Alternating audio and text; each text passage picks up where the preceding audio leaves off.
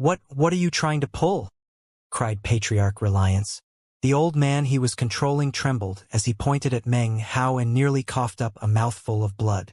Back in the palace, Patriarch Reliance stamped his feet with fury and let loose a torrent of cursing.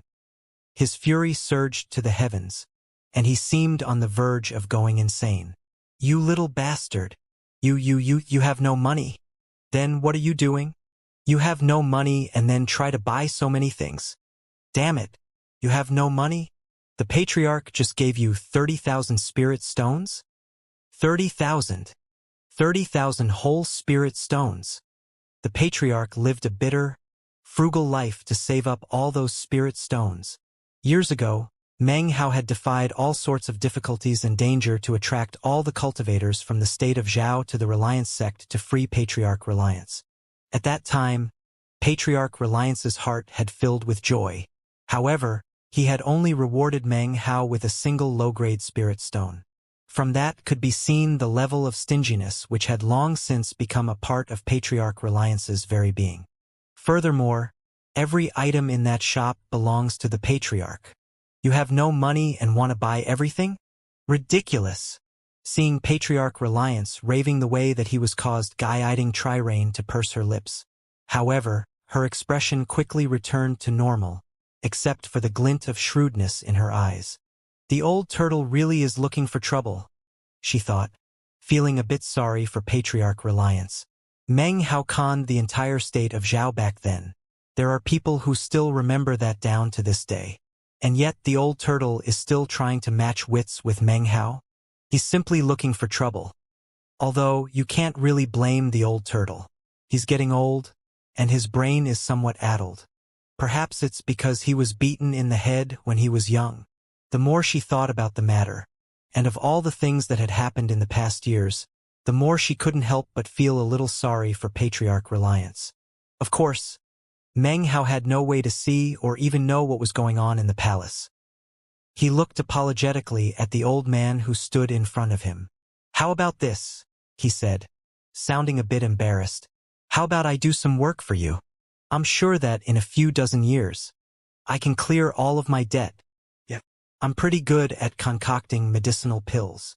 Patriarch Reliance, in the form of the old man, stared fixedly at Meng Hao. He began to pant, and it almost seemed as if steam was rising from the top of his head. Inside his mind, two people suddenly appeared. One of them was giving advice, and the other was venting angrily. "All right, Patriarch, it's time to risk it all." "No way. I've worked so hard, and almost pulled it off. I'm just about to succeed. I just have to hold on a little bit more. A little bit more is all. Then, I'll finally be able to gaze upon hope. The sunshine always comes after the storm." Even as Patriarch Reliance was feeling conflicted, Meng Hao cleared his throat. "Or, maybe I just shouldn't buy these things," he said. "I think I should go browse some of the other shops. I'll try to finish going through them all within a year. After that I'll head over to the other cities." These words were like a trump card that Patriarch Reliance couldn't match. "How much money do you have?" he asked through gritted teeth. Meng Hao blushed. "I have 5,000 spirit stones in my bag of holding." "You!" Patriarch Reliance almost screamed out that he had just given Meng Hao 30,000 spirit stones. However, he suppressed his heart for a long moment. He felt as if he had just been stabbed through, and there was no blood left to ooze out. "Ha ha!" he said through clenched teeth. However, to achieve his goal, he had no choice but to continue to endure. Even if it caused Meng Hao become somewhat suspicious, he had no choice. After forcing out his laugh, he said, You're really lucky. Today is our opening day celebration. We have a huge sale. 5,000 spirit stones gets you everything in the store." Eyes sparkling, Meng Hao quickly placed 5,000 spirit stones in front of the old man, then collected together all of the magical items into his bag of holding. Then he smiled and gave a light sigh. "The people of Saints Island, and especially the members of the Footloose sect, are all good people," he said. With that, he spun and left, flying directly up into the air and shooting off into the distance. When Patriarch Reliance saw this, His deeply injured spirit was finally able to recover a bit. "As long as you leave, that's all that matters. Just go," he said, gnashing his teeth. "You little bastard. I don't ever want to see you ever again in my life." He gradually calmed his mood, then stopped thinking about spirit stones and magical items. If he did, he was worried that he might not be able to take it and then explode with fury. However, even as Patriarch Reliance struggled to improve his mood, Meng Hao suddenly stopped flying. He looked down as he noticed a second city down below. When he saw the second city, a smile appeared on his face. Currently, it was the middle of the night, and yet, the city was still filled with bright lights and activity. Even at this hour, the shops weren't closed. The whole city was bustling, making the entire city seem like a bright, dazzling pearl. Patriarch Reliance. He stared blankly, veins popping up on his forehead. Then he saw Meng Hao shamelessly floating down toward the city, and he couldn't take it anymore. He finally exploded. "Ridiculous! Shameless!" he bellowed, causing the entire palace to shake. He waved his right hand in front of him, causing countless streams of divine sense to shoot out. They sped toward the city and immediately entered the various shops. Before Meng Hao could even get close, all of the shops in the entire city suddenly closed their doors and turned out the lights. It was the middle of the night, so the previously brightly lit city was suddenly cast into darkness. Of course, everyone within the city noticed this and was instantly alarmed. Up in midair, Meng Hao's face twitched a bit. "That damned old turtle," he thought. "All I took was a few spirit stones and magical items. In total, it's only worth a few tens of thousands of spirit stones. The old turtle is far too stingy. After all these years, he still hasn't changed. I bet that right now he's in such pain that he wants to die. He wants me to leave, and is worried that I'll plunder him even more. So he instantly caused all the shops to close. Shameless. Completely shameless." Meng Hao hovered indignantly up in the air, staring down at the city for a long moment. Then he continued to fly. Back in the palace, an unprecedentedly wide smile appeared on Patriarch Reliance's face, as well as a look of intense pride as he reveled in his superior intellect. Patriarch Reliance currently felt incredibly refreshed. "Little bastard. No matter how crafty you are, you can't outsmart the Patriarch. As usual, the Patriarch is the most intelligent. How else could I come up with so many plans? Ha ha ha. Let's see what you try to do now." By now, he had long since forgotten that he was trying to hide. Nor did he consider that such overt actions might cause Meng Hao to be suspicious. His complacency had reached the pinnacle, and the feeling of finally being able to vent his frustrations gave him a bit of hope. Hope to see Meng Hao finally leave. "No matter where you go, I'll just close all the shops. Let's see what other reason you could possibly come up with to stay here." Patriarch Reliance's eyes sparkled as he glanced over at guiding Trirane. "Well, what do you say? Is the Patriarch clever or not?" Guiding Trirane blinked, then smiled. "The Patriarch is definitely brilliant." Patriarch Reliance seemed more pleased than ever, and his smile grew even wider.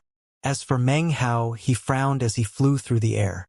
About an hour later, he suddenly stopped in place, then looked down toward a mountain down below.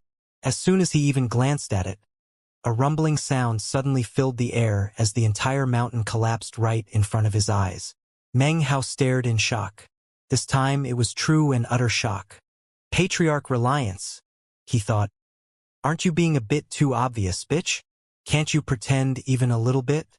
Damn it. What do you want me to do? Pretend that I don't notice? Pretend that I do." Meng Hao was conflicted about exactly what course of action to take. If he pretended not to notice anything suspicious, that would be too obvious. But if he pretended to notice something fishy, then it would also tip off Patriarch Reliance. In Meng Hao's opinion, Patriarch Reliance was so unreliable, there was no way to know how he might flip out if that happened. If I scare him too much, Meng Hao thought, he might just take this whole place with him and run away at top speed. This time, I have to make sure he doesn't flee. Meng Hao really was unsure of what to do. Inwardly, he cursed the 10th Wang clan patriarch. How could a Tao-seeking cultivator be so slow? Meng Hao had already let his aura begin to emanate out, and yet the old man still hadn't come looking for him yet. Meng Hao was consumed with the desire to beat the living daylights out of the old turtle. Currently, he just couldn't think of how to deal with the unreliable patriarch Reliance. Even as he went back and forth in his mind, he continued to proceed forward. However, he quickly found that if he stopped for even a moment, nearby mountains would collapse. Even the rivers would change their course.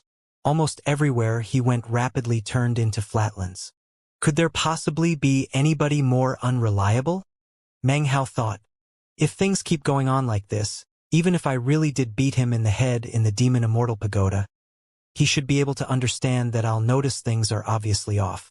Meng Hao hesitated for another moment before his eyes began to glitter. At this point, he completely ceased suppressing his internal injuries. He let out a blood-curdling scream and then coughed up a mouthful of blood. His face immediately went pale. "My injury is playing up again," he cried loudly. Bowing his head, he sank down toward the ground, picking a random area to sit down cross-legged to meditate and treat his injuries. His injuries truly were not completely healed. They were only healed by approximately 70%. The remaining 30% were filled with the power of Tao-seeking, which was very difficult to heal with the violet pupil transformation. According to his calculations, the final 30% would take years to completely heal using his current method. Therefore, he didn't mind allowing the old turtle to see that the injuries and the blood were very real. In order to deal with this unreliable old turtle, he thought, grinding his teeth, I just have to be more shameless than him. In that case, you bastard, I'll just stay here indefinitely. Now it was Patriarch Reliance's turn to be stunned. He rubbed his eyes vigorously as he watched Meng Hao sit down cross-legged to meditate.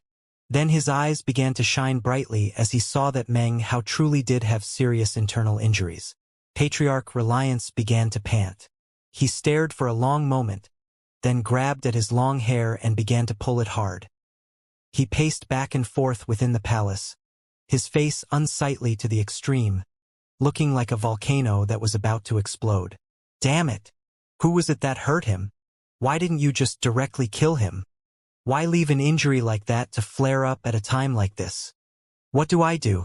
What is the Patriarch supposed to do? That injury won't be healed for years. After everything I've done so far, just when I was about to succeed, then this kind of thing has to happen. Patriarch Reliance ground his teeth. Inwardly, his hatred toward whoever had injured Meng Hao continued to grow. Guiding Trirane almost couldn't stop herself from bursting out laughing. Right now, she almost couldn't take it anymore. She had to know which of these two unreliable fellows would outdo the other.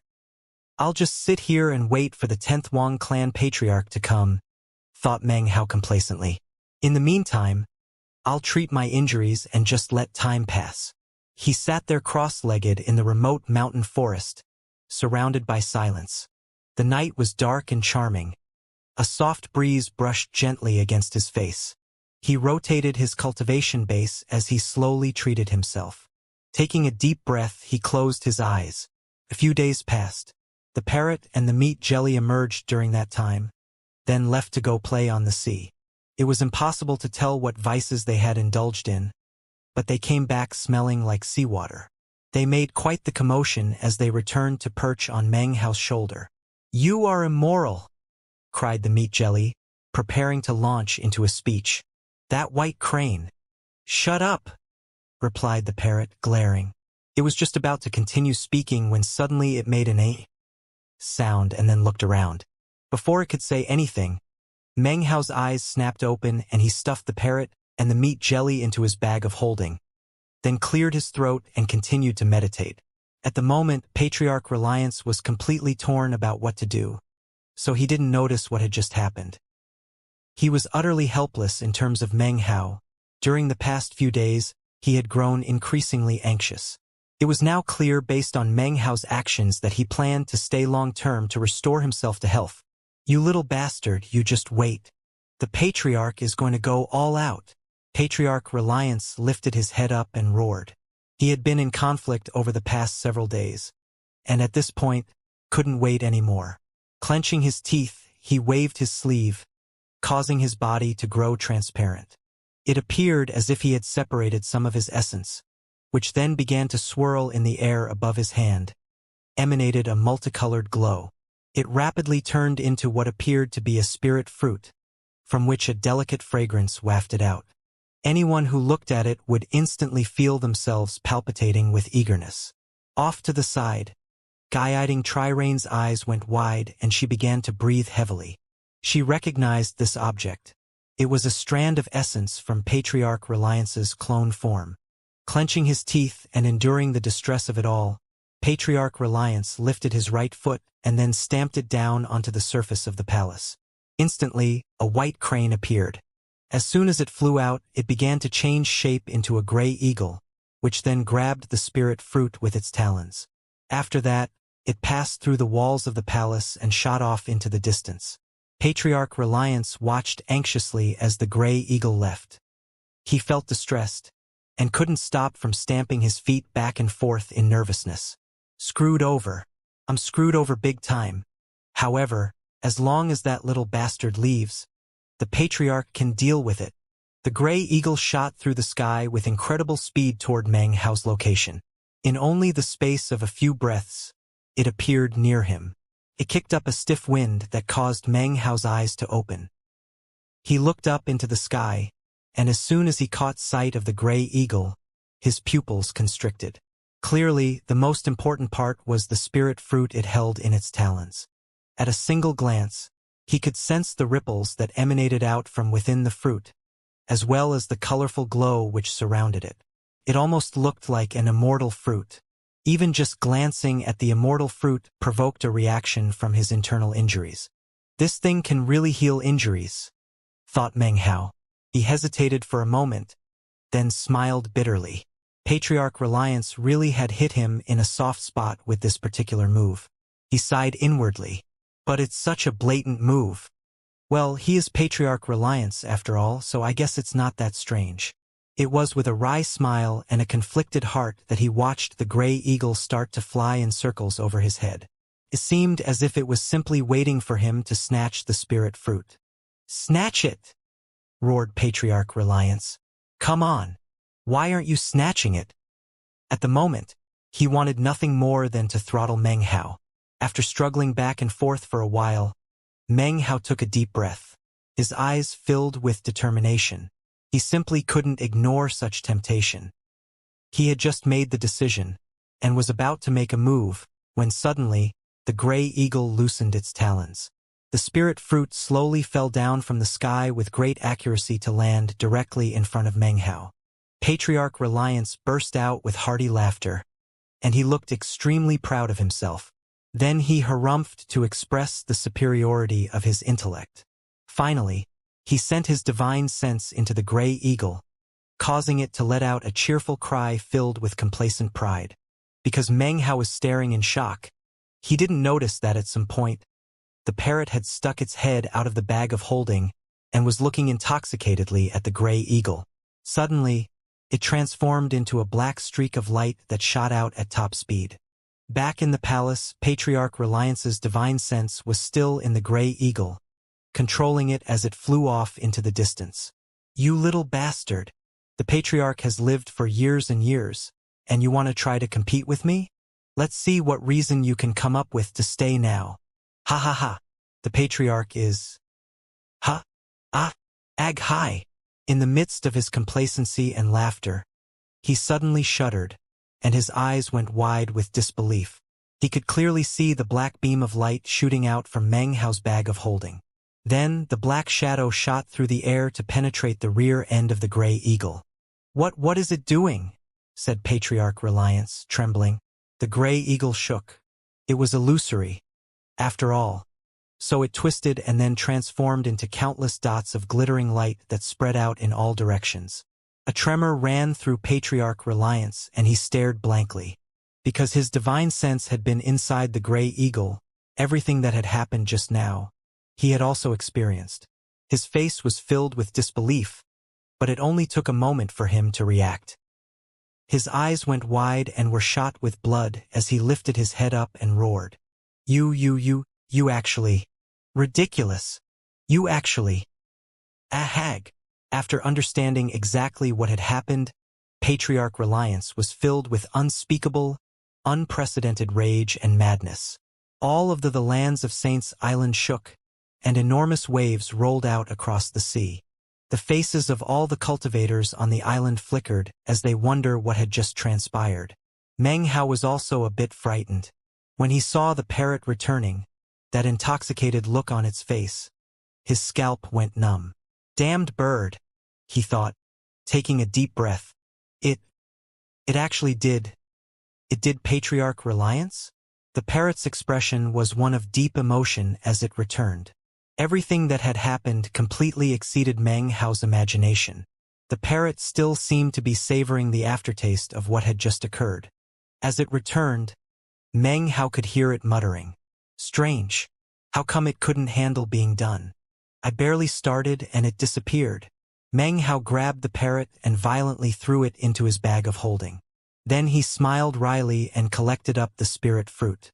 He quickly popped it into his mouth, then transformed into a beam of light and shot up into the air. What's going on in this place? He yelled loudly. I can't stay here. He immediately shot off into the distance. Even as he did, the area he had just been in collapsed into a huge crater. The ground trembled and shook, and huge waves surged across the sea. Patriarch Reliance was completely in a rage. His fury was burning to a shocking level. Although he couldn't do anything to Meng Hao, he still couldn't accept such humiliation. He was just on the verge of revealing his true self to swallow up the parrot, when guiding Trirane came running over. She grabbed Patriarch Reliance's arm. Patriarch, calm down, she said. Think about what's most important. Go away. The Patriarch is gonna go all out with this guy. Patriarch Reliance took a few steps forward. A rumbling sound filled the air as the palace opened up to reveal the lands of Saints Island stretching out below. Patriarch, think 3 times before you act, urged guiding Trirane. Meng Hao's already gone. If you reveal yourself now, you'll undo all your previous hard work. Patriarch Reliance stopped in place with his foot in the air. Veins bulged out on his face, and his entire person resembled a volcano that might erupt at any moment. His face twisted with struggle. On one hand, he was thinking about the happiness he could enjoy in the future. At the same time, he was thinking about the revenge that needed to be exacted for what the parrot had done to him. In the midst of his struggle, he stomped his foot down, forcing himself to endure everything. His body trembled and his head seemed about to explode. Clearly, his restraint had reached its very limits. Patriarch Reliance could feel an indescribable fire burning inside of him. He felt as if he had to find someone to beat up to vent the rage and toxic anger that raged in his heart. As he forced himself to continue to be patient, Saints Island ceased trembling, and the sea returned to calmness. Meng Hao transformed into a beam of light that shot through the air. His face was unsightly, but his internal injuries were now healing at a shockingly fast rate. In the time it takes an incense stick to burn, all the pores on Meng Hao's body seemed to have opened. The injuries inside of him were healed, and an intense coldness rushed out through his skin into the air, transforming into flakes of black snow that drifted in the air. Meng Hao took a deep breath and increased his speed. His mind spun with countless ideas as he tried to come up with more reasons to stay on the island. However, he knew that Patriarch Reliance's rage had been kindled to its peak, and the slightest mistake on his part could cause it to explode out. If that happened, Patriarch Reliance would definitely run away again, and that did not fit in with Meng Hao's plan. It's all the fault of that bastard parrot. It ruined my big plan. He sighed as he neared the border region of the island. He decided to slow down a bit, but when he did, the land beneath him would quake and the nearby mountains would collapse. Meng Hao smiled bitterly and then continued to speed along. Soon, he saw the sea off in the distance, as well as the last cultivator city of Saints Island. Right now it was day, and the city should have been bustling with noise and excitement, but instead, all the shops were closed. Patriarch Turtle, you've pushed me into a corner, cursed Meng Hao inwardly. He clenched his teeth and then suddenly stopped in midair. His eyes began to glow with an intense light, and his expression was incredibly grim. The look on his face caused Patriarch Reliance's fuming heart to suddenly begin to thump. "I've been hiding in this ancient palace for years," he thought. "Completely cut off from anything to do with the demon sealers. He shouldn't be able to sense me. Not good, not good. Maybe what I did just now was too obvious. When you add in the fact that I couldn't control my temper, maybe the little bastard saw through it all." Meng Hao looked around, his face grim. Finally, he spoke in a cold voice. "I'm not sure which member of the senior generation in this place doesn't want Meng Hao to stick around." "Fine, I'm leaving." Complete silence was the only response. When Patriarch Reliance heard Meng Hao's words, he immediately heaved a sigh of relief. "So, he doesn't know I'm here. He actually thinks I'm someone else. All right, that will do." Meng Hao glanced around before his gaze finally came to rest on the city up ahead. He lifted his hand up and pointed at it. "However, I'm lacking in spirit stones, and happen to have a random assortment of magical items in my bag of holding. I'll sell them in this city, and as soon as I'm finished, I'll leave this place." With that, Meng Hao flicked his sleeve and headed toward the city. Patriarch Reliance hesitated for a moment. Had Meng Hao not directly stated his intentions, he would never have allowed him to enter the city. However, Patriarch Reliance couldn't help but glance at the sea, and then back at the city. Finally, he violently clenched his teeth. "This is the last time," he said decisively. If Meng Hao tried to pull any more tricks after this, then he would go for broke and run away with the land on his back. Meng Hao headed toward the city at top speed. Inside, the shops had all closed their doors, which left the cultivators quite confused. Soon, quite a commotion could be heard. Meng Hao's arrival didn't attract much attention.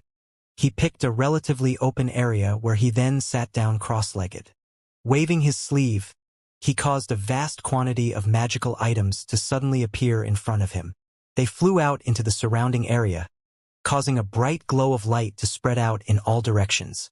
When thousands of magical items suddenly appeared all at once, glowing and shining resplendently, it instantly caught the attention of quite a few bystanders. When they saw the magical items, gasps could be heard. The sounds of discussion soon filled the air. "So many magical items! How can that guy have so many magical items? He has things from the chi condensation stage all the way to the nascent soul stage. He has everything. Don't tell me he sacked a shop somewhere. All of those magical items are clearly new. Not a single one is used." Soon, people began to approach to examine the magical items that floated in the air around Meng Hao. Meng Hao's expression was the same as ever as he quickly listed prices for each item, which were based on the original amount he had purchased them for, multiplied several times over. Then he closed his eyes and sat there silently. More and more people crowded around, their eyes glittering as they occasionally glanced over at Meng Hao. Some people wanted to buy things, but the prices were clearly quite high. There were even some magical items whose price was several times greater than normal. Because of this, many people began to curse inwardly. Time passed by and soon quite a crowd had built up. Right now, all of the shops in the city were closed. So Meng Hao's flagrant display quickly attracted the attention of the vast majority of cultivators in the city. Unfortunately, although there were a lot of people, few people were willing to buy at the exorbitant prices Meng Hao had listed. Meng Hao didn't feel anxious at all. In fact, he wanted to stretch time out as long as possible. Patriarch Reliance, on the other hand, was getting very nervous back in his palace as he watched the scene unfold. Soon, evening was falling. Of the thousands of magical items Meng Hao had for sale, he had only managed to get rid of a few. Patriarch Reliance was now incredibly worried. "Well, this is the last time," said Patriarch Reliance, stamping his foot. He sent his divine sense out into several people in the city. Before long, 7 or 8 cultivators approached Meng Hao's vendor stall. They moved at top speed, causing quite a disturbance as they arrived in front of Meng Hao. "I want 500 of these magical items," said one of their number, an old man. He tossed out a bag of holding. Meng Hao's eyes instantly opened. He looked at the man, then slowly opened the bag of holding. He then removed all of the spirit stones from inside and began to count them one by one. After checking the number thoroughly, he waved his sleeve, causing 500 magical items to fly toward the old man. The old man's face twitched as he gathered up the items, then turned and walked off. After he left, another person approached, and, in exactly the same fashion as the man before, began to purchase magical items. That was the manager of the auspicious pavilion. He has a considerable social standing and a close relationship with the Footloose sect. Why is he here buying magical items from this guy? I've seen that guy before. That's the shopkeeper from Chun Manor. He's here too. The surrounding crowds watched on in astonishment as the 7 or 8 cultivators wasted nearly 2 hours purchasing various items. Soon, all of Meng Hao's magical items were gone. Of course, the reason it took so long was that Meng Hao fastidiously counted every single spirit stone. Otherwise, he could have taken care of selling all the items in the space of a few breaths. Considering how many spirit stones Meng Hao ended up taking, it was no surprise that the crowds eyed him greedily, like hungry wolves. Meng Hao calmly secured all of the spirit stones into his bag of holding. In total, he had acquired several 100,000, making his trip to Saint's Island somewhat profitable after all. Finally, he rose slowly to his feet and sighed. Back in the palace, Patriarch Reliance's patience could stretch no longer as Meng Hao transformed into a beam of light that shot up into the air. As soon as that happened, 4 or 5 cultivators down in the city took out jade slips that they then used to send voice transmissions. Moments later, 3 core formation cultivators flew out from a secret location. At the same time, an old man in a red robe sat cross-legged on a ship near the seashore. Suddenly, his eyes opened and began to glow with a brilliant light. The ripples of an early nascent soul cultivation base emanated out from him. He was the type of person who was threatening without showing anger. As soon as his eyes opened, he produced a brightly glowing jade slip. When he sent his divine sense into the slip, his eye narrowed. "A cultivator flying around with hundreds of thousands of spirit stones?" said the man coolly, rising to his feet. "On Saint's Island, only core formation cultivators are permitted to fly." He sold a lot of items, most of them suitable for chi condensation and foundation establishment. However, his cultivation base clearly wasn't nascent soul. He must be a core formation cultivator.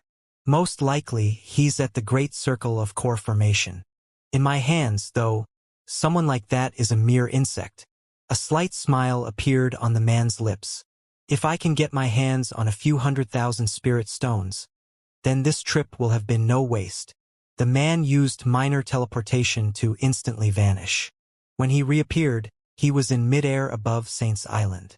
After confirming his exact position, he picked a direction and started flying. Meng Hao frowned as he flew through midair. He really couldn't think of another reason to stay behind, and it almost felt like he was being banished. It didn't make him happy. After all, the person doing the banishing was supposed to be his Tao protector. If I'd known this was going to happen, I would have thrashed that little turtle a bit more back in the demon Immortal pagoda, murmured Meng Hao angrily. He proceeded onward, watching the seashore get closer and closer. By now, Patriarch Reliance was getting incredibly excited. Anticipation filled his eyes as he watched Meng Hao get further and further away. He's leaving. The little bastard is finally leaving. Ha ha ha. What an excellent feeling. The more Patriarch Reliance thought about it, the happier he felt. He even started to hum a little tune. If Meng Hao were there, he would instantly recognize that tune. It was the very same tune Patriarch Reliance had hummed back in the Reliance sect. Currently, Meng Hao's face was unsightly. The sea was clearly visible off in the distance, but he still couldn't think of a reason to stay behind. Even as he was beginning to hesitate, a whistling sound could be heard from behind him. When Meng Hao heard the sound, he was instantly both surprised and very happy. He quickly looked back to see 3 beams of light shooting toward him. An expression of joy appeared on his face. In the same moment that Meng Hao turned to look back, a cold voice could be heard coming from one of the 3 pursuers. "Fellow Taoist, please slow down for a moment." The 3 pursuers were middle-aged men, one of whom was in the mid-core formation stage, the other two were in the early core formation stage. They flew through the air very quickly and arrived in the blink of an eye. Back in his palace, Patriarch Reliance watched on in shock. "What are you people doing?" Meng Hao shouted, shrinking back. The eyes of the three men glittered with killing intent. The mid-core formation cultivator looked Meng Hao over closely. Earlier, he had been somewhat hesitant because of not being able to clearly see Meng Hao's cultivation base. Now, though, it was obvious to him that it was at the early core formation stage. Furthermore, Meng Hao's words and expressions seemed to be filled with alarm, which left the man feeling even more calm. "The three of us would like to borrow something from you, fellow Taoist," said the man with a false smile. "Hopefully you can help us achieve our aim." With that, the other two moved to surround Meng Hao. The eyes of all three radiated ill intentions as they coldly stared at Meng Hao. The greed in their eyes couldn't be more apparent. What do you want to borrow?" Meng Hao replied hurriedly. "Just some spirit stones, that's all," said the man with a smile. "Fellow Taoist, you have several 100,000 spirit stones in your bag of holding. Do you mind loaning them to us?" As he spoke, killing intent glittered in his eyes, just when he was reaching out to attack. "Okay, I agree," said Meng Hao. He slapped his bag of holding and instantly caused hundreds of thousands of spirit stones to fly out. The sight of so many spirit stones instantly caused the three cultivators to stare, panting. For the time it takes half an incense stick to burn. A sound almost like the gurgling of water could be heard as the spirit stones poured out onto the ground. Soon they had formed together into something like a small mountain. Even though it was evening, the spirit stones glittered and shone, causing the eyes of the three men to shine brightly. However, as Meng Hao was backed up, the tip of one of the magical items from the demon Immortal sect suddenly appeared. Meng Hao's face fell, and he quickly covered it up. "Ha ha ha!"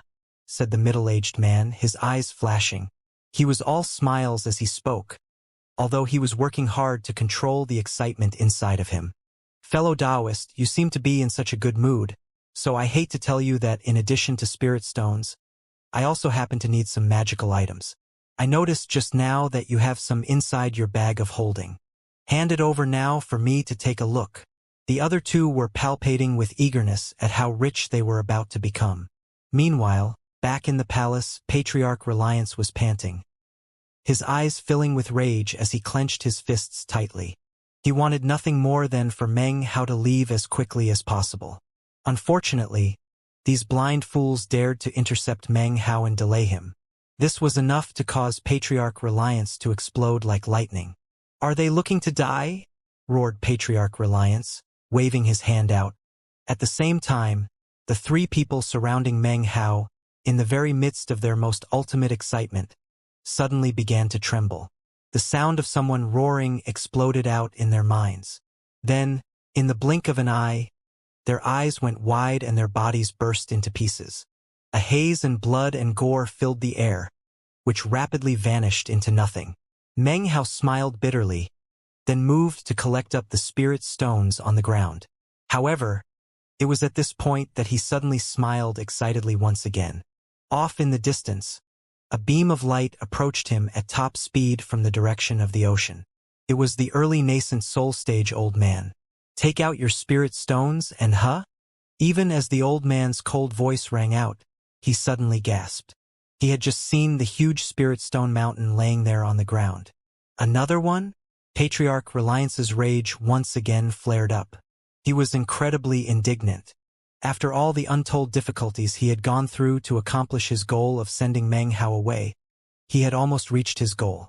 And yet, at the critical moment, one blind fool after another came to stir up trouble. Patriarch Reliance was extremely nervous that Meng Hao would seize some new chance to stay behind on the island. Thus, his rage burned up into the sky. He was about to reach out and crush the newcomer with a palm, when suddenly, a tremor ran through his body. He looked up, and there wasn't a trace of rage on his face. Gone was the easily changeable mood from when he was dealing with Meng Hao. Now, his expression was very serious. He stared off into the depths of the sea. Next to him, Guiding Trirane also got a strange feeling seemingly from nowhere. She looked up, and her expression flickered. The boat spirit appeared soundlessly next to her, and also looked off into the distance. Meanwhile, the overbearing old nascent soul cultivator saw the huge pile of spirit stones, and it caused his heart to tremble. He glanced around the area, and, seeing nothing out of the ordinary, turned to look frowning at Meng Hao. Meng Hao looked back at him, and as their gazes met, he laughed. The scene caused the old nascent soul cultivator to get a very strange sensation. He suddenly had the feeling that something fishy was going on, and immediately backed up a few paces. He was just about to say something when Meng Hao's face suddenly flickered. He jerked his head to look off onto the distance. At the same time, his entire person erupted with an intensely fierce aura. He didn't grow any larger, but in the eyes of the old man, he suddenly seemed indescribably huge. The old man suddenly felt as if he were nothing more than a bug in front of Meng Hao. The explosive aura that roiled off of Meng Hao caused the old man to tremble and pant. His eyes went wide with disbelief, and his mind filled with roaring. Great circle of the nascent soul stage, he thought, both his mind and body trembling. The blood drained from his face. In the blink of an eye, Meng Hao's aura continued to rise, breaking through a certain barrier that suddenly caused the wind and clouds to surge, and the sky and land to dim. The crackle of thunder could be heard. His energy swept over everything for thousands of kilometers in every direction, and a vortex appeared. The vortex spun rapidly, rising up to the point where it seemed to connect heaven and earth. Rifts appeared in the air, as if the world itself couldn't handle the explosive power of Meng Hao's cultivation base. Spirit severing. Being in the middle of the tempest made the old man feel like he was a tiny leaf in the midst of the raging sea, or a lone boat on the verge of being crushed into tiny pieces. His mind buzzed and went completely blank, and his face completely drained of even the slightest bit of blood, until he looked almost dead. His body trembled like a screen, as he stared wide-eyed at the vortex, and Meng Hao, who looked almost like an immortal. I actually tried to rob a spirit-severing eccentric.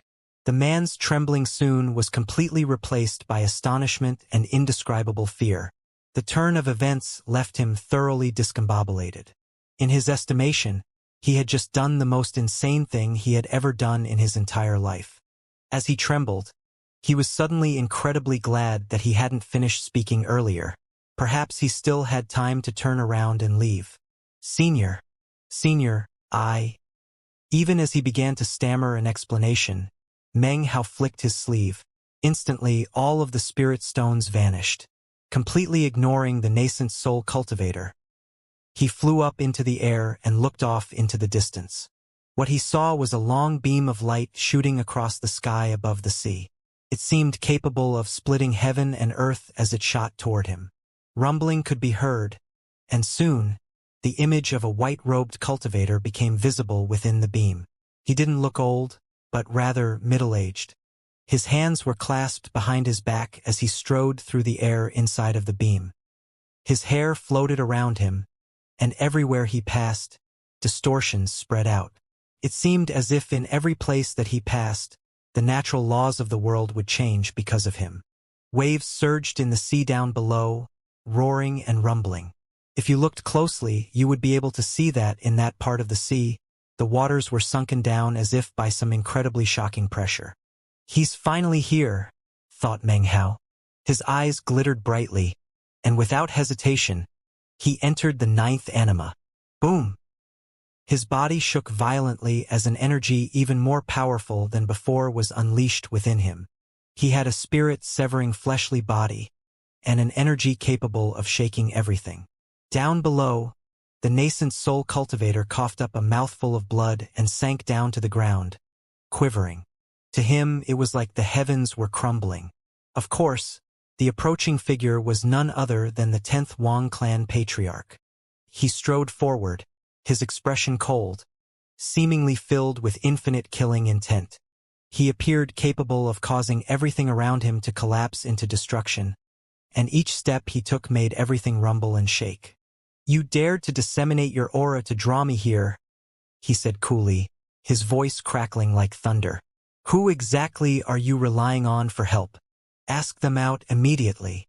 His voice caused the entirety of Saint's Island to shake. Mountains crumbled, and countless people on the island cried out in alarm. In the Footloose sect, dozens of beams of light flew up into the air, and the faces of everyone instantly began to flicker with various expressions. Up in midair, the wind and clouds surged into an enormous, rumbling vortex. It looked almost like doomsday had arrived. As the 10th Wang clan patriarch entered the airspace over Saint's Island, waves raged in the surrounding sea, from within which could be heard something like desolate howls that echoed about in all directions.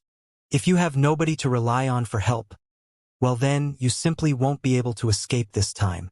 The 10th Wang clan patriarch's voice was calm, and did not seem to contain even a scrap of emotion. His eyes were cold as his gaze fell onto Meng Hao. As soon as the gaze touched him, a rumbling sound surrounded Meng Hao. Inside of him, the power of 7 cultivation bases within him exploded out, and the strength of his fleshly body radiated out to slam into the pressure of the gaze. Boom! Rumbling filled Meng Hao's body, and he felt an incredible pressure. This feeling was even more intense than the last time, causing his face to pale. Underneath the pressure, his cultivation base suddenly condensed from 7 parts into 6. It seemed as if the pressure from the 10th Wang clan patriarch was like a grindstone, and Meng Hao was the blade. At the same time, the intense power of his cultivation base exploded out and fought back. Rumble. Blood oozed out of Meng Hao's mouth, and he was sent spinning backward. However, a bright light shone in his eyes as he relied only on his own power to resist the pressure of the gaze. The 10th Wang clan patriarch's eyes flickered as he gazed deeply at Meng Hao. This was not the same clone that had faced Meng Hao back in the southern domain. This was a flesh and blood body, a true clone. It was far, far more powerful than the divine clone from last time. After all, the will within its gaze could kill a person. Down below, the nascent soul cultivator's astonishment had reached a pinnacle. He had no way to even imagine what level of cultivation base could cause a spirit-severing expert to be incapable of fighting back. This place is a nightmare. He began to tremble violently, and wished he could simply lapse into unconsciousness. Meanwhile, back in the palace, Patriarch Reliance's eyes were glittering as he silently observed what was happening. A look of anxiety appeared in guiding Trirain's eyes. Hovering in mid-air in the seaside region, Meng Hao wiped the blood from his mouth and backed up. As for the 10th Wang clan patriarch, he was now even more excited about Meng Hao's Dao Foundation. It truly is worthy of being called the perfect Dao Foundation. He took another step forward toward Meng Hao.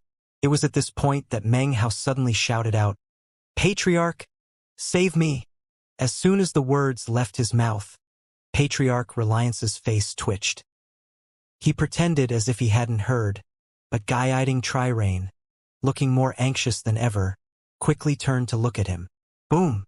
Even as he spoke the words, Meng Hao fled at top speed, his body flickering with a bloody glow. However, the 10th Wang clan patriarch instantly appeared in front of him. "Patriarch Reliance," said Meng Hao, using his cultivation base to cause his words to echo out through all of Saint's Island. "I'm the only remaining disciple of the Reliance sect. Even in the Footloose sect, considering my level of seniority, I should be considered a respected elder. Can you really just watch on while I get killed?" Everyone in the Footloose sect could clearly hear the words he had spoken. Meng Hao instantly tried to retreat again, but the 10th Wang clan patriarch waved his hand out. His shocking killing intent, which contained the will of Dao seeking, transformed into a black beam that shot toward Meng Hao. It moved with incredible speed, but Meng Hao was on guard. The Immortal sword appeared, which instantly caused the 10th Wang clan patriarch's pupils to constrict. In that instant, back in the palace, guiding Trirain gritted her teeth and then suddenly vanished. She transformed into a drop of rainwater, which then shot out of the palace. At the same time, the boat spirit also vanished. When the raindrop reappeared, it was in front of Meng Hao. It instantly transformed into a sheet of falling rain, which blocked the incoming black beam of light. Guiding Trirain's voice suddenly sounded out. Your fleshly body is strong, but you can't use it now. Rain is water. Water can become a lake, and that lake wishes to transform into sea. The surface of the sea can ripple. Vibration can resist countless powers. As soon as Meng Hao heard her, his eyes went wide. Although he recognized the voice, there was no time to reminisce right now. The words seemed to bring him to his senses, and he began to vibrate his body. All of this takes some time to describe, but actually happened in the blink of an eye. The black beam neared, and as it passed through the rainwater, more than half of it dissipated. What remained slammed into Meng Hao, causing a boom to rattle out. The vibrations of Meng Hao's body, however, transformed into a strange power that caused all the defensive power within his fleshly body to be consolidated into one location. Within the blink of an eye, 100 vibrations occurred, fighting back against the black beam. Meng Hao's body shook, and blood sprayed out of his mouth. As he fell backward head over heels, the rainwater transformed into a young girl who caught him in her arms. The boat spirit appeared as well. He waved his sleeve, causing the air to ripple and distort in protection of Meng Hao as they retreated. Although they had dispelled the black beam, the ripples that had been sent out as a result had completely destroyed the surrounding land. Everything had been crushed and destroyed, leaving behind a massive crater. As Meng Hao retreated, an angry look appeared in his eyes. Old Turtle Reliance, you're my Tao protector. I can't believe that the restrictive spells placed on you would allow you to just sit by and watch while I perish. Even as he spoke, the 10th Wang clan patriarch neared. A look of derision appeared on his face, and he lifted his right hand up. The will of extermination appeared in his eyes as he struck out with his palm.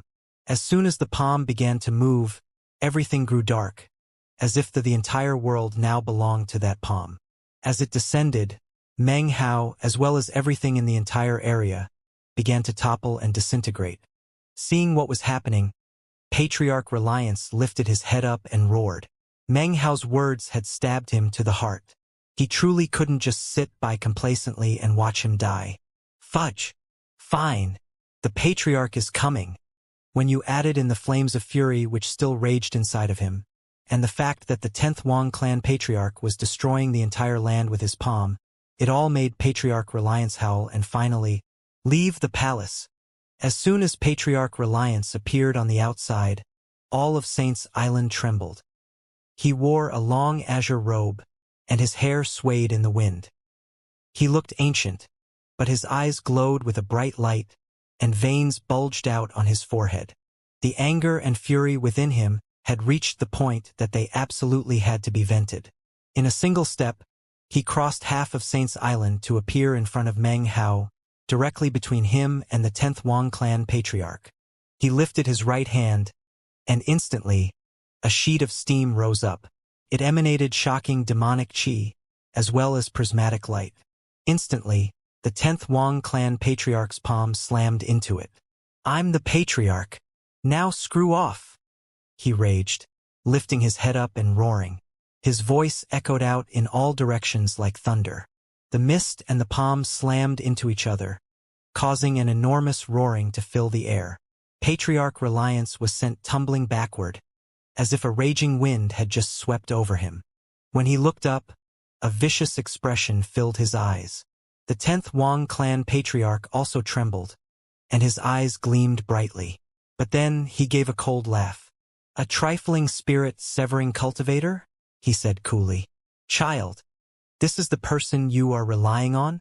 Allow me to destroy him, and your hope along with him. From the way he spoke, destroying Patriarch Reliance would be incredibly easy for him. Actually, from his point of view, destroying a spirit-severing cultivator truly was a simple matter.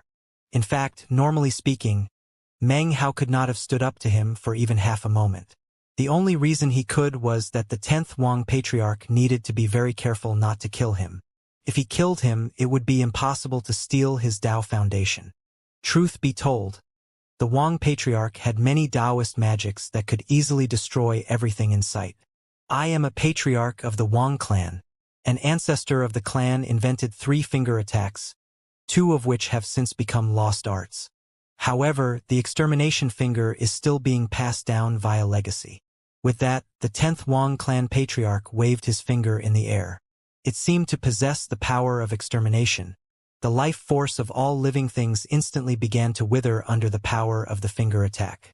Meng Hao's eyes flickered as he sensed his own life force rapidly fading. A cold light suddenly appeared in his eyes as he fell back yet again. Having just gained enlightenment regarding the vibration technique, 100 vibrations instantly appeared within him, locking down his life force so that the withering effect was instantly slowed down. Now is not the time to leave, thought Meng Hao, countless thoughts racing through his mind. I need to wait a bit longer, until the fight between Old Turtle Reliance and the Wang clan bastard reaches the peak. When the true flames of fury flare, that is the time to flee. The entire reason he had stayed on Saint's Island was to attack the 10th Wang clan patriarch here, and use Patriarch Reliance's power to destroy him, thus giving himself a way out of his current crisis. Guiding Tri-Rain stood next to him, a serious look on her face. As for the boat spirit, his eyes shone brightly as he stood protectively off to the side. Because of the transformations occurring in heaven and earth, and the quaking of Saint's Island, the experts of the Footloose sect sped over as fast as possible. They knew that they were flying into danger, but the rules of the Footloose sect were very strict. Seniority was the most important thing of all. If the patriarch was in battle, then it didn't matter that they couldn't match up to him. Unless he specifically ordered them away, they were required to come. Most nervous of all was the nascent soul cultivator down below, the one who had tried to rob Meng Hao. He was shaking violently, and his eyes were as wide as saucers. Everything that was happening caused him to breath rapidly. His mind spun, and he had lost the ability to even think. It didn't matter if it was Meng Hao, Patriarch Reliance, or the 10th Wang clan patriarch. None of them were people that he could even come into contact with. To the nascent soul cultivator, getting involved in this conflict was clearly the most unlucky thing that had ever happened to him in his entire life. Heaven and earth were sinking into extermination. The finger attack of the 10th Wang clan patriarch caused the entire world to turn gray. The only thing that had color was the Wang clan patriarch himself. The finger descended, and the world shook. Patriarch Reliance's eyebrows shot up, and he performed an incantation with his right hand. Instantly, demonic chi swept out. "What dog crap extermination finger are you talking about?" he said. The patriarch has never heard of any such thing. Demonic art, heaven and earth cleaving. Patriarch Reliance also waved a finger. From the look of it, his fingernail became the heaven, and the flesh of the finger became the earth. As for the tip of the finger, it transformed into something that looked like a sharp blade which could cleave both heaven and earth. Both finger attacks slammed into each other in midair. Boom! The massive explosion caused the nascent soul cultivator down below to cough up blood as he was sent spinning backward. Meng Hao fell back, his eyes glittering as he saw the plants around him rapidly wilting and drying up. As for Patriarch Reliance, starting with his extended finger, his entire body began to shrivel. In the blink of an eye, his hair had fallen off, and his entire body was emaciated. He almost looked like a desiccated corpse. Then, a pop could be heard as he exploded, transforming into countless dots of light that floated away. The 10th Wang clan patriarch's expression was the same as ever. He seemed to have utmost confidence in his finger attack just now. "That's who you were relying on?" he asked coolly. He looked over at Meng Hao with eyes full of ridicule. Meng Hao's expression was calm. Next to him, guiding Tri-Rain's expression was similar. This caused the 10th Wang clan patriarch to gape in shock. He obviously could tell that something was not quite right. Just as he was about to take a step forward, a shocking roar suddenly filled the air. Damn it! This bastard actually dared to extinguish the patriarch's clone? Instantly, a pulsing cloud of steam appeared out of nowhere, which gradually reformed back into the shape of Patriarch Reliance. This new Patriarch Reliance's cultivation base was a bit weaker than before. As soon as he appeared, his rage boiled up into the sky, and a demented gleam appeared in his eyes. He instantly shot forward. "With me here," he roared. Nobody can kill that little ahem. Nobody can kill Meng Hao. If he hadn't spoken such words, then Meng Hao wouldn't have taken anything to be amiss. However, as soon as the words left his mouth, Meng Hao's heart started to pound with fear, and his face flickered. He absolutely did not believe that Patriarch Reliance would utter such words and truly mean them. Damn it, what technique has the old turtle come up with to get out of the demon seal? It must have something to do with the words he just spoke. Don't tell me that whatever technique he's using can actually get out of having to fight here. Meng Hao was no longer the unseasoned cultivator he had been long ago. After everything he had experienced, he had long since honed his powers of reasoning. Based on Patriarch Reliance's words just now, he could obviously pick up on some clues as to what was going on. Even as Meng Hao's mind was racing with countless thoughts, Patriarch Reliance neared and then stood between him and the 10th Wang clan patriarch. He flicked his sleeve. "Meng Hao, get out of here," he said, then charged once more toward the 10th Wang clan patriarch. Meng Hao shivered and then began to pant slightly. The 10th Wang clan patriarch gave a cold snort and took a step forward, then once again attacked with his extermination finger. As before, the finger attack caused everything to turn gray, and all life to be destroyed. Patriarch Reliance lifted his head up and let out an indignant howl. Life is to be treasured. Promises are even more eternal. I am Patriarch Reliance, and I promise to be Meng Hao's Tao protector. Even if I am torn into 1,000 pieces, I will abide by my promise. Seemingly completely unafraid of death, Patriarch Reliance charged forward. He seemed to prefer to die in battle to block the momentum of the 10th Wang clan patriarch. As he charged forward, he performed an incantation gesture, unleashing a demonic art as he fearlessly attacked. Anyone who was watching would definitely feel the complete and utter valiance on display. Giving up one's life to keep a promise. Such were the actions of a true man. However, Meng Hao understood Patriarch Reliance all too well. He knew that the damned old turtle would never act like this. Sweat began to pour down his forehead as a very bad feeling filled his heart. Without hesitation, he cast aside his previous plan and began to flee in the opposite direction. Guiding Trirane looked at fleeing Meng Hao, and then back at Patriarch Reliance as he seemed to face death unflinchingly. Then she sighed. Bang! Under the power of the extermination finger, Patriarch Reliance's body withered rapidly and then collapsed into pieces. However, at the same time, a roar suddenly could be heard.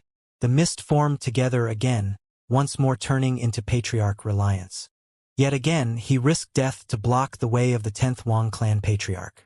I can die with no regrets, but Meng Hao must not die, cried Patriarch Reliance. That is my promise from years ago.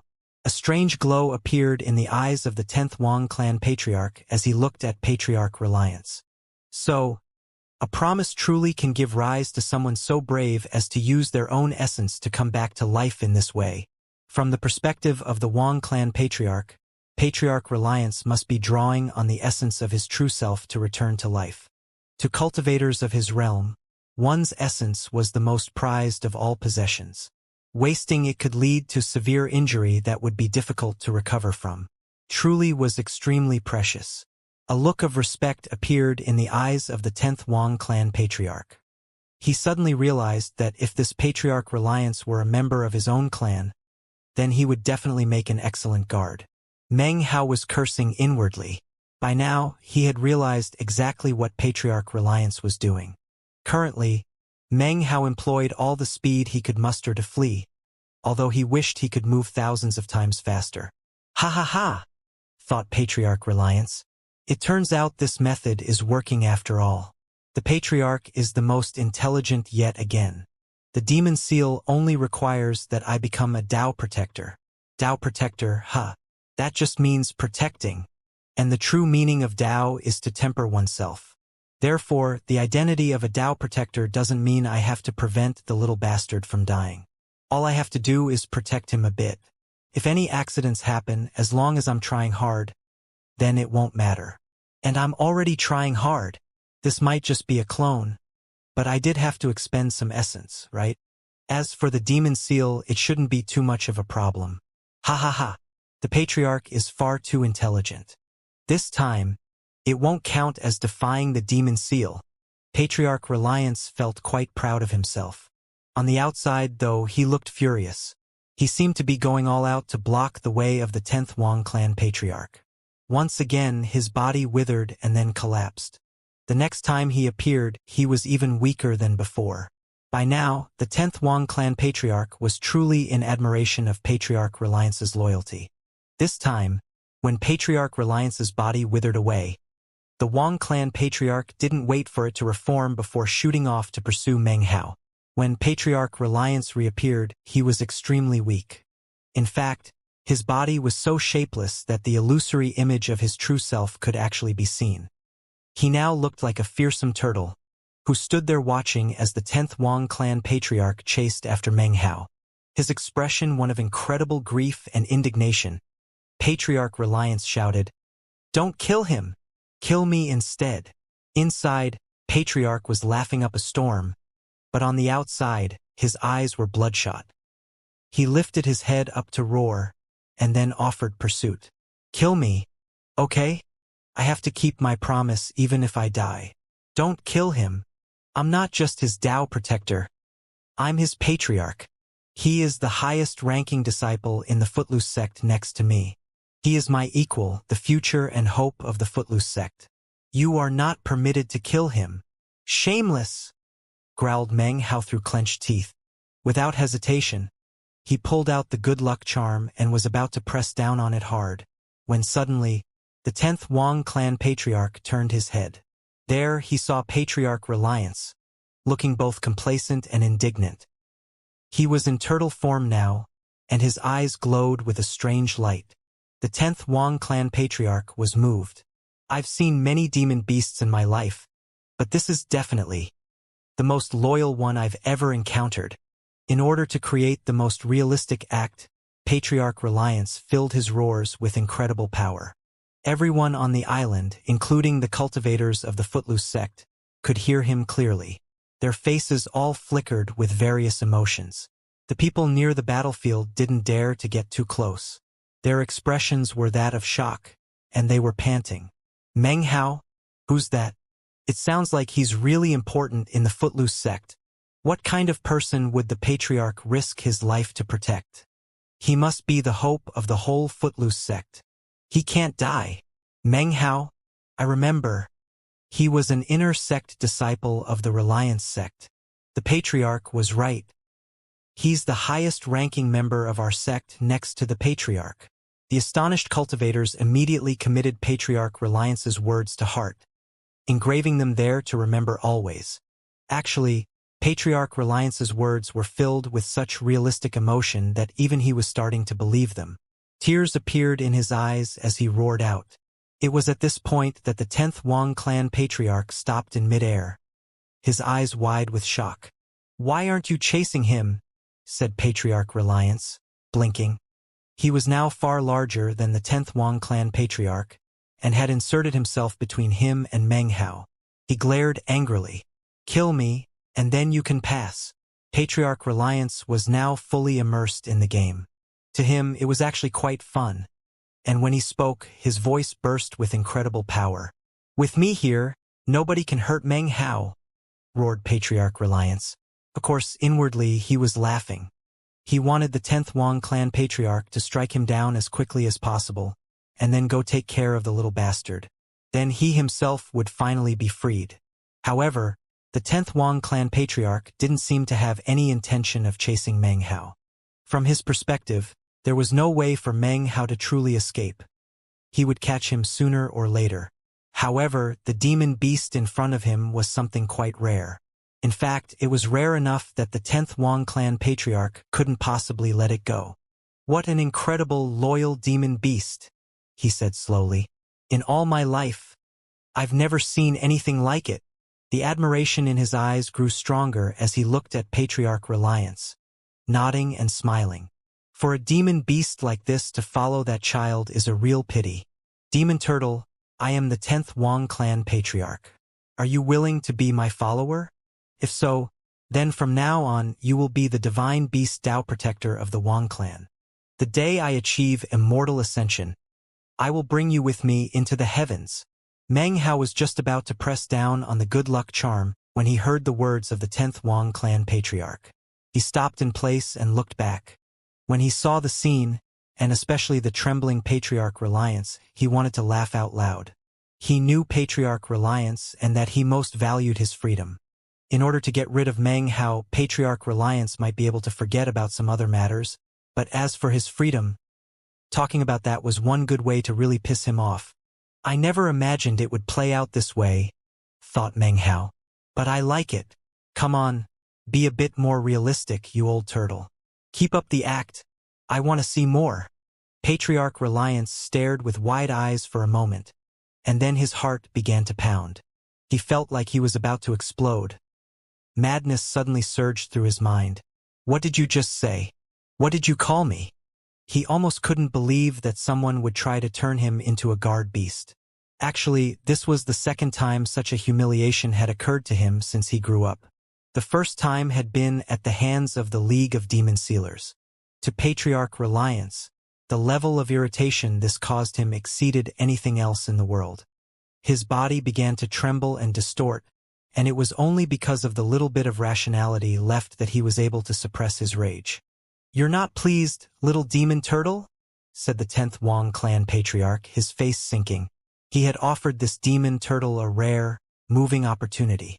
Normally speaking, considering his temper, he would have just instantly killed it. "Fudge! You're the demon turtle!" roared Patriarch Reliance.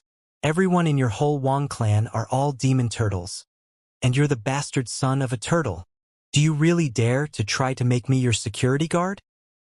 Moments later, though, he inwardly urged himself to just hold on a little bit longer.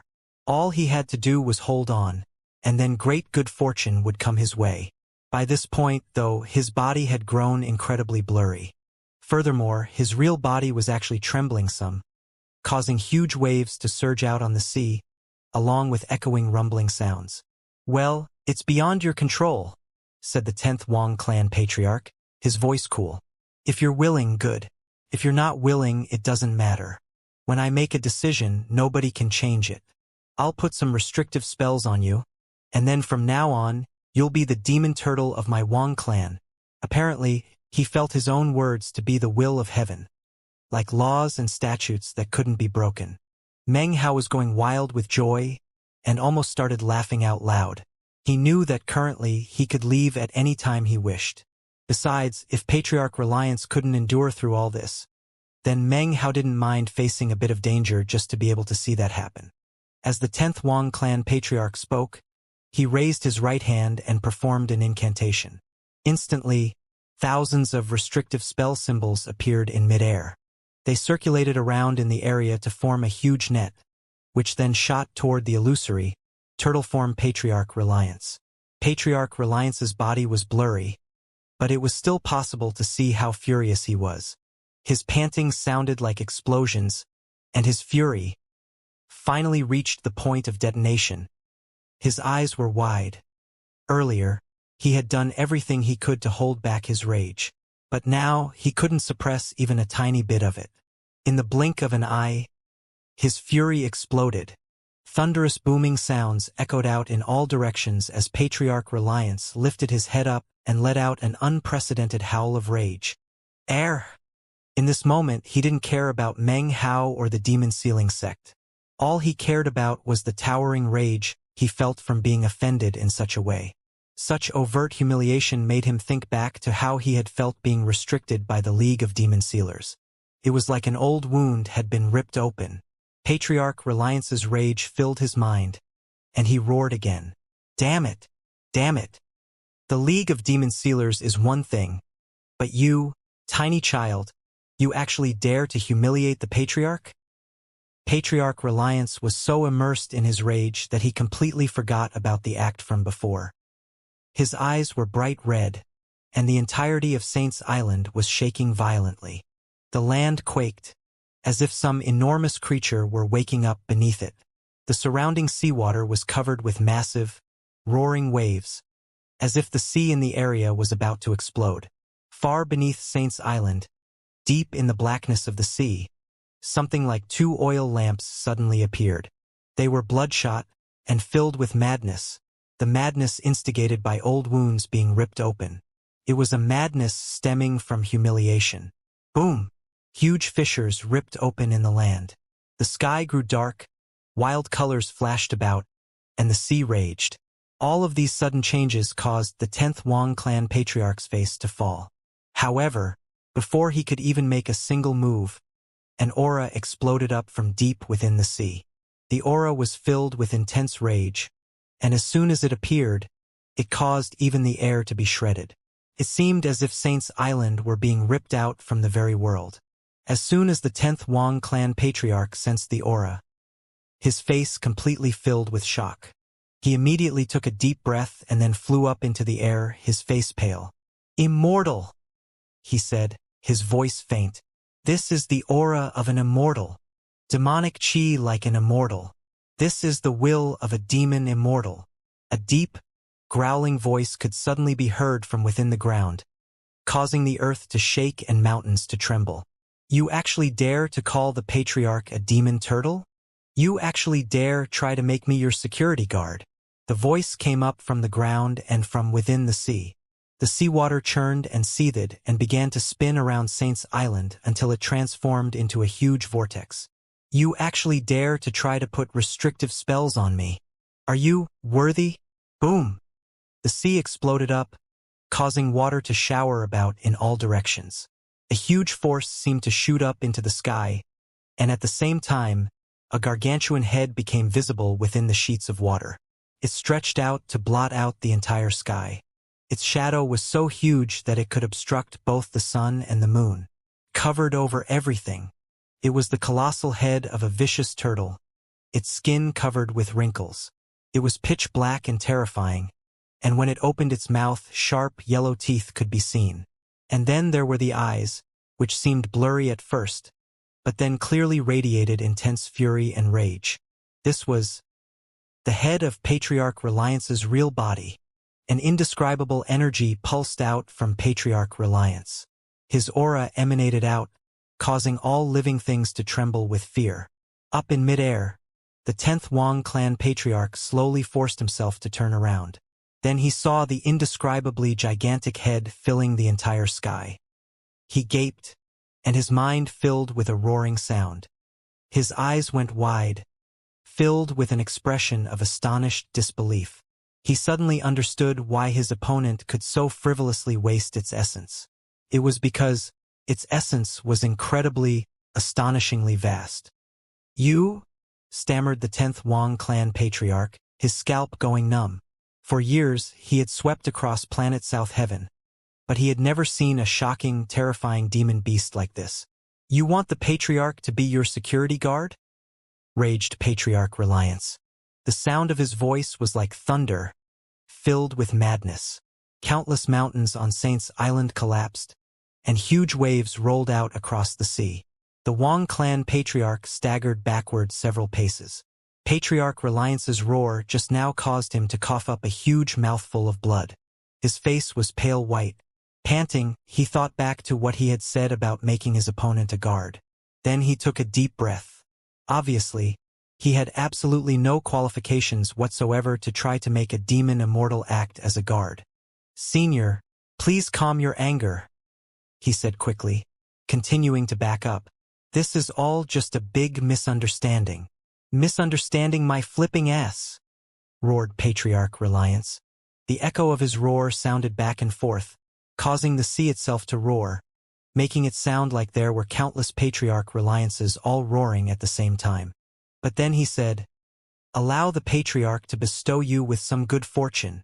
This was the second time that Meng Hao had seen Patriarch Reliance's real body. It was as shocking now as it had been before. Suddenly, he thought back to how he had vented his spleen on Patriarch Reliance in the Demon Immortal Pagoda, and he felt a little scared.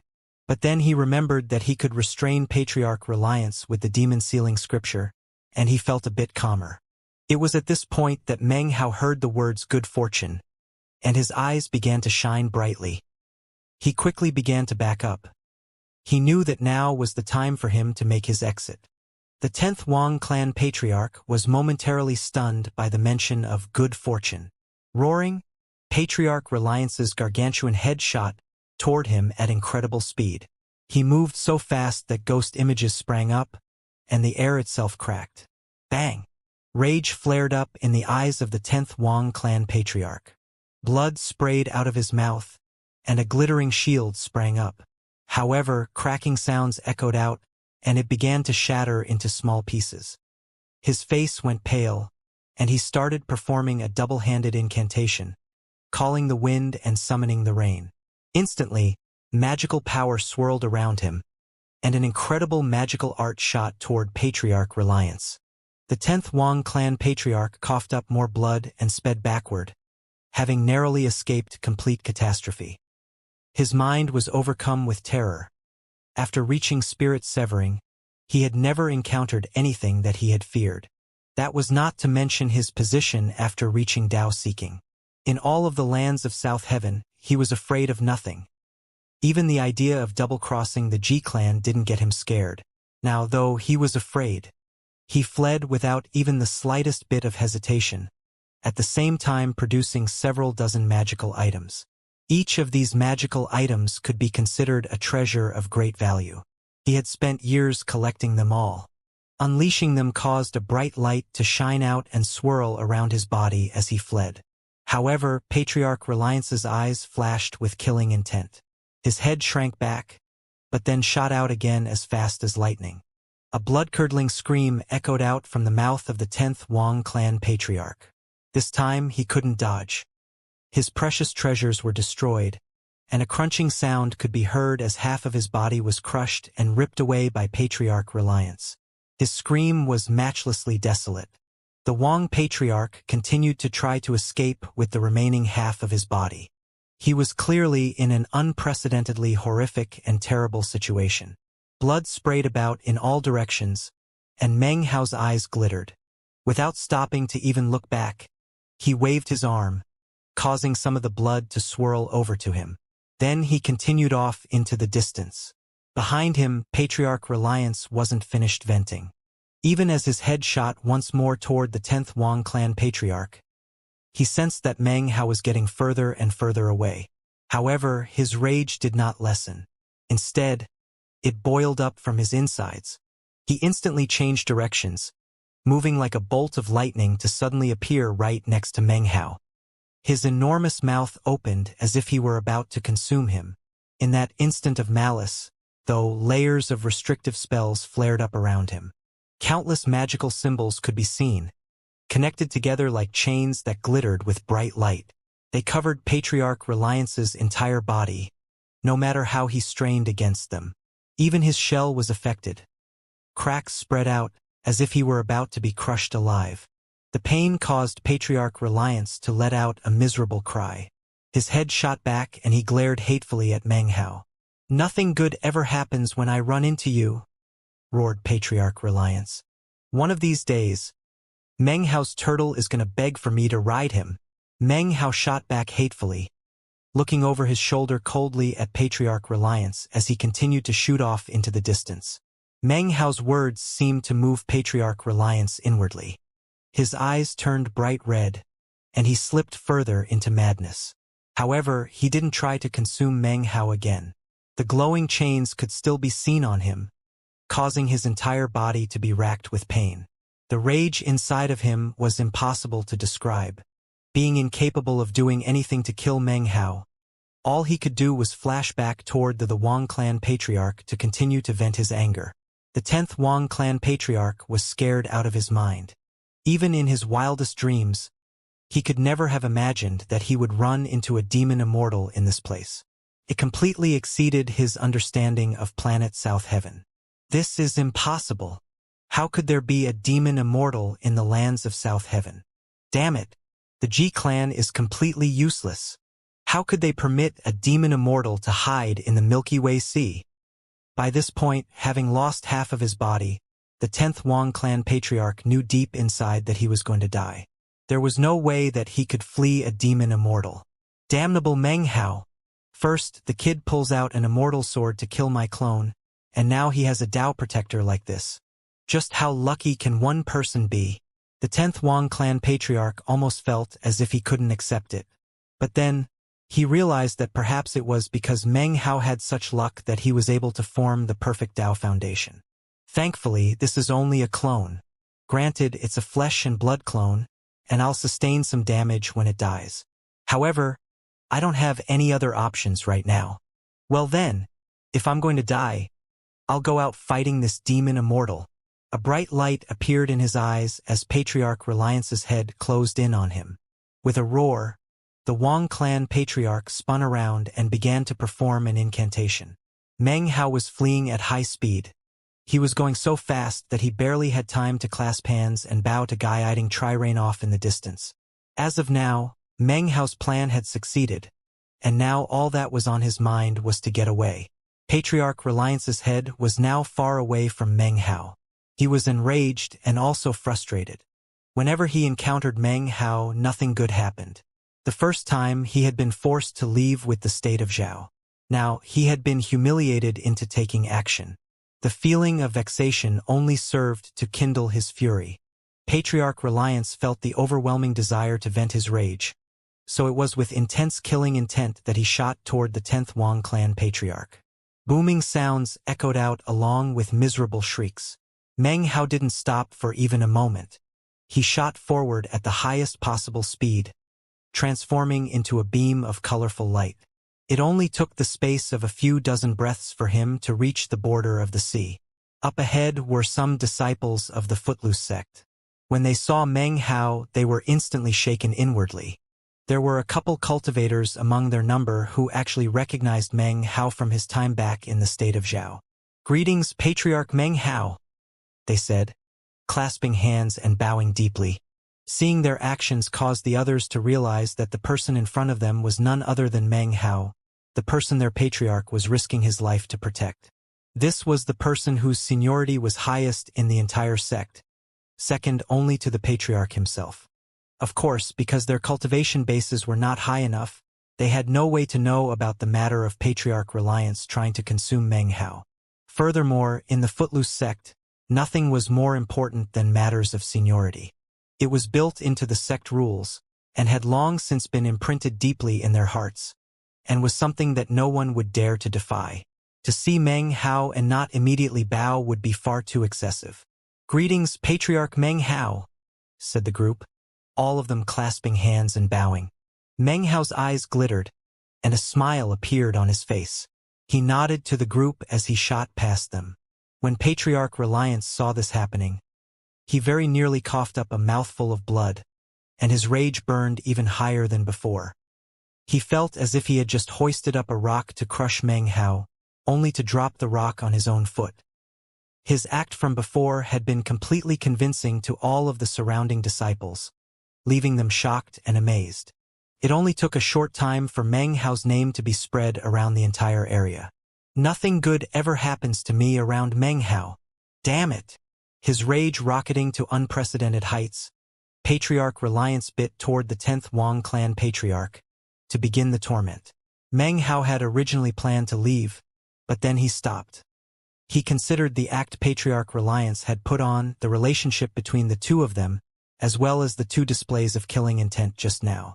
Then he decided to pull a quick little con. He turned back to the Footloose sect disciples. "Take out all your spirit stones and give them to me," he said. "Later, Patriarch Footloose will repay you 100-fold. Don't worry, Patriarch Footloose is willing to give up his life for me. Do you really think he cares about some trifling spirit stones?" As he spoke, he imbued his voice with his cultivation base, causing his words to echo about throughout the entirety of Saints Island. When Patriarch Reliance heard the words, his anger burned even hotter. He looked at the 10th Wang clan patriarch in front of him, gasping on the verge of death, and had half a mind to go after Meng Hao once again and try to kill him. However, he knew that if he did that, he would be restrained by the restrictive spells. Furthermore, if he spoke up to contradict Meng Hao, then it would be a huge loss of face and people would suspect his previous actions. Right now, Meng Hao's words were echoing in the ears of the Footloose sect members throughout Saints Island. It seemed that in the future, Patriarch Reliance would have no choice but to pay back the spirit stones for Meng Hao. Humph, he said, comforting himself. How many spirit stones could a few trifling disciples have? Who cares if I have to pay them back 100-fold? My spit is worth more than that. With that, he jerked his head to the side. The 10th Wang clan patriarch, who was currently clasped viciously in his jaw, let out a miserable shriek.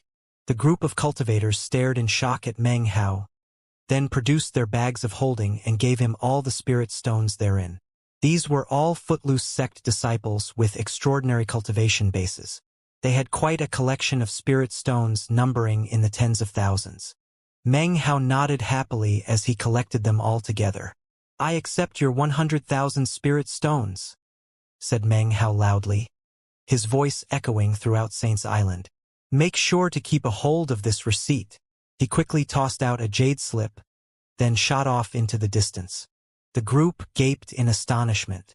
They had clearly handed over less than 50,000 spirit stones. How could it have suddenly turned into 100,000? After a moment, their eyes began to glitter as they realized that Meng Hao had blessed them with good fortune. Their hearts filed with joy, and they all bowed deeply to Meng Hao's retreating figure. We bid you respectful adieu, Patriarch Meng Hao. Patriarch Reliance heard their words and began to tremble. Then he let out an indignant bellow. Meng Hao! Patriarch, there's no need to escort me away, cried back Meng Hao. Disciple will take his leave now. Patriarch, you risked your life for me, leaving Disciple very moved. I won't put you to any more inconvenience.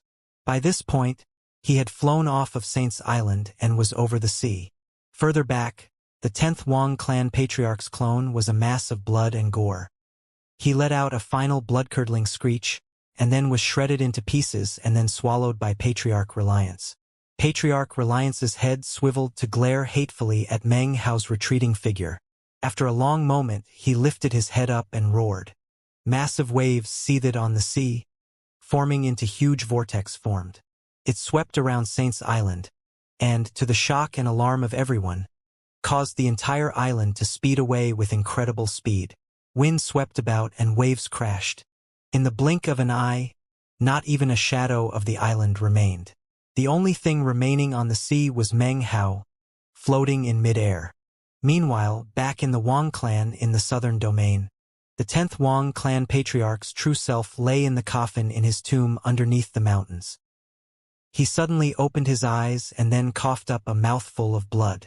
He sat up, and as he did, his aged figure grew even older. He became more withered, and his aura was thrown into chaos and disorder. His archaic, wrinkled face was pale as he grasped the side of the coffin. He looked up, and within his pupils appeared an intense, venomous hatred. After a long moment passed, his eyes glittered. So, there is enmity between that Patriarch Reliance and Meng Hao. He attacked him twice, but was unable to destroy him because of the restrictive spells. The only reason he attacked me was because I accidentally offended him. In turn, that means that he won't be helping Meng Hao a second time. Next time I catch up with him, will be the day Meng Hao loses his Dao foundation. The 10th Wang clan patriarch breathed heavily as a cold glow appeared in his eyes. The Milky Way Sea was split up into 4 rings, outside of which was the Outer Sea, an area mostly made up of small islands occupied by various cultivator clans. Among such clans, the strongest cultivators were of the core formation stage. To them, the 4th ring was an incredibly dangerous place, populated not only by thieves and murderers, but also filled with ferocious sea beasts. In addition, there were powerful sects and clans.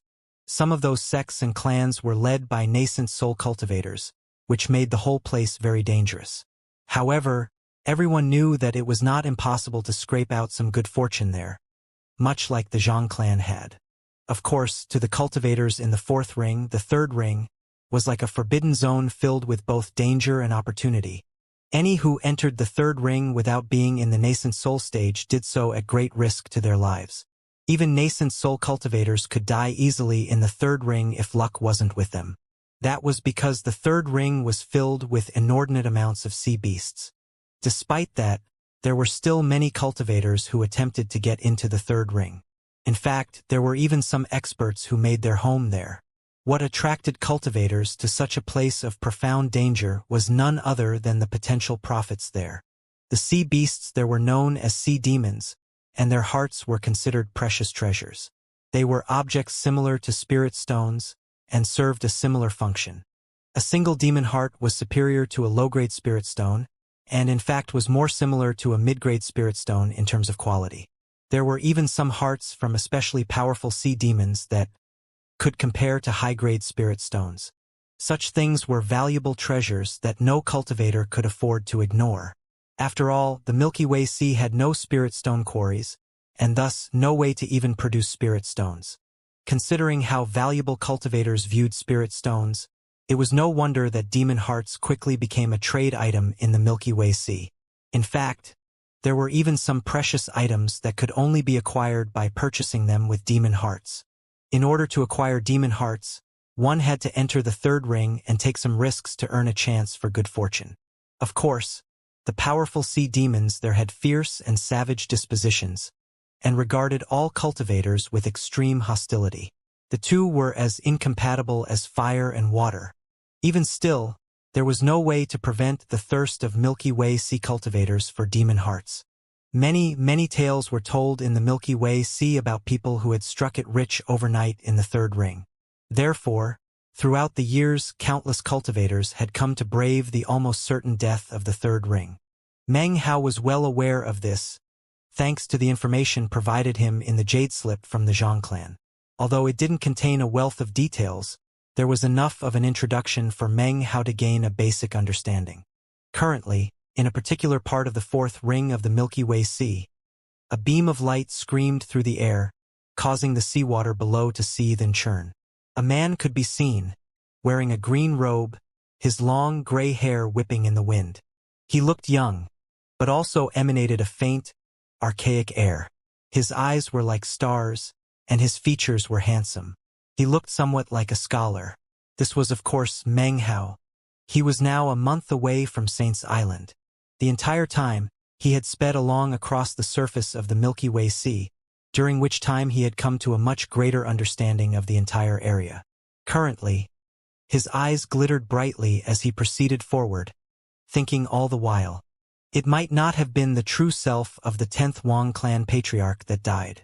It would be great if it was his true self, but if not, then I only have a temporary respite from danger. It won't be too long before I'm in another deadly crisis. Meng Hao continued to think as he proceeded onward. The parrot flew nearby. Occasionally, it would dive down into the water and then shoot up again off in the distance. It was clearly having a lot of fun. Meng Hao pulled out the jade slip given to him by Zhang Wenfang and closely examined it yet again. A never-ending tempest exists between the fourth and third rings, he thought. It's a windstorm that can shred anything alive. It's like a huge divide that prevents anyone from entering the third ring. The map in the jade slip portrayed the sea, and not much else from the fourth ring. It was already relatively useless to Meng Hao. His body flashed as he continued on into the deeper regions of the Milky Way Sea. Although I don't have a map, the Milky Way Sea is arranged in ring-like areas. All I have to do is keep going deeper. He increased his speed, and the parrot went faster to keep up. Time continued to pass. Soon it was 2 months later. Meng Hao was shocked by how large the fourth ring was. He had been flying for 3 months, although he hadn't gone non-stop. Occasionally, he would catch sight of islands populated by various sects and clans. These were groups who had inhabited the Milky Way Sea for generations and were quite knowledgeable about the area. Considering the level of Meng Hao's cultivation base, it was a simple matter for him to acquire maps from such groups. It didn't take long before he had a thorough outline of the entire fourth ring area. In addition, he also learned a bit about the third ring. There are 3 saints in the third ring. The so-called 3 saints are 3 spirit-severing cultivators who lead 3 sects: the Sea Divinity sect, the Flying Immortal sect, and the Sun Soul Society. Those 3 sects determine who is allowed to enter the third ring. In addition, they built 3 sea cities in different locations surrounding the third ring, where people have to pass through on their way in and out. Anyone who wants to go in must pay a certain amount of spirit stones. Furthermore, anyone who leaves must also pay spirit stones, based on how long they stayed inside. Meng Hao floated there in midair thinking about the information gleaned from the jade slip he held in his hand. Those 3 sea cities all possess a special method for bringing people in and out of the tempest safely. According to the rumors, there wasn't always a tempest surrounding the third ring. Supposedly, the ancestors of the 3 saints joined forces to summon it. Then, successive generations of descendants were able to pass through it. The 3 sects have vast resources and tens of thousands of members. For unknown reasons, each sect only produces a single spirit-severing expert. However, because of their deep resources, even Tao-seeking cultivators would think twice before tangling with them. Meng Hao's eyes glittered as he put the jade slip away. After some thought, he decided not to head toward one of the 3 sea cities. Instead, he would use the maps he had acquired to make his way directly through the hurricane. If the Wang Patriarch is truly not dead, then getting into the third ring via the sea cities would leave behind a trail that he could follow. The best method will be to force my way through on my own. That way, the 3 sects won't have any record of me. Even if the 10th Wang clan patriarch comes looking for me, with my altered aura, it will be difficult for him, at least temporarily. Having made his decision, Meng Hao flared his aura and shot forward at top speed. A few days later, a gray mass of storm winds appeared up ahead. Rumbling sounds emanated out, and the closer he got, the more the storm winds resembled a huge wall that stretched up into the heavens. It was ring-shaped and seemed to have no end. It stretched off as far as the eye could see. Fog pulsed in and out, along with howling, screaming sounds. It almost seemed as if devils and fiends lurked inside, waiting to stop any cultivators who entered, and preventing any sea demons from charging out. According to the information from the jade slip, though, the 4th ring also has sea demons. That just goes to show that the storm winds might be powerful, but do contain weak spots. He hovered outside of the storm winds, his hair flying around him, his clothes whipping violently. Inside the storm winds, lightning crackled. As for the seawater in the area, it seemed to be divided. Although waves surged outside the tempest, they were incapable of entering inside. They could only crash on the outside, which caused the whole area to be filled with an almost permanent blanket of rain. Meng Hao examined it for a moment, then looked down at the surface of the sea. His eyes glittered for a moment, and then he rotated his cultivation base. Soon, the surface of the sea began to grow transparent to his eyes, allowing him to see into the world underneath. What he saw was that the storm winds actually extended down into the sea. Although they didn't appear to interfere with the flow of the water, when Meng Hao extended his divine sense deep down, he could vaguely sense that there were shocking things in the water that he didn't dare to touch. He pulled back his divine sense, then took a deep breath and closed his eyes. Currently, he fluctuated with only 5 portions of cultivation base power inside of him. As time passed, he would slowly be able to fuse them together into one. After adjusting his aura, Meng Hao's eyes opened, and they glowed with a light that made it seem as if he was prepared to take heaven and earth by force. His aura exploded up and he entered the 9th anima. Meng Hao's fleshly body hummed, and in the blink of an eye, reached the pinnacle of his power. A dreary expression of death covered his face, and the energy of his cultivation base surged out with monstrous power. The air around him shattered and cracked, and any rain that fell near him was instantly pushed 300 meters away. Meng Hao took a deep breath. His body was like an arrow pulled tight against a bowstring. Suddenly, he shot forward. In the blink of an eye, he made contact with the storm winds. Without the slightest bit of hesitation, he entered in. From a distance, the tempest looked like a vicious, primordial beast that opened its mouth and then swallowed up Meng Hao. As soon as he entered the storm winds, he was battered by an intense force. Meng Hao's expression was the same as ever as he surged forward. Rumbling sounds could be heard as the fog up ahead seemed to be ripped apart. The sweeping wind also seemed to collapse.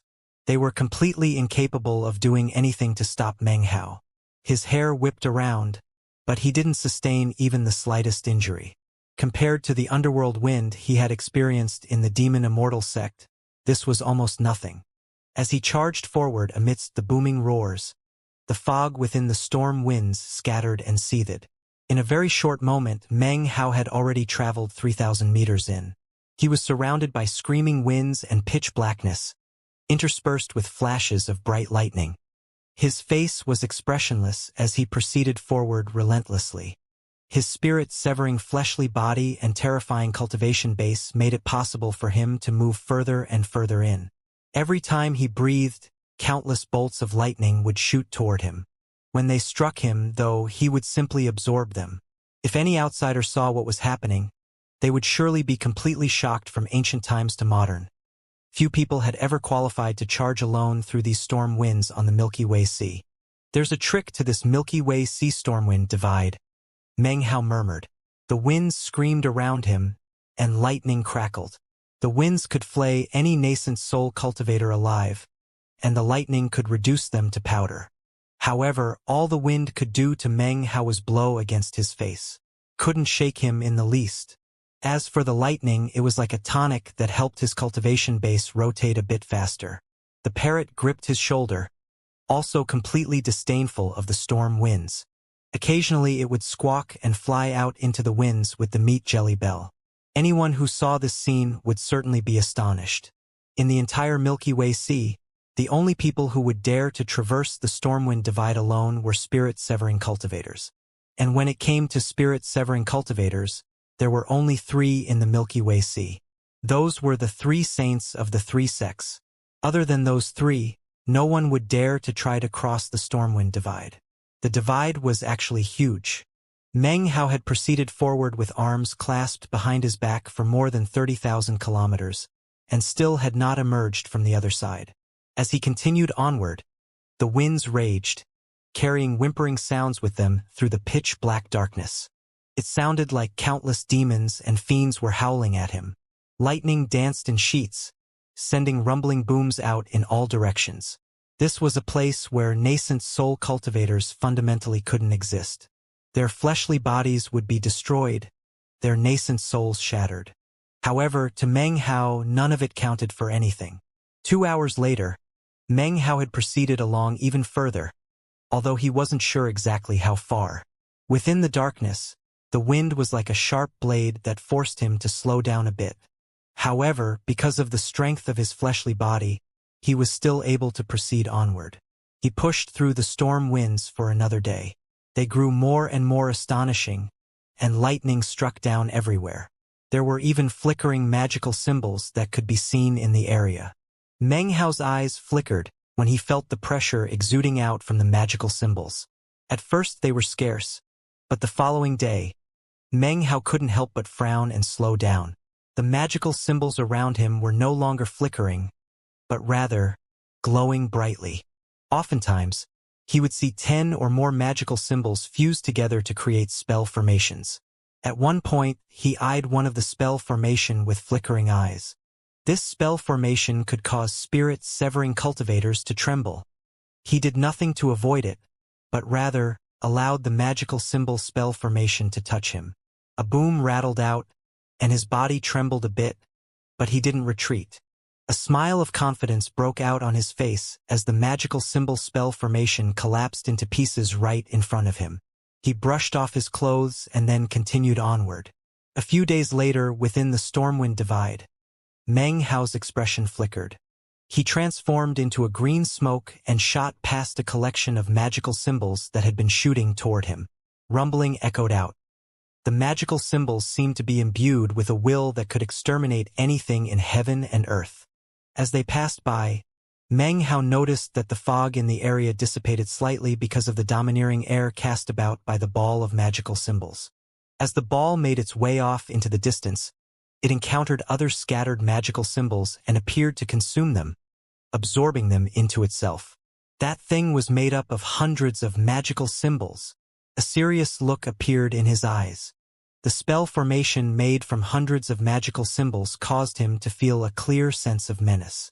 He wasn't even sure if he would be able to stand up to it where he hit. "I really can't afford to underestimate this stormwind divide," he murmured. He sent his divine sense out as he proceeded forward. Gradually, he saw more and more spell formations formed from hundreds of magical symbols. Eventually, they became commonplace, and soon, he caught sight of even bigger spell formations. Those formations were formed from thousands of magical symbols, and no longer looked like simple spheres, but rather were formed into the shape of magical items. He saw one that looked like a battle axe sweeping about through the wind. Other spell formations made from hundreds of magical symbols avoided the battle axe, and didn't dare to get anywhere near it. The battle axe was dozens of meters tall, and glittered brightly. A bleak, killing will spread out from it, as if it constantly desired slaughter. Looking at it, it appeared completely beyond ordinary. Meng Hao was able to sense a spirit-severing aura on the battle axe, which surprised him. A glow of interest could then be seen within his eyes. The magical symbols here are very intriguing. On an individual level, they aren't very powerful, but in groups of 10, they emit powerful pressure. Hundreds together are something spirit-severing cultivators wouldn't dare to touch. And when thousands coalesce, it emanates the aura of spirit-severing, and is clearly like a spirit-severing treasure. Meng Hao was moved. Based on what he knew of cultivation, after reaching spirit-severing, in addition to acquiring enlightenment regarding the domain, one could also create a spirit-severing treasure. This was done by fusing the will of the first severing blade into a magical item, using the nascent divinity to nourish it, and then transforming it into the spirit-severing treasure. Such a magical item was created with life force, making it incredibly powerful. Furthermore, the weakness or strength of the magical item upon its creation would determine the weakness or strength of its later form. Meng Hao's eyes glittered, and he did nothing to evade it. After measuring it up for a moment, he lifted his right hand up to perform an incantation. The image of a mountain appeared above his hand, after which he pointed forward. The mountain rumbled out, heading directly toward the battle axe-shaped collection of hundreds of magical symbols. As the mountain neared, the battle axe did nothing to avoid it. When the mountain slammed into it, a huge boom could be heard, and the mountain collapsed. There was absolutely no change whatsoever to the battle axe. However, it suddenly stopped in place, almost as if it had a spirit that was now staring in shock. It was as if it possessed its own will, and was currently thinking about how nothing in its memory had ever dared to attack it. Meng Hao frowned. The battle axe was far more powerful than he could have imagined. It was in this moment that the battle axe finally reacted. It instantly shot toward Meng Hao, blade first. Furthermore, a black mist rose up around it, within which two eyes were visible, staring dead at Meng Hao. A furious rumbling sound emanated out from within the battle axe as it sped toward him. "Interesting," he said, smiling. His days spent traveling through the Stormwind Divide had actually been somewhat monotonous, so how could he shrink back from something intriguing like this? Moments ago, he had just been testing it out.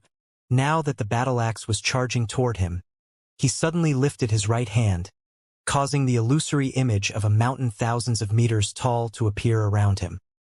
He then waved both hands outward, causing the mountain to grow until it was 15,000 meters tall. Then the battle axe slammed into it. A boom could be heard that resonated up into the sky.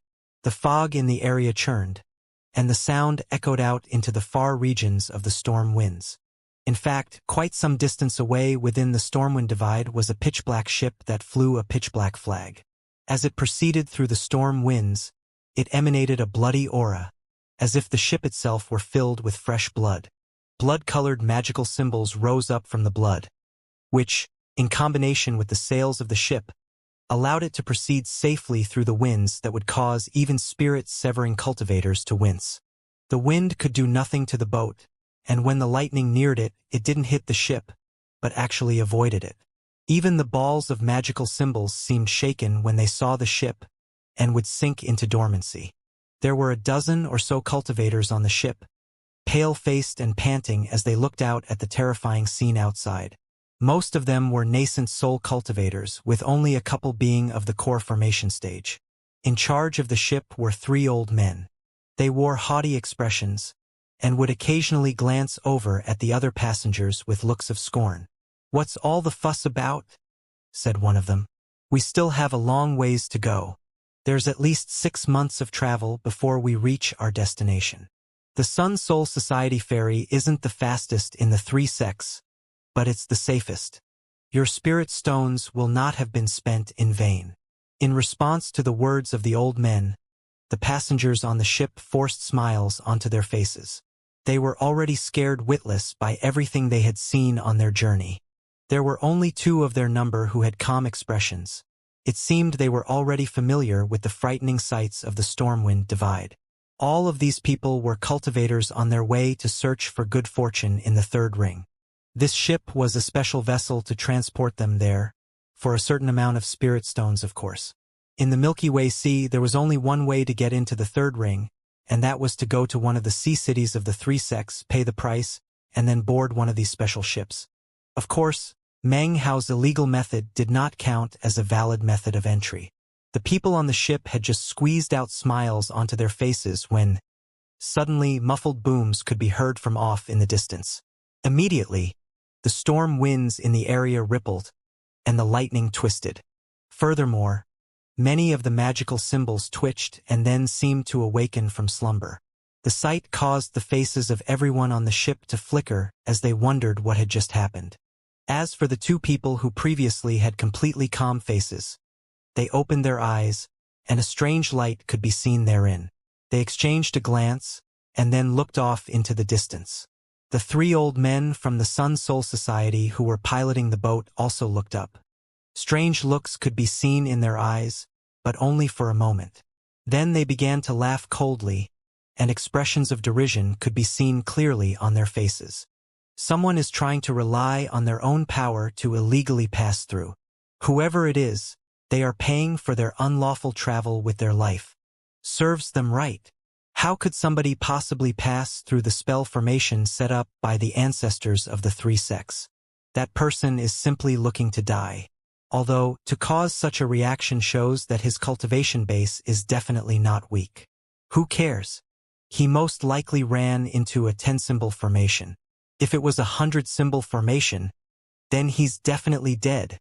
When the other cultivators heard the words of the 3 old men, they began to chuckle. Every year there were always cultivators who tried to get through on their own power in order to avoid paying the fee to take a ship. However, nobody ever succeeded. They always died inside. The cultivators on the ship had never imagined that they would encounter such a person on their own journey. "It's too bad we're so far away," said one of them. "Otherwise we could personally witness him dying. It must be a spectacular sight. It's already perilous enough trying to get into the Third Ring. To place oneself out in the Stormwind Divide is really stupid. Now that I think about it, all those spirit stones I spent were really worth it." Everyone on board seemed to be a bit more relaxed now. Cultivators were just people, so naturally, they also possessed the 7 emotions and 6 pleasures, and tended to think of themselves as superior to others. Such a feeling of superiority would often turn into a type of happiness. Oftentimes, that feeling of superiority really is the source of happiness. For example, the feeling that you are safe while someone else is not can be happiness. Another example would be drinking a cup of water when you are thirsty, while someone else has nothing to drink except their own saliva. That can also be a kind of happiness. The people in the boat were currently experiencing exactly that type of happiness. Because of such happiness, they were not as nervous about the danger that surrounded them. Instead, they were laughing and chatting about the unlucky fool on the outside who had overestimated himself. Of course, Meng Hao was the unlucky fool to whom they referred. Booming surrounded him as the mountain around him collapsed. At the same time, the gigantic battle axe also started to collapse too. The backlash rocked the battle axe, causing it to be torn to pieces right in front of Meng Hao. However, the magical symbols that had formed it did not disperse. Instead, they formed back together into a huge hand. Instantly, the hand grabbed toward Meng Hao, radiating intense ferocity and hatred. Meng Hao's expression was calm as he lifted his hand and pointed forward. Instantly, his finger turned the color of blood. This was the blood finger. Next was a second finger, a third, and finally 5 fingers stretched out, turning into the blood palm. It was fully 30 meters wide, seemingly illusory, but at the same time incredibly realistic. Backed by the power of the ninth anima, it shot directly toward the Axcom hand. A huge boom could be heard as both the blood palm and the huge hand formed of magical symbols both exploded into little pieces. Meng Hao didn't hesitate for a moment. He instantly moved forward, performing an incantation gesture with his right hand and then waving his sleeve. A killing air immediately spread out. The glow of the greenwood tree could be seen, along with the extinction of the violet sea, raging flames, and the frost soil. This was a 5 elements magical technique that instantly caused 5 characters to appear. They exuded vicious pressure down onto the dissipating magical symbols of the battle axe. A rumbling could be heard as the hundreds of magical symbols which had made up the battle axe began to tremble. They seemed to be struggling to escape, but before they could, Meng Hao neared. His hand clenched into a fist, which then punched out, backed by the intense power of his fleshly body. The air vibrated, and a gust from the surrounding storm winds bore down on him. It slashed into the magical symbols, instantly caused them to scatter and disperse. This time, the magical symbols flashed, but did not reform back together. Meng Hao gave a cold snort, then performed another incantation, simultaneously rotating his cultivation base. Instantly, no less than 1,000 tiny mountains appeared and then shot out. This 1,000 mountains technique was formed by the mountain-consuming incantation, and as it descended, each mountain exerted intense pressure onto a magical symbol. Instantly, they were all suppressed. Meng Hao waved his hand, and the mountains crushed down onto them. In the blink of an eye, the mountains began to consolidate together. Rumbling could be heard as a 1,000-meter-tall mountain appeared, sealed inside of which, shockingly, was a battle axe. It struggled, attempting to free itself, but Meng Hao waved his hand through the air and the mountain shot toward him. As it did, it grew smaller and smaller until it could fit onto the palm of his hand. The battle axe inside was suppressed down, shrunken. It struggled more and more fiercely, until cracking and popping sounds could be heard. After the space of a few breaths of time, the battle axe successfully destroyed the mountain, and then began to charge out from within. Meng Hao's face was calm as the index finger of his left hand pushed onto the mountain. Demon Sealing, 8th Hex.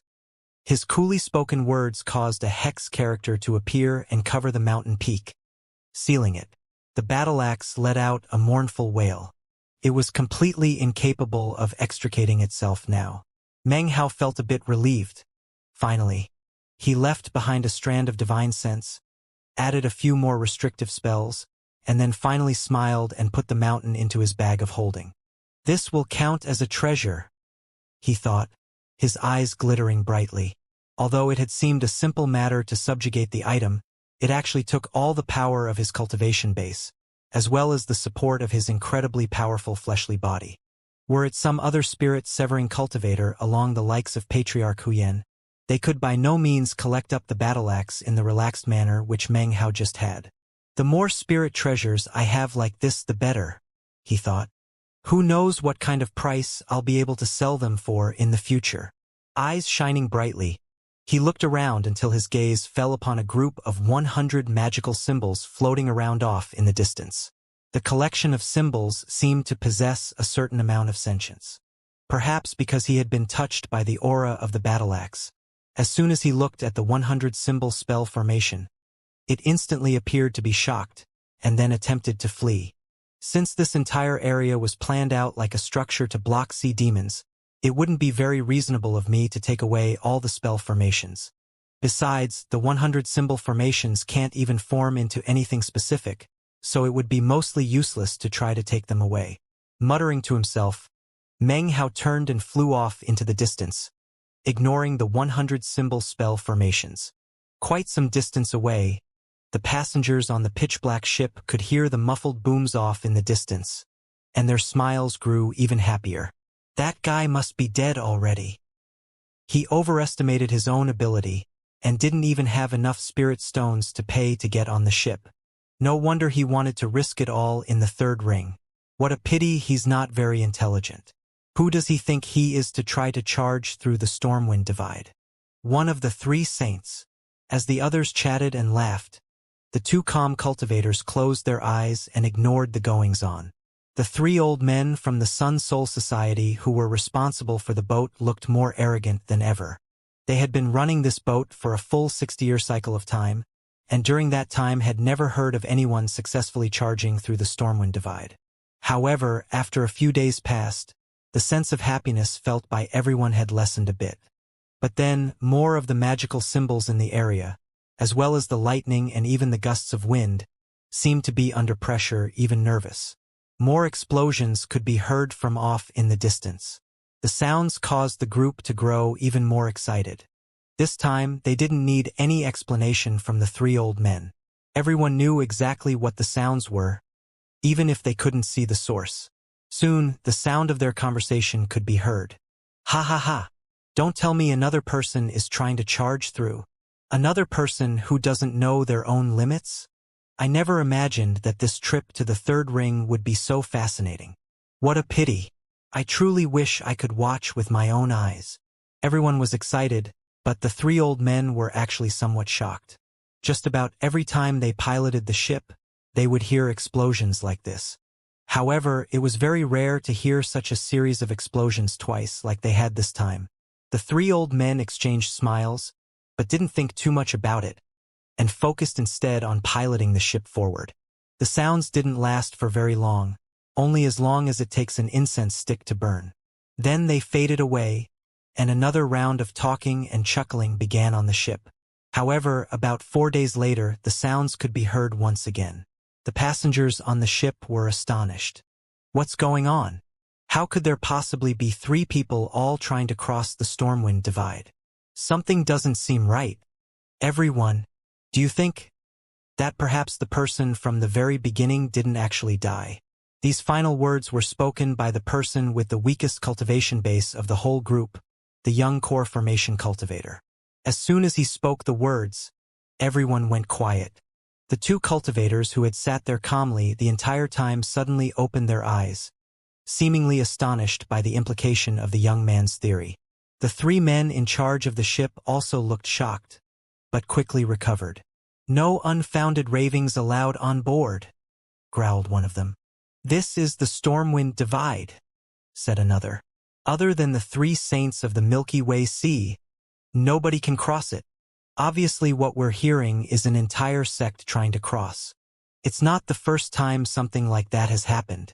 The rest of the passengers weren't quite sure whether or not to believe the words of the old men. In any case, the happiness of their mood had clearly lessened by quite a bit. Meanwhile, Meng Hao flew quickly through the storm wind gusts. Currently, he faced a 150-meter-long whip. The whip was about 3 meters wide and completely savage in appearance. However, it was surrounded by an enormous mountain, which was gradually suppressing it. After enough time passed for half an incense stick to burn, it made an unyielding howl. Then the mountain descended, completely sealing it. It shrank down into Meng Hao's hand, after which he put it into his bag of holding. "Number 4, he said, eyes shining brightly. With a smile, he turned and proceeded to speed along his way. 2 more months passed by. During that time, the group on the ship heard one set of explosions after another. Soon, they had heard the sounds 7 times. By now, their mood had changed from one of curiosity to shock. By the time the 13th set of explosions rang out, they were filled with dread. Even the 3 old men were panting. After the 2 months passed, and the 20th set of explosions reached their ears, everyone on the boat was now completely and utterly dumbfounded.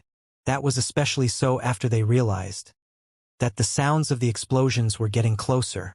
During the 2 months, Meng Hao ran into more magical symbols in the shape of treasures. Whenever he did, he would instantly attack and exert full power to subdue them. By this point, he was in the very depths of the Stormwind Divide, and was getting much closer to the pitch-black ship. As he got deeper in, his speed was continually reduced. The intensity of the wind was now hurting him, and was even causing his body to start to break apart. Right now, he had to continuously disseminate power from his cultivation base in order to hang on.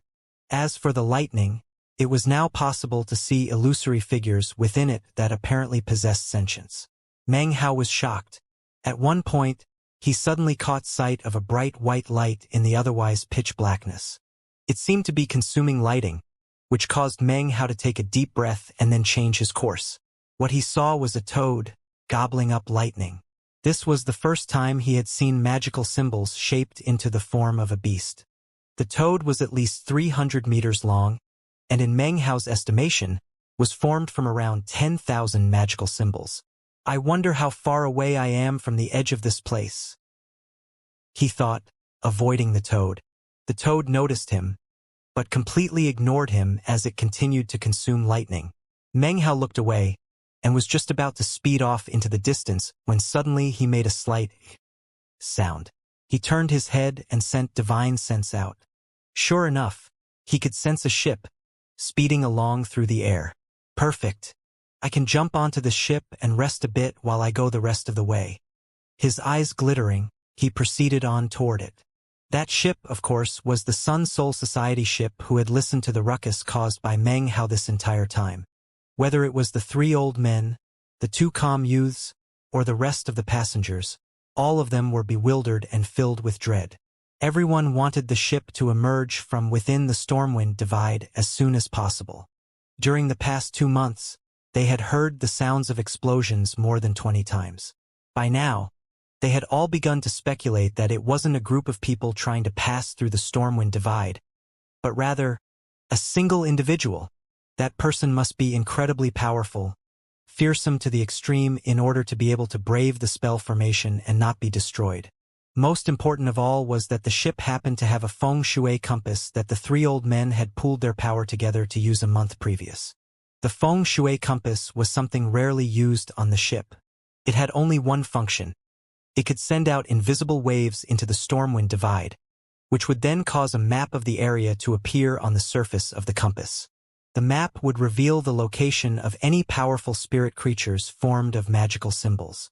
A month ago, they had used that function of the map to reveal the spirits, which were all represented by white dots of light. The entire area around them was densely covered by such white dots. However, there in the middle of all of them was a red dot. That red dot caused everyone to be filled with horrified astonishment. A red dot represented an outside cultivator. Furthermore, during the past month, the white dots in the area had been significantly reduced. It seemed to indicate that the magical symbol spirits were intentionally avoiding the area. In addition, the red that represented the outside cultivator only continued to grow brighter and more resplendent, like fresh blood. Everyone looked on with wide eyes, panting. That was even more the case when they realized that the red dot was actually moving at high speed toward the yellow dot on the map. That yellow dot represented the ship they were on. Panicked cries of alarm could be heard. He's coming! The cultivator who's crossing the Stormwind Divide. He's heading right toward us. The more than 10 cultivators aboard the ship were all pale-faced. Some of them even rose to their feet in terror, their faces filled with fear and awe of the unknown. The three old men in charge of the boat exchanged pale-faced glances. They could see the bitterness and complex emotions in each other's eyes. The three of them could never have imagined that they would ever witness such a shocking scene. They didn't know who this outsider was, but the three of them did know with complete certainty that anyone who could survive in the depths of the Stormwind Divide would most definitely be of the spirit-severing stage. Spirit-severing eccentrics have strange dispositions. If he kills all of us, the sect wouldn't do anything. It wouldn't risk offending a spirit-severing expert just for the likes of us three. Damn it! Why is this happening? If he wants to cross, fine, but why does he have to come after us? They sat there, perturbed. It was at this point that everyone watched in astonishment as a huge gust of wind from the Stormwind Divide suddenly blasted against the right side of the boat, causing the bloody glow that emanated up from the ship to dim, as if it were being completely covered up. Not a single sound could be heard on board. Everyone sat there apprehensively, looking out in the direction of the gust of wind. The fog outside roiled, and a stifling pressure began to bear down on them. Soon, a green figure could be seen, striding forward through the air. His salt and pepper hair floated about him as he laid eyes on the ship. It was, of course, Meng Hao. Even as he caught sight of them, everyone on the ship looked at him. As soon as the three old men saw him, they began to tremble. Third-generation disciples of the Sun Soul Society offer greetings to you, Senior, they said in unison. The intense pressure radiating from Meng Hao caused them all to breathe raggedly. They even felt the nascent souls inside of them quivering under the pressure. Intense terror began to build up inside of them, especially when Meng Hao looked directly at them. His gaze was like a sharp blade. It was almost like he could read their hearts and minds with a single glance. It was as if they were completely transparent in front of him. Without any hesitation, the three old men quickly clasped hands and bowed deeply at the same time. The more than 10 passengers on the ship also clasped hands and bowed to Meng Hao. Meng Hao's face was expressionless as he strode forward toward the ship. As he neared, a red shield suddenly sprang up, a defensive mechanism of the ship. When the shield sprang up, the three old men felt their hearts starting to pound, and their faces completely fell. Inwardly, they felt intense regret, and were sure that a misunderstanding was about to occur. Obviously, the shield wouldn't be able to do anything to hinder an expert who could survive out in the Stormwind Divide. At the most, it might slow him down for a moment, but in the end, the unlucky ones in the whole matter would be themselves. They were about to try to lower the shield, but before they could, Meng Hao pushed directly into it. Zapping sounds could be heard, but his face was the same as usual as he walked through it. Most of the others on the ship actually couldn't see what was happening, but the three old men couldn't help but gasp with shock. They had never imagined that their shield would be so ineffective in blocking Meng Hao. What was happening completely exceeded their imaginations. They instantly dropped to their knees and kowtowed. There were others who noticed the strangeness of the goings-on. The two calm youths had been to the third ring before, on more than one occasion. Therefore, they understood quite a bit more about the ship than the others. Currently, their faces flickered, and their hearts began to pound. Meng Hao said nothing. He boarded the ship, looked around, and then sat down cross-legged on the prow. He didn't speak at first, and the rest of the people on the ship were as silent as cicadas during winter. The three old men didn't dare to rise to their feet. The entire ship was quiet. After a bit of time passed, Meng Hao casually said, "Do you happen to have a map of the third ring?" Without the slightest hesitation, the three old men produced jade slips from their bags of holding and respectfully offered them to Meng Hao. Meng Hao accepted, glanced at the jade slips, and then eyed the feng shui compass off to the side. His eyes glittered and he nodded. "You're going to the third ring?" he asked. "Senior," replied one of the three old men. "We are currently under orders to pilot this ship and deliver these passengers to the sea-hold in the third ring. Would it be convenient for you to take me along?" asked Meng Hao coolly. "Senior, you are most welcome aboard our ship. Many thanks for staying to watch out for us. We members of the junior generation can't thank you enough." The three old men were attempting to be as respectful as possible, and in their fear of offending Meng Hao, spoke in a borderline fawning tone. "Well, let's get moving," said Meng Hao, closing his eyes. The three old men immediately voiced their agreement, then carefully rose to their feet. Inwardly breathing sighs of relief, they sent the ship forward at the highest speed possible. As they proceeded onward, no one dared to speak. The ship was completely quiet. The ship didn't move as quickly as Meng Hao could move, but the advantage was the ease with which he could proceed. He sat there cross-legged, meditating for a few days. Then, he suddenly opened his eyes and looked over at the feng shui compass. There, he could clearly see that a 1,000-symbol spirit was floating not too far off in the distance. After enough time passed for half an incense stick to burn, the 1,000-symbol spirit was close enough to see with the naked eye. It looked like an iron chain floating there in the storm winds. It completely ignored the ship, although it occasionally attempted to consume lightning as it drifted about. Meng Hao suddenly stood up. "Stop the ship. Wait for me." With that, he strode out. The three old men and the other passengers were shocked. They watched on as Meng Hao left the ship. Immediately, the iron chain appeared to sense him. It whipped around in his direction, and an intensely bleak killing will rose up to the heavens. Suddenly, the lightning in the area turned red and shot whistling through the air toward Meng Hao. However, before the iron chain could even get near him, Meng Hao performed an incantation gesture. Instantly, the characters for metal, wood, water, fire, and earth appeared. As they surrounded the iron chain, Meng Hao stepped forward and punched. The iron chain collapsed, sending 1,000 magical symbols spreading out in all directions. He then performed another incantation gesture, and the mountain-consuming incantation caused 1,000 mountains to appear. They covered the magical symbols, then merged together to form a huge mountain peak. Next, the mountain peak shrank down into Meng Hao's palm, where he sealed it. After putting it into his bag of holding, he spun around and returned to the ship. The entire spectacle only took 10 breaths of time. Meng Hao's actions were as natural and unforced as floating clouds and flowing water. Everything was completely efficient, as if he was completely used to doing such things. Everyone who watched on was thoroughly shaken. The people on the boat stared blankly, and the two cultivators who had been to the third ring before were breathing heavily. They were well aware of how mighty 1,000-symbol spirit was, which caused their fear of Meng Hao reach a new peak. By now, they were absolutely certain the reason they had heard explosions more than 20 times in the past. Back then, they could never have imagined that it was a terrifying cultivator who could subdue and capture magical symbol spirits. Most shocked of all were the 3 old men. They were disciples of the Sun Soul Society, and were far more knowledgeable about the Stormwind Divide than the others. Although others were unaware that the magical symbol spirits could be subdued, they were well aware of the fact. Every few hundred years, powerful experts from the 3 sects would enter the spell formation under the leadership of a patriarch, with the sole purpose of collecting magical symbol spirits. Such spirits were useful to the patriarchs.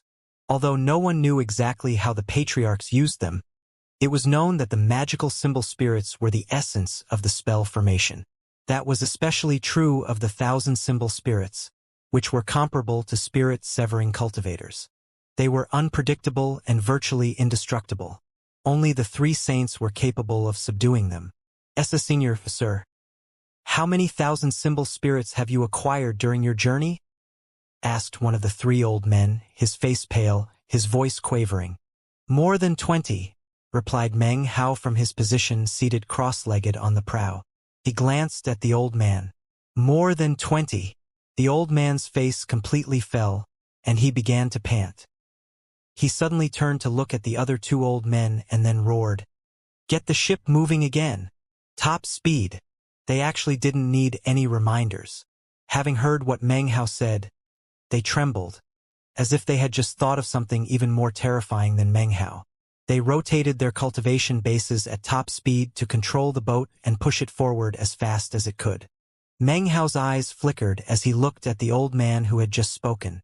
The man looked back with a wry smile and a face full of anxiety. Senior, perhaps you are unaware that in a 100-year period, no more than 5 of the 1,000-symbol spirits can be collected. That number can't be exceeded, or else it will cause the Yellow Springs underworld ship to appear. The Yellow Springs emerge. The underworld ship appears. Dao seeking forbidden zone. As soon as the old man spoke the words, the storm winds around them suddenly seemed to stop moving. The lightning stopped in mid-air, and the fog came to a standstill. It seemed almost as if time, as if the very natural laws of the heaven and earth, had suddenly become completely motionless. At the same time, an archaic voice could be heard. It was filled with an air of time. It sounded as if a veil of rot had been lifted. The hoarse voice echoed out from off in the distance. Long ago, you chose to continue onward to the end, until there was nothing of you left. Long ago, I chose to continue onward to the end, until only I was left. Who am I? Who are you? Unfathomable bleached bones. The beginnings of eras. My Tao is nigh. As the voice echoed out, all of the hair on Meng Hao's body stood on end. An indescribable feeling washed through him, and it felt as if some ancient, icy hand were gently caressing his neck. An aura of putrefaction filled the area. As for the ship he was on, Everything suddenly seemed to slow down. In one fleeting moment, it seemed as if thousands of years had passed. Everyone on the ship went pale white and began to shiver. Unprecedented expressions of fear could be seen on their faces. Even those who didn't know of the Yellow Springs underworld ship could tell from the current situation that they were in a situation of critical danger. Terror filled the hearts of the three old men. They employed all of the power of their cultivation base, and even consumed medicinal pills, to push the boat forward with all the speed possible. Meng Hao took a deep breath and rotated his cultivation base to dispel the intense coldness. One of the three old men who sat nearby yelled out in a hoarse voice, "Don't look back! All of you, listen to me. Under no circumstances look back. One must not gaze upon the path to the Yellow Springs. If you turn your head, you're done for."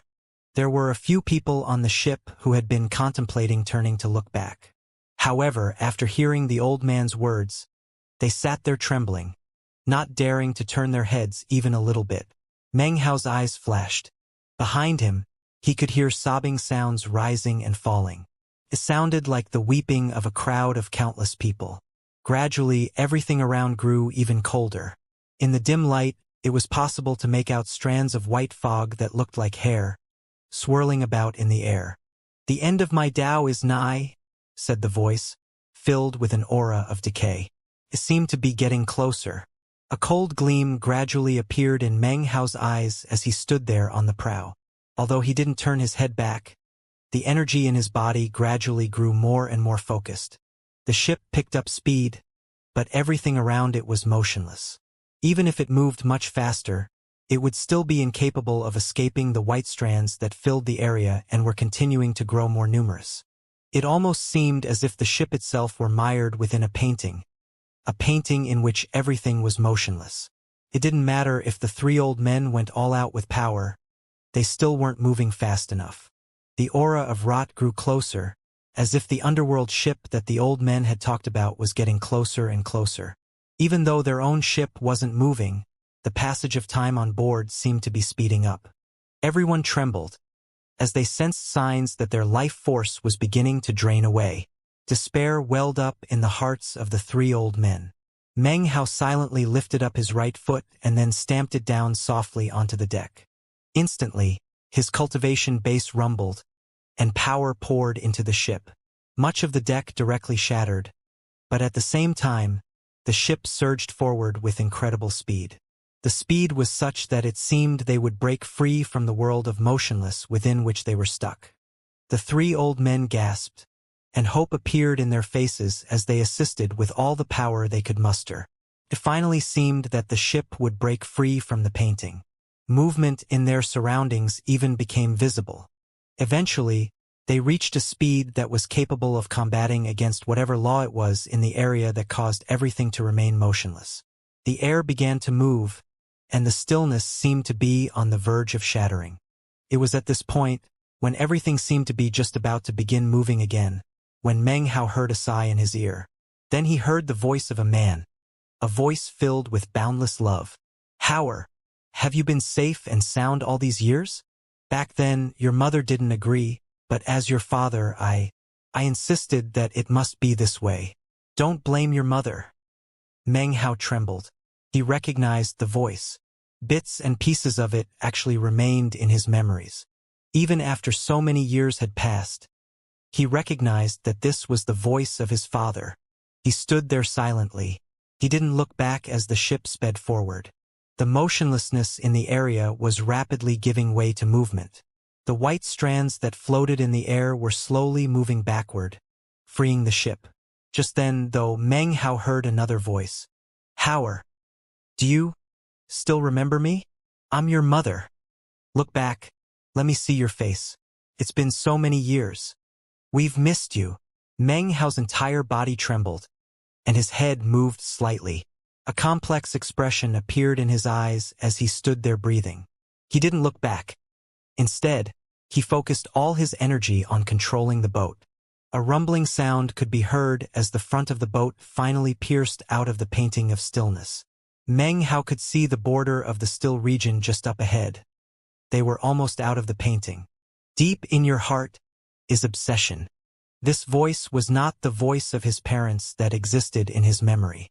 It was the ancient, decaying voice. The voice seemed confused, as if it too were filled with infinite obsession. You are a living being that I have encountered on the path to the Yellow Springs. I can help you to fulfill your obsession. Look back, and you will be able to see what your parents look like. Meng Hao's cultivation base suddenly stopped moving. He poured no more power into the ship, but instead stood there on the prow. Directly in front of him was the edge of the painting of motionlessness. After passing beyond that border, they would be free. Meng Hao well knew that if he looked back, something untoward would likely happen. However, the words spoken to him just now had left him completely shaken. No one else could hear the words spoken into his ear just now. Not even the three old men. Everyone just sat there, trembling and in a daze. Meng Hao was the only lucid one among them all. In his silence, Meng Hao suddenly smiled. It was an unrestrained smile, a smile filled with a will of purification. He suddenly murmured, "What's the harm in turning my head? In my life of cultivation, I cultivate my heart. My path is one of understanding and truth. If I don't look back, how could I claim to cultivate my heart?" His eyes filled with a bright light as he casually turned to look behind him. The first thing that caught his attention were the countless white strands that floated in the air, twisting and twining around the ship. The strands originated from an enormous battleship. The ship was fully 3,000 meters long and radiated an archaic air, as if it had existed for countless ages. It was dilapidated in a way that suggested it had experienced the baptism of war. At the prow of the battleship, a figure could be seen. It was an old man wearing a pitch-black suit of armor. It was impossible to see his features clearly, but his body looked like it had been rotting inside the armor for innumerable years. As for the white strands, they were actually the man's hair. As soon as Meng Hao laid eyes on him, the old man seemed to take notice. His head lifted up, and he looked at Meng Hao. As soon as their gazes met, Meng Hao's mind filled with rumbling. Next, a vision appeared to him. He saw a coffin, its surface covered with carvings of 9 butterflies. The coffin rested on an ancient battlefield. The surroundings were devoid of any colors except for black and white. The vision lasted for only a few breaths of time. Then it dissipated. Meng Hao panted as he regained consciousness. "His Tao seed," said the armored figure softly, his voice hoarse as it echoed about. "In all the years of all the living things I have encountered, I have seen countless Tao seeds. You, however, are different than them. Go!" The old man sat there cross-legged in his armor. It looked like he would never, ever stand up. When he spoke, his voice seemed to be filled with reminiscence. Slowly, his hair pulled away from the ship Meng Hao was on. At the same time, the archaic 3,000-meter battleship slowly began to back away. At the same time, it started to fade, as if it were about to vanish into thin air. The stillness in the area also began to slowly disappear. As the ship began to vanish, Meng Hao suddenly opened his mouth to speak. "Senior, you still haven't fulfilled your promise." Immediately, the stillness returned. The old man on the battleship gave Meng Hao a profound gaze. That gaze seemed to contain the transformations of the entire world. It contained the turnings of time as it poured into Meng Hao's eyes. Instantly, a roaring sound filled his mind. This time in his vision, he saw Mount Daqing. Outside of Mount Daqing was a whistling violet wind. Fog roiled about, covering the entire mountain and eventually Xianxia County. Within the city, the lamps inside the houses were instantly extinguished, except for one house. Inside that house, the lights danced, illuminating a middle-aged man who stood next to the window. It was impossible to tell what he was thinking. The sounds of weeping could be heard within the bedroom. Through the cracks in the door, the silhouette of a woman could be seen. She held a boy in her arms, and tears streamed down her face. The boy had intelligent eyes, but right now, they were filled with confusion and puzzlement. The violet wind blew the violet fog until it completely covered Xianxia County. Far up above in the black night sky, a violet sun suddenly became visible. The violet sun caused an indescribable pressure to suddenly weigh down on Xianxia County. It was in that moment that the man pushed open the front door and walked out into the violet fog. The woman wiped the tears from her eyes and looked back at the boy for a moment. Then she turned and walked away. In that moment, Meng Hao was able to clearly see her face. She was beautiful, gentle, and her tears seemed to be filled with infinite reluctance to part. However, she left the boy behind in the room, frightened, confused, and helpless. "Dad! Mom!" cried the boy. He seemed to be growing more frightened. He ran out into the fog. "Dad! Mom! Where are you? I'm scared." The boy's voice was young and tender, and quavered when he spoke. He seemed terrified. The wind around him was cold, and the fog was all-encompassing. However, it couldn't do anything to suppress the boy's cries, which echoed out into the fog. His sobbing grew more and more shrill as he ran. He suddenly tripped and fell, scraping his knees and tearing his garment. His hair was in disarray, and tears streamed down his face to fall onto the ground. All he wanted was his dad and mom, but what he didn't notice was that behind him, a black, spectral hand stretched out toward his head from within the fog. Meng Hao watched the scene playing out with the boy, who was obviously himself. And yet, as he searched through his mind, no memory such as this existed. He remembered that night, and he remembered the violet-colored wind, as well what seemed to be countless bizarre voices. That was the night his dad and mom went missing. He remembered waking up fuzzily, not quite able to remember what had happened. The only thing he remembered was that his garment had been torn. When he saw what was happening in the vision, it felt like lightning was striking through his mind. Then he saw the spectral hand reaching out toward the boy. In that moment, a man appeared behind the boy. He gave a cold snort as he gripped the spectral hand between his fingers and then snapped it off. The spectral hand disintegrated into powder, and a blood-curdling scream could be heard. A ghostly figure flew off into the violet fog. The boy was alarmed, but then he turned his head, and a look of joy appeared on his face. Tears rolling down his cheeks, he rushed into the arms of the man. "Dad, where did you go? I couldn't find you. The man did not pursue the ghostly figure. He knelt in front of the boy, his face filled with both love and doubt. Gazing at the boy, he reached out and tousled his hair. He was silent for a long moment before he spoke out in a soft voice. "Don't cry, Howard. Mom and Dad have to go away for a while. We'll all see each other again one day."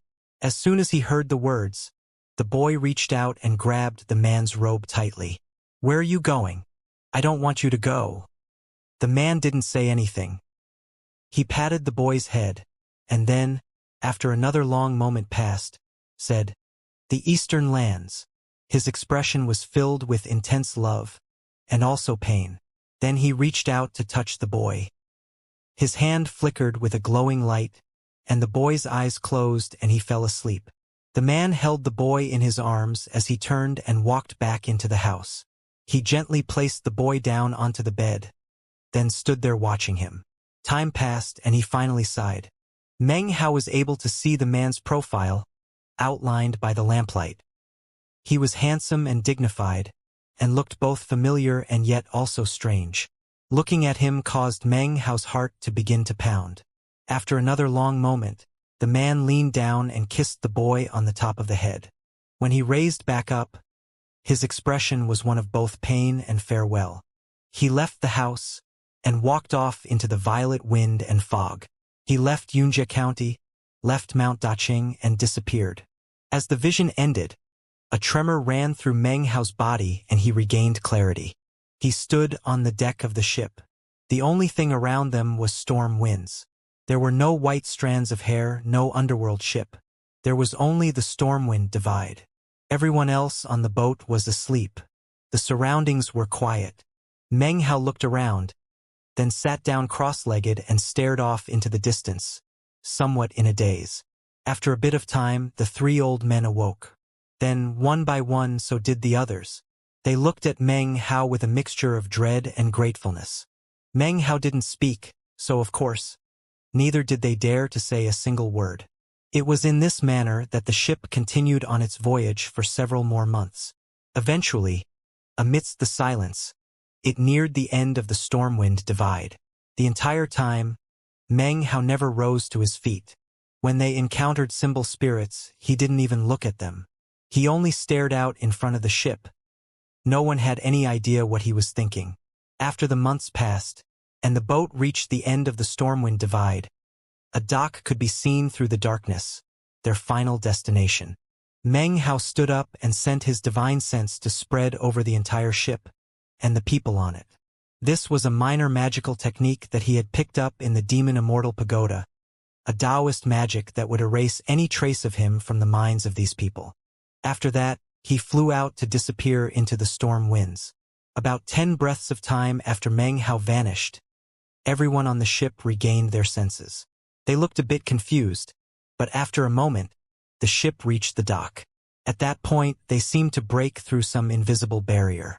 The previous blackness gave way to a sudden burst of intense light. It was sunlight shining down onto the sea and the waves. The group on the boat inhaled the salt air, and they knew that they were now in the third ring. Even as exclamations of joy rang out from the ship, Meng Hao emerged alone from within the Stormwind Divide. He stood on the surface of the sea, looking up at the sun.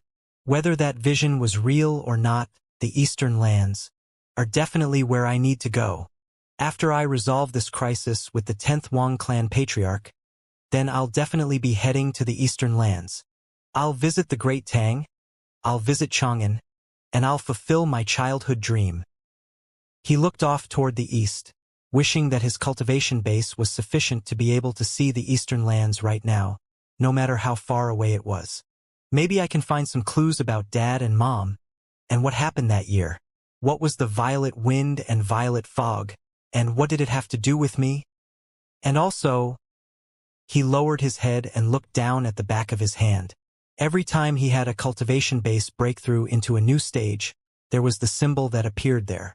That mark had been with him for a long time, and if he couldn't come to understand what it meant, he would feel as if he had wasted all his years of cultivation. It's not like I didn't notice how strange Fong Yu was acting all those years ago. Am I just unwilling to accept the truth? In his thoughtfulness, a rare bit of weakness could be seen in his eyes. Finally, he sighed and pushed all the thoughts down into the bottom of his heart. He suddenly felt very lonely. It was the type of loneliness where you look around and wonder where your home is. He had practiced cultivation for hundreds of years, but right now had no friends to keep him company. Such thinking caused the weakness in his eyes to grow a bit stronger. Is this cultivation? A path that a person must stick to alone? He closed his eyes for a long moment. When he opened them, no weakness was visible. Instead, there was the unswerving determination that usually resided therein. Meng Hao took a deep breath and looked around, a sharp gleam in his eyes. Everything around looked almost the same as the fourth ring. However, Meng Hao could sense that much more demonic qi flowed through the third ring. No one else would be able to detect it, but as a demon sealer, Meng Hao could naturally sense it.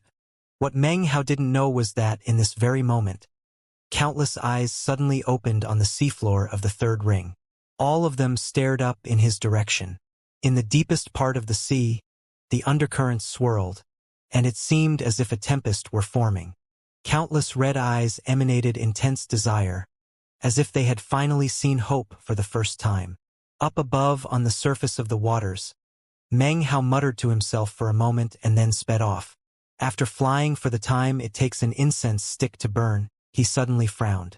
The sea up ahead of him suddenly exploded up as a giant tentacle shot out from the water toward him.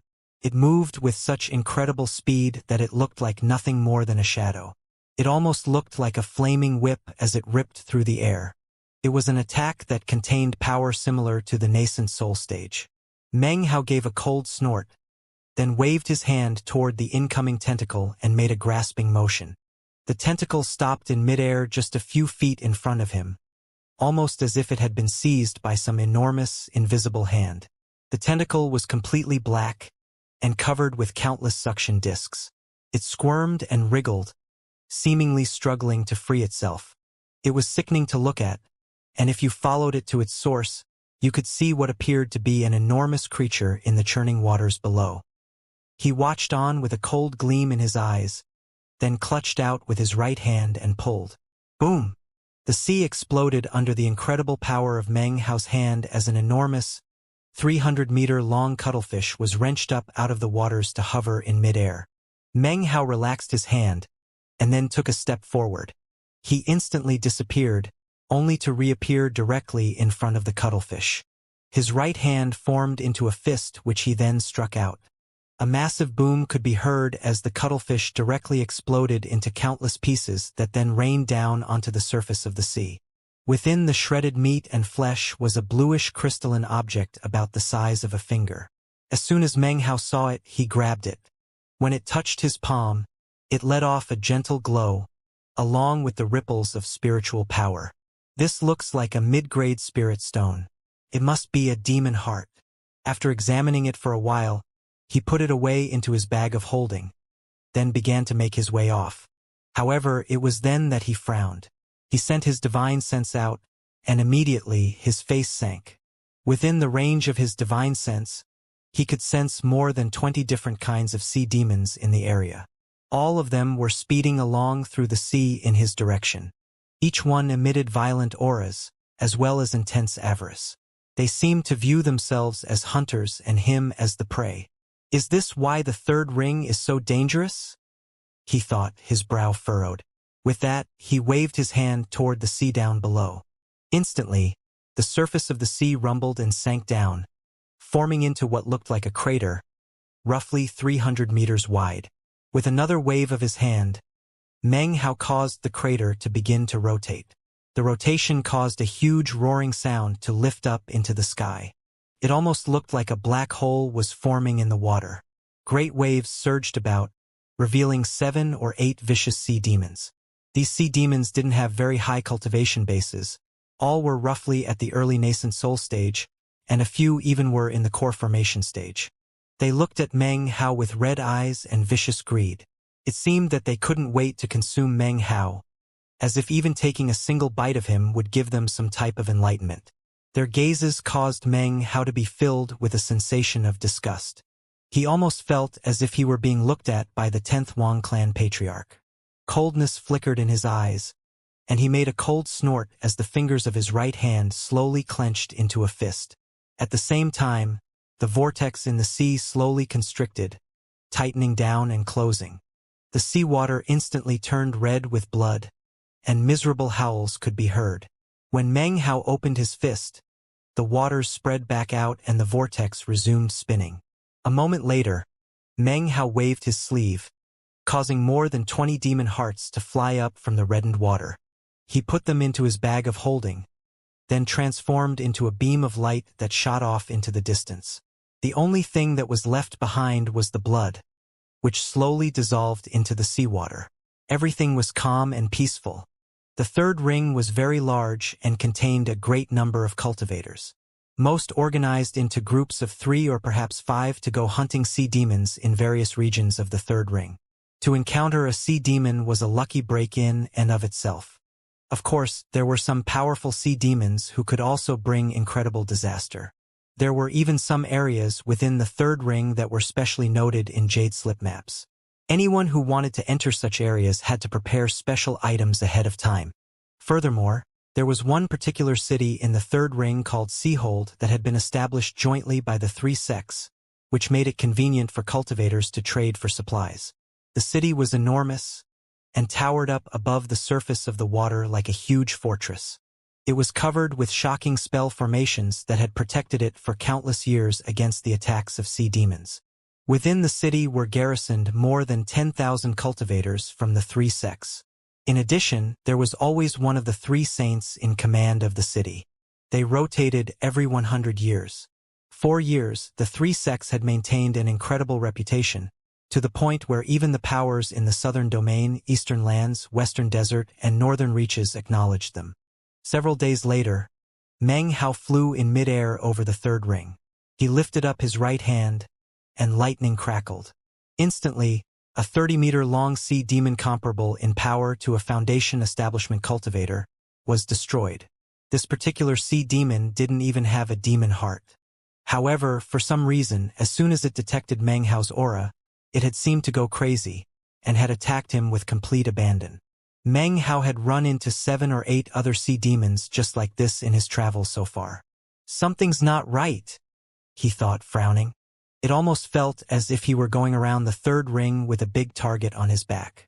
No matter where he went, sea demons would come for him. His eyes flickered as he thought for a moment, then sent his divine sense out. After searching for about 3 days, he was able to find a group of cultivators, 5 of them, who were cautiously hunting for sea demons.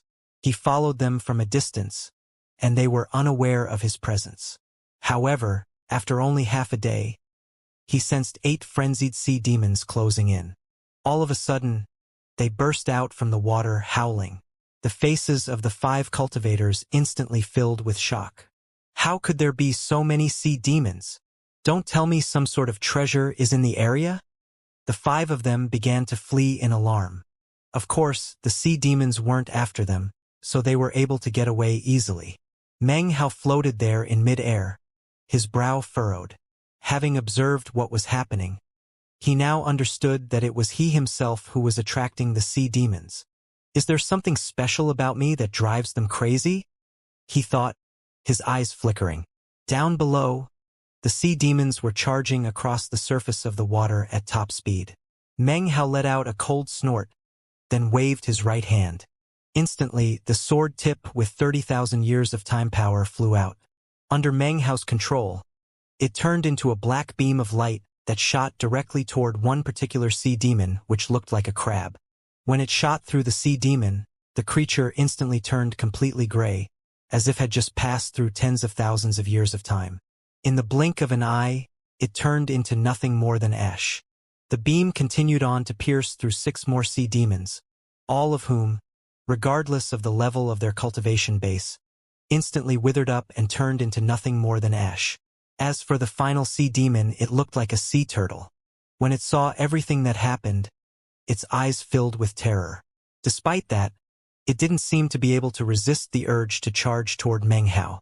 It was like an instinct that it was unable to control. With a howl, it charged onward.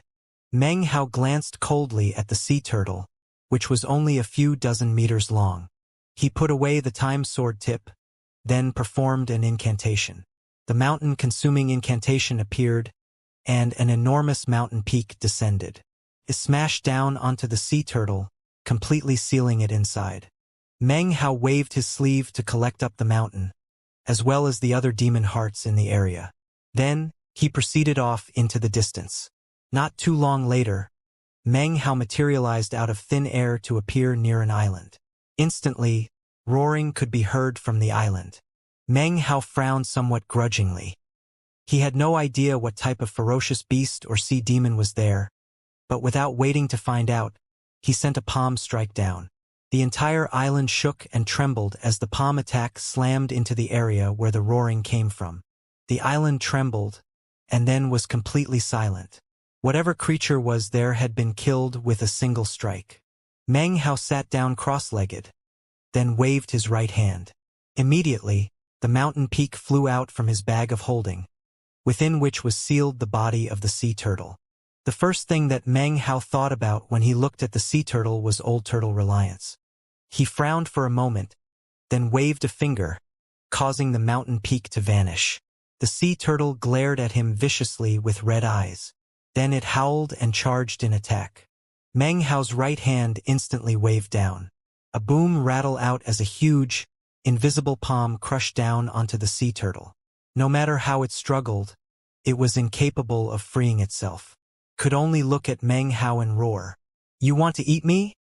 asked Meng Hao coolly. He sent out some of his demon sealer aura, but it didn't seem to provoke any special reaction from the sea turtle. It continued to roar and snap at him as if it wanted to swallow him in a single bite. "So, it's not because I'm a demon sealer?" he thought. He retracted the aura and then started to remove all of the bags of holding he possessed and placed them off to the side. What he discovered was that the sea turtle didn't even glance at them. It continued to glare directly at him and him alone. It's not anything in my bags of holding either. Could it really be me personally? Is it because of the fleshly sanctification? After a good period of thought, he couldn't come up with any better explanation. After all, he did have some of the characteristics of the demon immortal body. Meng Hao found it plausible that it could be attractive in some way to the sea demons. After more thought, his eyes began to shine brightly. He raised his right hand, sliced a cut into the tip of his finger, and then squeezed out some blood. The sea turtle instantly went into a frenzy, howling and writhing as it attempted to charge forward and get at the blood. So that's what's going on, thought Meng Hao. The wound on his finger instantly healed back up, and he rose to his feet. Then, he lifted up his hand to do away with the troublesome sea turtle. However, before he could complete the motion, his hand stopped. What if that isn't the complete explanation? He thought. He glanced at the turtle again, and then closed his eyes to recall a divine ability he had picked up in the demon immortal pagoda that was similar to the one he had used earlier to erase memories. Based on his previous cultivation base, using the ability would have resulted in a backlash. However, if he used it now, he could reduce the effects of the backlash to a minimum. His body flashed, and he appeared directly next to the sea turtle. Even as it eyed him hungrily, his hand pressed down onto the turtle's head. Spirit searching. It was only a light touch, but the sea turtle's body immediately went stiff. White light emanated out from Meng Hao's eyes. In a scant moment, his senses entered into the mind of the sea turtle. He sensed brutality, madness, and desire. There were also a random assortment of memories that flooded into Meng Hao's mind. Being his first time using this technique, Meng Hao felt a bit out of sorts. However, his powerful cultivation base pushed down the ill feeling, and he began to search for an answer in the sea turtle's memory. He searched for quite some time until suddenly his concentration peaked. Within the intact memories inside the sea turtle, he had encountered a word. Lily. Meng Hao's face flickered and he pulled his right hand away. The sea turtle was now laying prone, gasping for breath. A spirit searching like the one he had just performed would leave it either dead or injured. Lily, murmured Meng Hao. With that, he looked down at himself, then used his right hand to violently push down onto his belly. His entire body shook and then began to grow weaker both in terms of cultivation base and in his chi and blood. As he grew weaker, he performed an incantation gesture. A seal appeared, which he placed onto himself, causing his energy to fade. Underneath the pressure, his cultivation base sank to the nascent soul stage, then the core formation stage, and then the foundation establishment stage. Now that he had weakened himself to this extent, another bizarre aura silently appeared. This aura was none other than the aura of the resurrection lily. Normally speaking, Meng Hao was too powerful, and kept the aura suppressed to the point where it wouldn't be easily noticeable. Now, though, by intentionally weakening himself, he caused the aura of the resurrection lily to be revealed more openly. As soon as the aura appeared, something happened that caused Meng Hao to be deeply shocked. The sea turtle, which moments ago had been gasping on the verge of death, suddenly lifted its head up. Its eyes focused, it let out a shocking roar and then charged toward Meng Hao. His body was being suppressed, but it didn't seem to care. It roared and struggled until its shell began to crack and shatter. Its body began to fall apart, but its eyes were bright red and its head stretched out violently until it literally ripped off of the body. Blood spattered about as the dying head stretched out toward Meng Hao, its mouth gaping. Meng Hao backed up a few paces. He could clearly see the desire and madness in the dying eyes. His face flickered as he looked out at the surrounding sea. Huge waves rolled across its surface, and countless shocking auras could be sensed charging from all directions, filled with madness. Meng Hao immediately severed the aura and released the seal. His energy rapidly rose, and the resurrection lily's aura was suppressed. The madness in the sea around him was reduced by a small measure. Meng Hao instantly transformed into a green smoke and vanished. When he reappeared, he was in midair off in the distance. So, the resurrection lily is what's attracting the sea demons. Now that I think about it, Master told me about someone who came to him looking for medicine to help with the resurrection lily infection. As to whether he is alive or dead now, I have no idea.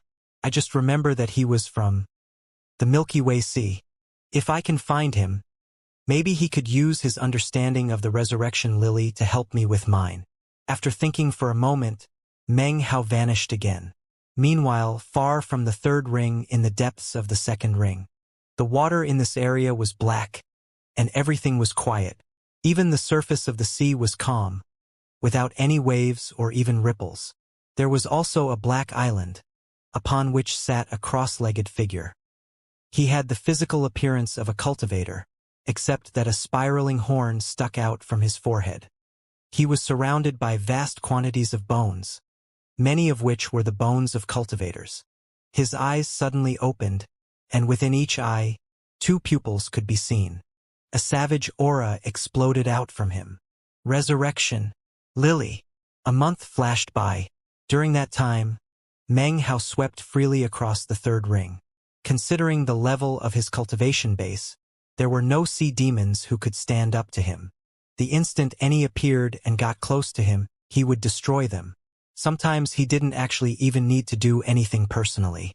He would simply send the wooden time sword tip flying out to circulate around him.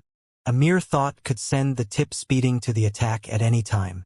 25 days earlier, a group of adventuring cultivators, roughly a dozen or more in number, had been speeding along, pursued by 2 roaring sea demons.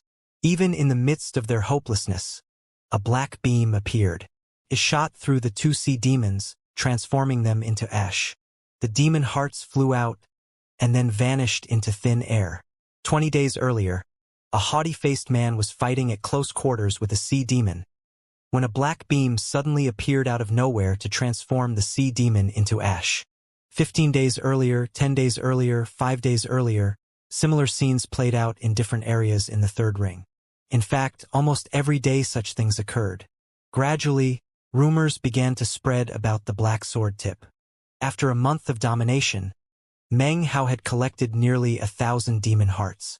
Most were low-grade, with only a few being mid-grade. Meng Hao wasn't very happy with the results, although anyone else would have been wild with joy. Chosen from the sects and clans of the southern domain, northern reaches, and eastern lands all owe me large quantities of spirit stones. My gains in the past month have been too negligible. This doesn't compare at all to conning people. He currently hovered in mid-air, looking out at the boundless sea, wondering how many sea demons existed underneath the waters. If I could get some high-grade spirit stones, or even ultra-high-grade spirit stones, then things would be worth it. He had some ultra-high-grade spirit stones in his bag of holding, but not many. They were incredibly valuable, and every time he thought about how he had wasted 2,000 of them all those years ago, it made him sick. Short on money again. If I had enough spirit stones, I could copy more wooden time swords, or maybe even the time sword tip. Except I would need, at the least, more than 10 million spirit stones to do that. He looked down at the surface of the sea and clenched his jaw. If the Wang clan patriarch isn't dead, then danger will be coming my way. The most important thing for me to do now is get stronger as fast as possible. I need to go all out.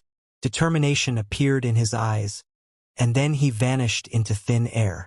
Several days later, Meng Hao sat cross-legged on a certain large island within the third ring. The entire area around him had long since been cleared, and the time sword tip circulated around him.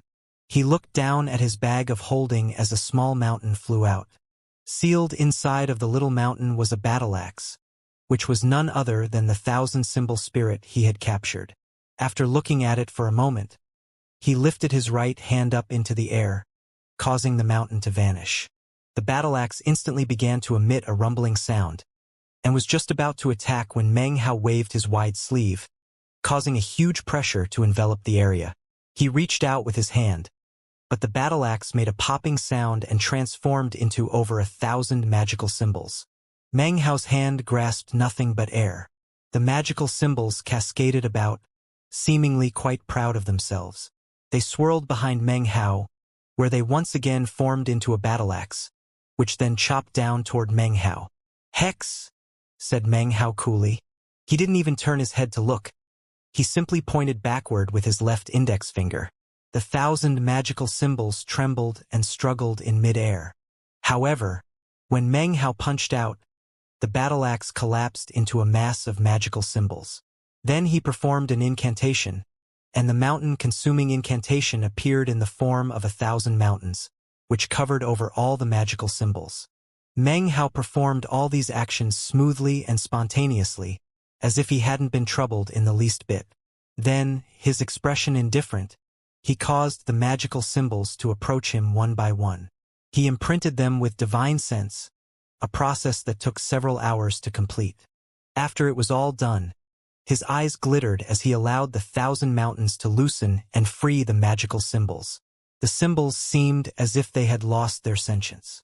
They simply floated there, flickering with light, but unmoving. "Consolidate," said Meng Hao coolly. Immediately, the symbols formed together into the shape of a battle axe, which then rotated around him. After exercising control over it for a few moments, Meng Hao then used the same method on the more than 20,000 symbol spirits in his bag of holding. He finished a few days later, after which, more than 20,000 magical symbols all whistled through the air around him. They turned into a vortex of storm winds that emanated an incredibly threatening pressure. A strange light appeared in Meng Hao's eyes. The incredible power of this treasure was second only to the symbol spirits he had seen in the stormwind divide that formed into enormous ferocious beasts. However, it wastes too much of my cultivation base, he thought after a moment. After consuming some medicinal pills, he sat down to meditate. It wasn't until dawn of the following morning that he finally opened his eyes. "The time has come," he said. Taking a deep breath, he performed an incantation, placing multiple seals onto his body that caused his energy to rapidly weaken. Soon, the aura of the resurrection lily once again appeared. Previously, Meng Hao had assumed that only he could sense the aura. However, after arriving in the third ring, he understood that to see demons, the resurrection lily was like some hitherto unknown tonic that, if consumed, could provoke incredible transmogrification. As soon as the aura spread out, the surrounding sea began to churn. Countless glowing red eyes snapped open in the depths of the sea in the third ring. In the blink of an eye, the sea demons shot with incredible speed in the direction of something they instinctively knew they had to consume. Some distance away, a multicolored jellyfish was just under the surface of the water, stalking a group of cultivators, waiting for the right opportunity to attack. However, just in the moment when it was about to make a move, it suddenly trembled and then shot away under the water. In another location, a group of a few dozen cultivators were locked in close combat with 3 sea demons. Suddenly, the sea demons roared, dove down into the water, and vanished. Scenes like this played out throughout various locations in the third ring.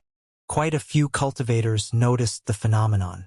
Some cultivators up in midair were shocked to see waves sweeping across the sea, and the countless sea demons swimming through the water.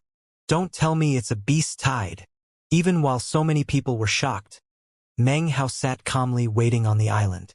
After enough time passed for an incense stick to burn, an enormous pincer suddenly shot out from the seawater toward him. At the same time, multiple sea demons burst out from the water to charge toward Meng Hao. His eyes glittered with coldness as he waved his right hand, causing 1,000 symbol battle axe to fly out. It swept out, filling the area with the sounds of explosions as it destroyed the sea demons. Even as they died, an additional 100 or more sea demons emerged from the water, their visages that of wildness and greed. It was almost like Meng Hao had turned into a whirlpool that caused desire to well up within all the sea demons of the third ring. Meng Hao was calm and unhurried as he manipulated the magical symbols. With the wave of a finger, 1,000 magical symbols flew out, surrounding the island, making it impossible for any sea demon to get even more than 300 meters onto the island. For explosion-filled hours passed. More than 1,000 sea demons had charged out from within the shocking waves. They didn't seem to even understand the difference between life and death. Disregarding even their own lives, they charged forward relentlessly. Booms rang out as Meng Hao's hands moved even faster to control the 8,000 magical symbols, which whistled through the air. They formed into various magical items, including the battle axe, and emanated incredible might.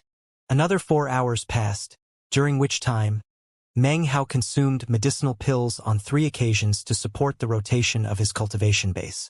Currently, the island was surrounded by densely packed groups of sea demons.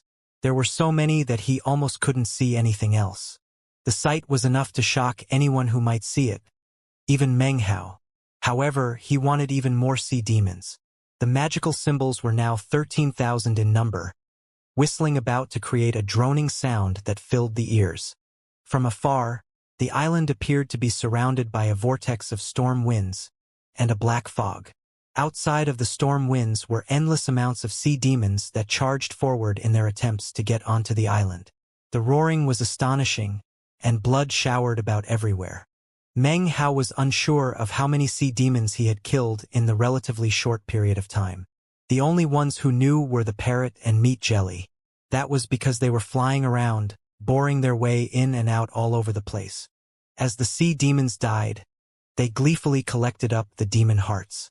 It was in this moment, however, that a howl split the air from off in the distance. This howl was unique. It sounded like a weeping girl, and it instantly caused Meng Hao to look up. His divine sense swept out, and off in the distance, he could see the sea demons all trembling and making way for an enormous 7-colored jellyfish which was slowly swimming forward. On top of the head of the jellyfish, shockingly, was a white flower. It was a white bone lily, a flower that looked like bleached bones. It swayed back and forth, causing all the color in the area to vanish and be replaced with only black and white.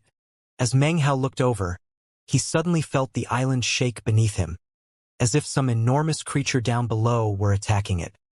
His face flickered for the space of a few breaths, but he was powerless to support the island.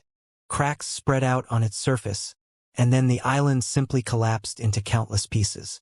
Huge waves rolled out across the seawater as, in the blink of an eye, the entire island sank down into the water. As for Meng Hao, he was also pulled down into the sea. In that instant, the sea demons in the area grew even more frenzied.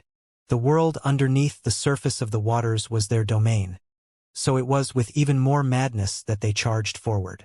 Meng Hao's eyes glittered. The world underneath the surface might be the domain of the sea demons, but it was also his world. He had formed the water character of the 5 elements totem, and had also practiced cultivation on the bottom of the Violet Sea for 100 years.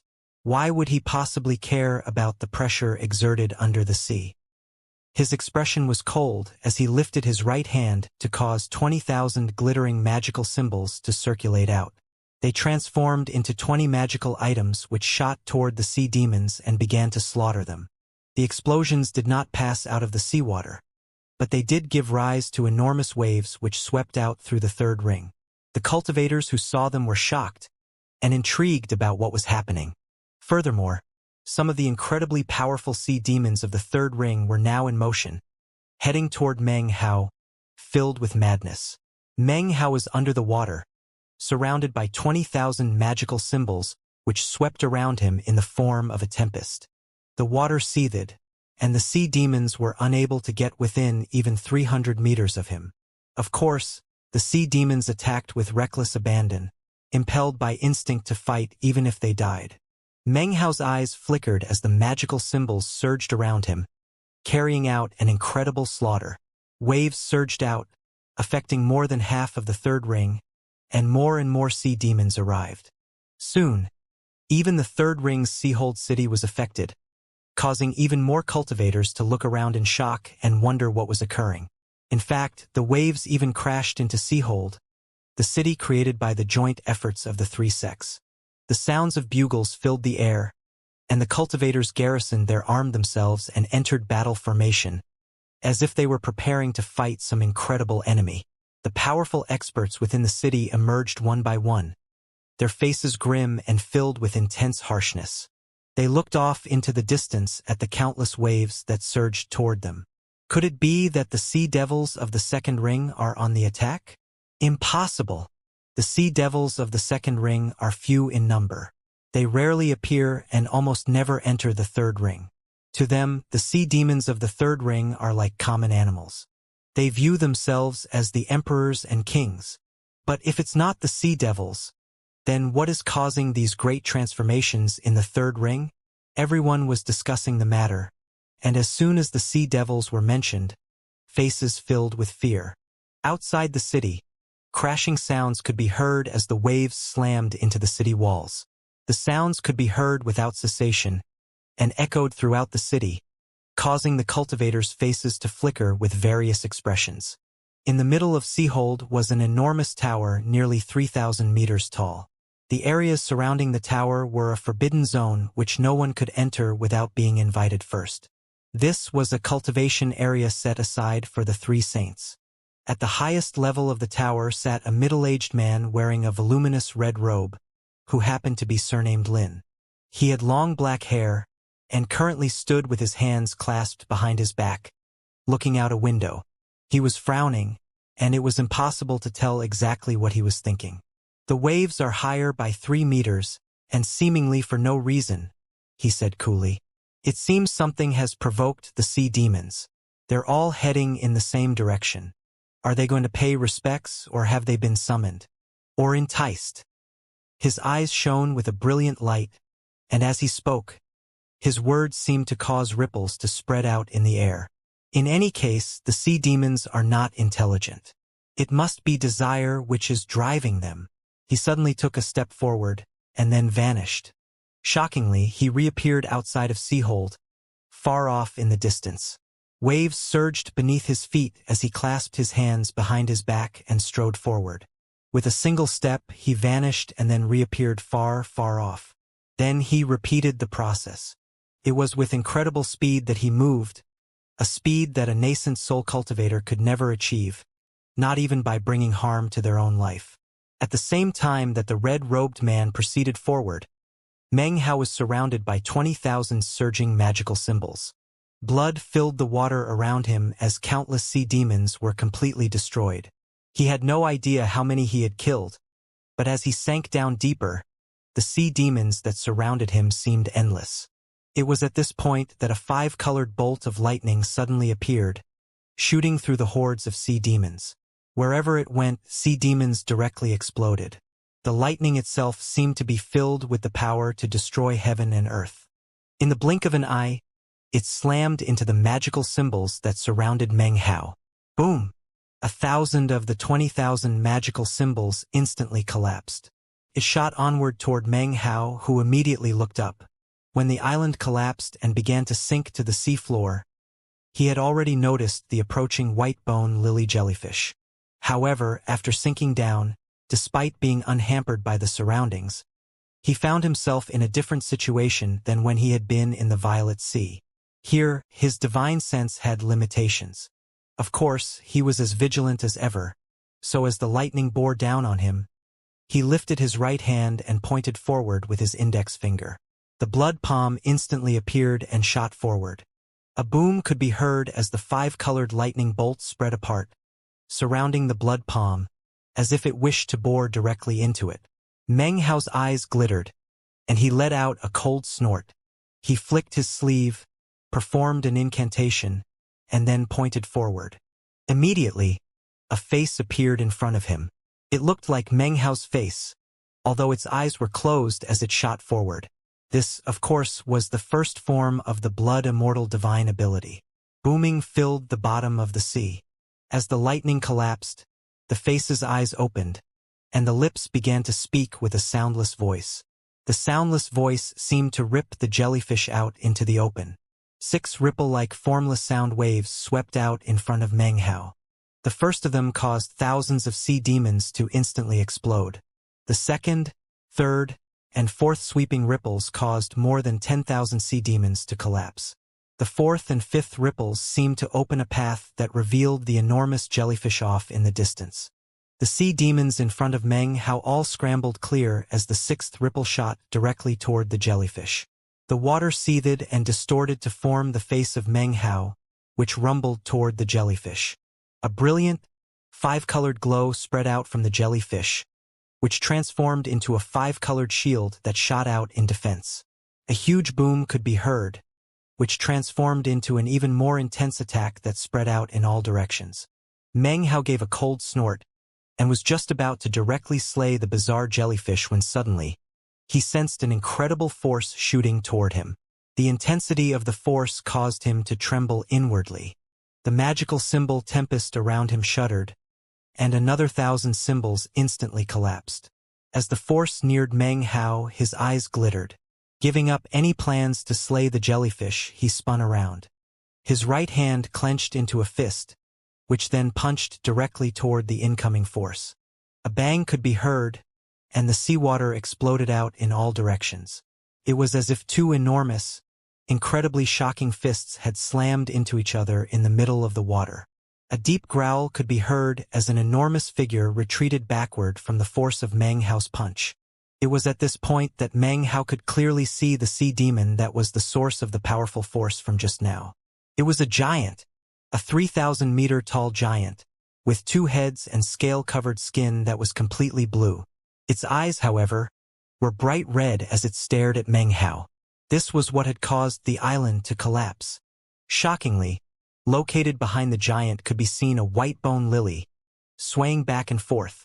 The white bone lily was a ghastly white color, and looked completely shocking. That was especially true because, when he looked at it, Meng Hao could almost see a human face, staring back at him with a strange expression. The gaze was filled with many emotions, with avarice and with concentration, almost as if it were staring at something like itself. Meng Hao's eyes glittered. As of this point, he had seen 2 bizarre sea demons in the Milky Way Sea's 3rd ring, both of whom had strange white bone lilies on them. In fact, when Meng Hao looked at the white bone lily, he could clearly sense that the resurrection lily inside of him felt provoked, and even emanated the desire to attack.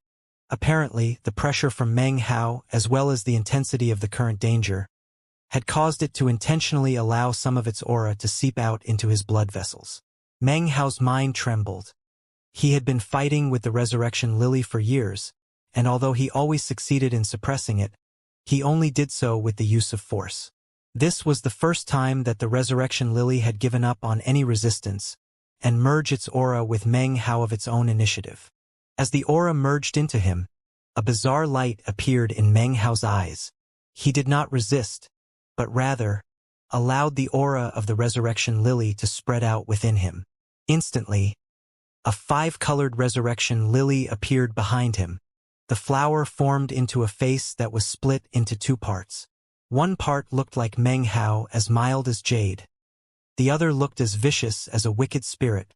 2 faces, 5 petals, 5 glowing colors. In the blink of an eye, the light spread out to fill the sea floor.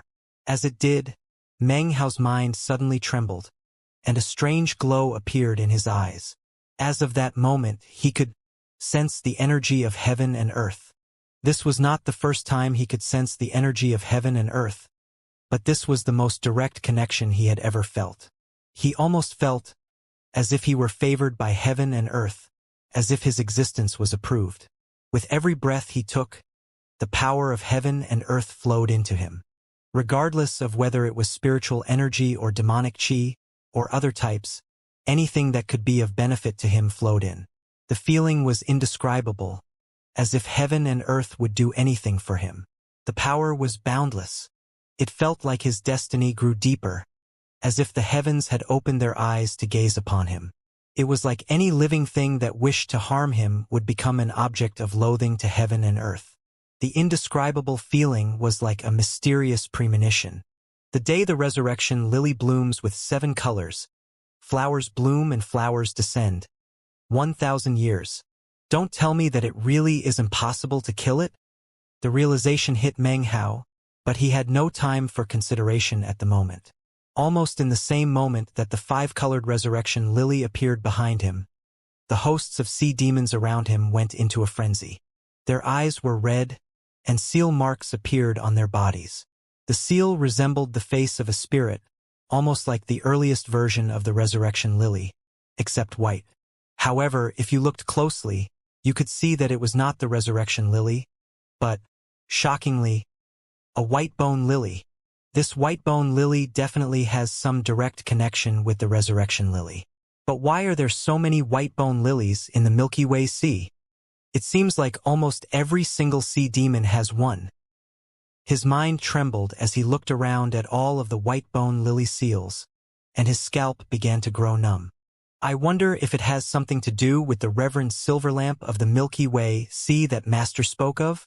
Meng Hao's face flickered as he once again looked around at the enormous giant and the jellyfish, and realized that they were different from the other sea demons. What existed on them was not a mark of the white bone lily, but an actual living flower.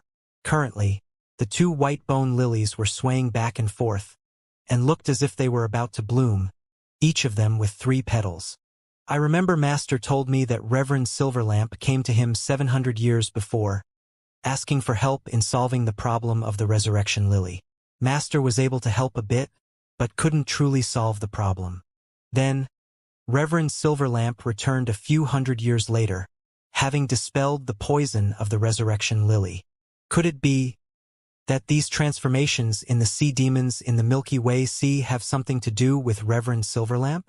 Meng Hao's mind trembled, and his eyes flickered. However, he knew that he could not let himself feel anxious, but rather needed to allow time for the clues to appear. Right now, the constant slaying of sea demons, coupled with the level of his cultivation base, had left him feeling quite exhausted. Considering how many sea demons there were in the area, even if he kept killing them for days, he still wouldn't be able to kill them all.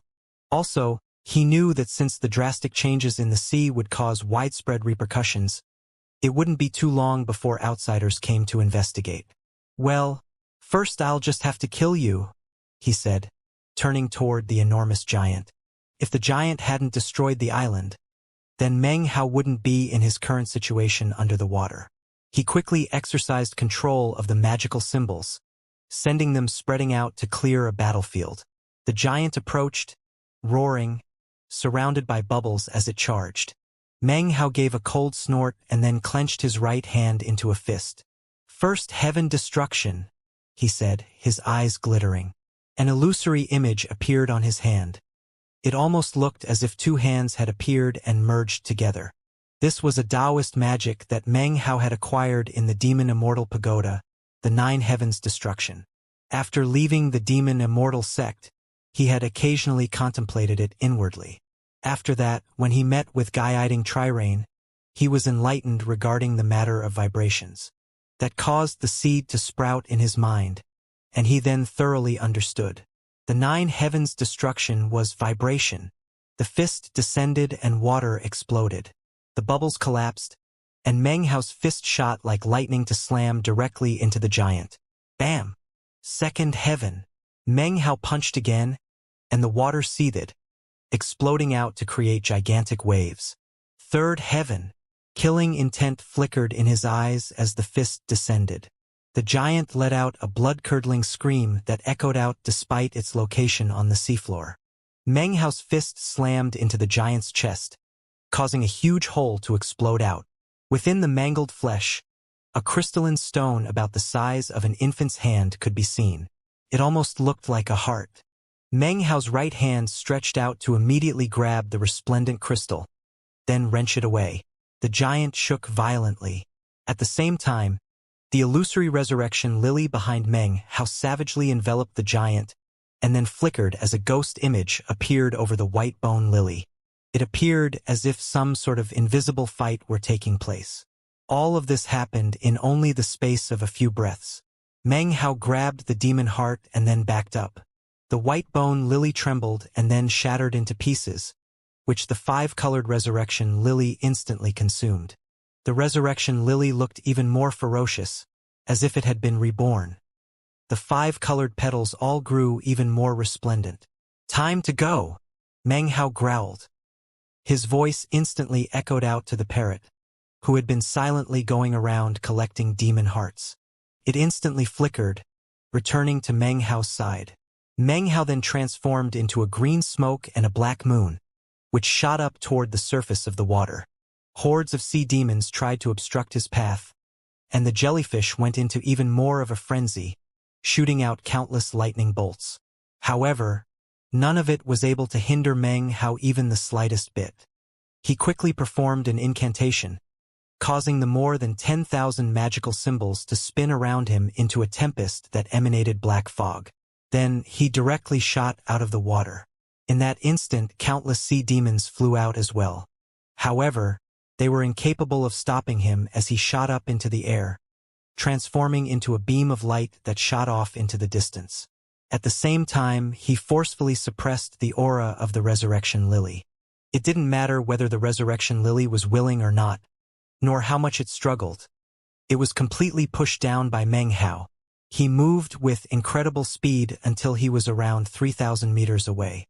Finally, he was about to check how many demon hearts he had acquired, when suddenly, his expression flickered as he noticed a red cloud speeding toward him from off in the distance. Shockingly, within the red cloud could be seen a huge face. It rumbled as it shot toward Meng Hao, emanating an aura of spirit severing which seemed to cover everything. Meng Hao's eyes glittered and he raised his hand, causing the magical symbols to shoot up into the air in the form of a tempest, which then moved directly to intercept the red cloud face. A huge boom rattled out. The cloud dispersed, and Meng Hao's magical symbols collapsed. As they scattered about, Meng Hao shot backward, his face grim. He looked off into the distance to see a middle-aged man wearing a red robe, striding forward with an expressionless face. He glanced coldly at Meng Hao, his gaze sharp. The spirit-severing aura within Meng Hao could now be seen, his energy pulsing brightly. The red-robed man's eyes narrowed slightly. Then he saw all of the Tempest magical symbols, and he immediately understood that the person in front of him was not weak. However, not weak meant little to him. "Your first defense was to cause chaos in the Milky Way Sea," he said coolly. "I don't care where you got those symbol spirits, they belong to the three sects. Outsiders are not permitted to possess them. That is your second offense. 2 crimes. Allow me to explain your punishment." The red-robed man waved his hand, employing some special technique that instantly caused all of the magical symbol spirits to tremble, and then wrest themselves free from Meng Hao's control and shoot to the side of the red-robed man. "I am a saint, and these objects belong to me. Thus I will take them back. Now, produce all of the demon hearts you acquired and then get the hell out of the Milky Way Sea. I'll give you 3 days. If you're still in the Milky Way Sea at that time, well, I happen to be lacking a puppet mount." A cold gleam could be seen in the man's eyes, as well as a look of superciliousness. His aura was one that invoked profound reverence, and made it seem that his words were like the will of heaven when spoken out on the Milky Way Sea. Meng Hao's expression was the same as ever. He had never seen this red-robed cultivator before, but with a single glance at his cultivation base, he could tell that he was different from Patriarch Huyen. This man was apparently at the second severing level. In that case, the man's identity was obvious. "Can't we talk this over?" asked Meng Hao. "No. No talking it over," replied the red-robed man calmly. "But I don't want to hand over the demon hearts," said Meng Hao coolly, "nor the symbol spirits." The red-robed man responded with a cold snort and a cool detachment. He waved his right sleeve, causing more than 100,000 symbol spirits to rush out from within. In the blink of an eye, they blotted out the sky and cast everything into shadow. "Well, then you can just stay behind. Whatever sect or clan you belong to can come to me and pay a ransom price to get you back." With that, the 100,000 symbol spirits spread out into the air and shot toward Meng Hao. As they neared, Meng Hao slapped his bag of holding, causing an enormous bronze wheel to fly out. It was covered with magical symbols which instantly glowed with brilliant light as it began to rotate. At the same time, a sense of the power of time appeared. It spread out to fill the area, causing the magical symbol spirits to suddenly reveal ancientness. They began to move slower, allowing Meng Hao to casually move forward through their midst. "A time treasure," thought the red-robed man. At the same time, Meng Hao performed an incantation and then pointed forward. Instantly, the time sword formation appeared. As it rotated, it transformed into the shape of a lotus, which caused the raging power of time to sweep out in all directions. It seemed to be working in unison with the wheel of time as Meng Hao flicked his sleeve, causing it to fly toward the red-robed cultivator. "A time treasure," the red-robed man said coolly. "It seems I underestimated you." He waved his right hand through the air, causing a tremor to run through the 100,000 magical symbols. Instantly, 10,000 of them exploded, causing an immaterial explosion to rip through the power of time. The rest of the symbols continued to shoot toward Meng Hao. Mountain-consuming incantation. Meng Hao proceeded forward, extending his right hand and then pushing it down toward the sea. Instantly, the seawater roiled, and from its depths rose up a trembling mountain. The mountain shattered into countless fragments which then shot out in front of Meng Hao, reforming together into the shape of a small mountain. After coming to the third ring, this was Meng Hao's first time using a real mountain to fight an enemy with the mountain-consuming incantation. As soon as the art appeared, the massive collection of 90,000 magical symbols fought back against the mountain. Booming sounds could be heard, but Meng Hao continued to proceed forward. He was now roughly 300 meters away from the red-robed man. The man frowned, then performed an incantation with his right hand. He pointed up to the sky, causing the bright gleam of swords to shoot up into the sky from nearby Seahold.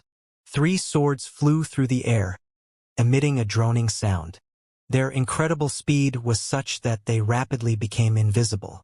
Many of the cultivators in the sea city saw what was happening, and were completely shocked. Their faces flickered as they came to the conclusion that the saint had encountered a formidable foe. Almost simultaneously, the 3 swords appeared in front of the red-robed man. They didn't pause for even a moment, but rather shot directly toward Meng Hao. The red-robed man's voice was cool as he said, "These 3 swords of mine were forged with a sky-sun bone, something rarely seen in the Milky Way Sea, even in 10,000 years. It borrows the power of the stars and refines it into an undying strength that can overcome any obstacle." As the 3 swords neared, Meng Hao waved his right sleeve, causing the time sword tip to fly out. It moved with incredible speed, piercing through the air, sending out ripples of time power as it headed toward the red-robed man. Shockingly, a strand of silk was connected to the sword tip, flashing coldly in the sunlight. "This sword tip of mine comes from a 70,000-year-old spring and autumn tree," said Meng Hao coolly. "The rest of the sword was destroyed by an immortal, but the tip is eternal. Time did not harm the sword tip, and I refined it into a treasure. It can kill and exterminate countless forms of life, and nothing can stand up to it without withering away. The silk behind it is something rarely seen in heaven and earth. If the silk remains unbroken, I cannot be killed." When the sword tip appeared, the red-robed man's 3 swords seemed to hold back. The red-robed man's pupils constricted as he stared at the sword tip. He could sense the incredible power of time emanating off of it. He felt that if he got too near it, he would begin to wither, and his life force and longevity would be reduced. "You're a time cultivator," said the man, looking at Meng Hao. "You're Saint Sun Soul of the 3 sects," replied Meng Hao. The red-robed man was none other than one of the 3 saints of the Milky Way Sea, Saint Sun Soul of the Sun Soul Society. He was fond of red garments, and his 3 swords could shake heaven and earth. The last time the demon tide arrived to destroy Seahold, he single-handedly wielded his 3 swords in defense. The sword chi penetrated all the way to the second ring. It was completely shocking, and frightened the demon hordes into retreat. Meng Hao had learned of these things before coming to the third ring. Therefore, when the red-robed man appeared, he easily guessed who exactly he was. At the moment, Meng Hao's time sword tip pressed on towards Saint Sun Soul, even as Saint Sun Soul's 3 swords stopped 7 inches away from Meng Hao, emanating a frigid aura. The 2 of them stared at each other as they carried out their invisible struggle. This was no battle of magical techniques, but rather a contest of divine will. Any observer would not be able to see or hear anything. However, to the 2 of them, everything was rumbling violently, lightning crackled, and the world seemed on the verge of collapse as even the wind moved in reverse. Red-robed Saint Sun Soul looked at Meng Hao, and his pupils slowly constricted. "You're not a match for me. And you can't kill me," replied Meng Hao calmly. Saint Sun Soul looked back at Meng Hao silently. He had to admit that what Meng Hao said was true. He really had no way of killing him. Meng Hao's cultivation base was very strange, and although he couldn't say exactly why, it gave him the feeling that Meng Hao could trample all of the sea cities in the Milky Way Sea. It was as if he had some indescribable, unknown connection to the whole place. Saint Sun Soul suddenly raised his right hand and flicked his sleeve, causing the 3 swords to instantly vanish. When they reappeared, they were circulating around him. Simultaneously, Meng Hao's eyes glittered, and the time sword tip flew back to rotate around him. Saint Sun Soul looked at Meng Hao and then slowly said, "In the past, I swore an oath to never again kill a cultivator. My sword will only kill the outsiders. You may stay in the Milky Way Sea, but that aura of yours displeases me. If I discover you have anything to do with the sea devils of the second ring, well then, I will be forced to use the precious treasure of the Sun Soul Society ancestor and its Tao-seeking power to destroy you." Meng Hao looked back at the red-robed man. Although it was only moments ago that they had drawn swords on each other, he didn't find him to be detestable. In fact, he could sense that the man was proud, and not the type to speak falsehoods. People such as this, while simple, had unshakable principles. "I'll do as I please," said Meng Hao coolly, his eyes shining with a bright, cold light. Saint Sun Soul's eyes gleamed with a similarly cold light. His face cold, he gave Meng Hao a final deep look, then turned to depart. Before he could leave, Meng Hao quickly said, "It took a lot of effort for me to collect those magical symbol spirits." Saint Sun Soul stopped and looked back. "These symbols belong to the 3 sects." Meng Hao didn't respond immediately. Instead, he slapped his bag of holding to produce a bottle gourd with alcohol in it. He tossed it over. Saint Sun Soul caught it. When he looked down to examine it, he stared in shock. "That's bit of alcohol from my hometown," said Meng Hao unhurriedly. "I took some with me when I left." Saint Sun Soul looked at the alcohol flagon, then looked back at Meng Hao. He thought for a moment, his face expressionless. Then he turned to leave. As he did, he flicked his sleeve, causing the 10,000 magical symbol spirits he had taken to suddenly flicker as he severed his connection with them. Then, they flew back to swirl around Meng Hao. Meng Hao looked away, then turned into a beam of colorful light that vanished in the blink of an eye. Several days later, on a relatively small island in the third ring, Meng Hao sat cross-legged, the 10,000 magical symbol spirits circulating around him like a shield. The parrot was in front of him, glaring at him angrily, as was the meat jelly, who stood next to the parrot. The 3 had been facing off against each other like this for nearly 10 breaths of time. 5 creatures with fur or feathers. No discussions and no wiggle room. When Lord Fifth risks life and limb, it's not for nothing. Yeah. Lord Third wants 3 bullies. No discussions. When I say 3, I mean 3. Meng Hao was silent, and a pained expression could be seen on his face. After a long moment, and seemingly completely against his will, he forced himself to nod. Seeing Meng Hao like this caused the parrot to laugh proudly. Then it tossed out a feather, which flew off not too far into the distance, then exploded with a popping sound. Instantly, it transformed into a heaping mountain of demon hearts. The meat jelly also looked extremely proud of itself. It opened its mouth and spit out a multicolored cascade of lights that transformed into a second mountain of demon hearts. Meng Hao laughed inwardly. He was all too familiar with these 2 nitwits. Their demands were simple, but Meng Hao knew that if he agreed too quickly, or gave them the feeling that he didn't care, then it would only lead to more trouble. Therefore, he intentionally pretended to consider and struggle in order to please the 2 ninnies. Having dealt with them, Meng Hao's eyes shifted to look at the 2 mountainous piles of demon hearts. There were clearly well over 100,000 of them. Furthermore, it seemed that nearly half were mid-grade demon hearts. There were even some high-grade hearts, which vastly increased the value of the collection. "I wonder if I can use demon hearts to duplicate things with the copper mirror?" he thought, his eyes glittering. He lowered his head thoughtfully. Currently, the greatest danger he faced was the deadly threat of the 10th Wang clan patriarch. That old codger's cultivation base is just too high, so I'm not a match for him at all. The only thing I can do is figure out a way to escape from him next time I run into him. He looked over at the time sword tip. If I had 10 or more sword tips, I could form them into the lotus sword formation. With that, maybe I could take him by surprise. Unfortunately, I don't have enough spirit stones. He frowned, but then his eyes began to shine with a bright light. I can duplicate wooden time swords, though. Given the level of my cultivation base now, I should be able to seal 7 60-year cycles of time into the sword. If I had over 100 of them, then I could unleash the third form of the lotus sword formation. I wonder how powerful that would be. Having reached this point in his train of thought, Meng Hao immediately produced a wooden time sword. Then he took a deep breath and began to seal time into it. During the half-month that followed, rumbling booms occasionally echoed out. Meng Hao's brow was furrowed the entire time. On the last day, though, his frown disappeared. Floating there in front of him was now the only wooden time sword that he possessed. The veins of wood were clearly visible on it, and when the power of time emanated out from within, it contained the ripples of 7 60-year cycles of time.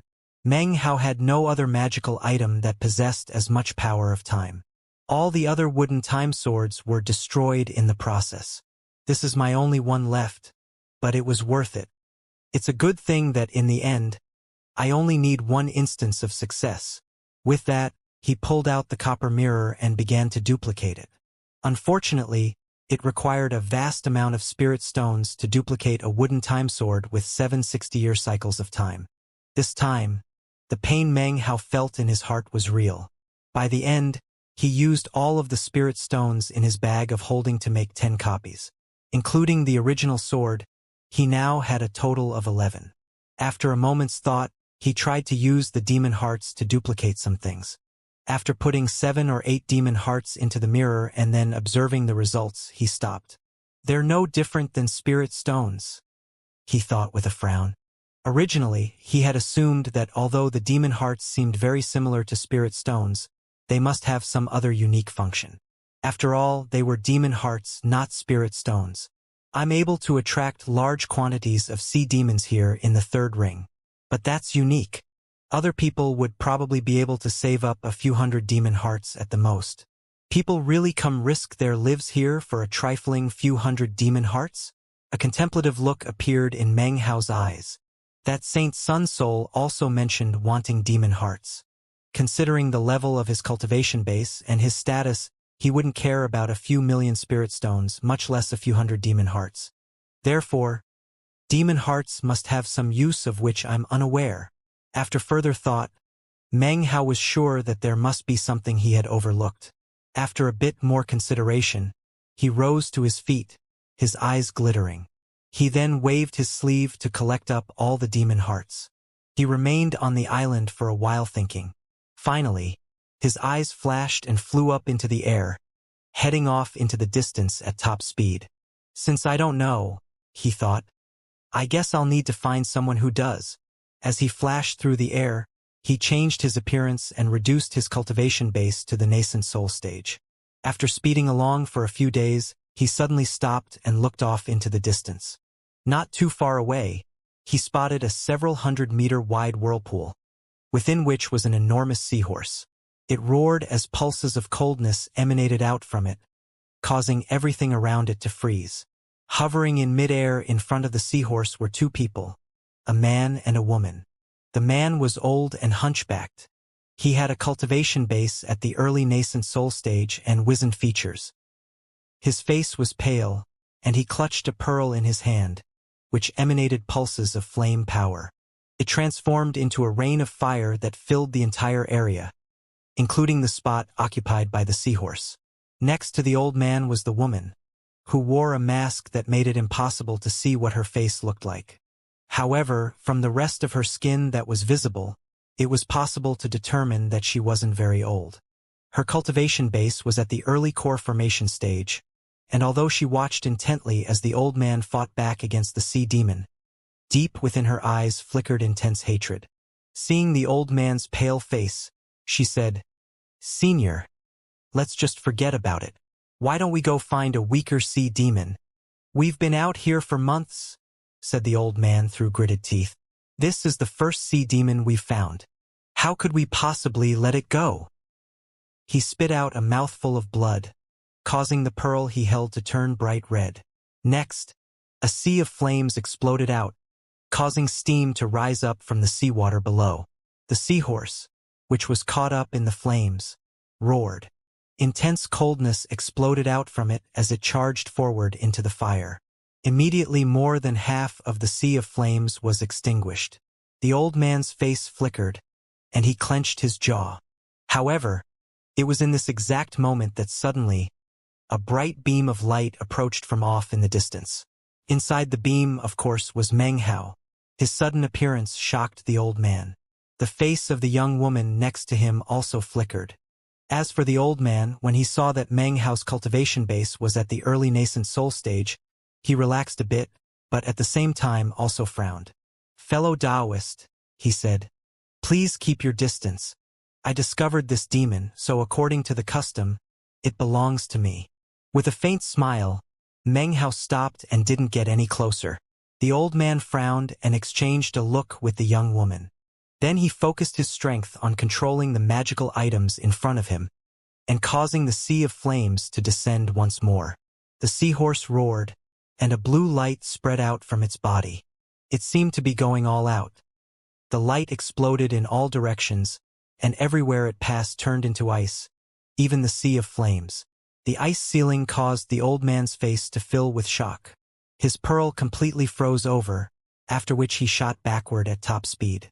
He grabbed the young woman and then made to leave.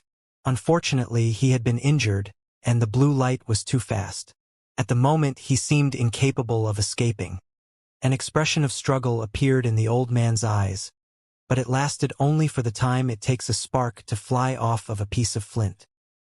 He looked at the young woman, preparing to throw her back into the blue light to block its way. In that moment, Meng Hao lifted his hand up and pointed his finger out. The expanding blue light suddenly stopped moving, allowing the old man and the young woman to escape from the area.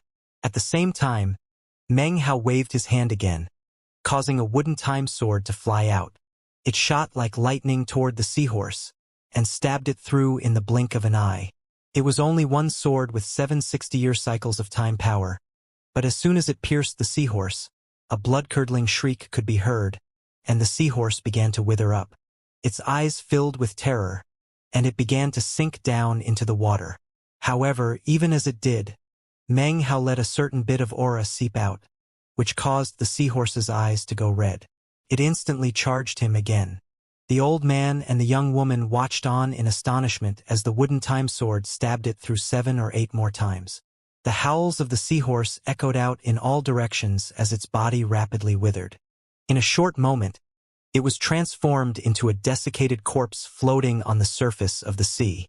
Meng Hao neared the corpse of the seahorse, then pushed down on it with his right hand. Immediately, a demon heart flew into his hand. Up in midair, the old man and the young woman looked at Meng Hao with complex expressions. They looked as if they were on guard, especially when it came to the shocking sword he had used. When Meng Hao looked up at them, the old man pulled the young woman into a position behind him and also began to rotate his cultivation base. He then clasped hands and bowed to Meng Hao. "Many thanks for your assistance, fellow Taoist," he said, slowly backing up at the same time.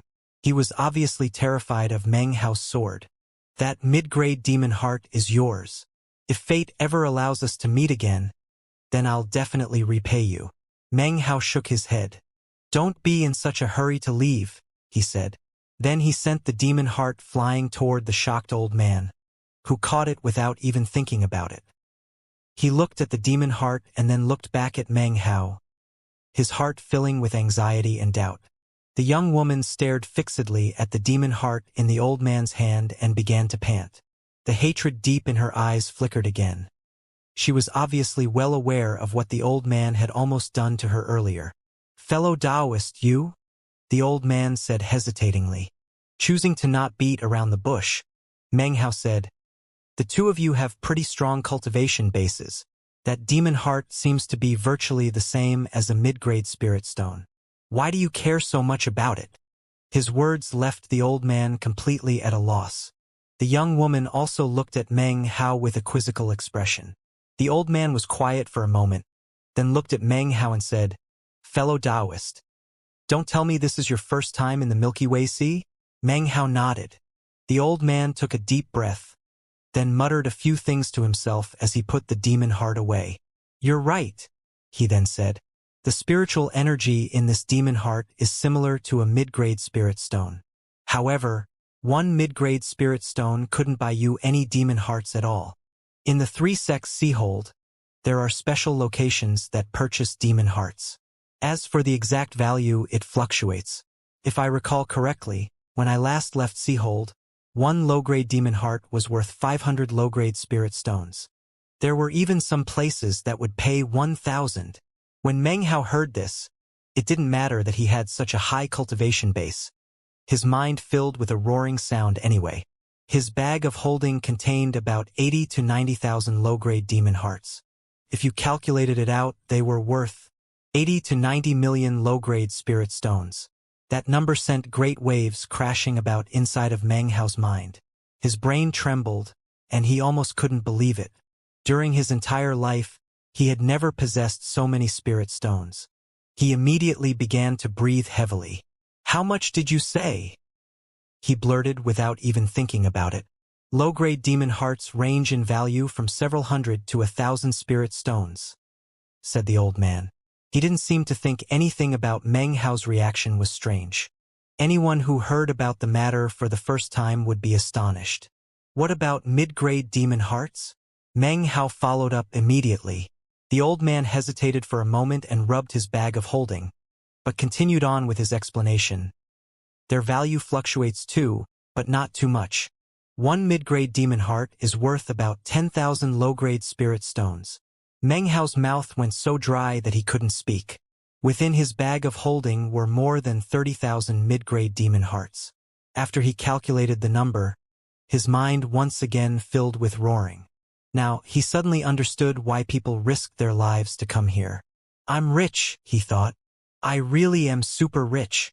Meng Hao couldn't control the excitement that exploded out within him. The fact that his lifelong desire had suddenly been fulfilled caused his heart to begin to pound rapidly. The old man looked at Meng Hao and continued, "Of course, there are even more rare demon hearts, the high-grade variety. I'm actually not sure exactly how much they are worth, because they only appear in auctions. However, I do remember that at the last auction I attended, a high-grade demon heart was sold for the incredible price of 670,000 spirit stones." When Meng Hao heard that, he went even more wild with joy. He had nearly 10,000 such high-grade demon hearts in his bag of holding. All of a sudden, he felt as if an enormous golden ingot had fallen directly onto him. Moments later, though, his face suddenly flickered when he remembered that among the 7 or 8 demon hearts he had used to test out the duplication powers of the copper mirror, for had been high-grade demon hearts. He suddenly felt a twisting stab of pain in his heart. That means, yet again wasted more than 2 million spirit stones? Fudge. That's... He had the sudden impulse to scream and curse. After taking a few deep breaths, he told himself that it wasn't any worse than the matter with the 2,000 ultra-high-grade spirit stones. After a bit of time, he calmed himself. "Is there a type of demon heart even more precious than what you've already mentioned?" he asked. "Something similar to ultra-high-grade spirit stones?" He happened to have exactly just such a demon heart in his bag of holding, the one he had acquired from the white-bone lily giant. The man thought for a moment and then replied, "No such thing exists. Well, perhaps my cultivation base isn't high enough, or maybe I just have never encountered someone with access to such riches. However, in the 3rd ring there is something called a white-bone demon heart. They are incredibly rare precious treasures. Something like that would be priceless." Meng Hao's heart trembled. He was almost certain that the demon heart in his bag of holding, the one that was the size of an infant's hand, was the white-bone demon heart that the old man had just mentioned. "One more thing," said the old man, "and probably the most important. In the 3-sex Seahold, most items can only be purchased with demon hearts. That's another reason why I value them so much. With this mid-grade demon heart, I now have enough saved up to acquire fortification pill powder. With that, my apprentice can safely continue on through the core formation stage. Having finished speaking, the old man backed up and bowed once again to Meng Hao. Meng Hao gave a faint smile and nodded. He was in an excellent mood now, and the only thing he could think about was going to Seahold to trade his demon hearts for spirit stones. With so many spirit stones, he thought, I feel quite confident that I can duplicate 100 wooden time swords that contain 7 60-year cycles of time. Then I can unleash the third form of the Lotus Sword formation. He took a deep breath and suppressed his excitement. He well knew that no one other than him would ever be able to possess 100 wooden time swords. Be it in the past or in the future, it would be something completely rare, perhaps even absolutely unique. It was only because of the copper mirror and its heaven-defying duplication ability. Without that, it would be impossible to forge 100 wooden time swords. Every time he attempted to seal time into the swords, a failure would leave the sword completely destroyed. Furthermore, the rate of failure was simply far too high. Actually, I might even be able to duplicate the time sword tip, he thought, the brightness in his eyes growing even brighter.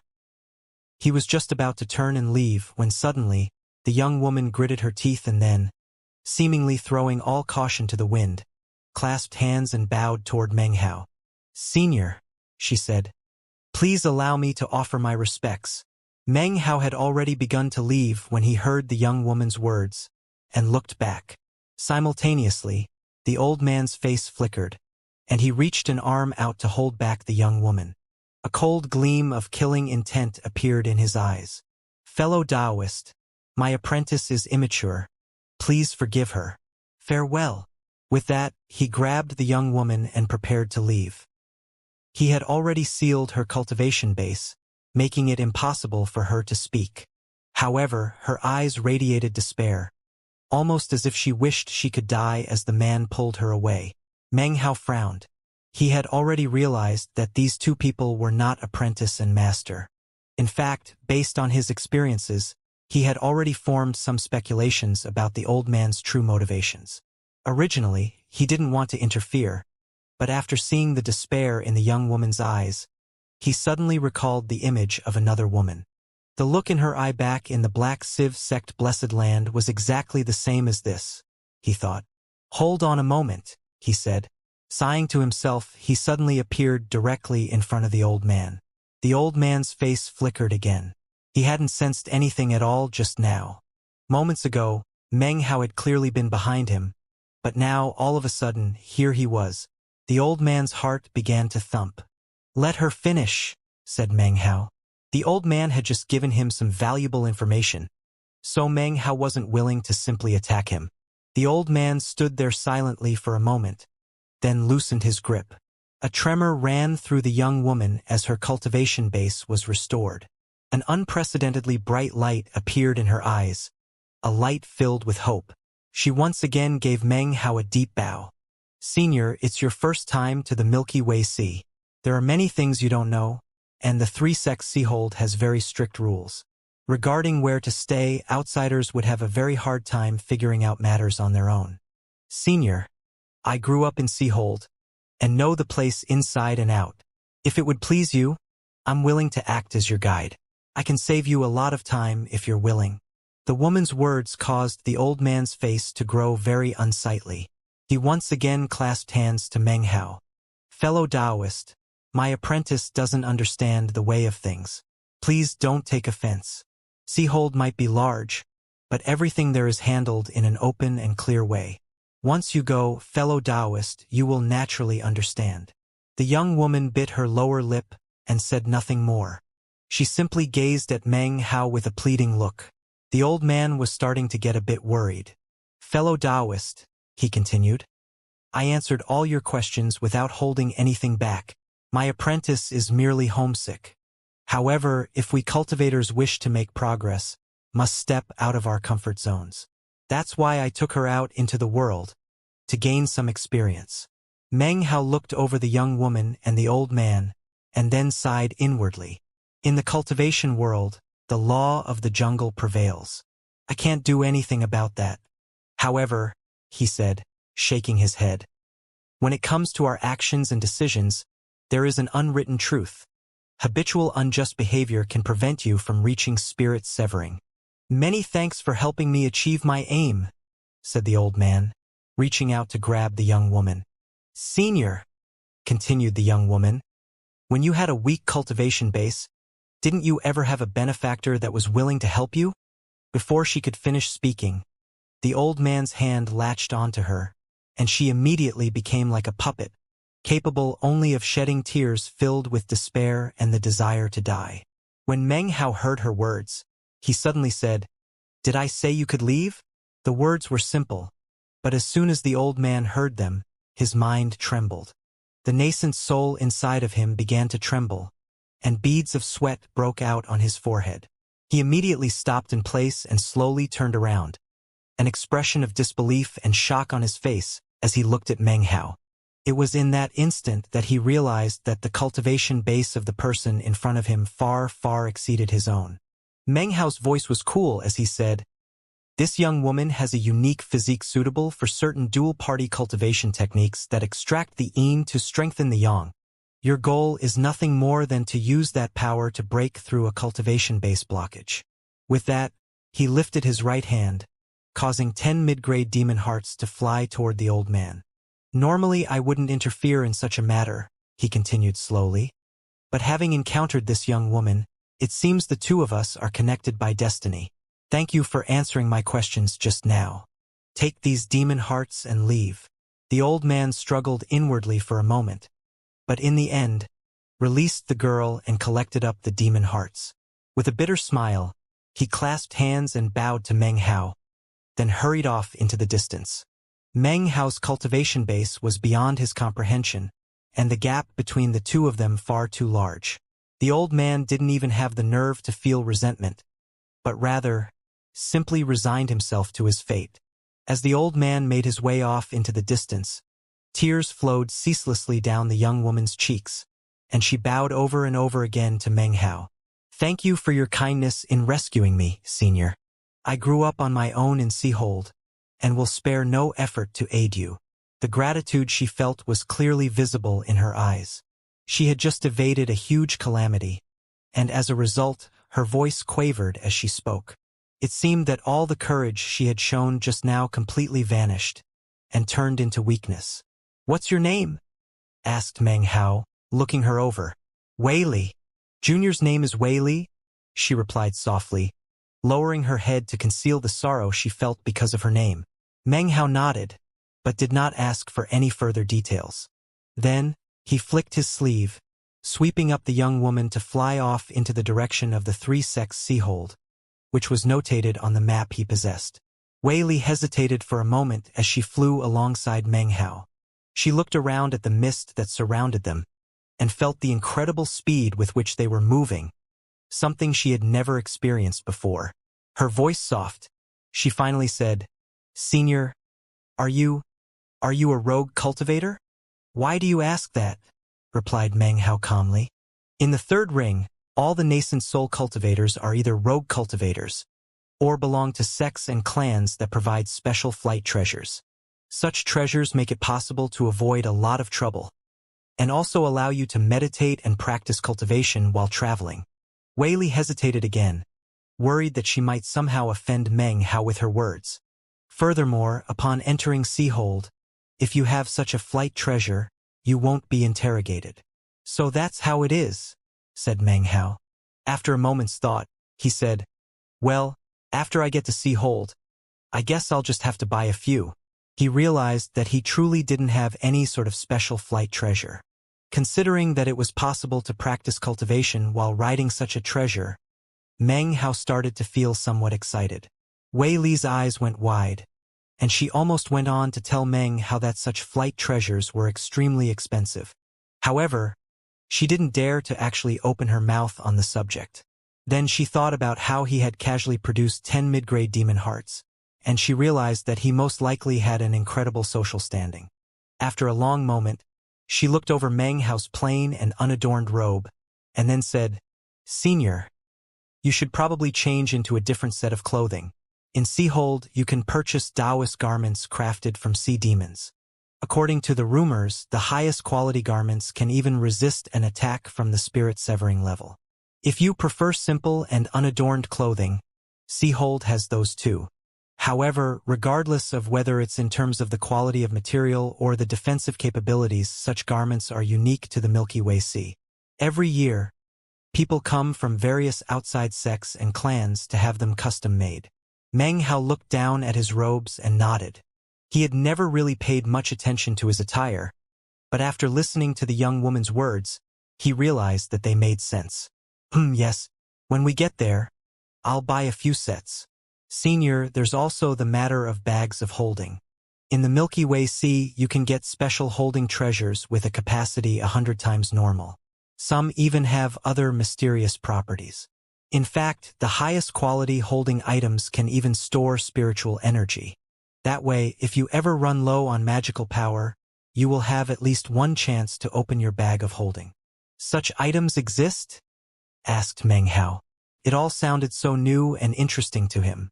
He nodded. "Okay, when I get there, I'll buy a few. Senior, do you have any voice transmission talismans on you?" "None?"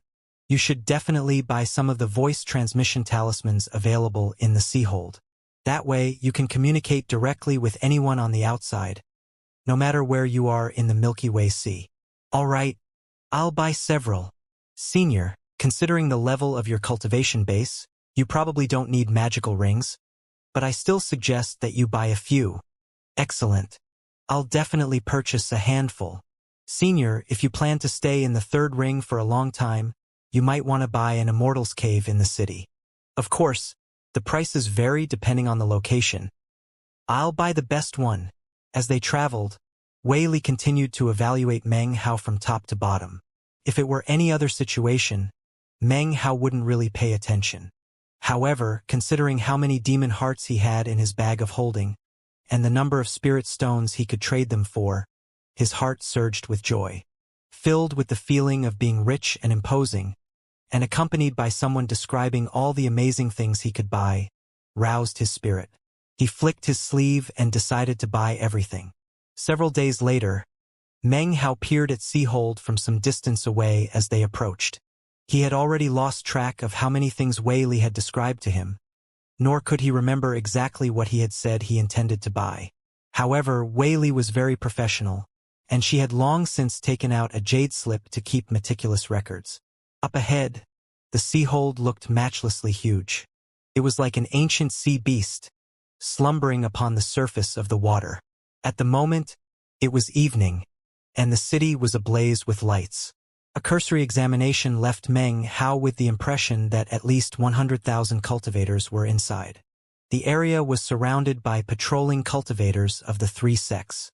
Also visible in the middle of the city was a huge tower, adorned with resplendently glowing pearls. They also emanated invisible ripples that no one but Meng Hao could see, which spread out to cover the entire city. The entire city was surrounded by a towering wall, part of which stretched down below the surface of the water. The wall was completely black, and looked very somber and ominous. Vicious-looking spikes encircled the city, upon which were impaled the dried-up corpses of sea demons. Meng Hao's eyes glittered. Within Seahold he could sense, at the very least, hundreds of restrictive spell formations. Clearly, if he attempted to charge directly into the city, it would be impossible. If they were activated, these restrictive spell formations could easily destroy a spirit-severing cultivator. If that were all there were to it, it might not be a big deal. However, Meng Hao could also sense an aura deep within the city that caused his scalp to grow numb. It seemed to be partly the aura of a cultivator, and partly the aura of a magical item. It was impossible to distinguish clearly, but Meng Hao was certain that whatever thing emitted this aura vastly exceeded the power of spirit severing. After glancing the city over, his eyes came to rest on the huge tower in the middle of the city. In that very moment, red-robed Saint Sun's soul sat cross-legged in that very tower, meditating. Suddenly, his eyes opened. His gaze passed out from within the tower until it reached Meng Hao off in the distance. Although Meng Hao had changed his appearance, he still recognized him.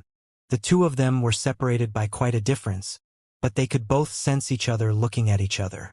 After a moment, they retracted their gazes. Seeing that Meng Hao had stopped in midair, Wei Li looked at him and said, "Senior."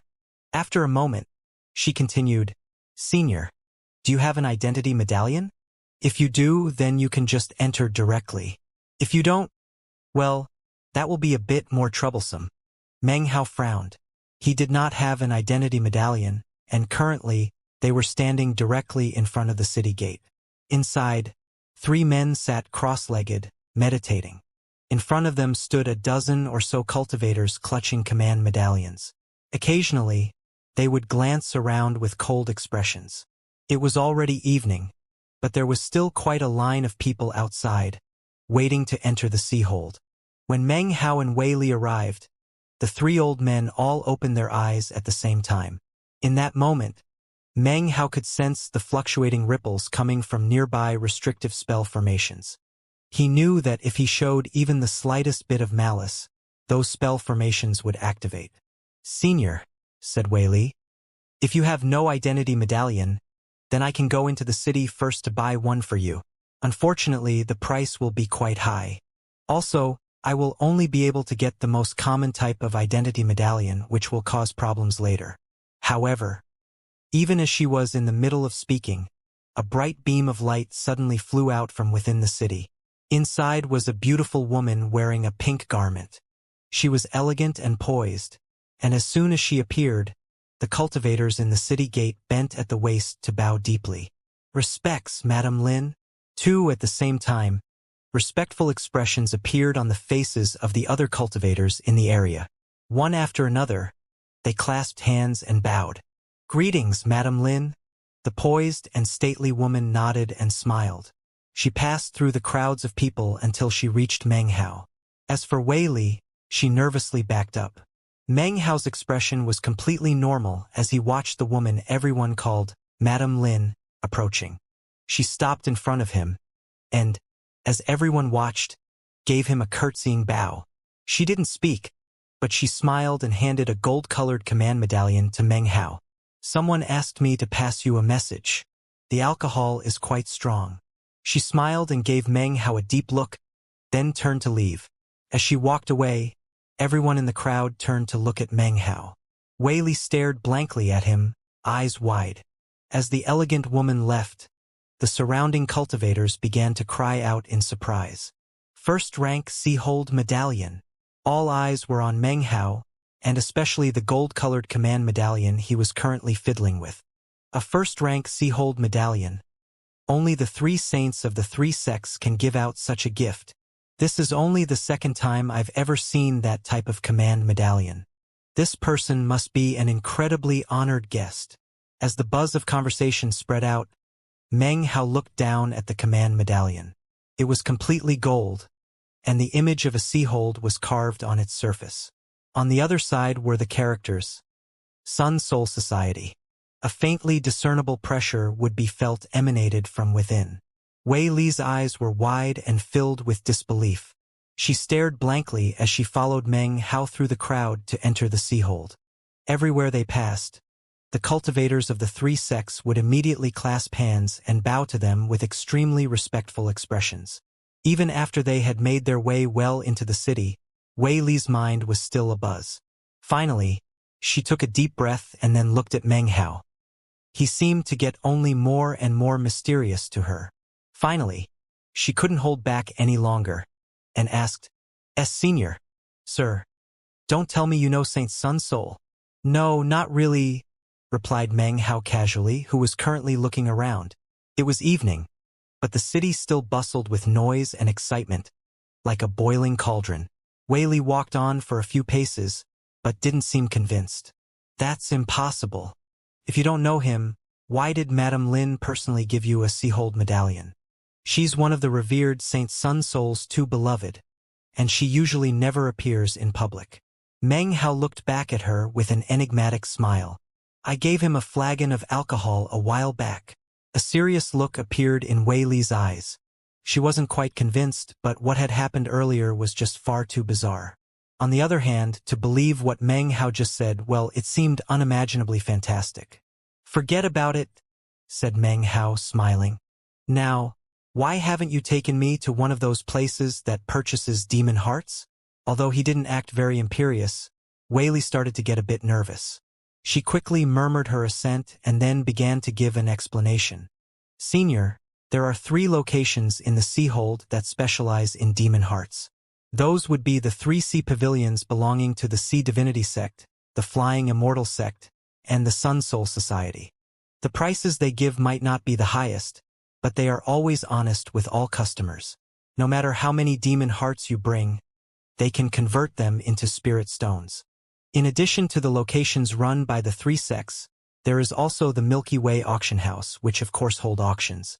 Furthermore, there are other random shops throughout the city that buy demon hearts. Of course, when all is said and done, this is the Milky Way Sea, and usually you can just buy things directly with demon hearts. In fact, Senior, if you plan to purchase a lot of items, I recommend that you don't exchange your demon hearts into spirit stones right away. The majority of items in the Seahold can only be purchased with demon hearts." Meng Hao thought silently for a moment, then nodded his head. "First, let's go somewhere that sells flying magical items." "Senior, what type do you wish to purchase?" asked Wei Li. "The best type," declared Meng Hao loudly. Wei Li's eyes began to shine, and she immediately began to lead him off in a certain direction. She really was very familiar with the area. Evening continued to descend as she led him through Seahold for roughly the time it takes an incense stick to burn. Eventually, they came to a stop outside a particularly impressive pavilion. It was built to look like an enormous, plum-colored airship. Although night was now falling, the entire building glowed with resplendent light. Ripples emanated out, and in front of the doors were 2 gigantic stone cheilants, mighty and extraordinary in appearance. As for the main door itself, it was roughly 15 meters tall, and was constructed of deep-sea driftwood. Looking at the structure from the outside, it truly seemed as if every bit of building material had been carefully selected, and was imbued with abstruse meaning. There were even magical symbols that were filled with strong spiritual energy. Almost anyone who looked at the building would be shocked by the level of luxury. When it comes to magical flight items, there are a total of 11 shops in Seahold where you can find them. The best is the Flying Immortal Sect's Cloudburst Pavilion. The flying magical items here are often sought after even by outside clans and sects. Wei Li was starting to get somewhat excited. In her world, the Cloudburst Pavilion was a place she could never step even half a foot into, let alone purchase any of the magical flight items inside. The cost of such magical flight items far exceeded her imagination. The most she could normally do would be to glance in from outside. Now, though, she had a chance to actually enter, which left her very excited. Meng Hao stood outside the Cloudburst Pavilion, studying it. He could see that the interior was decorated with beautiful extravagance. Bright lamplight illuminated everything, and the floors were actually paved with spirit stones. 4 or 5 customers could be seen inside, proud expressions on their faces as they walked about, listening to the Flying Immortal Sect disciples introduce the various magical flight items. From the clothing they wore, it was possible to tell that they were wealthy and respected people. At a single glance, it was clear that they came from great sects and clans. These were definitely not nameless, rogue cultivators. Sitting cross-legged next to the entryway were 2 old men wearing brocaded robes. Their faces glowed with health, and they sat there meditating with eyes closed. Shockingly, their cultivation bases were at the early nascent soul stage. To have nascent soul cultivators acting as door guards would be enough to strike fear into the hearts of any rascals or thieves. Inside the shop, 3 more Flying Immortal Sect disciples could be seen, 2 men and a woman. They were chatting happily, and occasionally the woman would chuckle lightly. Her eyes sparkled enticingly, and she gave of an enchanting air. However, they all completely ignored Meng Hao and Wei Li as they stood there outside the shop. They were used to people standing outside and gazing in with envy and admiration. Meng Hao was just about to walk in, when suddenly, the sounds of laughing and chatting could be heard behind him. A group of cultivators suddenly appeared, clustered around a woman. They made their way directly toward the shop. Everyone on the road scurried to the side to make way for the group, their expressions filled with respect. Each and every cultivator in the group were chosen of the three sects, figures who the others on the road would never dare to offend. Regardless of whether you looked at them in terms of the clothes they wore or their dispositions, they were imposing in all aspects. Despite that, these chosen of the three sects were currently smiling, laughing, and gushing all sorts of flattery regarding the woman that they were escorting. The woman was beautiful and seemed incredibly delicate. Furthermore, her eyes occasionally flashed with a captivating look, which filled her with a tempting allure. When the cultivators that surrounded her managed to catch a glimpse of her smile, it caused their hearts to palpitate with eagerness. Next to the woman walked a young man with slanted eyebrows and eyes that sparkled like stars. He was exceedingly handsome and wore a long white robe. Overall, he looked completely dashing, with an extraordinary jade-like face. "Xiao," he said, smiling at the indescribably beautiful and striking woman. "This is the Cloudburst Pavilion of the Flying Immortal sect. Please, step inside." As he passed, his cool gaze passed over Meng Hao and Wei Li. Immediately, the two old men sitting cross-legged in the shop opened their eyes and rose to their feet.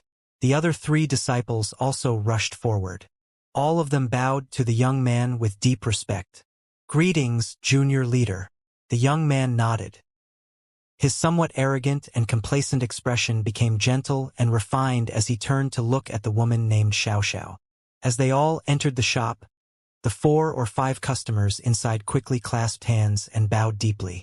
In contrast to the hubbub inside the shop, Meng Hao continued to stand outside calmly. However, a barely discernible, enigmatic smile tugged at his lips. Next to him, Wei Li had a look of extreme respect as she stared enviously at the woman named Xiao. "What a coincidence," thought Meng Hao. "I never expected to run into her in this place." This woman was none other than Ji Xiao, whose promissory Meng Hao still possessed in his bag of holding. "Come on," he said coolly. "Let's go in." Wei Li followed him as he stepped foot into the shop. Nobody paid the slightest bit of attention to them. Everyone circled about the chosen of the three sects, respectful smiles plastered on their faces. Meng Hao waited for a moment, but no one came over to greet him. In the entire first floor of the Cloudburst Pavilion, not a single person even looked at the two of them.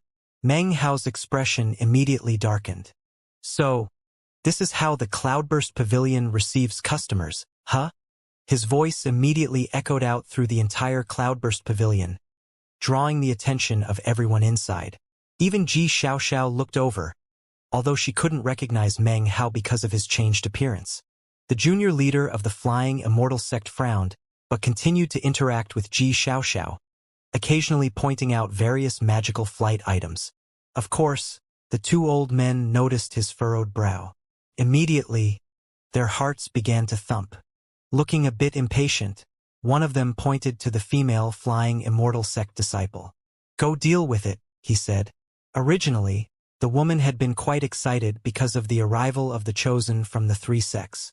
She had hoped that her good looks might give her some special opportunities. But now, having heard the old man's words, resentment instantly bloomed in her heart. She didn't dare to refuse the order, though, so, face grim and heart filled with irritation, she walked over to Meng Hao and Wei Li. She glanced over the two of them, and felt more than ever that they weren't even worth looking at, and were here to just cause mischief. "What kind of magical flight item do you want?" she asked coldly. "The cheapest magical item here costs 50 low-grade demon hearts. If you can't afford it, please leave." She couldn't see Meng Hao's cultivation base, but this was the Cloudburst Pavilion of the Flying Immortal sect. Even if he did have a high cultivation base, it would be nothing she would hold in awe. In this place, nobody would ever dare to make a scene. Wei Li was a bit upset, but at the same time nervous. She looked over at Meng Hao. "Show me the most expensive thing you have," Meng Hao said coolly, his expression the same as ever. "The most expensive?" replied the woman with a light laugh. She couldn't prevent the look of ridicule from appearing in her eyes. She had worked in this place for years, and had seen far too many people just like this, people who believed themselves to be incredible. In the end, they would always leave ashen-faced and depressed. The woman laughed coldly. The most expensive item we have costs 5,000 low-grade demon hearts. Fellow Taoist, do you want to have a look? Meng Hao thought for a moment, then nodded. Sure, why not? Well, a treasure like that is not something that anybody can just look at, she replied. If you want to see it, then according to the regulations you have to pay a 30% down payment. Fellow Taoist, do you really want to look at it? The ridicule in her tone was quite obvious. At the same time, she noticed that the group of chosen was heading toward the second floor of the pavilion. Suddenly, she started to get a bit anxious. The door is over there, fellow Taoist, she said suddenly. You can see yourself out. With that, she turned to catch up with the group of chosen. To be the subject of such scorn here for no apparent reason caused Meng Hao to frown. If he revealed his cultivation base, it would instantly resolve the situation. However, it was with great difficulty that he had managed to strike it rich. Therefore, since he could solve the problem with his demon hearts, he didn't want to use his cultivation base to intimidate people. Almost in the exact moment that the woman went to leave, Meng Hao slapped his bag of holding. Instantly, a rush of clattering could be heard as 1,500 low-grade demon hearts piled up in the middle of the pavilion. They looked like a small mountain. Glittering light flickered out, forming a resplendent scene. In addition, the sound that echoed out, along with the strong spiritual energy, immediately caused all of the chosen who were about to go up to the second floor to subconsciously look back. Looks of shock instantly appeared on their faces, after which bright glows appeared in their eyes. Xianxia looked back at the demon hearts. Despite her identity and cultivation base, she was still shaken inwardly. She clearly knew the value of demon hearts, and couldn't stop herself from looking over at Meng Hao. Next to her, the young man also gaped and began to breathe raggedly. Although he was a junior patriarch, the sight of more than 1,000 low-grade demon hearts piled up together was something even he would rarely see.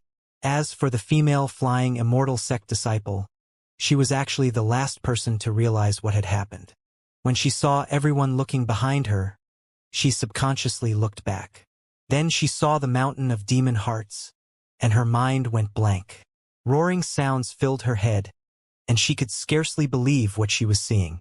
How could she possibly imagine that these two plainly dressed, almost rustic cultivators, would actually have so many demon hearts?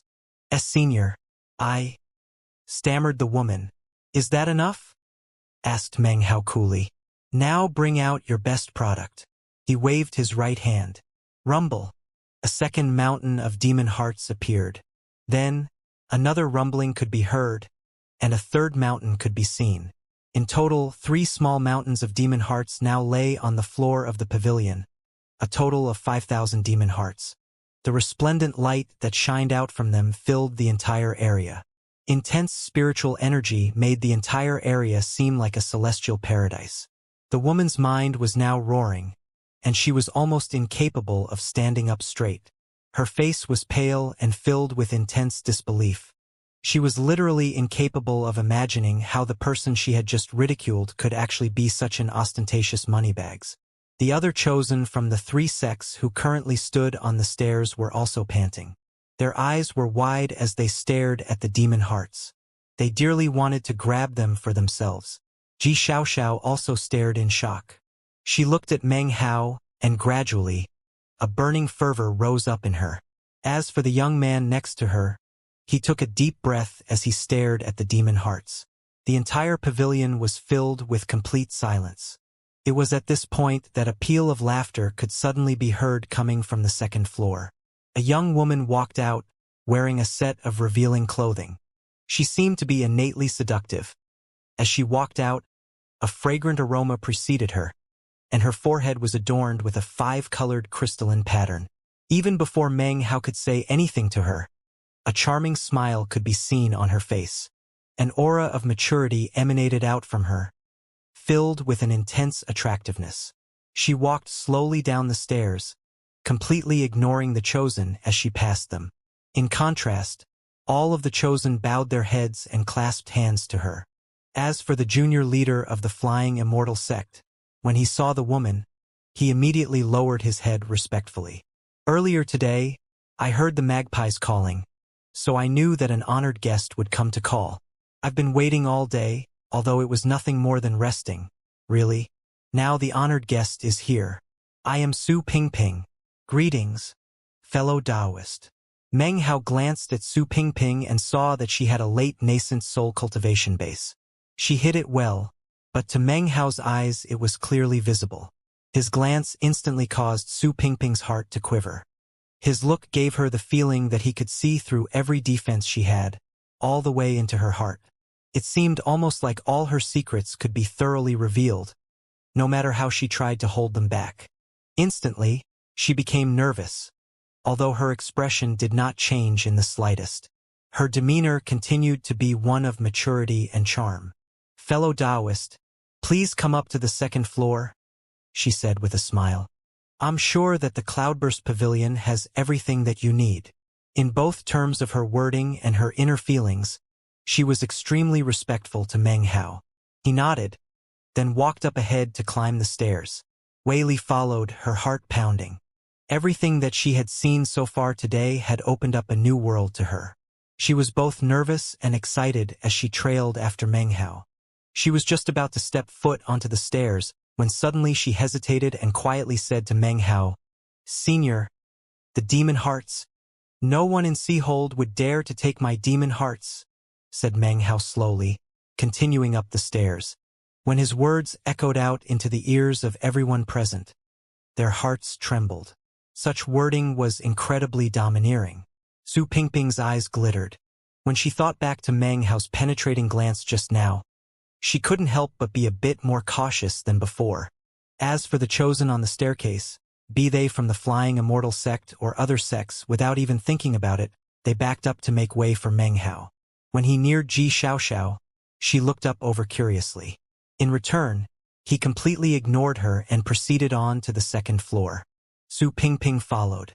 As she passed the chosen, she suddenly stopped and looked back at the two nascent soul cultivators, as well as the other Flying Immortal sect disciples whose job it was to receive guests. "The two of you screw off," she said coolly. "Go back to the Flying Immortal sect immediately." The two old nascent soul cultivators tremblingly voiced their acknowledgement. "The other four of you can also screw off. Go to the Flying Immortal dungeon, where you will be punished for half of a 60-year cycle." Immediately, the Flying Immortal sect disciples' faces went deathly pale. They began to tremble and appeared to be completely filled with terror. "And as for you," she said, looking at the dazed female disciple standing in the middle of the pavilion, "if I get in any trouble from the sect because of you, you pathetic, dog-eyed slut, well, you wouldn't be able to pay me back if you had 10 lives. You're expelled from the Flying Immortal sect. Get out of here. The farther you screw off, the better." With that, she turned and continued on to the second floor. When she passed Ji Xiaoxiao, she nodded and smiled. The Cloudburst Pavilion only had 2 floors. The second floor was roughly the same size as the main hall. It was grand and imposing, and had an incense burner directly in the center. It was carved with strange creatures, and the smoke that wafted out from it made the second floor seem almost as if it were filled with mist. After stepping foot onto the second floor, Meng Hao sat down in a nearby chair. Wei Li stood next to him, looking around. Her heart was nearly bursting with excitement. She had never imagined that one day she would be able to stand in a position like this. Meng Hao's expression was calm. He sat there, eyes closed, unspeaking. Moments later, Su Pingping approached, her smile seemingly covering up the bitterness she felt inwardly. "Senior, you left so many demon hearts sitting in the main hall. I can't help but be a bit nervous." Meng Hao opened his eyes and looked at her with an enigmatic smile. As soon as his gaze fell upon her, she got a bit more nervous, and even her smile started to feel a bit forced. "I want a magical flight item," he said calmly. "The best you have." "I already have everything prepared, Senior," said Su Pingping. She clapped her hands 3 times, after which 3 women clad in delicate gauze skirts floated out from the smoke of the incense burner. Each of them carried a silver platter, which they held up high as they respectfully approached. By this point, Xianxia and the others had arrived on the second floor and were looking over from off to the side. Obviously, they were less interested in the magical flight item and more interested in Meng Hao. The items on the 3 silver platters included a reddish, copper short sword, a violet wooden boat, and a loom shuttle. Su Pingping looked at Meng Hao and smiled. "Red copper sword," she said. "It expands when it rushes against the wind, becoming 3,000 meters long. 9 levels of ghost images will appear inside of it, and it can accommodate 300 passengers. It also contains a swarm of 10,000 short swords. Violet wooden boat. It can accommodate 200 passengers, and has no offensive spell formations, nor any defensive spell formations. However, its speed is similar to a first severing cultivator. Unfortunately, it consumes spirit stones at a high rate, 1 low-grade spirit stone for every 3 breaths of time. Soul Loom Shuttle. It is only 9 meters long with average speed. However, its most powerful advantage is its wind blade function. Every hour, it can produce a single wind blade. As long as you have enough spirit stones, there is no limit to the number it can produce. These 3 items are the highest level flying items that we manufacture here at the Cloudburst Pavilion. Which one would you like, fellow Taoist? When the chosen from the 3 sects saw the 3 magical flight items, their faces filled with longing. They well knew that these items were incredible. Meng Hao frowned slightly. Others might view the items as high quality, but considering the level of his cultivation base, they didn't quite meet up to his expectations. Seeing Meng Hao's frown caused Su Pingping's heart to quiver, and she started to pant a little. His frown, coupled with what had happened earlier, caused her to start to formulate some speculations about Meng Hao. She hurriedly continued, "Although, I actually advise you not to purchase these items, fellow Taoist. They seem incredible but are actually relatively ordinary. Despite being expensive, they are standard manufacture items. In the lands of South Heaven, you will find quite a few people who own them." "Oh," said Meng Hao, looking at Su Pingping. "Senior," she said softly, her eyes glittering. "If you have enough demon hearts, then the Cloudburst Pavilion can offer you a one-of-a-kind precious treasure." She raised her right hand and performed an incantation, then pointed at the incense burner. Immediately, the incense burner began to rumble, attracting all eyes in the room. Suddenly, vast quantities of smoke poured out from inside, within which could be seen, shockingly, an illusory bronze war chariot. The war chariot emanated an air of ancientness, and was surrounded by crackling lightning. It was also covered with cracks that made it seem as if it had experienced the baptism of flames of war and countless battlefield bloodbaths. An indescribable pressure spread out from it, and visible on its surface were numerous flying beasts that almost looked alive. Although no one else could tell, when Meng Hao looked at them, they almost seemed alive. To his eyes, all of the beasts were living and struggling, letting out roars that caused his mind and heart to tremble. He made a slight sound, then reached his right hand up to touch his left eye. Then he blinked 9 times, causing the immortal chi of Immortal shows the way to circulate inside of him. When he looked at the war chariot this time, the flying beasts all merged together to transform into a black wing. Unfortunately, there was only one. Meng Hao looked away and closed his eyes. After a moment, he opened them again and looked at Su Pingping. "How much?" he asked. Su Pingping's heart was trembling. Things were not quite going according to her plan for this item. Then she thought of Meng Hao's actions earlier, and she started to regret. "Fellow Taoist, this item isn't for sale. It's—" Meng Hao's face immediately darkened, and suddenly, a shocking pressure emanated out from him to envelop the entire area. It almost seemed as if a storm were coming. Meng Hao looked at Su Pingping for a moment, then retracted his energy. The second floor returned to normal. However, the pressure just now had caused sweat to begin to stream down her back. The feeling she got was the same as that you might feel when facing some ancient beast. However, the only one to feel the pressure had been Su Pingping, and no one else. Neither Xianxia nor the chosen from the three sects had felt anything. The only thing they had noticed was the change in Su Pingping's expression. "Name a price," said Meng Hao coolly. To hear himself saying such words caused Meng Hao's heart to surge. In his hundreds of years of practicing cultivation, his money purse had always been empty. Even when he occasionally fell into some profit, it would inevitably be sucked away by the copper mirror. But now, he finally had the confidence derived from achieving the dream he had kept in his heart since childhood. "I'm rich, fools."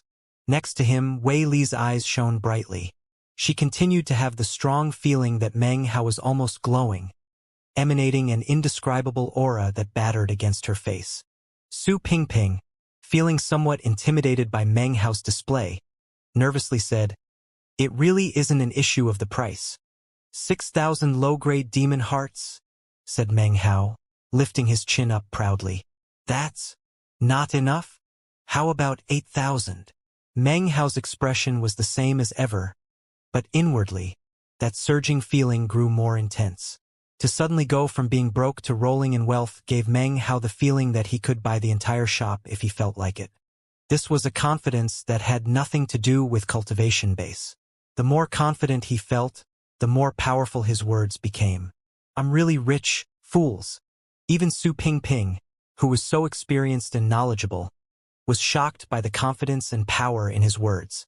Her eyes went wide, and she sucked in a deep breath. 8,000 low-grade demon hearts was an extremely high price.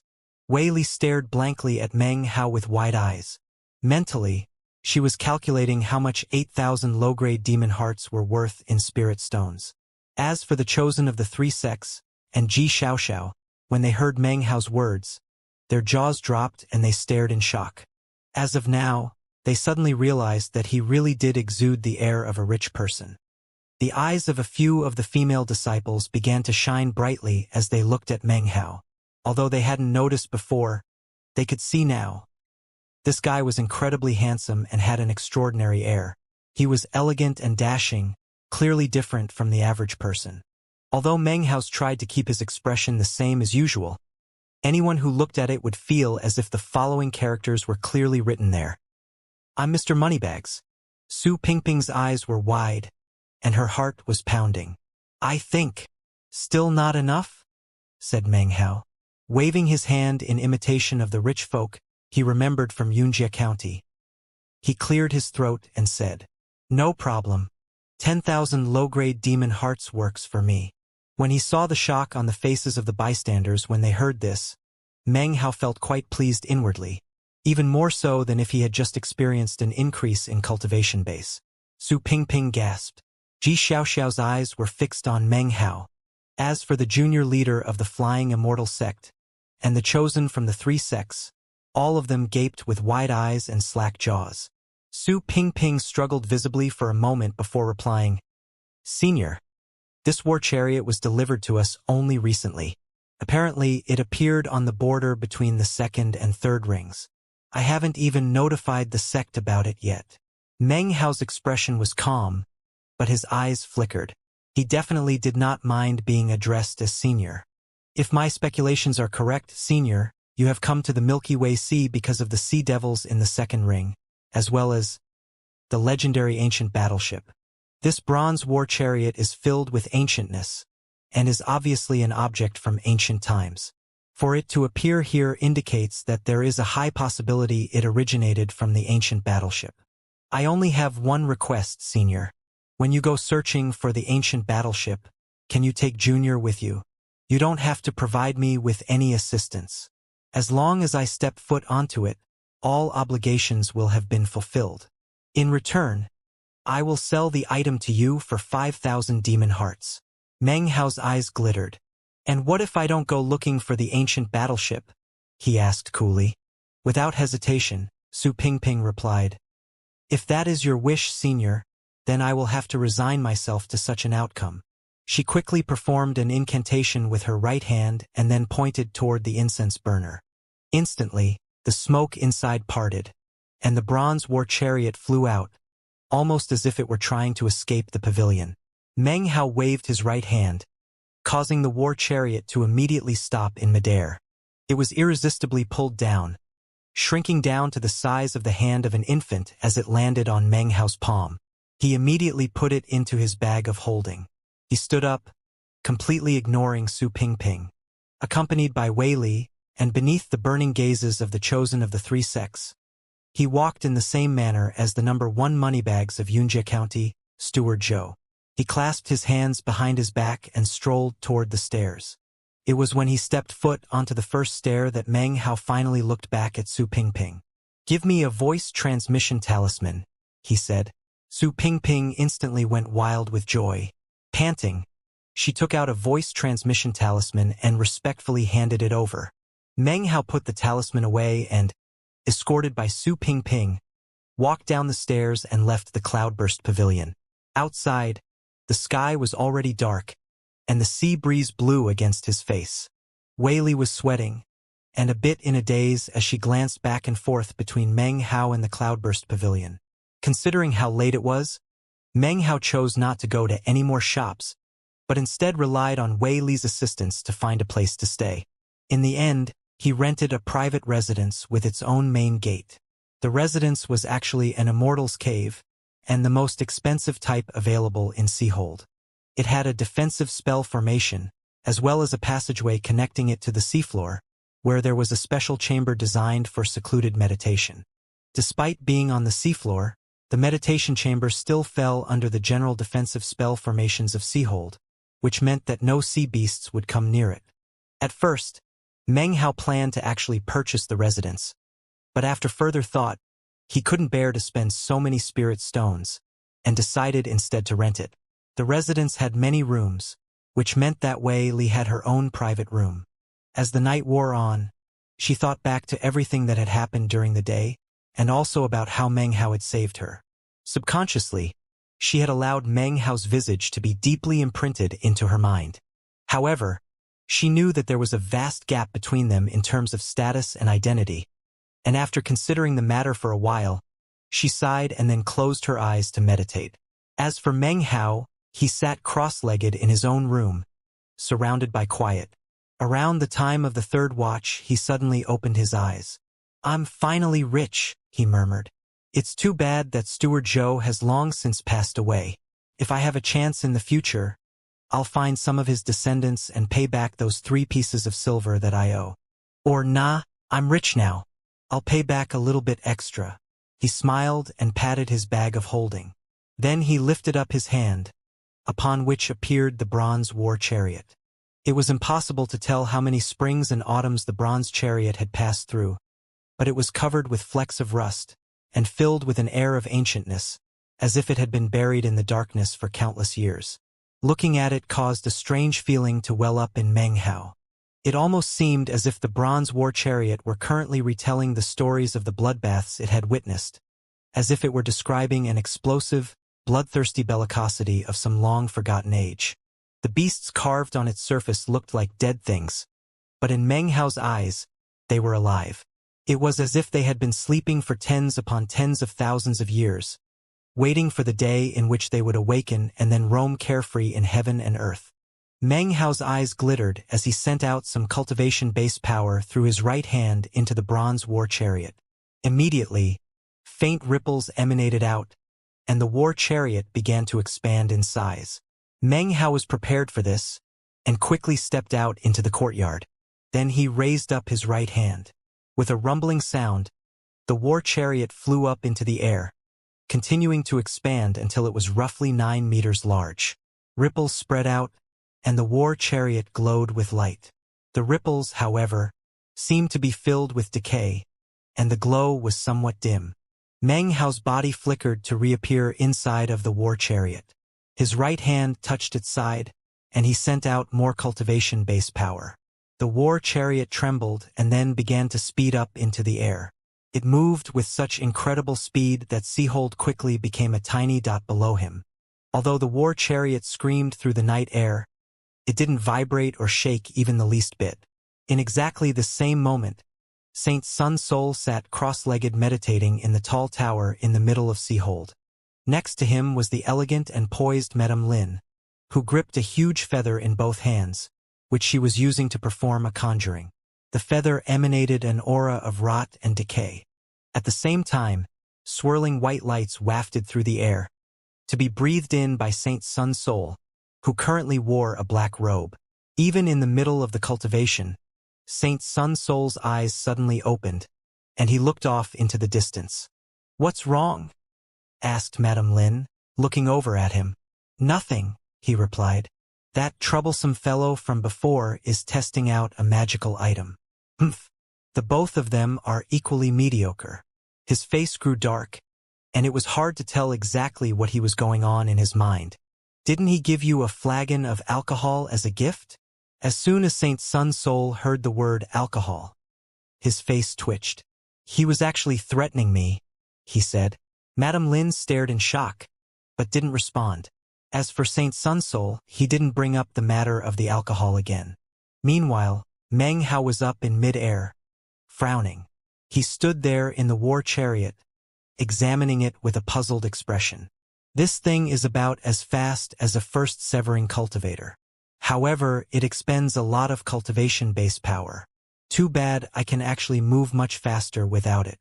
Furthermore, his eyes flickered as he looked at the rust marks on the chariot, which were actually slowly growing larger. "The more I use it, the more the damage spreads. Soon, the rust will fill the whole thing, and it will be useless." With that, Meng Hao lifted up his right hand and then slapped it down onto the chariot. A boom could be heard, and the chariot trembled. Low-pitched roaring sounds emanated out from within, and illusory figures began to surge out. They were the images of fierce beasts, each one unique. There was a giant ape, a horned lion, even a two-headed giant bear. The various fierce beasts all lifted their heads up and roared. However, they all were restrained by amorphous chains which connected them to the war chariot. Also, all of their eyes were closed. Not a single one had opened its eyes. As soon as they appeared, an intense pressure appeared in the area. Even still, the frown on Meng Hao's face deepened. He had just noticed that the rust was spreading through the war chariot even faster than before. "At the most, I can use it only 10 more times." Meng Hao examined the rust. It almost looked like rot, that wherever it went caused the bronze to turn into scrap metal. "I almost feel like I'm not using it properly," he murmured to himself. "If using it damages it, then... Ha!" Suddenly, his heart trembled. Not using it properly? His eyes glittered, and the trembling of his heart increased in intensity as he thought back to the scene revealed by Immortal Shows the Way, back in the Cloudburst Pavilion. After a moment's thought, Meng Hao once more slapped the war chariot. Instantly, the beasts surrounding the war chariot vanished, and chariot began to shrink down. Soon it was yet again the size of an infant's hand, resting on his palm. He floated there in midair, and after a moment of detailed inspection, he suddenly began to pick up on some clues. Its surface is inscribed with ancient magical symbols that don't seem to be an actual part of the war chariot. And then there are the chain carvings. They don't seem to merge perfectly with the original chariot, as if they were added later. His eyes glittered for a moment before he suddenly closed his right eye. He blinked 9 times and also unleashed the immortal chi of Immortal Shows the Way, pouring it into his eye. Immediately, the bronze war chariot's appearance changed. It was no longer a war chariot, but rather a mass of ferocious beasts. They were intertwined together such that, from a distance, they looked like a black wing. The black wing was indistinct, but Meng Hao was sure that it was actually the wing of a butterfly. His heart trembled, and he took a deep breath. He circulated some more chi of Immortal Shows the Way, then focused closely on the butterfly wing. The instant he looked at it, a roaring filled his mind. The world in front of him shattered, almost like a mirror breaking. Within that breaking, the mirror turned into countless flickering images that Meng Hao couldn't see clearly. However, there was one image that instantly branded itself into his memories. He saw a land in which clouds roiled in the sky, filled with crackling lightning. A man wearing black garments stood in the war chariot, looking down coldly at the lands below. It almost seemed as if the man were the heavens, the will of the sky itself. An interminably rotating vortex could be seen on his forehead, and in his right hand was a string of blank, white prayer beads that seemed to be weighted to receive sealing marks. As for the war chariot in which the man stood, it looked very similar to the one Meng Hao had just recently acquired, except that there were no magical symbols on it. Beneath the war chariot was an endless sea, in the center of which was an enormous tree that towered up into the sky. Sitting at the crown of the tree was a small boy who smiled as he looked out over the world. Fluttering in the air around the boy were 9 butterflies. Off in the distance were countless living things practicing cultivation. Everything was very quiet and peaceful. Meng Hao's mind roared, and then the vision faded away. He panted, and a strange light gleamed in his eyes as he looked at the war chariot in his palm. That vision! His eyes flickered, and after taking a few breaths, he lifted up his left hand and pushed it down onto the bronze war chariot to slowly wipe away a magical symbol. In total, there were 99 magical symbols on the war chariot. A gentle but also ferocious light rose up from Meng Hao's hand. He continued to rub the war chariot until he finally succeeded in wiping away a magical symbol. By this point his face was pale. It didn't seem difficult to wipe away the magical symbol, but actually, he had wasted a significant amount of cultivation-based power to do so. As soon as the magical symbol was wiped away, the bronze war chariot trembled. Sounds like howls erupted out from within, as if some ancient sleeping giant was suddenly beginning to awake. When the sound reached his ears, Meng Hao's spirit was shaken. These magical symbols and chains were actually added later. If it wasn't done as a seal, then it was a method to try to control the chariot due to a lack of understanding of its proper usage. That improper usage is actually the source of the damage.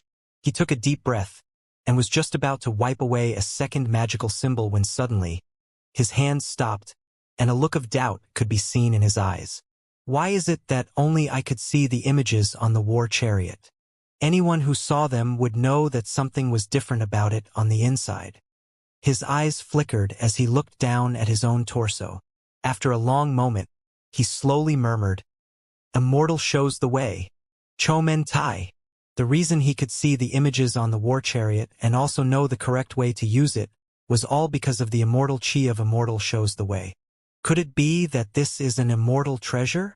He thoughtfully lifted his left hand up again and began to slowly wipe away a second magical symbol. The bronze war chariot began to glow with even more intensity, and the howling from inside grew clearer. Next, Meng Hao wiped away a third magical symbol, then a fourth. When he wiped away the 10th magical symbol, the bronze war chariot began to emit a droning sound, and expanded until it was 30 meters large. The glow emanated out in all directions, as well as a pulsing pressure. Even Meng Hao could feel that he was affected by the intense pressure, which made it impossible to get close to the chariot. He was instantly forced back a bit, his eyes shining brightly. Having erased 10 magical symbols, his cultivation base was virtually exhausted. After closing eyes for a while to recover, he frowned. The more magical symbols I wipe away, the more difficult it gets. His body flickered as he shot toward the war chariot. As he neared, a ring of yellow light suddenly appeared around the chariot. It quickly began to expand out, filling Meng Hao's mind with a sense of danger. He shot backward, quickly emerging from within the yellow light. Then he forced out a bit of the immortal chi of Immortal shows the way to circulate through his body, then shot back in his original direction. This time, no circle of yellow light appeared. He moved with incredible speed, arriving at the war chariot in the blink of an eye. He didn't have very much immortal chi in his body, and it wouldn't last long before vanishing. He placed his hand onto the war chariot. After a moment of thought and rest, he rotated his cultivation base, pouring power into the war chariot. However, the power seemed to disappear like a rock sinking down into the ocean. There was no reaction whatsoever from the war chariot. Meng Hao stilled his cultivation base, and then, without the slightest hesitation, sent out some more immortal chi. It was only a sliver, but the instant it flowed out from his hand into the war chariot, the entire world seemed to start rumbling. A gigantic vortex appeared up in the sky, booming as it spun. Countless bolts of lightning crackled out in all directions. The entire area seemed to have suddenly gone wild, as if all heaven and earth were suddenly collapsing. Meng Hao suddenly felt as if he were fusing with the war chariot, becoming one with it. Then he saw the image of the black-clothed man with the vortex on his forehead, the one from his vision moments ago. At the same time, a thrumming sound could be heard from the chariot as the images of countless ferocious beasts appeared up ahead. All of them were fastened with chains and let out soundless roars. They began to run forward, pulling the war chariot with them through the sky. It transformed into something like a shooting star that flew off into the distance with indescribable speed. The speed with which it moved caused rumbling booms to fill the sky as it shot forward. Yellow ripples emanated out, sweeping through the night sky, filling it with a yellow glow. At the moment, black-robed Saint Sun Soul suddenly stood up within the tower in Seahold. A look of astonishment appeared in his eyes as he suddenly vanished and then reappeared outside in midair. He looked off into the distance, his expression changing multiple times. "What magical item is that?" he gasped. Moments ago, his cultivation base had twitched with a feeling of terror. The feeling was not something he was completely unfamiliar with. It was something he might experience when facing the sect's ancestral legacy treasure. "Is that a legacy treasure?" he thought to himself. Meng Hao's heart was filled with shock. The strand of immortal chi that he sent out from Immortal shows the way caused the war chariot to leave Seahold behind in the blink of an eye. Although there was still seawater underneath him, he had no way to tell whether or not he was still in the third ring. This stretch of sea looked very strange, and the waters almost black. Everything was quiet. Not even a single ripple could be seen on the surface of the water, much less any waves. Where did that speed come from?" said Meng Hao with a gasp. He looked down at the war chariot, a look of shock on his face. "This is a precious treasure. Unfortunately, only the power of an immortal can make it work. This treasure will not even recognize my cultivation base." He sighed. The only immortal chi he had was from Immortal shows the way. He could use bits of it to employ the celestial vision technique, but to use it in battle was like trying to put out a burning horse cart with a single cup of water. Immortal chi. So this thing really is an immortal treasure. It only works when fueled by immortal chi. As he considered these matters, his heart suddenly trembled as a bizarre notion appeared in his mind. Is the chi of Immortal shows the way really immortal chi? Is it possible that it really isn't immortal chi, but rather something else? Before he could consider the idea very much, he suddenly looked down at the sea below. The previously still waters were now suddenly filled with ripples. A crocodile appeared, 300 meters long, heading in his direction. Crocodiles were not something that would normally appear in the sea, but there was one here right now. It was completely black, and its eyes were somber and cold. On its back were countless ferocious-looking bumps and lumps. Sitting cross-legged amidst the bumps and lumps was a man wearing a dilapidated set of clothing.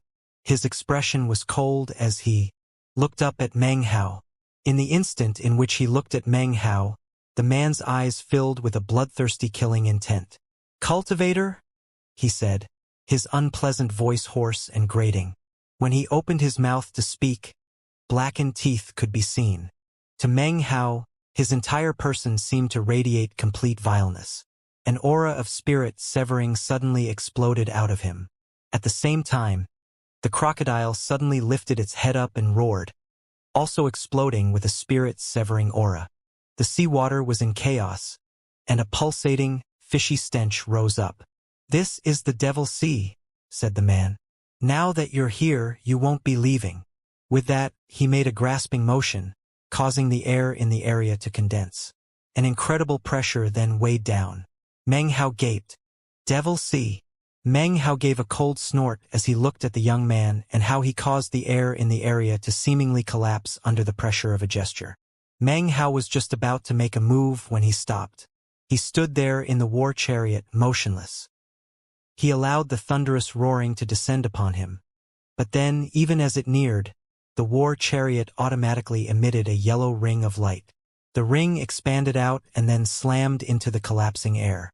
A boom rattled out, followed by cracking sounds. Everywhere the yellow ring of light passed was left completely calm and tranquil. A red glow appeared in the eyes of the man on the crocodile. He then leaped into the air and shot toward Meng Hao, followed by the crocodile, who opened its gaping mouth as it ferociously charged out of the water. The man closed in, and he didn't perform an incantation, but instead reached his hand out in a claw-like gesture. Instantly, his fingers all turned pitch black and began to emanate a black fog. The black fog from his 5 fingers swirled and twisted, transforming into a vicious flood dragon that then charged toward Meng Hao.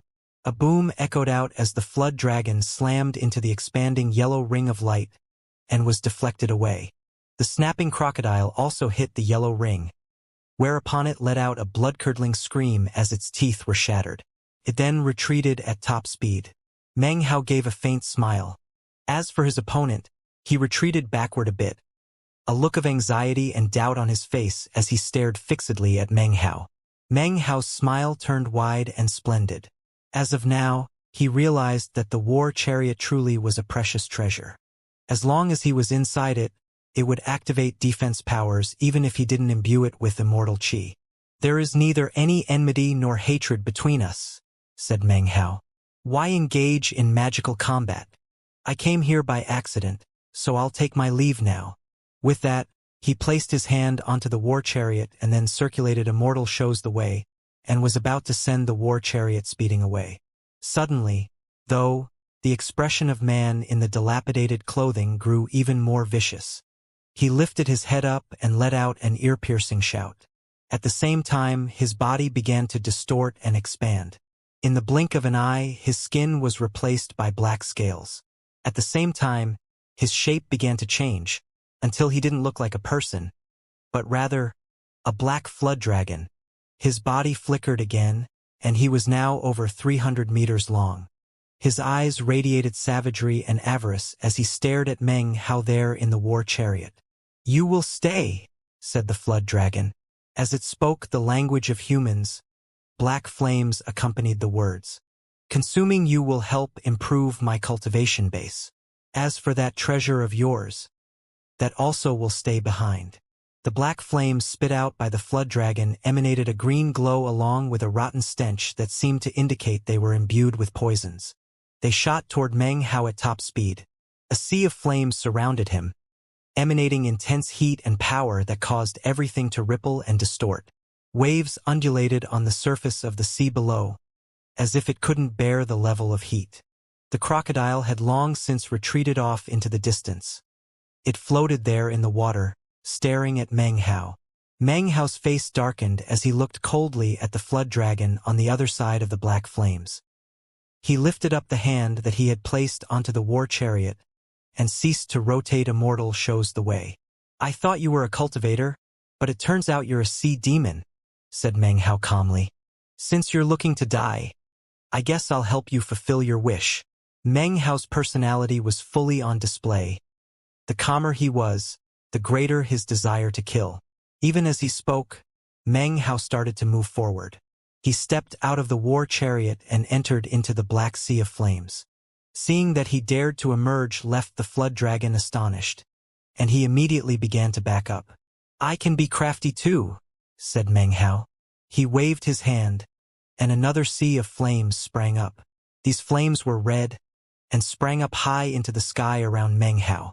As soon as the red flames touched the black flames, an intense rumbling sound could be heard. At the same time, Meng Hao emerged on the outside.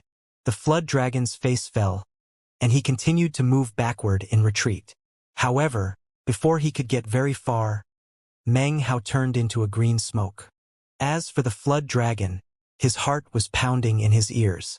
The fact that Meng Hao dared to emerge from the war chariot was obviously not a good thing. Even as he retreated, Meng Hao suddenly appeared behind him. A hand raised up, and a fist descended. The fist seemingly landed on nothing but air. However, a huge rumbling could be heard, and the flood dragon felt as if a mountain were crushing down onto him. Blood sprayed from his mouth, and a look of astonishment appeared on his face. He let out a miserable shriek. At the same time, the crocodile opened its mouth wide and charged, ignoring any danger whatsoever as it shot toward Meng Hao. "Trifling first severing cultivation base," said Meng Hao. "You're not the first one I've killed like that." Not even deigning to look at the crocodile, he punched backward. Bam! A tremor ran through the crocodile and then, starting from its head, it began to shatter. In the blink of an eye, the shattering spread out through its entire body. A final bang could be heard as it exploded into bloody pieces. A fist-sized black demon heart transformed into a black beam of light that flew into Meng Hao's hand. He put it into his bag of holding and then looked at the flood dragon. The flood dragon's trembling increased in intensity. He took a deep breath and then turned around. Clouds suddenly circulated beneath him, a divine ability which would enable him to shoot down into the waters below. Meng Hao's right hand flickered in an incarnation gesture, and he pointed out.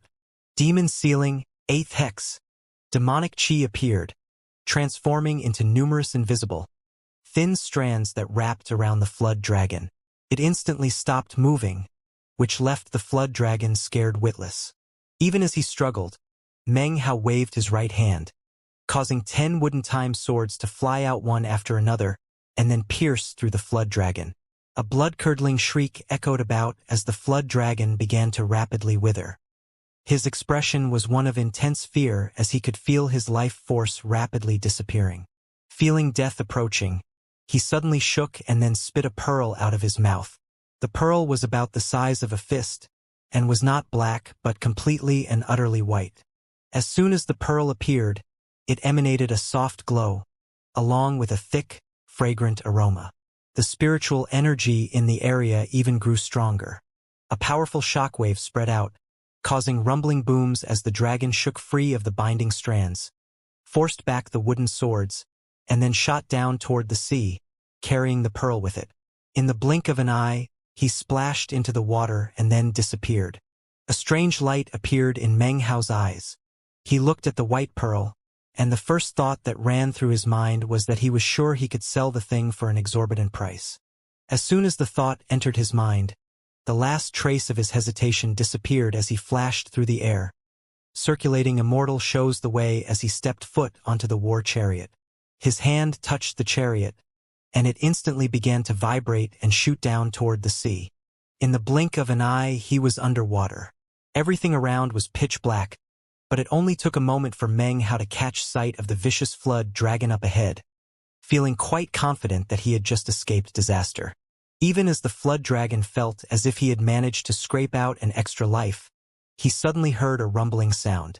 He turned, and his eyes went wide and filled with shock when he saw the 30-meter war chariot. It wanted to dodge out of the way, but was too slow. Bang! The war chariot directly struck the flood dragon, causing it to let out a miserable howl. Then its body began to break apart into pieces. It exploded and the white pearl flew out. Shockingly, inside the pearl could be seen a miniature flood dragon, its face covered with terror and astonishment. The pearl and the miniature flood dragon shot off at high speed, but no matter how fast they could go, it was too slow compared to Meng Hao's war chariot. Meng Hao instantly shot in pursuit. Inside the white pearl, the flood dragon's face was unyielding and filled with madness. It then let out a miserable cry that it amplified with divine will. Dawn Immortal! Save me! When Meng Hao heard the name Dawn Immortal, his mind instantly trembled. It was a name he would never forget. However, this was not the time and place to think about it in detail. His eyes glittered, and he pushed the war chariot in pursuit. His hand stretched out and he grabbed the white pearl. The struggling of the flood dragon made no difference. Meng Hao sealed the pearl and then quickly put it into his bag of holding. However, in that instant, a faint sigh could suddenly echoed about in the darkness of the seafloor. It was a single sigh, but it instantly caused Meng Hao's scalp to go numb. Cold sweat broke out all over his body, and his face fell.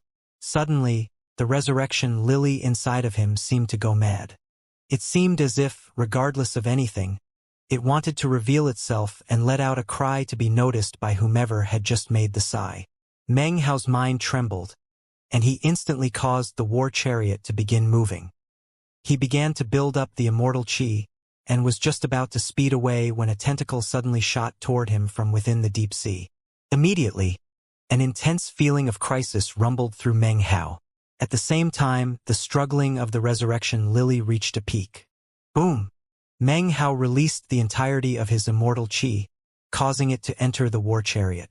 It rumbled, and then shot at incredible speed up and out of the water, transforming into a beam of light that quickly disappeared. Almost simultaneously, a gigantic tentacle erupted from the surface of the sea. As he shot away, Meng Hao had just enough time to glance back at the enormous tentacle before the world turned blurry. What he saw caused Meng Hao's mind to quiver and tremble with confusion. What is that? His face was pale white, and his expression one of disbelief. Given his cultivation base, his experiences, his level of focus in the Milky Way Sea, only the ancient underworld ship could cause his expression to change in such a way. However, there was now something else. In fact, because of his own condition, what he saw caused him to be even more astonished than the ancient underworld ship. That's the Dawn Immortal? What he saw was a gigantic black tentacle, smooth and glossy, almost whip-like in appearance. Furthermore, at the very end of the tentacle were a few black leaves. This was not the tentacle of some beast. It was the branch of a plant. Anyone else probably would not realize it. But because of his own situation, as soon as Meng Hao saw it, he knew that this was a resurrection lily branch. From this single branch, Meng Hao had no problem reaching the conclusion that deep in the black, dark depths of the sea was an incomparably enormous resurrection lily. What he was seeing was simply a branch, but it was able to stretch up from deep within the sea. He could only imagine how large and terrifying its main trunk was.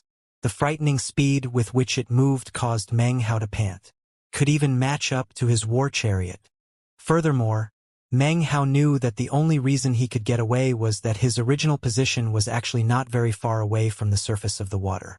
Although it seemed he and the branch had emerged from the water at the same time, the war chariot would have actually been no match for the lily's frightful speed. How many colors does it have? Thought Meng Hao, panting. By now, the war chariot had left the black area of the sea. The waters below looked normal, and up ahead he saw storm winds. Meng Hao knew that he was now near the edge of the third ring, and was not far from Seahold. He took a deep breath and thought for a moment. The sky up above was turning light as he put the war chariot away into his bag of holding. Then his body flashed as he headed toward Seahold at the fastest speed he could muster. He arrived back at his residence before the sky was completely lit. He sat down cross-legged, his expression dark and unstable. The events of the night had left him quite shaken. That flood dragon called itself a devil. It must have been one of those so-called sea devils. A black sea. That must be the second ring of the Milky Way Sea. I never imagined that a terrifying resurrection lily would be hiding at the bottom of the second ring. Was that the Dawn Immortal? No wonder the resurrection lily inside of me was going crazy. How exactly are the third ring and the second ring connected? The third ring has demons with white-bone lily seals on them. The second ring has devils that can turn into people and venerate the Dawn Immortal. And then, there's that Reverend Silverlamp. Where exactly is he? There are so many mysteries in the Milky Way Sea. First, there was the underworld ship and then that ancient battleship. And now, the Dawn Immortal has made an appearance. He continued to think, and a complex expression appeared on his face. However, soon his eyes began glittering brightly. Things just keep getting more complicated and dangerous. I need to be even more careful regarding the matter of the 10th Wang clan patriarch. I wonder who is more powerful, the Dawn Immortal or the 10th Wang clan patriarch. As soon as the question appeared in his mind, he knew the answer. Of course, it's the Dawn Immortal. Although he had no proof, Meng Hao was sure he was right. He sighed inwardly, then closed his eyes. He ceased focusing on the frustrating matters and began to meditate. It was now early morning, and sunlight flickered down onto the sea. The crystalline, shimmering waters surrounded Seahold, which looked like a giant, slumbering beast that was opening its eyes and awakening. Gradually, the city began to bustle with noise and excitement. Many people came and went, most of whom were not residents of the city. Some came to recuperate or resupply, some came to sell demon hearts, others left the city to go hunting. People were everywhere. When Wei Li came to pay respects, Meng Hao opened his eyes. After tidying up a bit, he had Wei Li take him to a shop that specialized in clothing. He was finally able to put aside the worrisome events of the previous night. The feeling of being a rich person once again conquered all.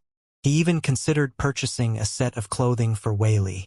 Although the quality of the clothing was good, when he saw how it didn't match her mask, he decided to save some spirit stones and not buy it after all. Wei Li felt a bit wronged, but she didn't dare to say anything directly to Meng Hao. She could only follow along irritated as Meng Hao flaunted his superiority. Everyone in the shop was in awe of Meng Hao and his domineering attitude. He walked around with a trail of people following. If he saw something he liked, he would simply point, and someone would rush to package it up for him. It feels really good to be rich, he thought. He left the store looking completely different than before. He wore a long robe that was as blue as the sky and emanated ripples of magical force. When the sun fell on it, it looked even more beautiful and delicate. The sleeves were embroidered with silver dragons, and the materials of the entire garment were harvested from an impressive sea demon. It had a variety of built-in functions and overall made Meng Hao quite pleased. He also purchased a gold belt trimmed with violet decorations, as well as some jade pendants. Each and every item was quite expensive. When he walked down the street, the people he passed couldn't help but look at him. Meng Hao let out a long, emotional sigh. Wei Li walked along behind him, pouting and glaring at his back. "All right, let's go buy a bag of holding," he said, swishing his sleeve. Internally, Wei Li gave a cold harumph. Now that she was more familiar with Meng Hao, little remained of the awe she had felt for him before. Instead, her deepest impression towards him was that he was a haughty moneybags. When Meng Hao stepped foot into the shop specializing in holding items, his clothing, coupled with his handsome features, plus the obvious domineering air of a rich person, caused everyone in the shop to immediately look over at him with glowing eyes. They knew that a big spender had arrived, and they immediately greeted him. Meng Hao looked around and then immediately voiced his desire to buy 10 bags of holding. After they left the shop, a bit of hope flickered in Wei Li's eyes, and she couldn't hold back from asking, "Senior, why did you buy so many?" "For fun," replied Meng Hao earnestly. Wei Li gaped. She suddenly had the feeling that the person in front of her was not the person who had saved her. He seemed a different person completely. If he wasn't a different person, how could there be such a disparity? Meng Hao cleared his throat, quite pleased at Wei Li's shock. He patted his bag of holding, then waved his hand and lifted his chin in much the way that Steward Joe used to. "Okay, let's go buy some magic rings." In the magic ring shop, Meng Hao's domineering air once again shocked everyone present, both customers and employees alike. They gaped in astonishment as, in a single breath, he bought 300 magic rings. All of the magic rings had a single function. They could self-detonate. All you had to do was throw one of the rings out and it would explode.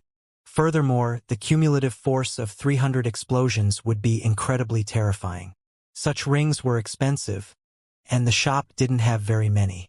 However, Meng Hao decided to buy however many they did have.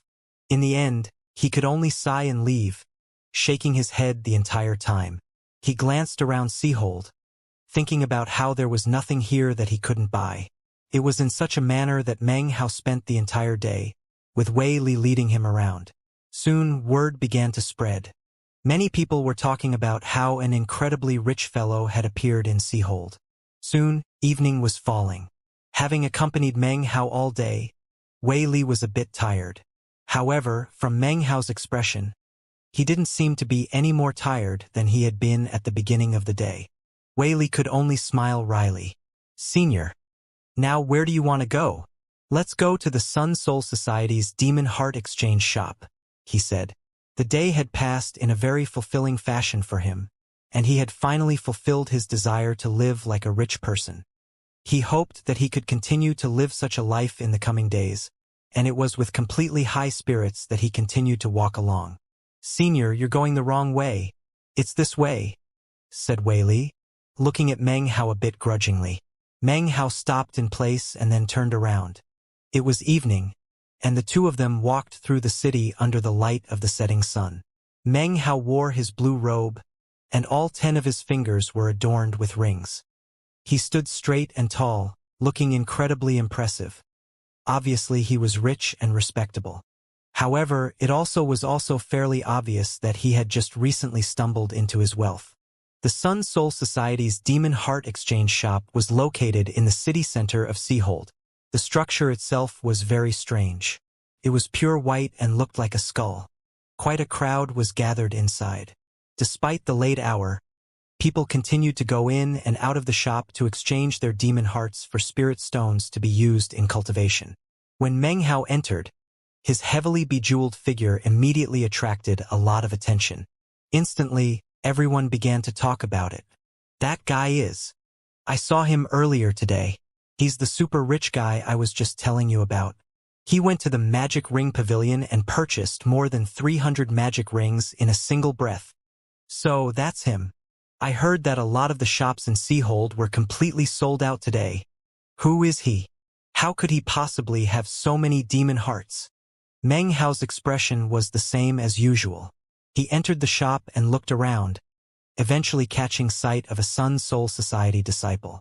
When the man saw Meng Hao looking at him, he quickly approached, clasped hands and bowed.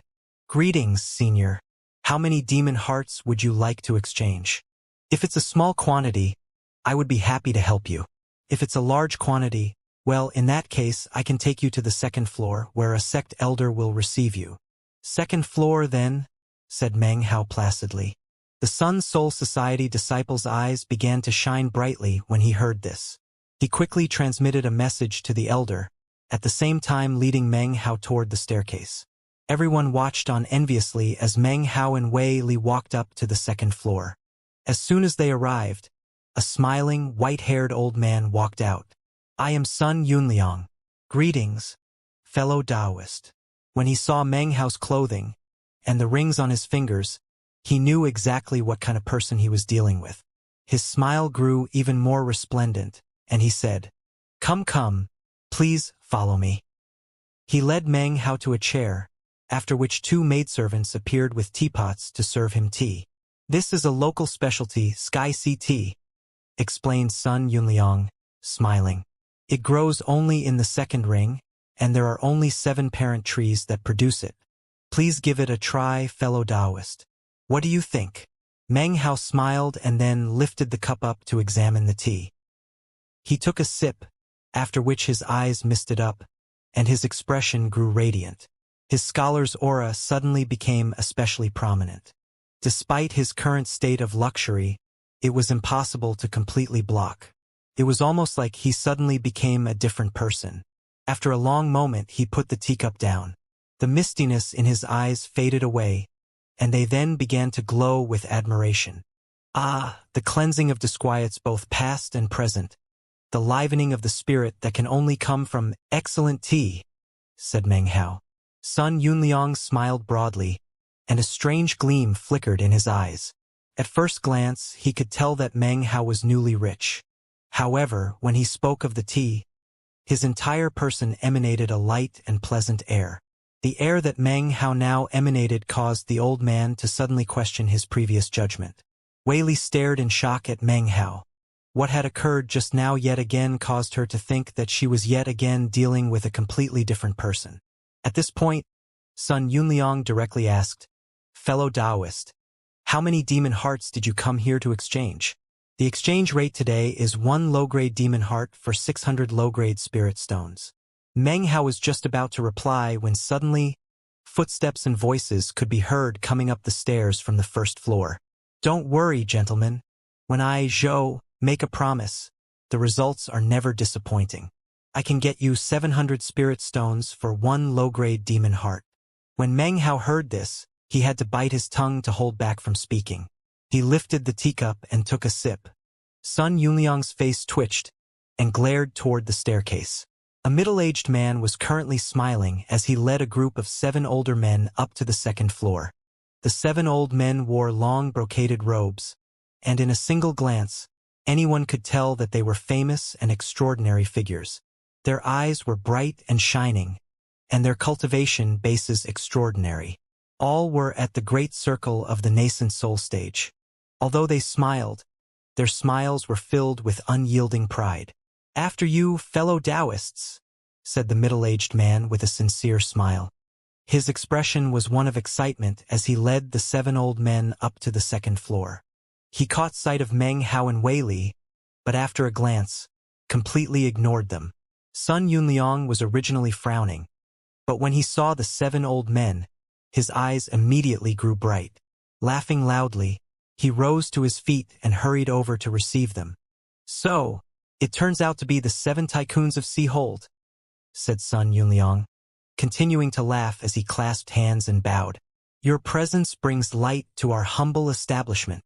The 7 old men all smiled and clasped hands in return. Meng Hao's expression was the same as ever as he continued to sip tea. As for Wei Li, after she saw the 7 old men, her pupils instantly constricted. Her voice filled with awe. She turned to Meng Hao and said, "Senior, these 7 men are all famous shopkeepers here in Seahold. Their cultivation bases are extraordinary, and they control vast amounts of demon hearts. The demon heart exchange shops set up by the 3 sects here in Seahold do not just cater to the masses of ordinary cultivators. There is a strict requirement of the various shops in the city that they exchange demon hearts on a yearly basis. Of course, as for which particular sect they pick to do business with, that is up to them. The 3 sects have no say in the matter." Meng Hao lifted his teacup up and took another sip. His eyes seemed a bit clouded, even empty, as if he weren't present mentally. Wei Li wasn't even sure if he had heard her speaking. Joy filled the heart of Sun Yunliang as he looked over at the middle-aged man, and his eyes flickered with admiration. The middle-aged man looked quite excited, and treated the 7 shopkeepers with incredible courtesy. The whole group laughed and exchanged pleasantries as they walked over to the area with the seats. Sun Yunliang was just about to have one of the maidservants serve some tea when the middle-aged man frowned and looked over at Meng Hao and Wei Li. Then, he directed his attention to Sun Yunliang and transmitted, "Elder Sun, who are these 2? Customers who arrived earlier to exchange some demon hearts." He responded via the same method. When he heard this, the middle-aged man felt a bit more at ease. At first, he had taken the people to be friends of Sun Yunliang. "Elder, the 7 tycoons are honored guests. Shouldn't you have someone from downstairs take care of these other loafers?" Sun Yunliang hesitated for a moment, then turned to Meng Hao, clasped hands, and smiled. "Fellow Taoist, I truly beg your pardon. Would you mind going downstairs? I'll arrange for someone to help you exchange your demon hearts. What do you say?" When he heard Sun Yunliang speaking, the cloudiness in Meng Hao's eyes vanished, and he put down his teacup. Instantly, one of the maidservants stepped forward from the group led by the middle-aged man, and collected it up. Meng Hao frowned, rose to his feet, and looked over at Sun Yunliang. "Fine," he said. "By the way, what is the current exchange rate?" "Set your mind at ease, fellow Taoist," he said with a smile.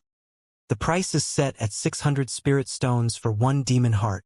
With that, he clapped his hands together, and a Sun Soul Society disciples immediately came up from the first floor.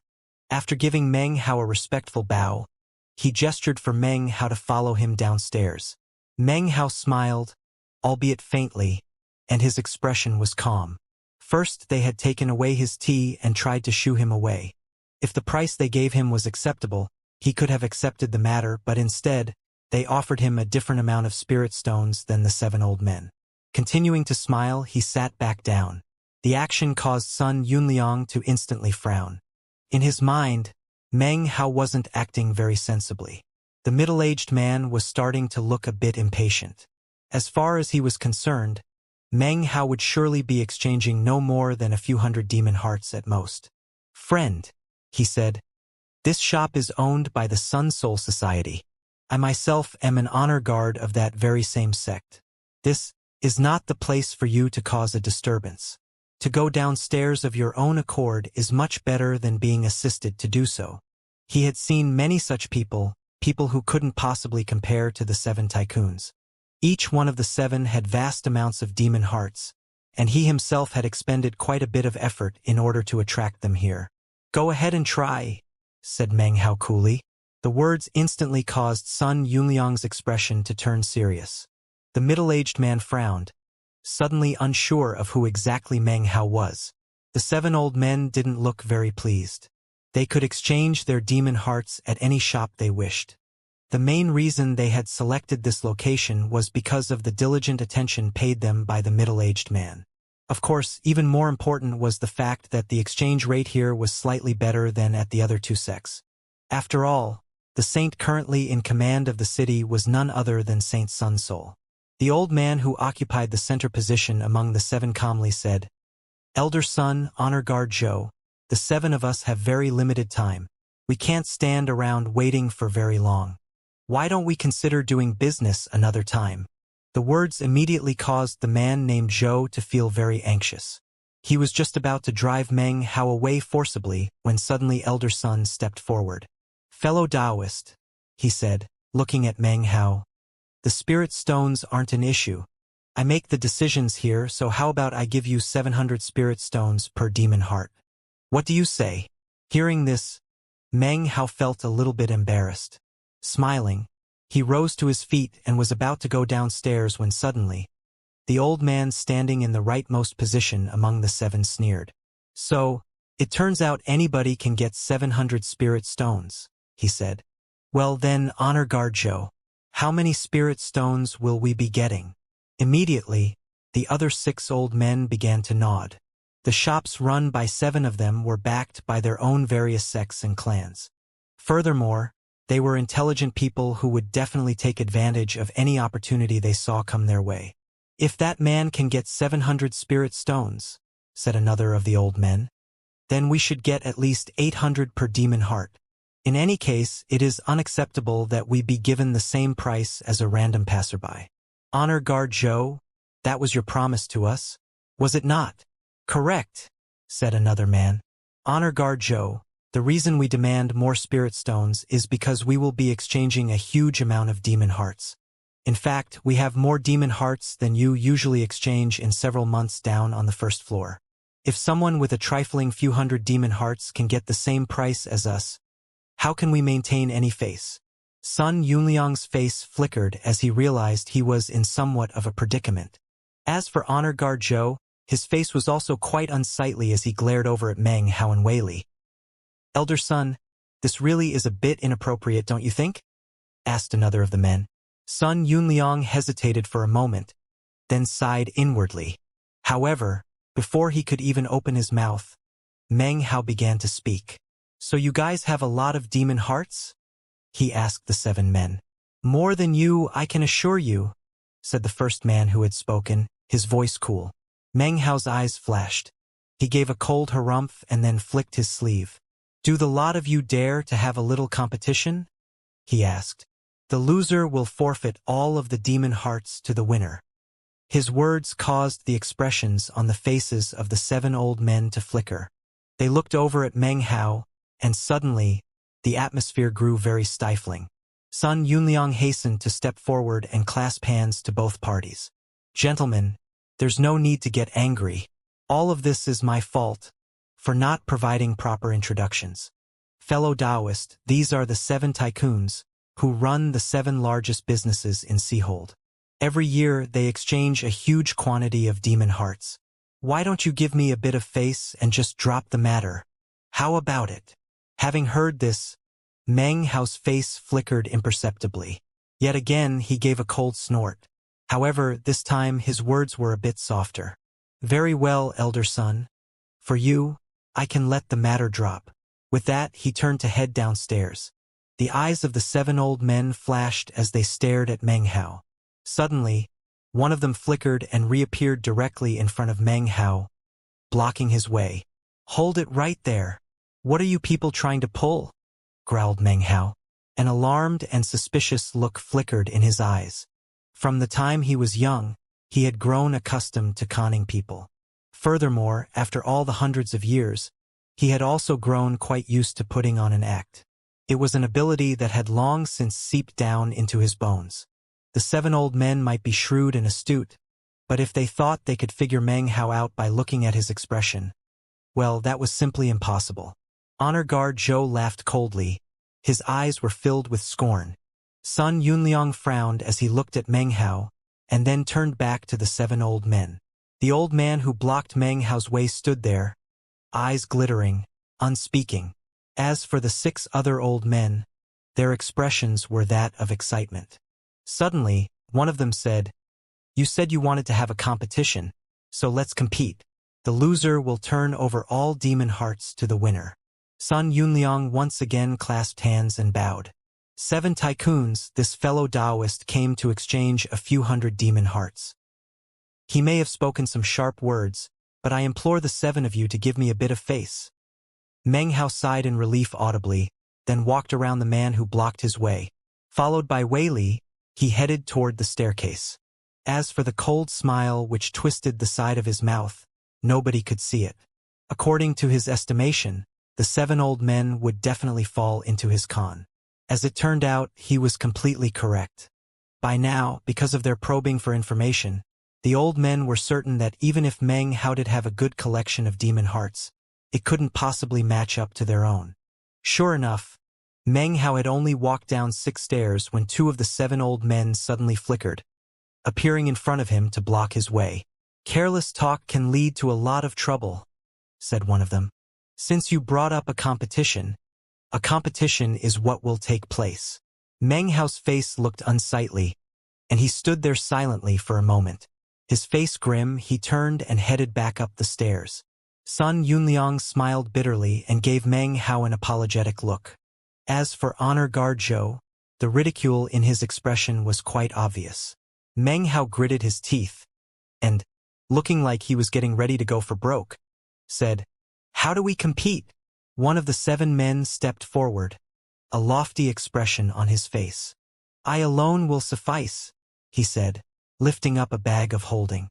Inside this bag of holding are 13,000 low-grade demon hearts.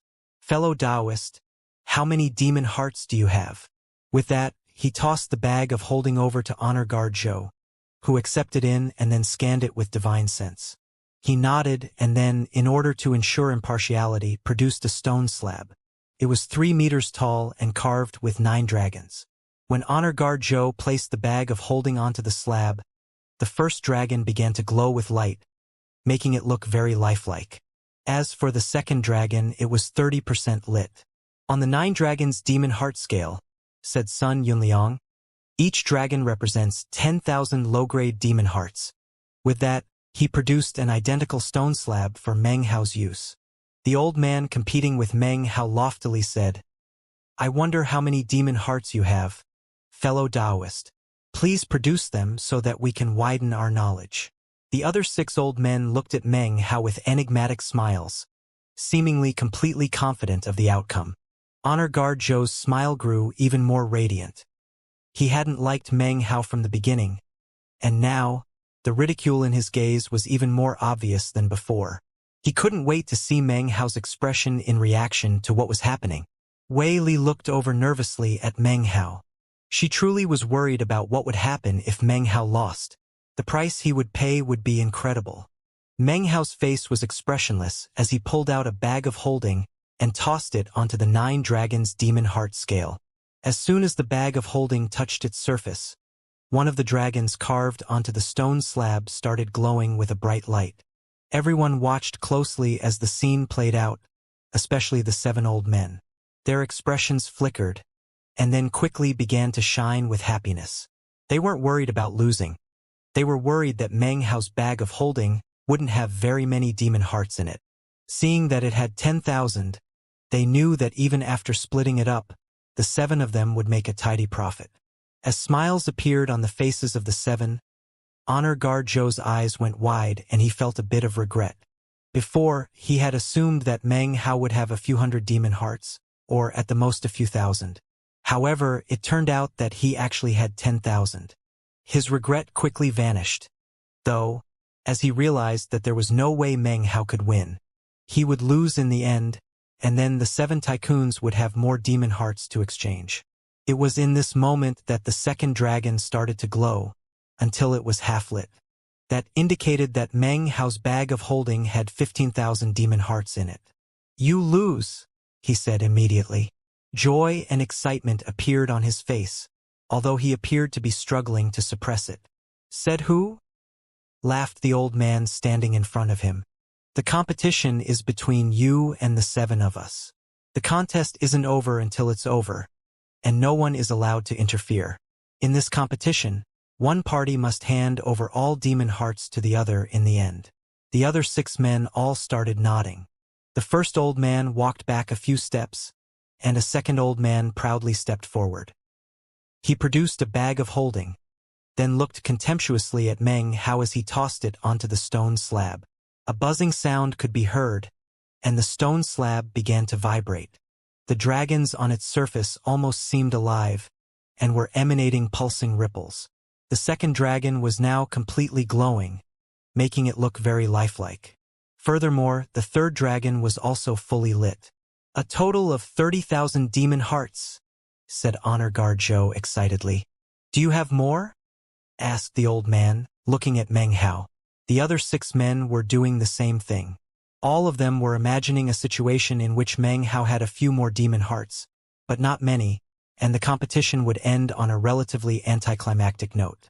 Meng Hao's expression was grim as he slowly placed his right hand into his robe. Then he pulled out another bag of holding, which he threw over to the stone slab. As soon as it landed, the third dragon completely lit up, as did 10% of the fourth dragon. Honor Guard Zhou gasped and looked over at Meng Hao. 31,000. Sun Yunliang's eyes were wide, and he almost couldn't believe it.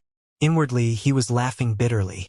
If he had known Meng Hao possessed so many demon hearts, there would never have been such a commotion. Even the 7 old men were shocked. Each of them possessed over 10,000 demon hearts, but none had an accumulation that exceeded 20,000. And yet, their opponent unexpectedly produced 30,000. As of now, they couldn't help but start to form various speculations about him. It only took a moment, though, for the 7 men to exchange glances. All of their eyes were burning with passion, as they realized that they were actually much more interested in this contest than they had been before. Considering that their opponent had around 30,000 demon hearts, if they won, it meant each of them would get approximately 5,000. The mere thought of it caused their hearts to begin to thump rapidly. Then, the 7 of them began to chuckle. It was at this point that the second old man stepped back and the third walked forward. He waved his right hand, causing a bag of holding to fly out. Immediately, the fourth and fifth dragons lit up, although the fifth was only 90% lit. 49,000 low-grade demon hearts, said Honor Guard Zhou, who then looked over at Meng Hao. It wasn't just him. Everyone, including Wei Li, were now staring at Meng Hao. "I refuse to believe that you can continue to compete," said the third old man, his voice cool. Meng Hao said nothing. It seemed as if he had an endless supply of bags of holding in his robe. He produced yet another, which he tossed out, causing the fourth, fifth, and sixth dragons to completely light up. The bag of holding turned out to have 30,000 demon hearts in it. Honor Guard Zhou's mind was spinning, and he was breathing heavily. He stared blankly at the 6 glowing dragons on the stone slab. 60,000 demon hearts. The faces of the 7 old men flickered, and they stared dead at Meng Hao. Then they exchanged glances and reached a consensus. In their opinion, this had to be the last bag of holding their opponent would produce. 60,000 demon hearts. No wonder he was so domineering. I never imagined that he would have so many demon hearts. However, compared to the 7 of us, he can't match up. The best would be if he had 70,000, then each of us would get 10,000. That's quite a hefty profit. Well, even if this guy has someone powerful backing him, does he really think he can fight back against the 7 of us altogether? The 7 old men chuckled as the 4th and 5th of their number stepped forward at the same time. The 2 of them tossed out bags of holding, which, as soon as they landed onto the stone slab, caused a blinding light to shine out. It wasn't just the 6th dragon which lit up. The 7th did too, and even 50% of the 8th. 75,000 low-grade demon hearts, said Honor Guard Joe, his amazed voice echoing about. The 5th old man laughed heartily. Fellow Taoist, however many low-grade demon hearts you have, bring them out. We'll keep up with you until the end. His expression was proud, and his heart was filled with joy that he could not cover over. The others also smiled complacently as they pondered what it would be like to split up all of Meng Hao's demon hearts. Meng Hao blinked, and then reached yet again into his robe. The eyes of the 7 men narrowed as Meng Hao produced another bag of holding, which he tossed over to the stone slab. A rumbling sound echoed out as the 7th and 8th dragons lit up. Only the 9th dragon remained dark. Seeing this, the 7 old men burst into hearty laughter. Even Honor Guard Joe let out a sigh of relief. Clearly, Meng Hao only had 80,000 demon hearts. Otherwise, the 9th dragon would already have begun to shine with light. Sun Yunliang had long since begun to pant, and his heart was pounding. When he saw Honor Guard Joe's expression, he truly wished he could simply step over and slap the man across the face. What an idiot! Someone who possesses 80,000 demon hearts is not someone to provoke lightly. Perhaps he just didn't dare to fight against the power of the 7 combined. But now we have this situation here in the Sun Soul Society. He definitely won't give up. This farce is over, said the 6th old man. Fellow Taoist, it's time for me to teach you a lesson. Never forget, there are always heavens beyond the heavens, you know, and there are always people out there who are better than you. He didn't even step forward. He simply tossed out a bag of holding. It landed with a bang onto the stone slab, causing the 8th dragon to light up completely, along with 70% of the 9th dragon. 87,000 low-grade demon hearts, gasped Honor Guard Joe. Meng Hao's brow furrowed, and he felt around in his robe. However, he did not produce another bag of holding. All of the low-grade demon hearts that he possessed had been there in his robe. When she saw the expression on Meng Hao's face, Wei Li's heart began to pound. The expressions on the faces of the 7 old men were of completely complacency. One of them stepped forward and reached out toward the bags of holding which Meng Hao had placed onto the stone slab. "Did I say you could touch those?" said Meng Hao. He waved his right hand, causing a mild attack to fly out that pushed the old man back. The old man's face flickered, and as he looked over at Meng Hao, the other 6 old men stepped forward, displeased expressions clouding their faces. "Being a sore loser, fellow Taoist?" asked one. "Even if you are, it doesn't matter," said another. "You must admit your defeat. You lost, so those demon hearts belong to us now." Meng Hao's expression was the same as ever. Then he smiled, a faint, bashful smile. "The competition isn't over yet, so how could I have lost?" His words caused the hearts of the 7 old men to suddenly sink, and they exchanged flabbergasted looks. "You have more low-grade demon hearts? Low-grade demon hearts?" "No, I'm out," replied Meng Hao. It was at this point that he slapped the bag of holding at his side, from within which unexpectedly appeared another bag of holding. This was one of the special bags of holding that he had purchased in Seahold. Hefting it, Meng Hao looked at the 9 dragons' demon heart scale. "Why don't we use something else other than this slab? It would be a shame for an incredible treasure like it to be damaged." Hearing this, the 7 old men could only stare in shock at the bag of holding in Meng Hao's hand. Then, however, one of the old men sneered. "The stone slab only has 9 dragons, but if the number exceeds 100,000, then they will change color. To date, I have never heard of anyone being able to use demon stones to damage a 9 dragons demon heart scale." Meng Hao looked over at Sun Yunliang, who hesitated for a moment before smiling wryly and nodding his head. "Very well, then," said Meng Hao. tossing over the bag of holding. When it landed on the stone slab, it caused a boom to ring out that was audible even down on the first floor. At the same time, the ninth dragon completely lit up. Looks of concentration appeared on the men's faces. Next, the first dragon began to change color, turning blue. The sight of it caused the faces of the 7 old men to fall.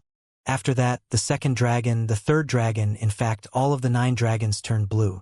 Then they changed color again, starting with the first and going all the way to the 9th, until they all glittered with bright violet light. The 7 old men were trembling, and looks of shock and disbelief covered their faces. A few even said, "Impossible!" However, the changes didn't stop with the violet light. Once more, the dragons began to change color, this time to orange. Orange light. That's orange light. The minds of the 7 old men were spinning, as if they were being struck by lightning. They shook, their eyes blank with astonishment. However, the light was not finished changed. Once again it began to transform, for the 5th time, causing the dragons, one after another, to shine with a glow the color of blood. The changes in color left the people in the area completely and utterly shocked. They stared with wide-open mouths, their minds roaring, as the 9 dragons turned completely the color of blood. And then, the 9 dragons flickered brightly, as if they were about to change to yet another color. However, the 9 dragons' demon heart scale had apparently reached its limit, and the color couldn't change.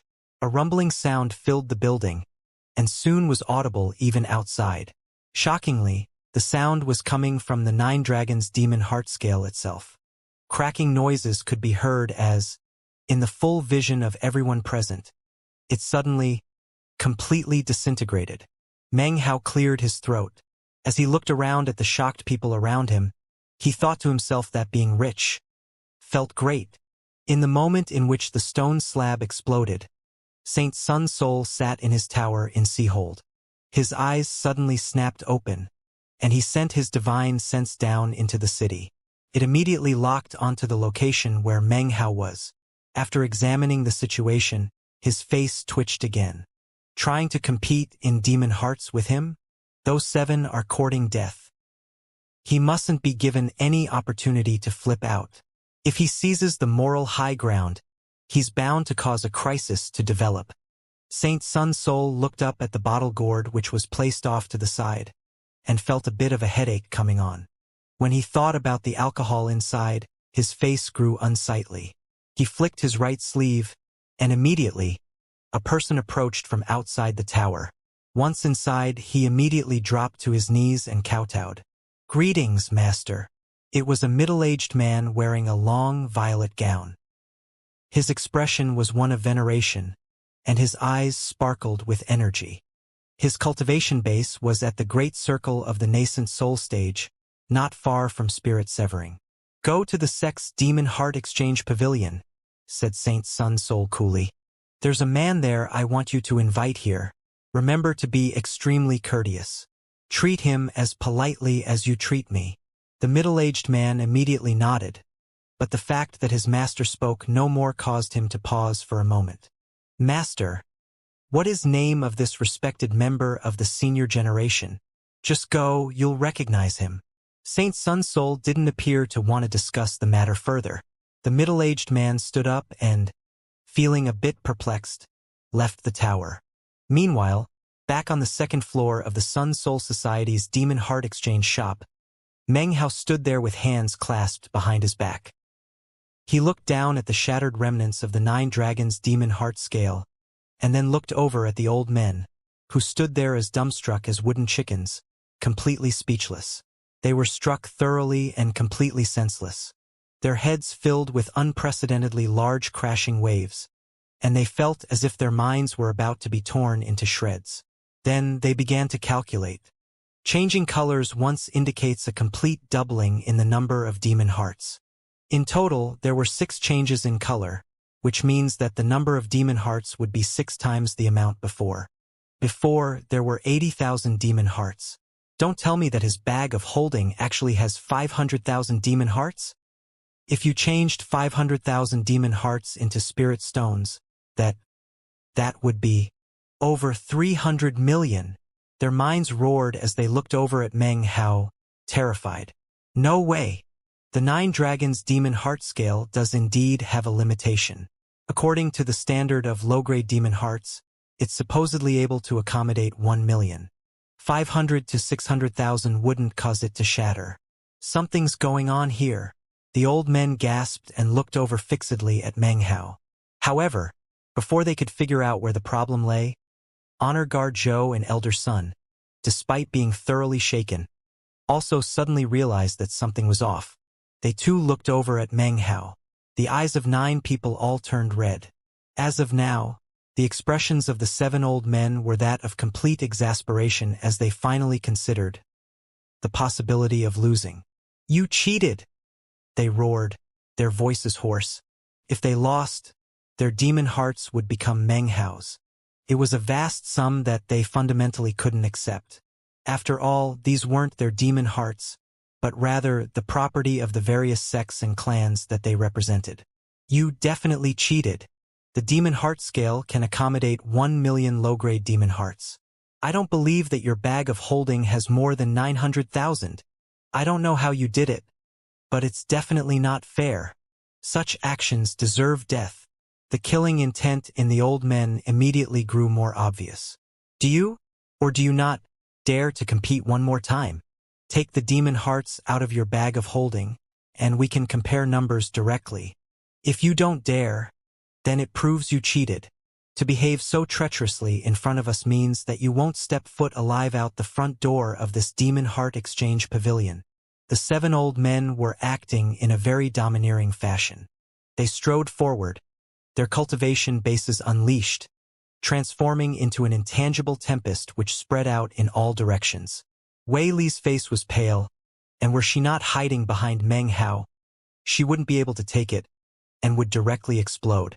The old man who had reached out to take Meng Hao's bags of holding just now suddenly produced another bag of holding which he tossed onto the stone slab. The 9 dragons flickered, and suddenly, a blue light appeared. However, it wasn't completely blue. Only about half of the first dragon had turned blue. 98,000 low-grade demon hearts. This is all the demon hearts I possess. Do you dare to gamble again? Honor Guard Zhou and Sun Yunliang stood off to the side silently watching. This time, even Honor Guard Zhou didn't react. He didn't want to be involved with the matter anymore. Meng Hao coldly looked over the 7 old men, then waved his right hand. Instantly, all of his bags of holding flew out from the rubble of the destroyed stone slab. Seeing this, the several old men roared and closed in on him. However, before they could get close, Meng Hao opened the last of the bags of holding and expressionlessly removed a demon heart. It emanated with bright colors, along with dense spiritual energy. Meng Hao waved his sleeve, causing the demon heart to fly over to Sun Yunliang. Elder Sun, would you mind appraising that for me? He said coolly. The 7 old men stopped in their tracks and looked at the demon heart in Sun Yunliang's hand. Their faces fell. They didn't need to look closely at it. Based on the spiritual energy as well as its color and size, it was easy to determine. Mid-grade demon heart. Sun Yunliang gasped. His words instantly crushed any last bit hope the 7 old men had to come out on top. Sun Yunliang took a deep breath and gazed at the demon heart. His face flickered through various emotions, and then he turned to stare at the bag of holding in Meng Hao's hand. The 7 old men were doing exactly the same. All of them were inwardly forming speculations about what was going on, which caused their faces to become more and more unsightly. The price of mid-grade demon hearts doesn't fluctuate very much, said Sun Yunliang. A single one is worth 10,000 spirit stones, or 10 low-grade demon hearts. Of course, it doesn't work the other way around. He looked up at Meng Hao and then slowly said, Fellow Taoist, how many mid-grade demon hearts do you possess? Meng Hao didn't say anything in response. He simply waved his sleeve, causing a glittering, crystalline waterfall to spill out of his bag of holding. The entire area instantly filled with dense spiritual energy. The second floor turned into something like a land of immortals. 10,000 mid-grade demon hearts piled up all around. Immediately, Everyone present began to pant, and their minds shook. 10,000 mid-grade demon hearts. That's equal to 100,000 low-grade demon hearts. They could be traded for 100 million spirit stones. Sun Yunliang struggled to maintain his composure as he spoke. Honor Guard Zhou, on the other hand, felt his vision growing dim, and he almost passed out. How could he ever have imagined that the person he scorned so openly would end up having so many mid-grade demon hearts? As for the 7 old men, they trembled in place and looked almost as if they had just aged 10 years. There is no need to directly compare, said Sun Yunliang, looking over at Meng Hao. He clasped his hands and bowed courteously. Fellow Taoist, you are the victor. Wei Li stood behind Meng Hao, her mind reeling.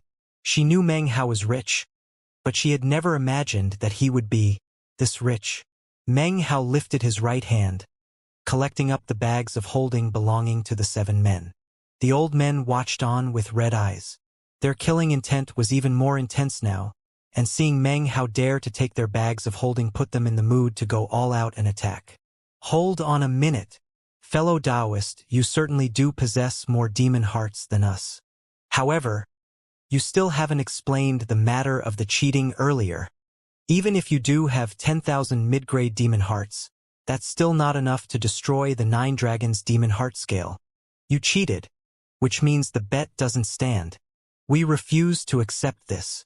Of course, the 7 old men were now resorting to sophistry, and they knew it. However, what else could they do? There was no way they could simply allow Meng Hao to take away their demon hearts. Well then, I'll just have to make you accept it, said Meng Hao calmly. He waved his hand, causing the remaining 20,000 mid-grade demon hearts in his bag of holding to fly out. They piled up everywhere, nearly completely filling the 2nd floor. The eyes of the 7 old men widened as Meng Hao then sent the high-grade demon hearts flying out from the bag of holding. The splendor of the high-grade demon hearts caused them to instantly become the focus of all eyes on the 2nd floor. The spiritual energy they produced transformed into a pillar-like aura that shot up into the air above Seahold. Wild colors flashed in the sky, and the wind and clouds roiled. Every cultivator in Seahold instantly looked over in stupefaction. The buzz of conversation instantly rose up from all areas of Seahold. Back in the Demon Heart Exchange Pavilion, Sun Yunliang stared with slack jaw at the high-grade demon hearts. He picked one up and looked at it closely, then hoarsely said, This is a high-grade demon heart. Such items were considered treasures, and were rarely seen. A single one would normally be sold at auction, and in all the past years, he had only seen less than 100. The starting auction price for high-grade demon hearts is 500,000 spirit stones. They can be exchanged for 50 mid-grade demon hearts, or 500 low-grade demon hearts. There are 10,000 here. That means they are worth 5 billion. Honor Guard Zhou's vision now went completely dark. As for the 7 old men, their faces were deathly pale, and their minds filled with roaring. How could they ever have imagined that they were actually gambling with someone so enigmatic and impossible to predict? They, who had demon hearts worth a few dozen million spirit stones, were betting about who was richer, with someone who had 5 billion. Meng Hao cleared his throat, then waved his hand. Immediately, all of the demon hearts flew back into his bag of holding, including the roughly 100,000 belonging to the 7 old men. The 7 old men lifted their heads up and roared. Their eyes were red as the complete power of their cultivation bases exploded out and they charged Meng Hao. Meng Hao's expression suddenly turned cold. Screw off. 2 words caused minds of the 7 men to feel as if they were filled with lightning. Blood sprayed from their mouths. They weren't able to even get close to Meng Hao before they were sent tumbling backward. They looked at him and coughed up blood. Their expressions filled with unprecedented looks of astonishment and fear. Spirit severing. Their faces drained of blood, and they began to tremble violently. This time, Honor Guard Zhou really did pass out, falling flat onto the ground. Sun Yunliang gasped, stepped forward, and then bowed with clasped hands. Junior offers greetings, Senior. Right in the middle of Seahold, Meng Hao unleashed his aura, causing the 7 old men to scatter backward, blood spraying from their mouths. In that same moment, a jagged black cloud filled with crackling lightning flew through the air in the fourth ring, right outside of the flying Immortal sect. Then, the cloud dissipated to reveal an old man wearing a long black robe. His features were ancient, and the feeling of time seemed to circulate around him. He hovered in mid-air, looking down at the surface of the sea with an abstruse light glimmering in his eyes. If Meng Hao were here, he would recognize him immediately. This old man was none other than the 10th Wang clan patriarch. "No more delays," he said coolly. "This time, I'll definitely wrest away his Dao foundation. If this clone gets defeated, then I'll simply lock down on the location and come here with my true self via greater teleportation. Even if the immortality bestowal deus does notice, I will achieve my aim." A sharp gleam appeared in his eyes, which contained both determination and a desire to slaughter. There are no traces of him whatsoever in the fourth ring. Before coming here, none of my auguries could produce any clue to his position.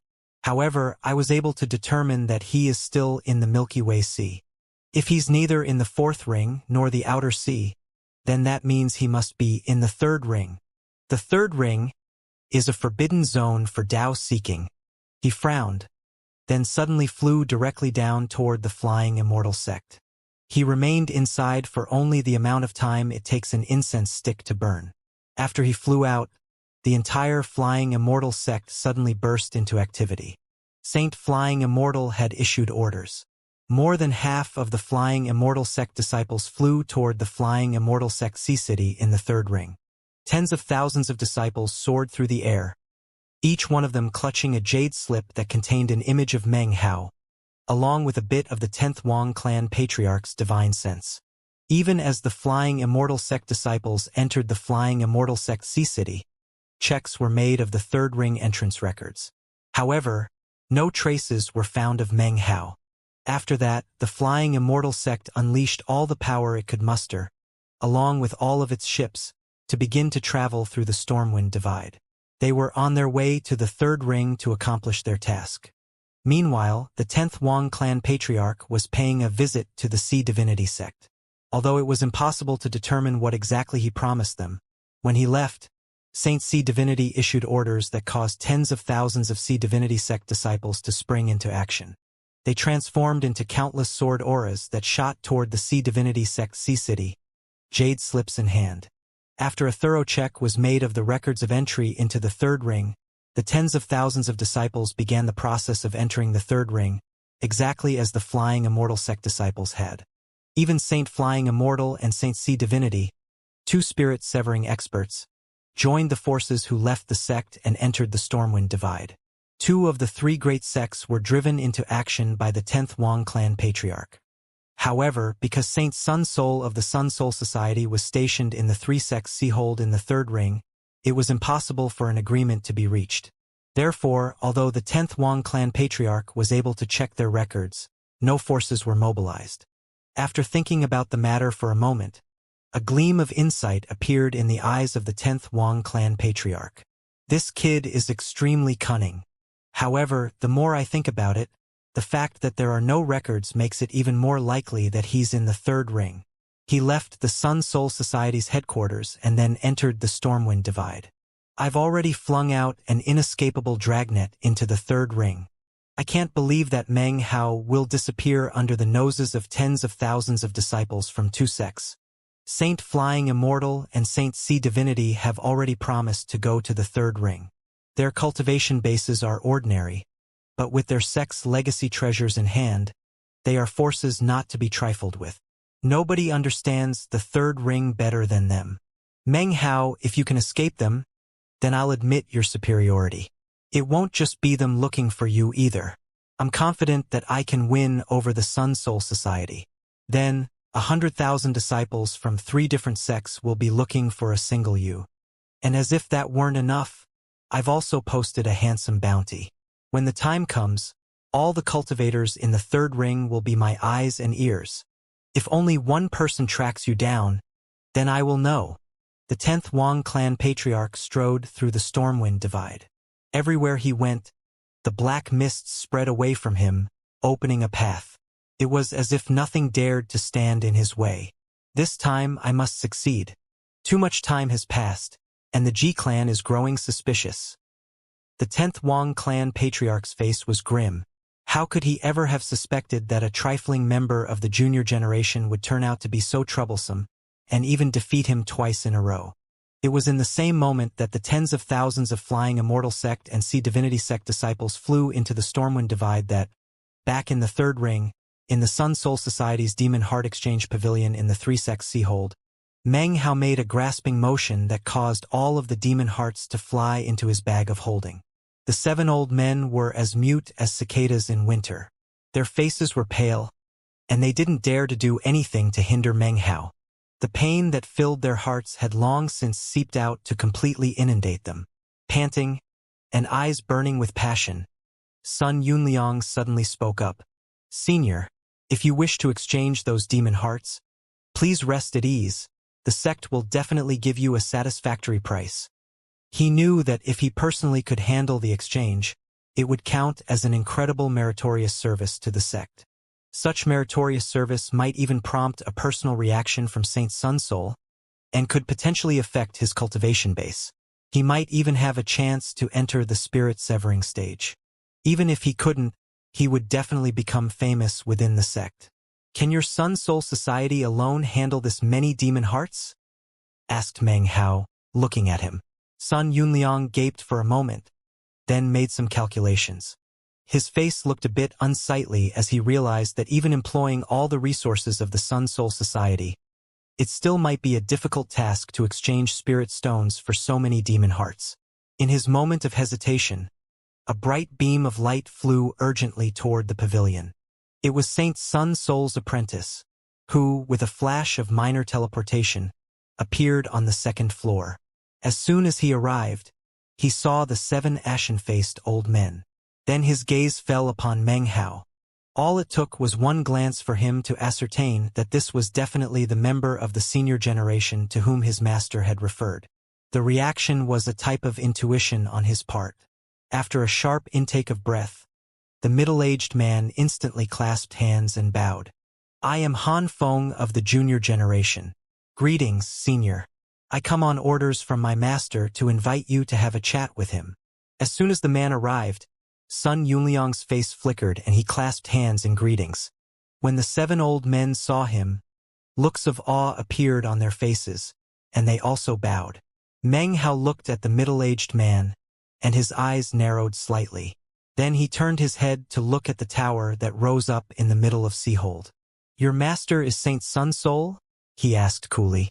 "My master is indeed Saint Sun Soul," replied the man, his tone respectful. Meng Hao looked back at Sun Yunliang. "I'll be with Saint Sun Soul," he said. "You get the spirit stone situation sorted out and then come looking for me. How many demon hearts I give you will depend on how many spirit stones you can afford offer." Saint Sun Soul's apprentice gaped in response to Meng Hao's words, and Wei Li stood there nervously. Sun Yunliang immediately sent a message. He didn't provide specific details. He just related the information about how many demon hearts Meng Hao had. The apprentice's eyes went wide, and he gasped. Now he understood why his master had sent him here. How could he possibly have so many demon hearts? He thought. It was with even more reverence that he escorted Meng Hao as they flew off toward the tower. Wei Li was with them, and the closer they got to the tower, the more nervous she got. In the short period of time in which she had followed Meng Hao, she had seen more incredible things than she normally would have seen in her entire life. That was especially true of the scene that had just played out regarding the demon hearts, which seemed as if it might cause her heart to stop beating entirely. She had known Meng Hao was rich, but could never have imagined that he was that rich. Perhaps his wealth couldn't compare to that of an entire country, but it was no exaggeration that it could rival a great sect. Soon, the 3 of them reached the tower. Meng Hao turned to look back at Wei Li. The apprentice immediately clasped hands and bowed. "Senior, don't worry. I, of the junior generation, will arrange accommodations for this fellow Taoist." Meng Hao nodded. Seeing that Wei Li did not object, he turned and flew directly toward the top level of the tower, vanishing in the blink of an eye. When he reappeared, he was inside the tower. Black-robed Saint Sun Soul sat cross-legged behind a wide table, his face expressionless. Next to him was the elegant and poised woman, his wife. She was sniffing a flagon of alcohol when Meng Hao appeared. She looked at him and smiled warmly. "You offered me some alcohol," said Saint Sun Soul. "Now, I'd like to offer you some in return." Even as he spoke, his wife brought the alcohol flagon over. She then produced 2 glasses, into which she distributed the alcohol. After that, she sat down next to Saint Sun Soul and looked over curiously at Meng Hao. Meng Hao said nothing as he sat down directly across from Saint Sun Soul. He picked up the glass of alcohol, looked it over, then drank it in one mouthful. When the alcohol entered his mouth, it felt freezing cold, and made his entire body feel as if it were being frozen. It even seemed as if the alcohol were about to extinguish the flame of his life force. The coldness entered his chi passageways and spread throughout his entire person. Even his cultivation base was frozen in the blink of an eye. His divine sense slowed down, and he almost began to slip into slumber. It was even hard to think. He was so cold that frost appeared on his skin. It almost seemed like the alcohol in the cup could turn him into a statue of ice. This alcohol would most certainly kill any ordinary spirit-severing cultivator who drank it. However, Meng Hao's fleshly body was far too powerful for that.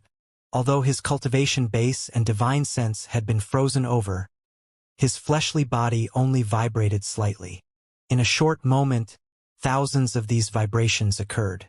The frequency of the vibrations seemed to accord with some great Tao, and within the space of about 10 breaths, white steam began to rise up from the top of his head.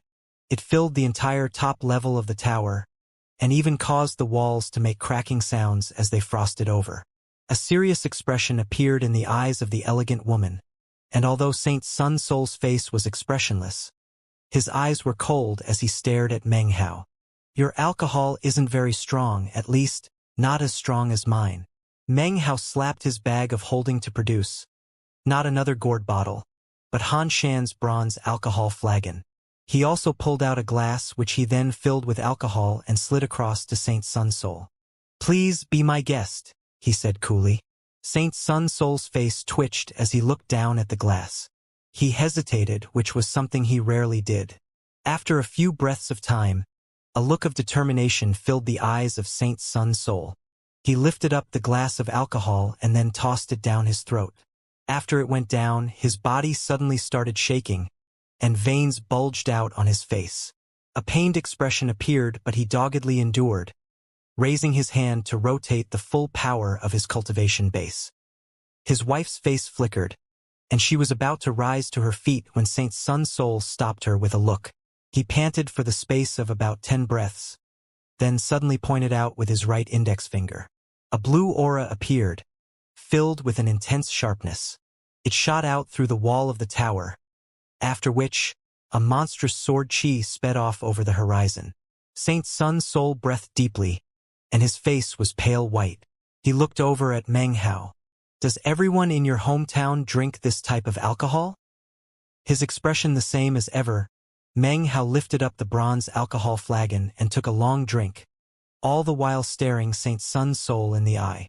Saint Sun Soul's face twitched again. He watched as Meng Hao had no reaction whatsoever to the alcohol, and in fact even took another drink. He sighed. "In all the years I've practiced cultivation, this is the first time someone has ever threatened me with some alcohol." "How could treating you to some alcohol be a threat?" asked Meng Hao, sounding a bit hurt. "In my hometown, everyone really does drink this. It's just that when I left, I was in a bit of a hurry, so I didn't bring very much with me. Next time, I'll make sure to bring you a bit more." Saint Sun Soul sat there quietly. He wasn't quite sure what to make of Meng Hao's arrival. The sword chi in the alcohol was very strong, and moments ago he had actually been rocked both physically and mentally. Then he saw Meng Hao drink it without any reaction at all. He couldn't help but think that Meng Hao was even more mysterious than he had seemed at first. He can attract sea demons to the point of driving them crazy, he thought. He has this strange sword alcohol and a shocking fleshly body, and even cancelled out my freezing chi.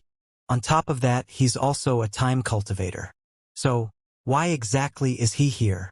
He lifted up the glass with the freezing alcohol and took a drink. Why don't you exchange your demon hearts with the Sun Soul Society? The exchange rate won't be incredibly high, but neither will it be very low. Meng Hao looked back silently at Saint Sun Soul for a moment. Then he asked, why do the three sects value demon hearts so much? Generally speaking, that is a secret, replied Saint Sun Soul coolly. However, considering the level of your cultivation base, you'll figure it eventually on your own. The history of the three sects go back a long way, he continued. As for how long exactly, even I'm not too sure. I only know that the first generation of patriarchs of the sects jointly summoned the Stormwind Divide. After that, this area was sealed off all the way down until this day. As to whether those patriarchs are still alive or dead, nobody knows. However, they left behind a legacy treasure that requires demon hearts to ensure that it will continue to exist. Furthermore, the cultivation techniques of the cultivators of the three sects are different from that of outsiders. To us, spirit stones are only moderately effective. Demon hearts, on the other hand, are a different story. Furthermore, and most importantly, every rotation of the great spell formation that protects the three sects requires a shocking amount of demon hearts. Without the demon hearts, it can't be operated. Having heard all of this, Meng Hao chuckled a bit. I suppose there is another reason, isn't there? Yes, but I can't tell you, replied Saint Sun Soul, staring at Meng Hao. It has something to do with the Yellow Springs underworld ship in the Stormwind Divide, said Meng Hao, smiling and eyes glittering. Saint Sun Soul looked back at him expressionlessly. There's no need for you to probe for information. That matter is a secret of the three sects, which cannot be told to outsiders. However, you know of the Yellow Springs underworld ship. That's a bit unexpected. Although his tone of voice was the same as ever, inwardly, Saint Sun Soul was shocked to hear Meng Hao mention the Yellow Springs underworld ship. Yet again, he found himself more in awe. It was at this point that a jade slip suddenly began to glow inside Saint Sun Soul's bag of holding. He took it out and looked it over, then placed it down onto the table. If you don't want to tell me, then forget about the matter, said Meng Hao, giving up on his efforts to probe for information. As for the demon hearts, as long as you give me a huge enough quantity of spirit stones, then of course I'll exchange them with you. He pulled out a bag of holding, which he loosened and then placed on the table.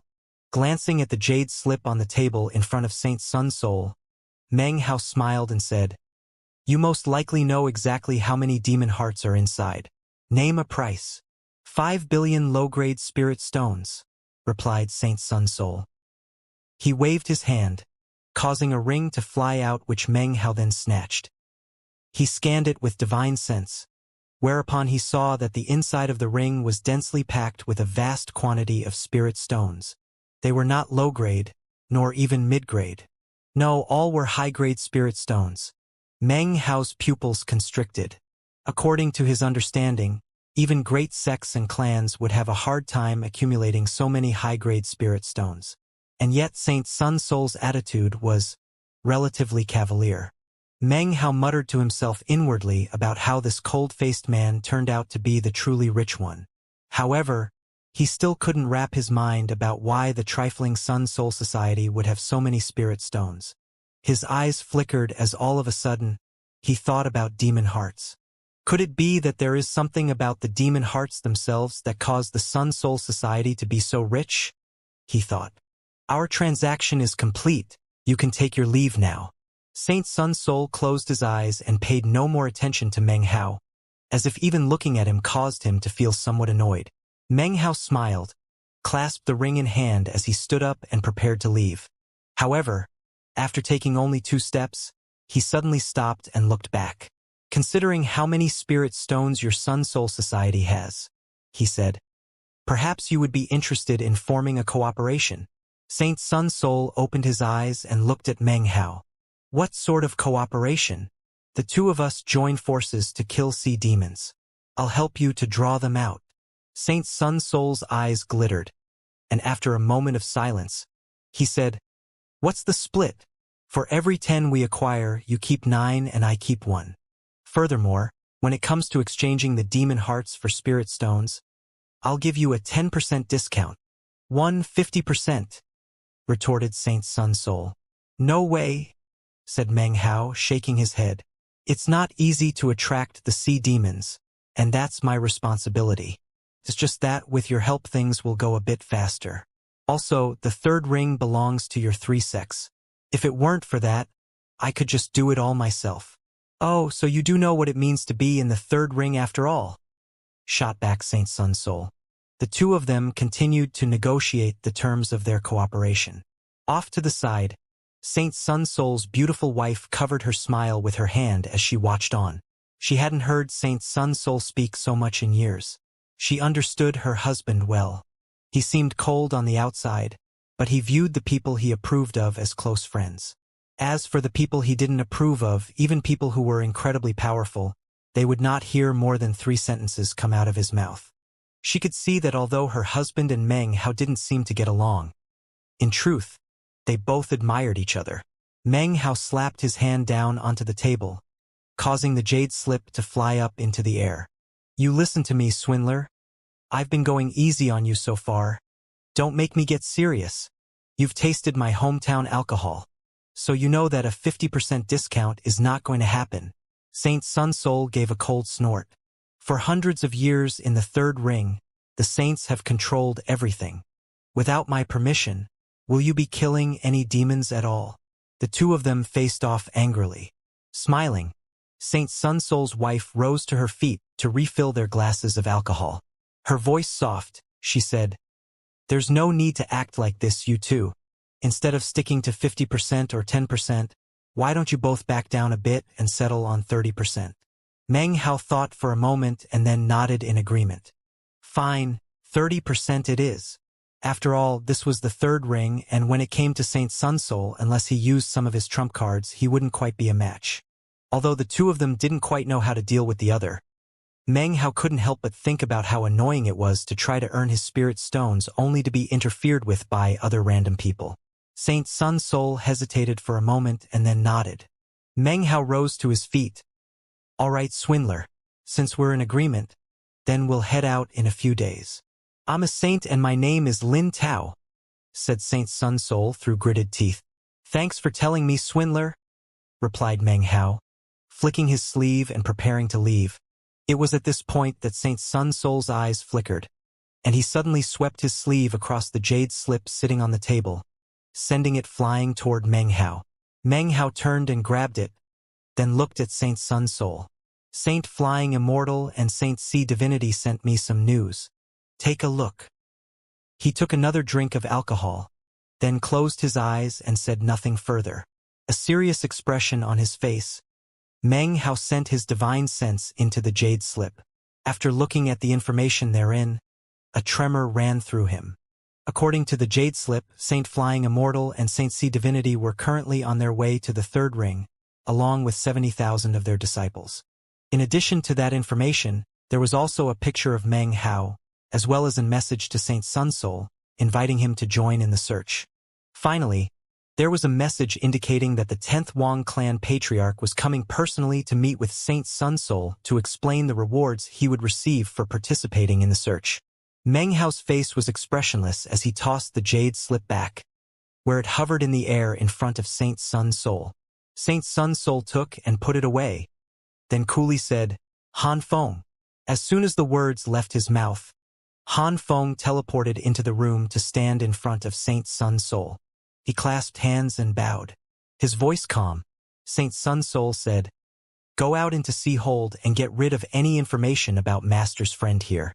It doesn't matter how many people saw him or had dealings with him. Go take care of everything. Spare no cost. That includes people who have left the city in the past few days. Clean it all up.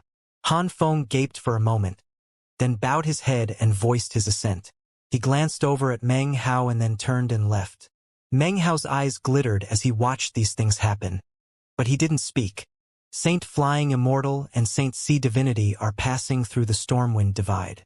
Given the speed they can attain, it will take them 2 months to get here. As for that 10th Wang clan patriarch, even if he does have a Tao-seeking cultivation base, it will also take him about 2 months.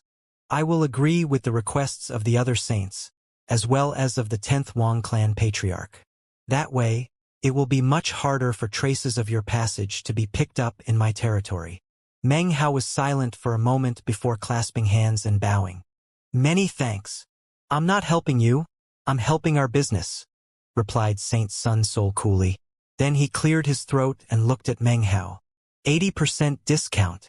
Meng Hao gritted his teeth. Although his expression was the same as usual, he glared at Saint Sun Soul, who was beaming in self-satisfaction. 40%. That's the most you'll get. A short while later, Meng Hao left the tower, his face grim and unsightly. In the end, he had been conned by that swindler. They ended up agreeing to a 50% discount. Meng Hao had always felt as if he lived a life in which he conned others. Rarely did others con him. He especially never imagined that he would be conned by such a solemn-looking, unprincipled swindler like Saint Sun Soul. The whole matter left him feeling extremely exasperated. I can't believe that swindler conned me like he did, sighed Meng Hao. Saint Sun Soul's apprentice led him, not to the city area, but to a private villa nearby. That was the arrangement set up by Saint Sun Soul.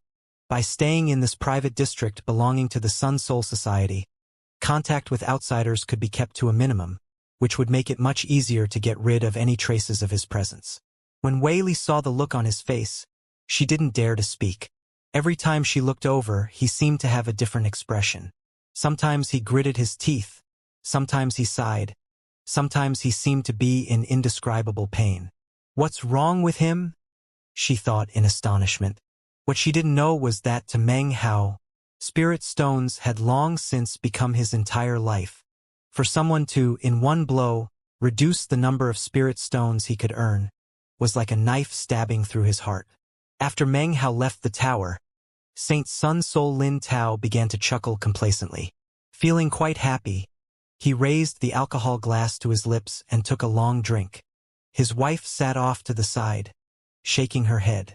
She was also very happy, not because of how much her husband had managed to take advantage of Meng Hao, but rather the fact that a friendship was slowly developing between the two of them. Her husband had never had any friends, and she could sense how happy he actually was. Later that night, Meng Hao sat cross-legged in his room, thinking over his current situation. He still felt a bit of pain in his heart. The feeling of turning from the con man into the conned left him repeatedly sighing. Wang clan patriarch, you bastard. Just you wait and see. Meng Hao had always felt himself to be quite a reasonable person. After thinking the matter over, therefore, he came to the conclusion that the one responsible for these crimes was actually the 10th Wang clan patriarch. Gritting his teeth, Meng Hao probed his cultivation base. Currently, only 3 majestic portions of cultivation base power remained, and they were in the process of fusing. The more progress I make, the slower it goes, he thought, retracting his divine sense. This was his path to spirit severing. Eventually the 3 portions would become 2 and finally 1. When that happened, he would be able to enter spirit severing. I wonder what I will sever for the first severing? He was a bit hesitant about this point. Despite having thought about the matter quite a bit recently, he still hadn't received any sort of enlightenment. The entire matter was still somewhat blurry to him. Lost in thought, he produced the ring of holding and looked over the spirit stones inside. When he saw them glittering and shining, it made him feel a little bit better. So, that bastardly Wang clan patriarch isn't dead, and he's working incredibly hard to track me down. It seems he really thinks he's going to take my Tao foundation this time. A cold glint appeared in Meng Hao's eyes as he took out the wooden time sword and the copper mirror, then began to make copies and refine them with further time sealing marks. Just wait until I get 100 wooden time swords. They'll make a huge formation that will give me the power to defend against even the Tao-seeking stage, at least to some extent. Now that his spirit stones had been completely replenished to the pinnacle, Meng Hao could immerse himself in duplication. Gradually, more and more wooden time swords began to build up. Several days later, he finally produced the 100th copy. All 100 of the swords contained 8 60-year cycles of time power. He wanted to keep working, but there wasn't enough time. His meeting with Saint Sunsoul was set for dawn of the following morning. He glanced over the 100 wooden time swords with their 8 60-year cycles of time power, and his eyes glittered. But then, he gritted his teeth and examined the vast quantities of spirit stones in his ring of holding. Spirit stones are very, very, very important. However, if I die, they'll end up belonging to someone else. His eyes flickered, and he took out the time sword tip. He stared at it for a moment and then began to breathe heavily. I don't need many copies of this sword tip, only 10. Then, I can create the first form of the lotus sword formation. The power of such a sword formation would be equivalent to 100,000 years of time. He looked at the sword tip and then the ring of holding. Finally, he began to work with the copper mirror. Before beginning to duplicate the sword tip, he braced himself mentally. He knew that once he started, he couldn't stop until the duplication was complete. Therefore, he prepared to go all out. Spirit stones began to pour into the copper mirror. 10 spirit stones, 100 spirit stones, 1,000 spirit stones. Meng Hao's movements were somewhat wooden. He watched the accumulation of spirit stones in the ring of holding getting smaller and smaller. 2 hours later, the copper mirror suddenly began to emanate bright light in all directions. Meng Hao's eyes burned with passion as the mirror's pupil-like surface slowly seemed to turn into a watery film, from which 2 identical sword tips immediately appeared. Meng Hao was panting as he picked them up. Then, he raised his head and started to laugh. The power of time within both sword tips was completely identical. However, even as he laughed, he started to calculate how many spirit stones he had spent, and he felt a sharp pain stabbing through his heart. I actually spent 1 billion. Damn it. It's ridiculously expensive. Pain filled him. Wang Clan Patriarch. You bastard. Things aren't over between us. His eyes were red and he felt deep pain, all of which transformed into rage toward the 10th Wang Clan Patriarch. Then, gritting his teeth, he began to make another duplicate. With his original accumulation of 5 billion spirit stones, Meng Hao was only able to copy 4 time sword tips. Including the original, he now had 5. As for the remaining spirit stones, he used them to duplicate medicinal pills, wooden time swords, and other miscellaneous objects. Eventually, he was absolutely and completely equipped for battle. However, his bag of holding was virtually empty. The ring of holding was also empty. To Meng Hao, even though it was early morning and the sun was shining brightly in the sky, everything seemed dark. The night before, he had been unbelievably wealthy. The next morning, he was back to normal. Other than smiling bitterly, the only thing Meng Hao could do was, well, smile bitterly. Perhaps I'm just not destined to be rich. To me, spirit stones are just something I need to copy magical items and other things. Besides, if I chose to cultivate the 9 heavens treasured body seal, which absorbs magical items into my body, then the spirit stone wastage would be virtually endless. He sighed. The 9 heavens treasured body seal was the Taoist magic he had acquired in the demon Immortal pagoda, the one that could be used to temper his fleshly body. It was a Taoist magic that, even in the ancient demon Immortal sect, could be considered a famous Tao. In fact, the only reason it was ranked behind the art of fleshly sanctification was because the latter was a secret art. The 9 heavens treasured body seal required cultivation year in and year out, and the sealing technique was not difficult. However, the resources that ended up being wasted was something that most sects could not afford. The combination of both the Taoist magic and the secret art could be used to temper the body to an ultimate level. It was only by combining them that their true power could explode out. Fleshly sanctification is a secret art, which means that it most assuredly has other functions. My cultivation base just isn't sufficient to invoke them. Cultivating the 9 heavens treasured body seal is a shortcut to improving my fleshly body. For others, it would be too difficult. However, as long as I have enough spirit stones, there is no end to the number of magical items I can duplicate. Therefore, I could continue to cultivate the 9 heavens treasured body seal indefinitely. Meng Hao sighed. The entire reason he hadn't begun to practice the 9 heavens treasured body seal was because of not only matters of enlightenment, but, more importantly, the fact that he was poor. Spirit stones. I need spirit stones. Meng Hao's eyes were red as he lifted up his head. His thirst for spirit stones had reached a pinnacle. His entire person radiated a somber aura as he flew out. When Saint Sun Sol Lin Tao arrived and saw Meng Hao, he was instantly astonished. "Who pissed you off?" he asked. Meng Hao didn't say anything, but the somber air grew even more obvious. His body flashed as he flew off into the distance. Saint Sun Sol followed, even more perplexed. The two of them moved at top speed, and within the blink of an eye were gone from Seahold. When they were quite some distance away from Seahold, Meng Hao stopped in midair and then glanced down at the sea. "All right, swindler, are you ready?" he said, looking over at Saint Sun Sol. "You have no respect for your superiors," replied Saint Sun Sol, frowning. "How old are you again? Come on, stop wasting time. Let's get started." Meng Hao took a deep breath. Saying nothing further, he began to suppress his cultivation base. As for the resurrection lily, it had become much more active after the encounter with the Dawn Immortal. As soon as it saw an opening, it made its appearance. When the aura appeared, Saint Sun Sol's eyes flickered and he backed up. He looked at Meng Hao suspiciously.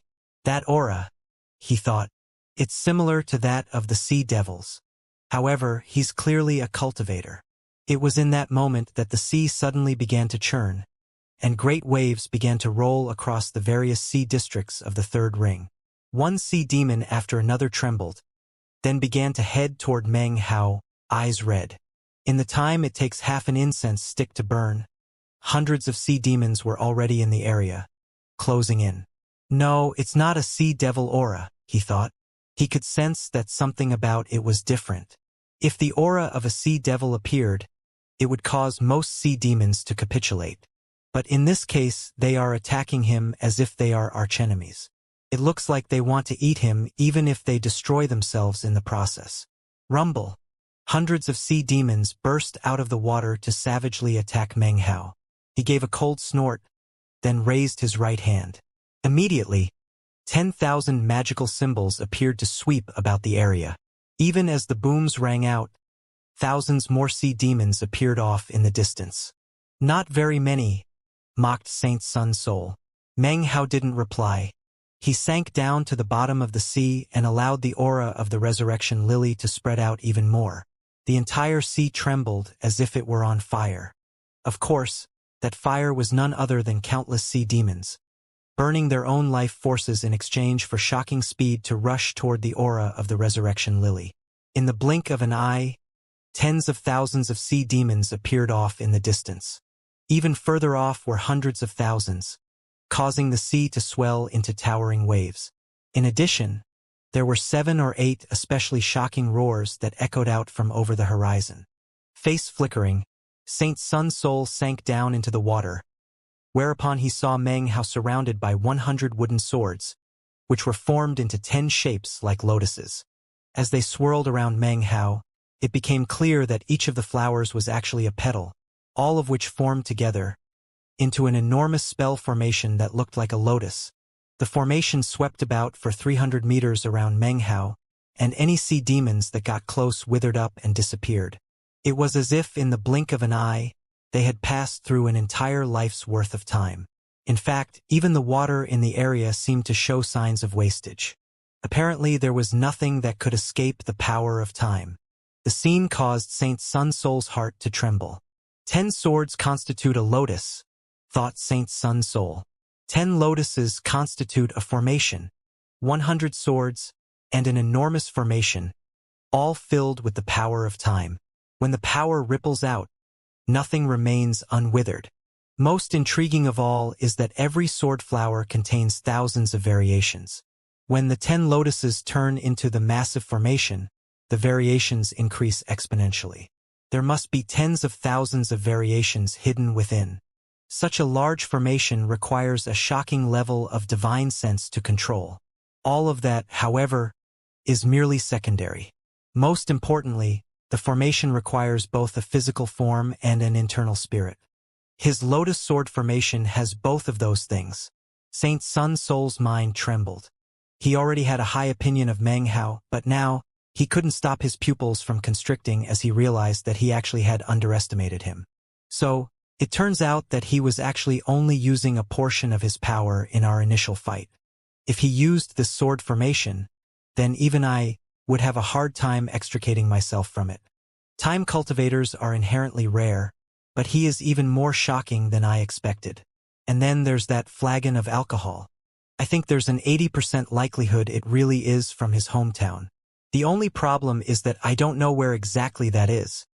Having personally witnessed the power of Meng Hao's sword formation, Saint Sun Soul was inwardly shaken. Currently, hundreds of thousands of sea demons were now rushing toward them. In the blink of an eye, the sea was completely thrown into chaos. Roaring sounds echoed out as Meng Hao's sword formation rotated at an incredible speed. Meng Hao was mentally calculating how many demon hearts were building up with each sea demon he killed. Seeing Saint Sun Soul standing there in a daze, he couldn't help but get annoyed. "Hey, swindler! If you don't make a move soon, then I won't even give you a 30% discount." Saint Sun Soul gave a snort and then waved his right hand. Instantly, 100,000 magical symbols flew out from his sleeve, swirling around to form into 10 magical symbol beasts. They roared as they charged into the surrounding sea demons and began to slaughter them. Now that Meng Hao and Saint Sun Soul were working together, the speed of the massacre increased rapidly. Without the stimulus provided by the Resurrection Lily, it would be impossible to kill so many sea demons in the third ring. Right now, the sea demons seemed to have lost any ability to reason and were filled with madness. Blood dyed the sea red as the slaughter continued for approximately an hour, when suddenly 4 earth-shattering roars echoed out from the surrounding area. It was at that point when, shockingly, 4 enormous sea demons with white bone lilies on them approached, one from each direction. One of the 4 sea demons was a huge jellyfish. Of the other 3, one was a gigantic violet sea turtle, and the other 2 were sea dragons that looked completely identical. As they neared, huge waves rolled out across the sea as the aura of spirit severing rippled out. "2 for each of us, huh?" Meng Hao said as quickly as he could. "You want to have a little competition to see who can kill them faster? If I win, the discount will be 10%. If you win, I'd be willing to set it at 40%. What do you say?" Saint Sun Soul blinked. He had never met someone so shameless. After directly refusing Meng Hao's offer, he waved his sleeve, causing 2 illusory, glowing swords to appear in front of him. They scraped against each other, causing ghost images to appear. Hundreds of swords turned into a sword rain that shot toward the 2 sea dragons. Seeing that Saint Sun Soul couldn't be easily fooled, Meng Hao said nothing more. He turned back around and then performed an incantation gesture with his right hand. Immediately, 5 time sword tips flew out, shooting with incredible speed toward the gigantic violet sea turtle. At the same time, the time sword formation vanished and then reappeared, surrounding the jellyfish. Meng Hao was located in the middle of the 2 formations, surrounded by a tempest of 10,000 magical symbols. "Attack!" he growled. Instantly, the 5 time sword tips circulating around the gigantic sea turtle began to rotate and emit a shocking power of time. The gigantic sea turtle howled, and the white bone lily on its back began to sway. It was about to rush forward, but when the aura of time power entered it, it shuddered, and then a look of astonishment appeared on its face. Without any hesitation, it retracted its head into its shell to defend itself. Unfortunately, nothing can remain unwithered under the power of time. 5 sword tips emanated a power of time exceeding 100,000 years. As the power circulated out, the body of the giant sea turtle rapidly withered. A blood-curdling shriek could be heard. Then a boom. A giant sea turtle which possessed the power of spirit severing was instantly turned into nothing but ash and smoke. The speed and savagery of the kill caused even Meng Hao to suddenly focus in concentration. His eyes gleamed with a brilliant light. "My spirit stones were not spent in vain," he thought. At the same time, the jellyfish was trapped in the lotus sword formation. It struggled, but its body was beginning to wither. After the space of about 10 breaths, a bang could be heard as the sword formation transformed it into nothing more than ash drifting about in the seawater. By this point, Saint Sunsoul had only managed to kill one of the sea dragons. He jerked his head to look over his shoulder and saw the impressive power of Meng Hao's time treasures. His pupils constricted, and suddenly he found Meng Hao to be even more profoundly enigmatic. Time passed. Several hours later, they were still surrounded by densely packed groups of sea demons, who charged at them one after another. The seawater was stained red. Even Saint Sunsoul was shocked at the level of carnage. However, as they continued to kill and kill, his excitement only grew greater. He even summoned the 3 swords of Seahold. Wherever they passed, they left nothing but death in their wake. In the end, Meng Hao actually didn't need to do anything. He just stood there, maintaining the circulation of the sword formation and the magical symbols. Saint Sunsoul was in a frenzy as he slaughtered the sea demons. It was almost like he had turned into a different person, flying back and forth and crying out at the top of his lungs. "Die!" he shouted, laughing the entire time. Despite being under the water, his cultivation base caused his muffled laughter to fill the entire area. Meng Hao looked at blood-soaked Saint Soul Sun and thought, "In the future, I definitely shouldn't provoke this guy." The man's formerly somber face was twisted ferociously, and his previous taciturn personality was now deranged with madness as he continued rant and rave. "He's gone crazy," thought Meng Hao, blinking. Could it be that the little swindler has just repressed himself for too long? The more he watched, the more he got the impression that Saint Sunsoul really was a bit crazy. At some point, the parrot appeared and perched on Meng Hao's shoulder. Its eyes went wide when it saw the slaughter being carried out by Saint Sunsoul. "He really has gone crazy," it said. The meat jelly was off to the side, nodding vigorously. "Don't offend that lunatic, Meng Hao. I've seen people like him before, and they're all psychos. Why aren't you out there collecting the demon hearts?" snapped Meng Hao. The parrot and the meat jelly, eyes glittering, immediately flew out and began to make their way back and forth across the seafloor to pick up the demon hearts. Saint Sunsoul saw this, but didn't pay any heed. At the moment, he was happy to be killing things. More time passed.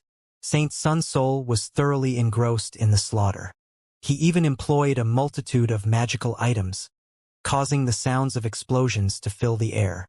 As for Meng Hao, he was even more idle than before.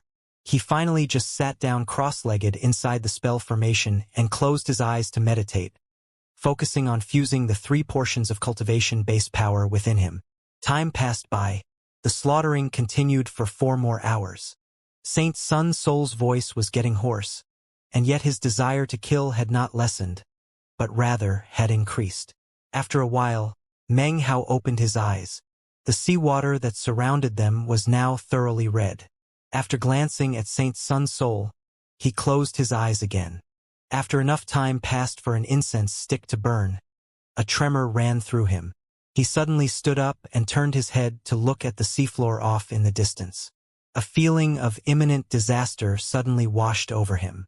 At the same time, the resurrection lily sprang into action, and a feeling of excitement radiated out from it, as if it desired to burst out from inside.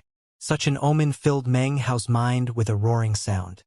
He suddenly strode forward towards Saint Sunsoul and then waved his hand, causing the war chariot to appear. "This is fun," laughed Saint Sunsoul, his eyes completely bloodshot. "Fun my ass." Meng Hao immediately growled in exasperation. "Let's go." With that, he reached out to grab Saint Sunsoul. Saint Sunsoul's eyes went wide, but he did nothing to stop Meng Hao, allowing himself to be pulled onto the war chariot. Rumble! The war chariot shot out, smashing into countless sea demons.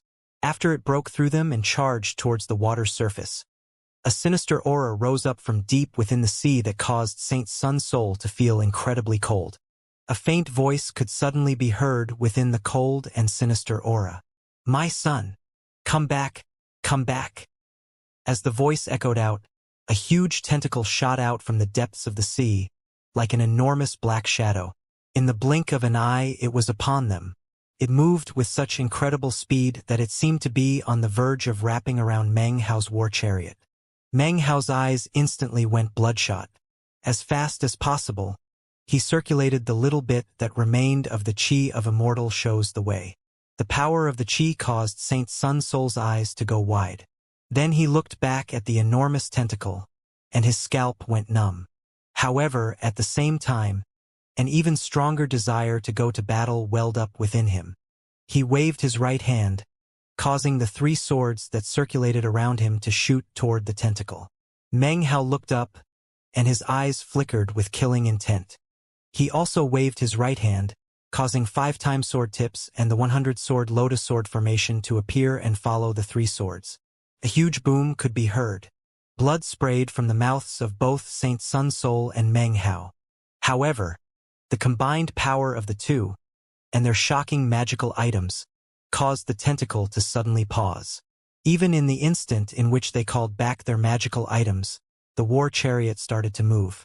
It shot out of the ocean at incredible speed, and then vanished. The resurrection lily branch exploded out from the red seawater, but then slowly descended back down. Red waves spread out for a while, but then the water grew calm again. Far away, closer to Seahold, a swishing sound could be heard as the war chariot suddenly appeared. Meng Hao's face was pale, as was Saint Sun Soul. The two of them exchanged a glance. "Damn it! What the hell was that?" said Saint Sun Soul through clenched teeth. "And how did you manage to attract its attention? You're simply too adept at causing trouble. First there's the 10th Wang clan patriarch, and now that damn thing?" Meng Hao didn't hesitate at all in responding. "I seem to remember you saying something about you controlling everything in the 3rd ring. If you don't know what it is, then how do you expect me to know?"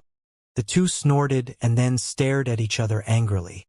For a moment, neither spoke. Finally, Saint Sun Soul said, "How many demon hearts did we get?"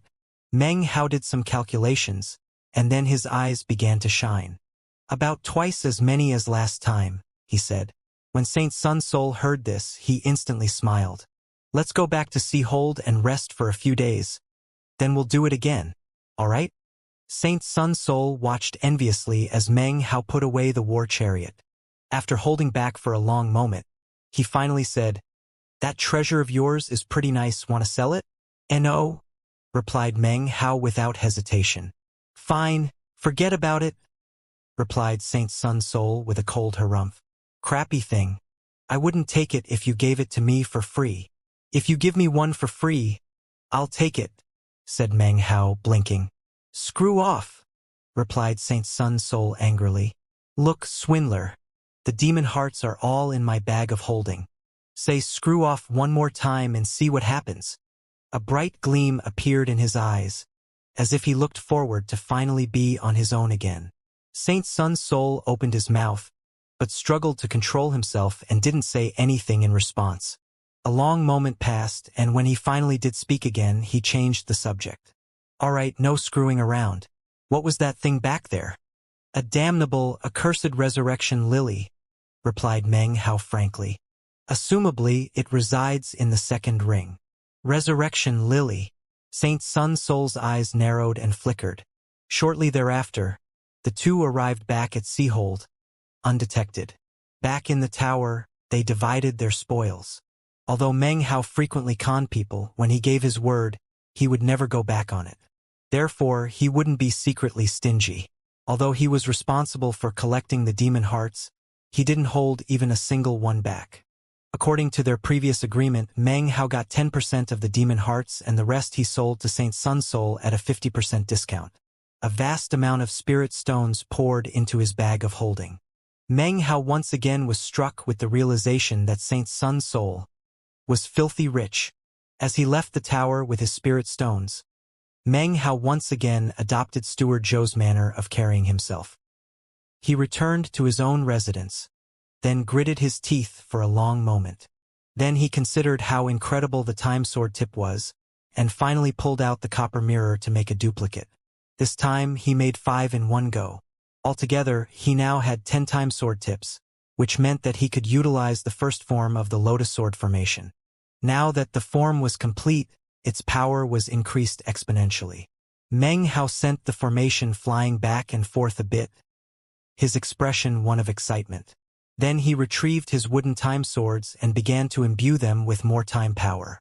Several days later, he and Saint Sun Soul once again snuck off to a distant area of the third ring and used the same method as before to slaughter sea demons. They worked together even better this time. Saint Sun Soul grew more and more excited at the killing, and Meng Hao sat there with eyes closed in meditation, remaining on guard against the Dawn Immortal. A month passed by, during which time the two of them ran amok in the third ring. Other cultivators in the third ring were shocked to suddenly find that there were virtually no sea demons around. Furthermore, the third ring was so often filled with enormous waves that it made it impossible to go out. Of course, the profits made by Meng Hao and Saint Sun Soul Li Tao were incredible. In addition, Meng Hao's cultivation base had now been reduced from 3 portions to 2. The day that he could perform his spirit severing was just around the corner. Furthermore, the 100 wooden time swords in his time sword formation were now filled with 10 60-year cycles. When the formation was unleashed, its power was incredible. Of course, his most deadly killing move was the 10-time sword tips. Even alone, they were enough to shock Saint Sun Soul. However, if he combined them with the time sword formation, making them the nucleus of the lotus, then sword chi would fill the surrounding 1,000-meter area of Seahold. Meng Hao also purchased a large amount of self-detonating magical items from Saint Sun Soul. Such items were now piled up like a mountain inside his bag of holding. He was now armed to the teeth, and his overall strength was far more than before. They didn't encounter the Dawn Immortal again, although Meng Hao's vigilance in keeping guard never lessened. Currently, Meng Hao sat cross-legged within the spell formation. Countless sea demons filled the area around them, and Saint Sun Soul was engaged in slaughter. "Just how many sea demons are there in the third ring?" asked Meng Hao. "We've killed so many, and yet every time there are still tons of them." Saint Sun Soul killed 8 sea demons with a sweep of his sword and then looked back at Meng Hao. "They're endless. Actually, there was once a legend floating around the 3 sects that 3 star portals exist underneath the Milky Way Sea. Supposedly, the star portals connect to the 9th sea, and that's where most of the sea demons come from. Of course, the star portals have limitations preventing any incredibly powerful sea demons from entering. A month before, Saint Sun Soul would never have told Meng Hao about the star portals. However, they had been working together for a whole month now, and despite their daily bickering, their bond of friendship had actually grown stronger. 3 star portals?" said Meng Hao, staring in shock. "One in the third ring, another in the second ring, and a third in the inner ring," replied Saint Sun Soul. Meng Hao sat there thoughtfully for a moment, and was just about to ask some more questions when suddenly, he sensed a cold, evil aura. Without hesitation, he rose to his feet and started walking forward, pulling out the war chariot at the same time. When Saint Sun Soul saw this, his face flickered and he instantly headed toward Meng Hao, who grabbed him and pulled him into the war chariot. Meng Hao was about to send the war chariot flying off, but then his eyes flickered. He had just noticed that the reaction of the resurrection lily inside of him was strangely different this time. It did not seem active and excited like before. Rather, it was trembling, as if it were terrified. It was almost like it had run into something it considered deadly. It even began to retract its own aura, not letting a scrap of it emanate out. Meng Hao made a light sound, and then spurred the war chariot into movement. It was in that moment that he suddenly heard an ancient voice in his ear. "The day the resurrection lily blooms in 7 colors, the flower blooms, Immortal Ascension, 1,000 years. Immortal Ascension failed, and a white bone lily appeared." When he heard the voice, Meng Hao's mind trembled. The resurrection lily inside of him trembled even more violently. At the same time, the war chariot shot up out of the sea and then flew at top speed through midair. "I was unable to sever the resurrection lily," continued the voice, "so I could only sever myself. From then on, the resurrection lily was no more, and the white bone lilies bloomed from shore to shore." Meng Hao took a deep breath and then looked down at the sea beneath him. Then the war chariot split the air as it vanished off into the distance. When it reappeared outside of Seahold, Saint Sun Soul's face was a bit unsightly. He had been in charge of the city for many years, besides which, the three sects called themselves the Lords of the Milky Way Sea. However, in recent days he had come to the realization that there were secrets lurking in the depths of the water that even he wasn't aware of. The voice which Meng Hao had heard just now he had also heard. Furthermore, every time he and Meng Hao came back from their journeys, he had gone to search through the ancient records. Gradually, he had come to an understanding of the Resurrection Lily. Meng Hao and Saint Sun Soul were silent as they returned to the tower, where they sat down cross-legged on either side of a table. After a moment of silence, Saint Sun Soul looked at Meng Hao. That Resurrection Lily has most likely been here for many years, but has never made an appearance. Why would it suddenly emerge after you show up? Because I have a Resurrection Lily inside of me, replied Meng Hao coolly. He tossed a bag of holding filled with demon hearts over to Saint Sun Soul. Saint Sun Soul's pupils constricted. Meng Hao's answer to his question was a conclusion he had already speculated about. A long moment passed, after which Saint Sun Soul took the demon hearts and then produced spirit stones to give to Meng Hao. He was just about to say something else when a jade slip began to glow inside his bag of holding. He took it out immediately and glanced it over, then frowned. He looked up at Meng Hao. Saint Flying Immortal, Saint Sea Divinity, the 70,000 disciples. Even the 10th Wang clan patriarch are all emerging from the Stormwind Divide and are on their way here. Moments ago, countless ships had begun to emerge from the Stormwind Divide that separated the third and fourth rings. Sitting cross-legged atop the ships were crowds of cultivators. Rumbling sounds filled the air.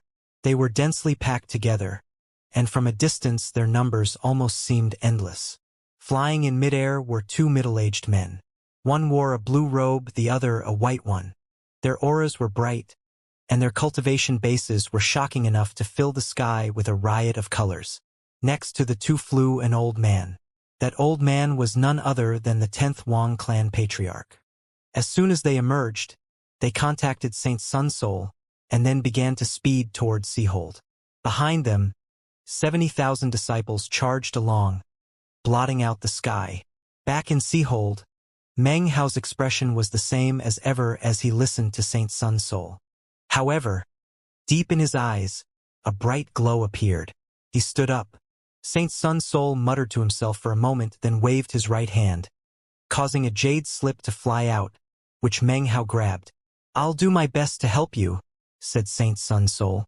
This jade slip describes an area controlled by the Sun Soul Society. You can hide there temporarily with no problems. After everyone heads out to start searching for you, I'll arrange for someone to get you out of the third ring. That will make it harder for them to track you down. Meng Hao looked at the jade slip, then turned to leave without saying another word. Saint Sun Soul looked at his retreating figure, a complicated expression on his face. Just as he was about to step foot out of the tower, Meng Hao stopped. He had suddenly thought of a question he had been contemplating for over a month. There's something I've been wondering about for a while. Is it just the Sun Soul Society that has such a shocking amount of spirit stones? Or is it all of the three sects? Saint Sun Soul gave a faint smile. Are you aware of what exists in the Stormwind Divide? A quarry. Inside that quarry are three astonishing veins of spirit stone deposits. The Sun Soul Society doesn't care at all about spirit stones. That makes sense, said Meng Hao. But would it be possible for you to tell me why you buy so many demon hearts? What do they do? This time, Saint Sun Soul hesitated for a long moment. He didn't really need to answer the question, but after looking at Meng Hao for a long moment, he finally said, "Demon hearts have a far more important function. Actually, it would be best for you not to sell the demon hearts that remain in your bag of holding. As for what exactly they do, even my understanding is incomplete. However, I can tell you that 70% of the demon hearts collected by the three sects end up being sent away from the lands of South Heaven. We use a special method to deliver them to a sect in the stars who specially collects them. The price we purchase them for is actually far lower than the price we sell them for." Meng Hao nodded, and then his body flickered as he left the tower. Before departing, He found Wei Li and gave her a large sum of spirit stones. Then he took out the war chariot and disappeared over the horizon. Not too long after Meng Hao left, the 10th Wang clan patriarch arrived, along with Saint Flying Immortal and Saint Sea Divinity. They moved with incredible speed. In one breath they were far off in the distance, in the next breath they were in Seahold. Saint Sun Soul strode out from within the tower, his expression cold. He now looked exactly the same as he had when Meng Hao first met him as he glanced over the 3 approaching cultivators. The next day, something completely shocking rocked the third ring. 100,000 disciples from the 3 sects left Seahold to spread out throughout the entire third ring. Each one held a jade slip within which was the picture a person for whom they searched. The entire third ring was shaken by the event. Even the 3 saints emerged to join the rigorous search. If that were all, it might not be a big deal. However, the next thing that happened was that notices appeared in all the shops of Seahold, offering valuable treasures to any cultivator who joined the search. Thus, cultivators could be found virtually everywhere, searching on the surface of the sea. The third ring was in a state of complete lockdown. The 10th Wang clan patriarch stayed in Seahold. He had divided his divine sense up into countless strands which were imbued into the jade slips. If anyone even got near Meng Hao, he would instantly be able to sense it. The 10th Wang clan patriarch was even prepared for the possibility that Meng Hao had changed his appearance and aura. He would rather kill the wrong person by mistake than let Meng Hao escape. Even as the third ring boiled into a frenzy, Meng Hao sat cross-legged on an island, his face grim. In his hand was the jade slip that Saint Sun Soul had given him. "I don't want to put someone else's loyalty to the test," he murmured softly. "Nor do I want to place my hope in the hands of others." He crushed the jade slip, then stood up and flew down into the sea. Since he couldn't hide on the surface of the sea, then he would conceal himself in its depths. In the moment that the jade slip was crushed, Saint Sun Soul was flying along in midair. He suddenly stopped in place, then smiled broadly. He understood Meng Hao's decision, and that was because he had been waiting to make his own decision. "This way works too," he thought. "I have one more friend and one less enemy." He sighed inwardly, thinking back to everything that had happened in the past month, and all of their battles with the sea demons. At the same time, Meng Hao sped along at the bottom of the sea. The aura of the resurrection lily was completely suppressed, with not a bit emanating out. Occasionally he would look around the area. If anything abnormal appeared, he was ready to take out the war chariot the instant anything abnormal appeared. To leave the third ring would require passing through the Stormwind Divide. However, the 10th Wang clan patriarch is no doubt prepared for that. Going to the Stormwind Divide would be casting myself into his net. However, I definitely can't stay in the third ring. If I do, then I'll definitely be found eventually, and then... His eyes flickered. But the second ring is where the Dawn Immortal lurks. He thought silently for a moment. A fiend up ahead, and an army chasing from behind. Ah, who cares? His eyes shone with a cold gleam. In life, one can only hope to have freedom and independence. In life, one can only seek his own happiness. I knew all along that the 10th Wang clan patriarch would be coming. Therefore, what's the point in hesitating? My only option is the second ring. That's where the Dawn Immortal lurks, and that's where I'll lure the 10th Wang clan patriarch. It is only within ultimate danger that I can go all out to snatch a chance to survive. Although, for the Flying Immortal sect and the Sea Divinity sect to choose to help the Wang clan patriarch so quickly indicates that the compensation they were offered was incredible. Killing intent flickered in his eyes. He had already had enough of hiding and fleeing. After returning from the Demon Immortal sect, all he had done was flee nonstop. The resentment and desire to kill had reached a peak of intensity. It was something that killing no amount of sea demons could resolve. He needed to kill people. First sow chaos in the third ring, then lure the 10th Wang clan patriarch to me. After that, determine victory or defeat in the second ring. Meng Hao was just about to carry out his plan when suddenly, he stopped in mid-stride. A sinister, vicious aura was once again approaching him. Yet again, The resurrection lily was nervous and trembling with terror. The terror of the resurrection lily shook Meng Hao. He took out the war chariot, but didn't immediately spur it into action. Instead, he looked down toward the bottom of the sea. This place was actually the same location where he had heard the voice last time. The same ancient voice once again spoke, shattering the stillness. Immortal Ascension failed, and a white bone lily appeared. I was unable to sever the resurrection lily, so I could only sever myself. From then on, the resurrection lily was no more, and the white bone lilies bloomed from shore to shore. As he listened to the voice for a second time, Meng Hao could sense grief, indignation, and monstrous resentment in it. Others who heard the voice would be so terrified their hair would stand on end. Meng Hao, on the other hand, actually felt twinges of sympathy.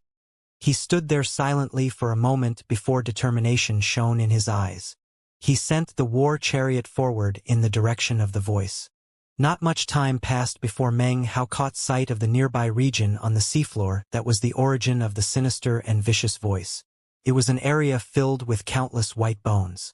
They were the bones of both cultivators and sea demons, and seemed never-ending. From a distance, all of them seemed to form the shape of a lily. A white bone lily. At the very center of the white bone lily was a patch of black seaweed, within which was a skeleton, sitting there cross-legged. Its skin had long since rotted away, and it floated there gently amidst the seaweed, which curled and wrapped around it. Meng Hao's mind trembled as he slowly neared. The closer he got, the more the resurrection lily trembled. In fact, it had even started to emit terrified shrieks inside of him. When he got within 300 meters of the white bone lily, veins bulged out all over his body. A 5-colored resurrection lily appeared behind him, and it appeared to be going mad. In the exact instant in which the 5-colored resurrection lily appeared, the skeleton swaying within the seaweed suddenly stopped moving. It looked up, staring at Meng Hao with its empty eye sockets. Meng Hao's mind roared as what seemed to be memories from the corpse poured into him from the corpse's empty eye sockets. He saw an old man wearing a long golden robe, sitting cross-legged at the bottom of the sea. In front of him was a silver-colored lamp that emanated a gentle glow. Even at the bottom of the sea, the lamp's flame could not be extinguished, and its light enveloped the old man. The old man's face was twisted ferociously, and occasionally twitched as if he were struggling against something. It seemed that he was experiencing an indescribable pain. Veins bulged out on his face, and he suddenly lifted his head up and roared angrily. "I am Reverend Silverlamp. I have practiced cultivation for 1,000 years, and am at the peak of Tao seeking. How could I possibly lose to a trifling resurrection lily? I clearly succeeded. I clearly expunged it. How could it have come back to life?" As the man howled, an enormous illusory image appeared around him. It was nearly 1,000 meters tall, and shockingly had 6 colors. This was a 6-colored resurrection lily. When it appeared, the old man began to tremble, and his body started to wither. It was as if all of his life force, all of his cultivation base, all of his memories, were all being sucked away by the resurrection lily. Immortal Ascension. If the resurrection lily achieves immortal ascension, it sucks away the life force of the host. If I want to reach immortal ascension, then I must make use of the destiny of the resurrection lily. I will not yield. As the old man howled, his eyes filled with hatred and determination. I shall reach immortal ascension. It is all for immortal ascension. I am destined to be immortal, and I have my path to immortality. I was an immortal in my last life. How come I cannot continue as an immortal in this life? If I cannot sever the resurrection lily, then I must sever myself, sever my immortal destiny, sever my path to immortality. Use the cultivation of my past life to transform my resentment into a sea of white bones. Henceforth, my bones will float at the bottom of the Milky Way Sea, and my blood will stain the waters.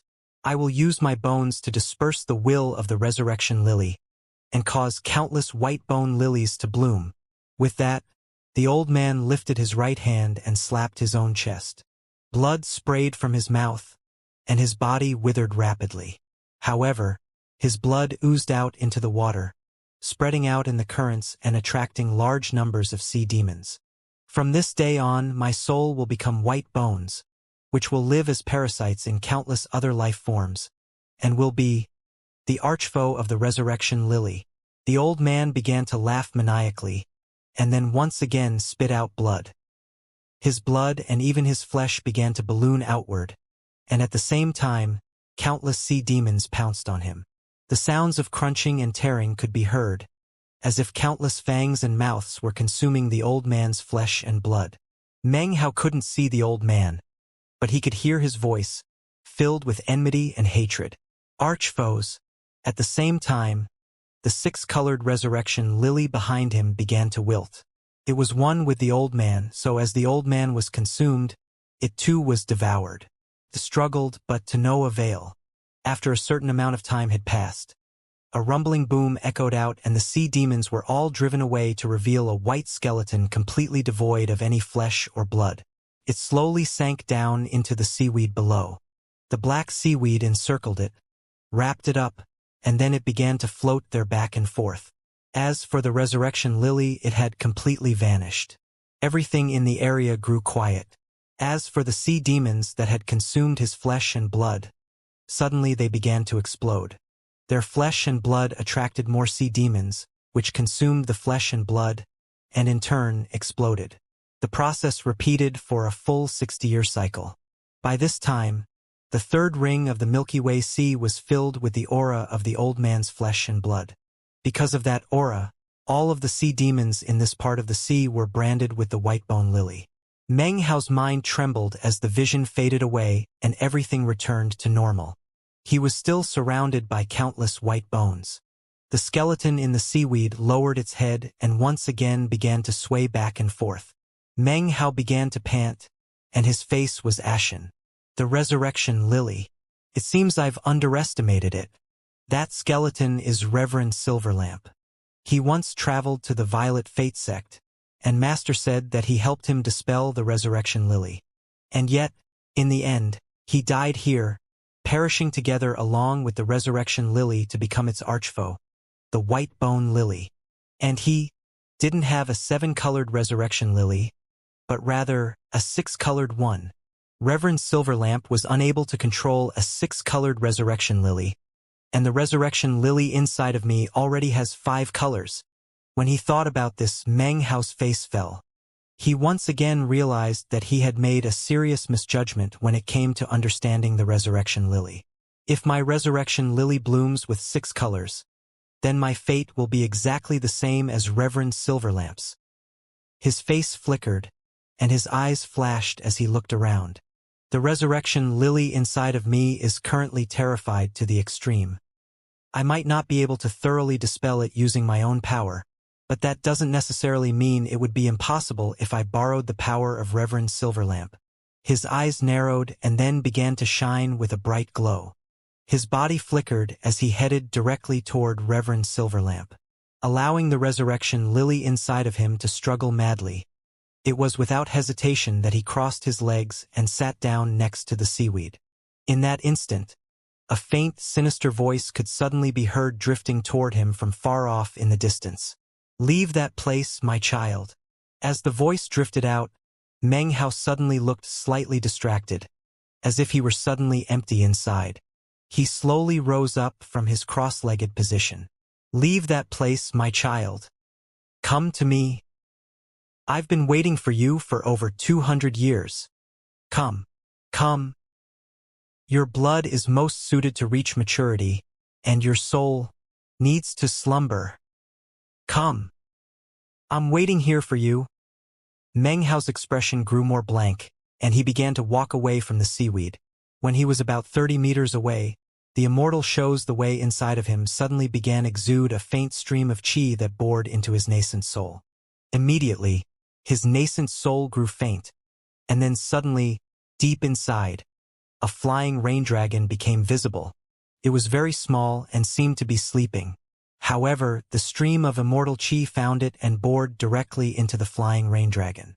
In that instant, the flying rain dragon opened its eyes and roared.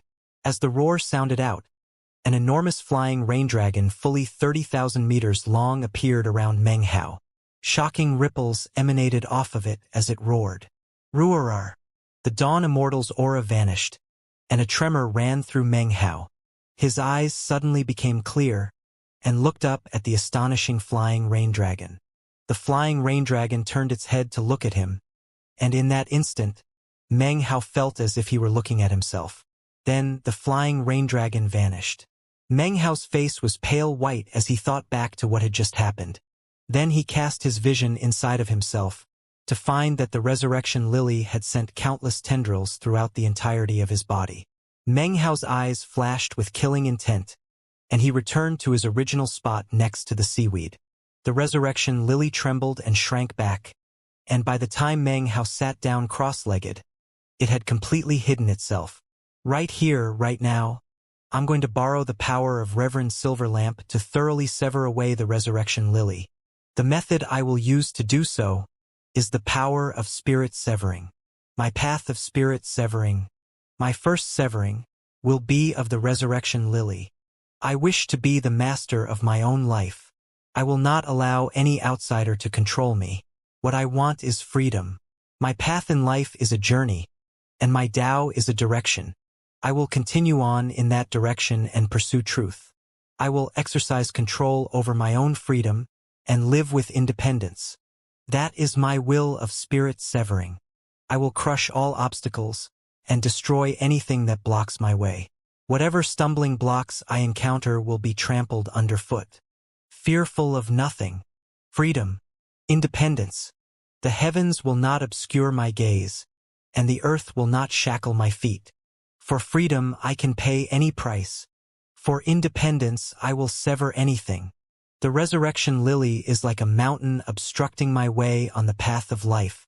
When I pass it, then my path will stretch out into the distance. The resurrection lily is a fetter, a cage restricting my freedom. I will sever it, and in the instant of that severing, I will have my independence, and can practice cultivation in freedom. This is my first severing. This is my spirit severing domain. This is my Tao of spirit severing. Meng Hao's eyes glowed with enlightenment. He had remained submerged in the great circle of the nascent soul stage for too many years. He had undergone the baptism of the demon Immortal sect and had been doggedly pursued by the 10th Wang clan patriarch. All of that left him feeling as if he had been reborn, purified by fire. Finally, in this moment, he reached complete understanding. In the moment that he was enlightened, Meng Hao's cultivation base began to rumble. The two cultivation base portions within him that were struggling to combine suddenly began to fuse together at high speed. It seemed that his thinking just now had governed the rotation of his cultivation base. In that instant of realization, rumble, Meng Hao's entire body began to tremble, and the two portions of cultivation base instantly merged together. His nascent soul vanished, and at the same time, Meng Hao's body began to shine with brilliant, multicolored light. The light circulated around the area, swirling about to slowly form together in front of Meng Hao, transforming into a blade as he opened his eyes. A multicolored blade that contained a great Tao of heaven and earth. The blade contained the full power of Meng Hao's cultivation base, which was the combination of his 9 nascent souls, including the 5 elements of heaven and earth. It also contained the memories and experiences of his 200 years of cultivation. When Meng Hao looked at the blade, it was like looking at himself. In this moment, Meng Hao's heart contained neither joy nor sorrow. It was as if he had forgotten everything except for his thirst for freedom and his desire to pursue independence. The resurrection lily inside of him seemed to sense that it was in danger. It could hide from his divine sense so that Meng Hao couldn't sense it, but it could not hide even the slightest bit from this blade. The intense sense of impending death caused the resurrection lily to begin to struggle, as if it wished to burst out from inside of Meng Hao. It wanted to once again wrest away the initiative, and yet, as soon as it moved, a dim light began to emanate out from the skeleton floating in the seaweed. Up above, the surface of the sea in the third ring began to surge. Next, Imprints of the white-bone lily began to shine on all of the sea demons in the third ring. The marks looked like grotesque faces and emanated ghastly auras. Those auras combined to suppress the resurrection lily. Boom! The resurrection lily struggled, and then began to shriek with a voice that no one except Meng Hao could hear. What was more, the illusory image of a five-colored resurrection lily sprang up behind him. It was in a completely frenzy and struggling madly. Meng Hao's expression was calm, although his body was withering rapidly, as if his life force and cultivation base were being sucked away by the resurrection lily. Nevertheless, he remained there motionless, staring at the blade in front of him. The resurrection lily screamed and shrieked, and its struggles grew more intense. However, the suppressive power coming from the Reverend Silverlamp's white-bone lily rushed in. It seemed to deal a severe blow to the five-colored resurrection lily. Its body was on the verge of dissipating, and it had no choice but to once again attempt to absorb Meng Hao. Some time afterwards, when Meng Hao's body had shriveled and become almost skeletal, the blade in front of him jerked slightly, then slowly rose up. As the blade lifted up, an immeasurably powerful, heaven-shaking aura arose with it. Instantly it pierced through the surface of the sea and up into the skies, forming a connection with the vast heavens. From a distance, the third ring seethed and churned as a beam of light shot up into the dark night, making it seem like daytime. In that moment, as Saint Soul Sun hovered above the Milky Way sea, his face flickered and he suddenly turned his head to gaze at it. Someone is performing spirit severing. But how could this spirit severing provoke such transformations in heaven and earth? At the same time, Saint Flying Immortal and Saint Sea Divinity also got the same feeling. They looked at the beam of light and how the sky was being illuminated, and their faces filled with astonishment. The 10th Wang clan patriarch currently sat cross-legged in meditation in Seahold. Suddenly, his eyes snapped open and he looked off into the distance, an expression of joy appearing on his face. Those are the ripples of spirit severing. It's him. So he is here. He truly is exceptional. His spirit severing can connect with the heavens of Ji and provoke changes in the sky. However, you dare to perform spirit severing in front of me? Let's see how you escape this time. The 10th Wang clan patriarch gave a cold snort and stood up. It was at this point that his face suddenly flickered with an expression of disbelief. Even with his level of willpower, what he saw left him speechless. Impossible! The beam of light shooting up from the sea did not stop in the sky. It shot out into the starry sky, causing the heavenly bodies themselves to emanate bursts of starlight as they suddenly changed position to form an astral blade. The blade shined down on the lands of South Heaven, and soon, everyone therein could look up into the sky and see the image of the massive blade. It was almost as if it had shattered the sky above the lands of South Heaven and was now descending upon it. Simultaneously, the aura of a great Tao descended from the sky toward the Milky Way Sea. It penetrated the surface of the waters and fell on the blade floating in front of Meng Hao. The blade of the first severing actually provoked transformations among the stars, exclaimed the 10th Wang clan patriarch. What Tao did he gain enlightenment of? Taos have rankings, they can be great or small. This Meng Hao's Tao, just what is it? It can cause the stars to transform into a heavenly blade that will assist him in Tao severing. The heavenly blade is a heavenly Tao. The blade of the first severing is also the first Tao of spirit severing. The 10th Wang clan patriarch's face filled with complete astonishment, and he stopped moving. As of this moment, he didn't dare to get even close to Meng Hao's location. A great Tao was coming, and with his cultivation base, if he got near, he would die for sure. Meanwhile, the state of Zhao floated in the Milky Way Sea on top of Patriarch Reliance. The entire island suddenly rumbled, and an enormous head stretched out from the water to look up into the sky. That little bastard is performing Tao severing. Damn it. The little bastard is an inhuman among inhumans. The patriarch needs to get out of here. Fudge. You really piss me off, you little bastard. In the lands of the southern domain, Su Qing was in the midst of cultivation when suddenly a tremor ran through her, as if she had just sensed something. She rushed out of her immortal's cave and looked up into the sky. It seemed as if she could actually see Meng Hao. In the Violet Fate sect, Pill Demon was concocting pills when he suddenly froze. He looked up into the sky, and his face broke into a smile. Next to him was Chu Yuyen, who also seemed to sense something. She looked up, and seemed to lose herself staring at the sky. In the same moment, Fatty, Chin Fan, and all the other people in the southern domain who knew Meng Hao all had different reactions. However, none came close to those of Su Qing and Pill Demon, with one exception. In the Blood Demon sect, a middle-aged man wearing a red robe was surrounded by a blood-colored glow. He stood on the peak of a mountain, looking up into the sky, a faint smile on his face. You and I are connected by destiny. The Blood Demon sect is definitely the home you shall return to. The first blade of spirit severing. The first Tao of spirit severing. Meng Hao sat cross-legged at the bottom of the Milky Way Sea. Around him stretched skeletal remains that formed the outline of a flower. Amongst the swaying seaweed, the skeleton pulsed with a faint light, which gradually turned into a ghastly white color, like that of bones.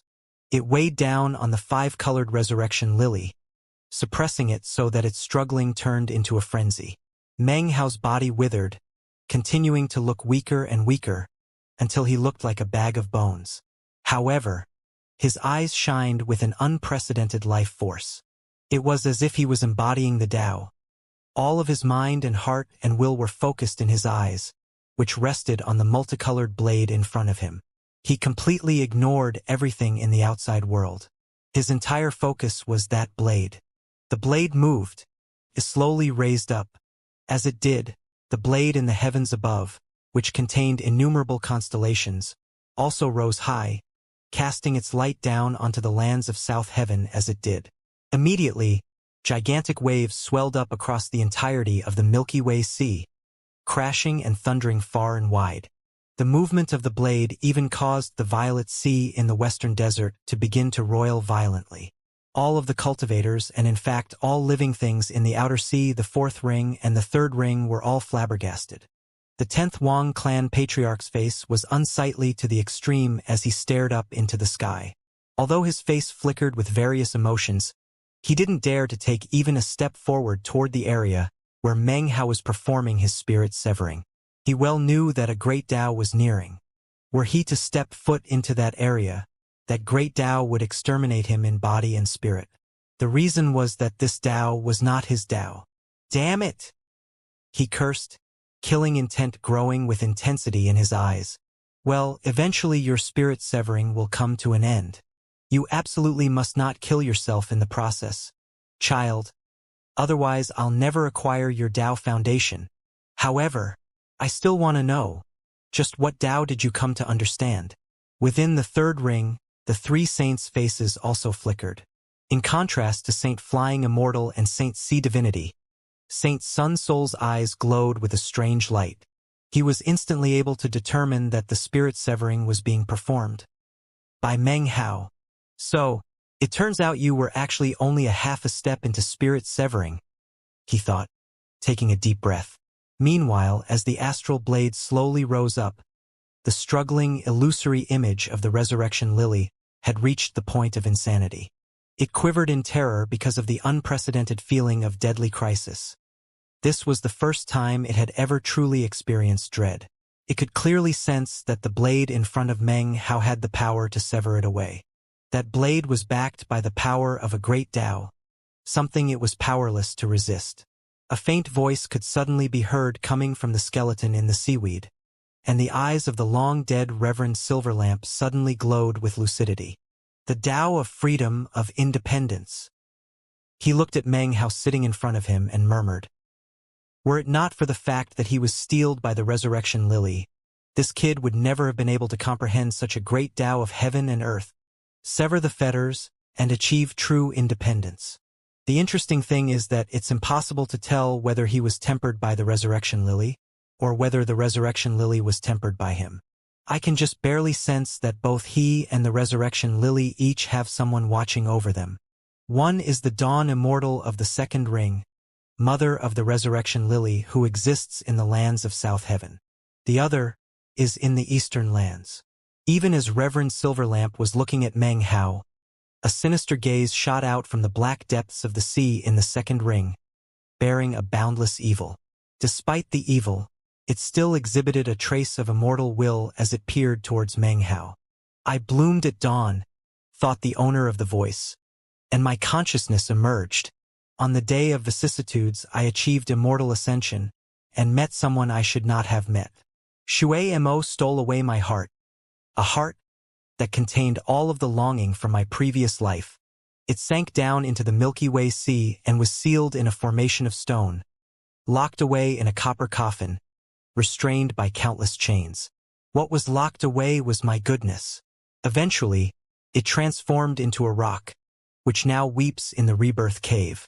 The League of Demon Sealers. The ninth is the pinnacle. Is he your hope?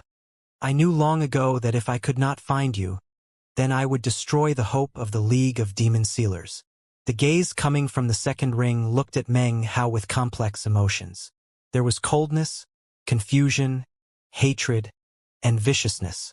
Meanwhile, in the great tang of the eastern lands, a woman was looking in the direction of the Milky Way Sea. Her gaze penetrated through the air, through the Milky Way Sea all the way to Meng Hao. It was a gaze filled with concern, worry, nervousness, and anxiety. All of that transformed into an endless love that wrapped up her heart. She stood atop a lofty tower of tang, gazing far off into the distance.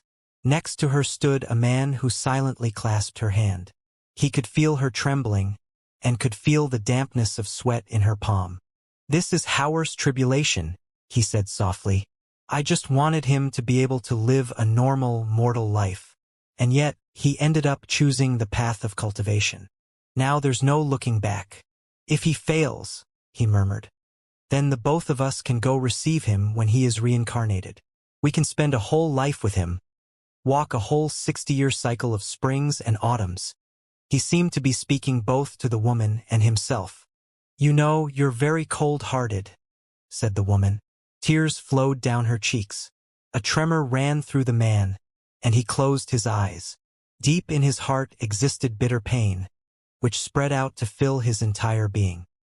He seemed to be recalling the fragile child running through the fog that year, weeping as he cried out to his father and mother. He remembered how the boy limped about trying to find him. When the boy caught sight of him, he could see the tears in the boy's eyes, and he realized how much the boy relied on him. "Lee, you don't understand." The man did not speak these words, but rather whispered them in his heart. Rumble. At the bottom of the Milky Way Sea, Meng Hao's eyes shined with an intensely bright glow. He slowly looked up at the blade in front of him as it rose ever higher. In the heavens far above the sea, the astral blade also reared up simultaneously. As they moved toward an apex, the blades seemed to be building up power. By the time they reached that apex, all living beings in the Milky Way Sea were watching on. The astral blade then suddenly began to slash down toward the Milky Way Sea. Rumbling filled the sky, and the sea suddenly started to split apart. The seafloor, which throughout countless ages had never been touched by sunlight, was revealed to the world for the first time. Exposed therein was Meng Hao, as well as the resurrection lily, struggling in all of its madness. Also visible was the multicolored blade hovering in front of Meng Hao. The first blade of spirit severing. "Heaven and earth are just resting places for the myriads of living creatures," he murmured. "Time represents the passage of hundreds of generations of passing travelers." A glow of determination appeared in his eyes, and the blade descended. "My life is just such a resting place. Wherever my footsteps lead, that is my direction." His voice echoed out, softly at first, then louder and louder. "Sever the fetters, and achieve true independence. Acquire true freedom." The sound of his voice caused everything in the area to shake and rumble.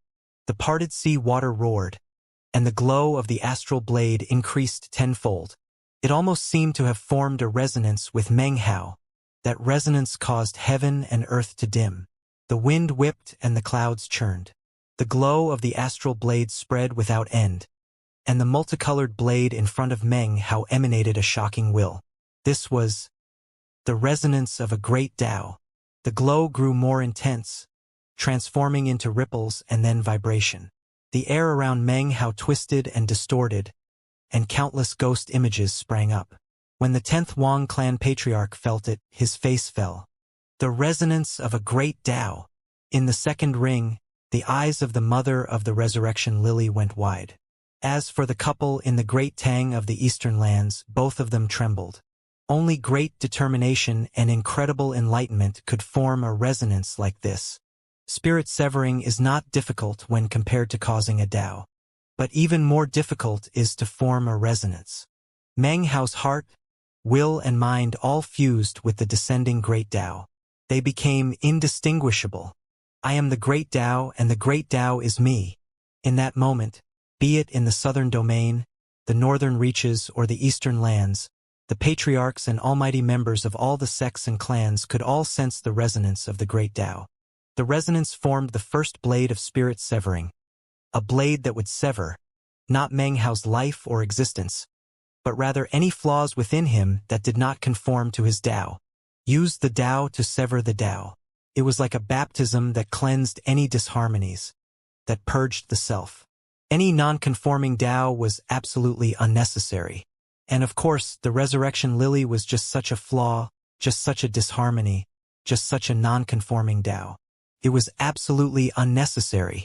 Free and unconstrained, at liberty to walk about anywhere in heaven and earth. No one can restrict me.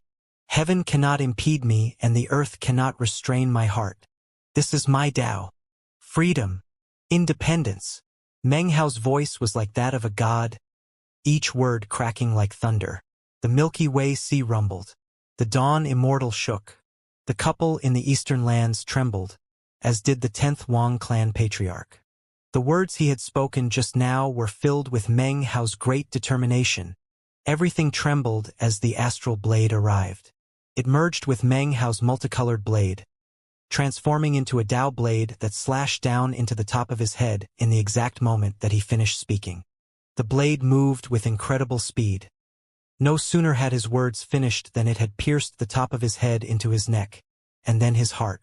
It passed through his Dantian region, and then all the way through him, completely bisecting him.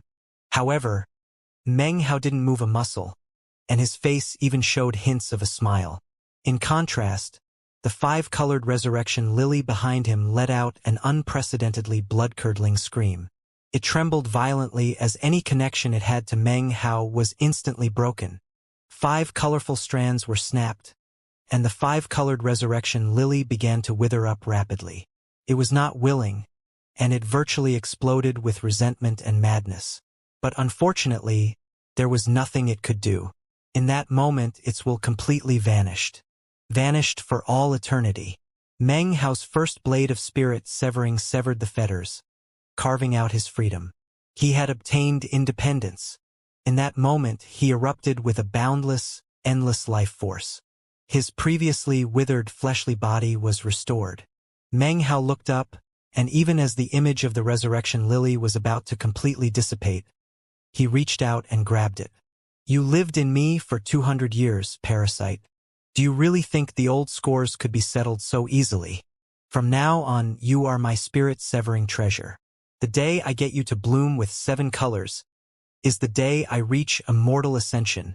Spirit-severing treasures were items that every spirit-severing cultivator had. They were refined in the actual moment of spirit-severing, created from an object unique to the enlightenment of each individual. As for Meng Hao, he chose to use the fading 5-colored resurrection lily as the basis of his spirit-severing treasure, which conformed with his Tao. The soulless resurrection lily was incapable of struggling. As soon as he grabbed it, it merged into his palm, transforming into the mark shaped like a flower. He took a deep breath as he rose to his feet, his cultivation base flaring. This was a true spirit-severing cultivation base, with a 3,000-meter area that belonged solely to Meng Hao. Of course, all spirit-severing cultivators had their own area. Meng Hao was more slender, and having immersed himself in the great Tao, his fleshly body was now stronger and taller. In the blink of an eye, he reached the absolute pinnacle of the spirit-severing fleshly body. It was actually impossible for it to progress any further. If it did, it wouldn't be a spirit-severing fleshly body, but that of Tao-seeking. His cultivation base rocketed up. All the years of practicing cultivation while restricting himself to the nascent soul stage had created a buildup that could now explode out. In an instant, he was at the limit of the first severing, a breakthrough which gave him the power of a second severing cultivation base. Now all he lacked was a second severing domain. Once he received enlightenment and actually performed the second severing, Meng Hao was confident that he would instantly be at the peak of spirit severing. His longevity also increased under the powerful life force. His hair turned black, his physique matchless. He looked younger than before, although his features also radiated a certain ancientness that was clearly visible. His entire person experienced a tremendous, earth-shaking transformation as he was completely and thoroughly reborn. Some distance off in the Milky Way Sea, the 10th Wang clan patriarch was panting as he stared off into the distance. His eyes shone with a bizarre light and intense avarice. With latent talent and good fortune like that, no wonder he has a perfect Tao foundation. It's mine. Definitely mine. In that instant, he vanished. At the same time, in the black depths of the second ring, the Dawn Immortal's eyes closed. When they opened again, infinite coldness could be seen therein. In the great Tang of the eastern lands, the couple stood there. Tears streamed down the face of the woman, tears of joy. Without severing the spirit, one cannot live past 1,000. My son practiced cultivation for only 200 years and succeeded in spirit severing. He even provoked the descent of a great Tao. She turned to look at the man. How does such latent talent compare to the people of your clan, huh? The man stood there silently for a long moment before sighing. I'm not worried about him having poor latent talent. Even if it was worse, he's still our son. Is Immortal Ascension that difficult? What I fear is that his latent talent will be too good. The path of cultivation is not easy to tread. How many people perish upon it? How many people are completely eradicated? How many people are destroyed in body and soul? The woman shivered and didn't say anything. He also has to deal with his spirit-severing tribulation, continued the man softly. The woman's face flickered, and she took a step forward. The man grabbed her arm. This is his real tribulation, and there is karma in everything. If you help him, it will cause the sown karma to grow greater. When the time comes to reap it, the reckoning will also be greater. In cultivation, you cannot build up without first tearing down. If he can transcend the tribulation, then when his day of immortal ascension comes, I will take him to the lands of East Victory. The man spoke with determination that could chop nails and sever iron. However, what the woman couldn't see was that concealed in his hand was a medicinal pill. It was a type of medicinal pill that was rarely seen in the lands of South Heaven, to the extent that it could be considered a precious treasure. However, thought the man, if you fail, Father will come to look for you in the cycle of reincarnation. Even if you perish, this medicinal pill can bring you back to life. However, I truly wish that you can transcend the tribulation on your own. Back in the Milky Way Sea, Meng Hao lifted his head up and roared in laughter as his cultivation base exploded up. The sensation of the power he now grasped filled him with passion. The feeling of finally acquiring freedom made it so that his thinking was suddenly incredibly clear. His divine sense spread out. It could now reach the 300,000-meter mark. Hosts of magical techniques and divine abilities flashed through his mind, many of which he instantly gained enlightenment of. Even as he began to fly up into the air, two beams of light appeared from off in the distance. As they sped toward him, two middle-aged men could be seen, Saint Flying Immortal and Saint Sea Divinity. As soon as they caught sight of Meng Hao, they knew that this was the person they were searching for. In the success of his first severing, not only was the resurrection lily severed, but also his false appearance, revealing his true features. Meng Hao, cried Saint Flying Immortal, his voice rumbling like thunder. The sea churned in response, as if it were about to explode. A cold radiance appeared in Meng Hao's eyes. As soon as he looked at the two men, he knew who they were. In the moment that Saint Flying Immortal spoke, A glittering glow covered the body of Saint C divinity. Instantly, a set of armor appeared on him, and he strode forward. Even he couldn't help but be moved by the reward promised by the 10th Wang clan patriarch. If he could capture Meng Hao, the greatest benefits would go to him. He shot with incredible speed directly toward Meng Hao, performing an incantation gesture to summon an enormous trident. Shockingly, the sea stirred, and then vast quantities of seawater shot up into the air to circulate around. As he neared, he pointed out with the trident. The seawater roared as it formed together into the shape of an enormous hand that reached out to grab Meng Hao. "Are you looking to die?" said Meng Hao. He was already somewhat displeased at the behavior of the Flying Immortal sect and the Sea Divinity sect. Now that Saint Sea Divinity was attacking, Meng Hao's killing intent flared. He did nothing to evade, but simply took a step forward. That step caused him to slam into the incoming seawater hand. A huge boom echoed out and the hand collapsed. Meng Hao wasn't harmed in the slightest, and when he emerged from the water, he was directly in front of Saint Sea Divinity. He reached out with his right hand, upon which the mountain-consuming incantation manifested. The wave of a hand caused 1,000 mountains to appear, all of which smashed down toward Saint Sea Divinity. Saint Sea Divinity's face fell and he retreated, waving his arm to cause 100,000 magical symbol spirits to appear. They formed into 10 symbol beasts, all of whom radiated the power of a spirit-severing cultivation base as they charged Meng Hao. Meng Hao gave a cold snort, but didn't dodge. 1,000 mountains sent out shocking ripples, and the symbol beasts made from 100,000 magical symbols immediately exploded. It was as if they weren't qualified at all to stand up to the 1,000 mountains, which then shot toward Saint Sea Divinity. Everything was happening too quickly. Saint Flying Immortal had no chance to even react, and Saint Sea Divinity's mind filled with an intense feeling of deadly crisis. He suddenly shouted out, causing his trident to begin to flicker and glow. It instantly transformed into an enormous wall of black sea water in front of him. Boom! The wall exploded. At the same time, Meng Hao's 1,000 mountains also disappeared. However, the aftershock of the explosion caused Saint Sea Divinity's face to go pale. As he retreated backward, Meng Hao strode toward him. He raised his hand, killing intent flickering in his eyes.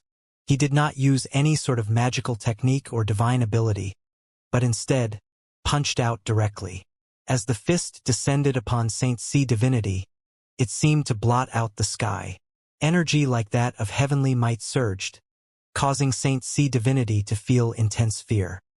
He quickly spit a glowing, blue pearl out of his mouth, which then shot toward Meng Hao. Meng Hao's fist slammed into it and the pearl shattered. It was completely incapable of standing up to Meng Hao's fist, which continued onward to connect with Saint Sea Divinity. Bam! As the sound echoed out in all directions, blood sprayed from the mouth of Saint Sea Divinity. Cracking sounds could be heard as his armor shattered into pieces. His terror had now reached a pinnacle. "Flying Immortal, help me!" Saint Flying Immortal's face flickered, and he took a deep breath. He had never imagined that Meng Hao, having just stepped into spirit severing, would be so terrifying. Damn it, even if his spirit severing caused strange phenomena in heaven and earth, and even if he caused a great Tao to descend, there's no explanation for him to be so inhuman. He was still in the midst of feeling shocked when Saint Sea Divinity called for his help. Gritting his teeth, he shot forward, raising his right hand toward the sky. Instantly, a sword of light appeared, which he grasped in his hand. At the same time, his speed increased rapidly. In the blink of an eye, he was upon Meng Hao. "Area," said Meng Hao coolly, not even turning back to look at Saint Flying Immortal. In that instant, a 3,000-foot area sprang up, a world that contained Meng Hao's Tao and will. The area world.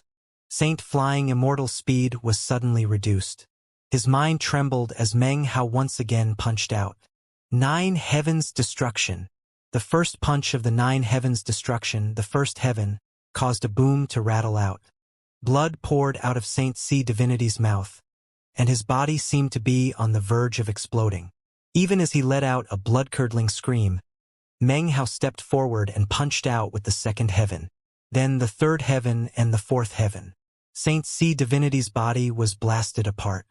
His nascent divinity flew out, screaming miserably. "Legacy treasure!" he howled, instantly causing a statue to fly out from inside the nascent divinity. The statue was pitch black and depicted a faceless figure. As soon as the statue appeared, it let out a pulsating aura of Tao seeking, which transformed into a wall that expanded out to surround Saint C divinity. "Legacy treasure?" said Meng Hao. He punched out with the fifth heaven and the sixth heaven. Booms filled the area, and the statue trembled. Then the seventh heaven and the eighth heaven. The statue shook, and the wall trembled. Inside, despair filled Saint C divinity's face. "Ninth heaven, destruction," said Meng Hao calmly. He lifted his right hand, and this time, it wasn't a fist, but a palm that softly pushed out. Bang! The wall collapsed, and the statue was sent tumbling back. Inside, Saint C divinity's nascent divinity let the last scream it ever would. He was now destroyed in body and spirit. "How can he be so strong?" thought Saint Flying Immortal, having personally witnessed Saint C divinity perishing. His scalp went numb, and his heart filled with astonishment. He quickly bit down on the tip of his tongue and spit out a mouthful of blood. He burned life force, not hesitating to waste longevity to struggle free from Meng Hao's area world. He transformed into a beam of light that fled at top speed. Meng Hao turned back to look, and his eyes flickered. He raised his hand to collect up Saint C divinity's bag of holding, then waved his arm to summon the war chariot. "Anyone who chased me along with that 10th Wang clan bastard will have to pay the price. How can he be so strong?" A great Tao descended, making it a great Tao spirit severing, different from mine. But it still doesn't make sense for him to be so terrifying. He hasn't even used any magical techniques or items. He's only relying on his fleshly body. Damn it! Just what level is his fleshly body at? Magical items are completely ineffective, nor could it be shaken by divine abilities. What type of fleshly body is it? Saint Flying Immortal's fear had reached the pinnacle. In his entire life of practicing of cultivation, he had never encountered a cultivator of the same stage who caused him to be so terrified. "Damn you, 10th Wang clan patriarch, you conned me. If I'd known this Meng Hao was so inhuman, you couldn't have said anything to convince me to join you." He flew forward at top speed, fearful of being pursued. He even spit out some blood and burned more life force to go faster. But it didn't matter how fast he went, he couldn't go faster than the war chariot. Meng Hao was mounted on the war chariot. Fueling it with a sliver of the chi of Immortal shows the way. Thrumming, it caught up with Saint Flying Immortal in only a moment. Then it slammed violently toward him. Saint Flying Immortal's face fell. He was incapable of evading. He only had time to wave his sword of light behind him to block. A huge boom could be heard as the sword of light shattered into pieces. Saint Flying Immortal's body then directly exploded. His nascent divinity flew out, clearly in a sorry state. Meng Hao exited the war chariot and waved his hand, employing the 8th demon sealing hex. Saint Flying Immortal didn't even have a chance to move before countless invisible strands of chi seemed to entwine his quivering nascent divinity. His mind was instantly inundated with a profound sense of imminent death. His eyes bulged and he struggled violently, but he could do nothing as Meng Hao waved his hand, causing 100 wooden time swords to fly out. They circulated around Saint Flying Immortal to form a swirling lotus sword formation. A miserable shriek could be heard as Saint Flying Immortal's nascent divinity rapidly began to wither up. In the space of about 10 breaths, it shrank, much like it would if it was being refined. Then, it withered into nothing. He was dead in body and spirit. Meng Hao waved his hand to collect up Saint Flying Immortal's bag of holding, and then looked over the lotus sword formation. The lotus is also like the act of refining, he thought. It was at this point that the crackling of thunder could be heard in the sky off in the distance. The wind whipped about, and in the blink of an eye, the sunny day turned dark. Countless pitch-black clouds surged up, forming a dense mass that looked like a gigantic face. It was none other than the face of the 10th Wang clan patriarch. The face was surrounded by crisscrossing bolts of lightning and heralded by peals of thunder. On the forehead of the face, an old man could be seen, his eyes glittering brightly. Meng Hao! The voice drowned out the thunder, like a heavenly being's majestic roar, blasting an enormous craterous depression into the Milky Way sea down below, which rapidly transformed into a rumbling, spinning vortex. Meng Hao took a deep breath and looked coldly at the 10th Wang clan patriarch. Another clone, he said. His divine sense was much more powerful than before, and he understood a lot more about the 10th Wang clan patriarch now that he had fought two of his clones before. How could he not notice that this was indeed just a clone?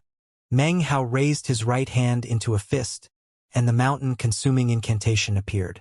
1,000 mountains appeared around him, then more until tens of thousands of mountains could be seen. The mountains were not small and appeared to contain seawater. These represented all of the underwater mountains that existed in the range of Meng Hao's divine sense. The mountain-consuming incantation is divided into three aspects: the mountain, the soul, and the will. Along with my cultivation-based breakthrough, I was enlightened regarding the soul. This soul aspect more or less can be controlled by means of my demon-sealing powers. With the art of righteous bestowal, I can extract the souls of mountain and insert them into my mountains. That is the complete second stage of the great art of mountain-consuming. Meng Hao's eyes shone with a strange light. As he faced up against the 10th Wang clan patriarch, he felt pressure bearing down on him, but at the same time, an intense desire to do battle. He raised his hand and then pushed it down toward the sea. Righteous bestowal. Mountains of the Milky Way Sea, you are sunk beneath the waters, living in a world without daylight. Today I, Meng Hao, will borrow your souls. I will split open the heavens and earth and allow you to bathe in the sunlight.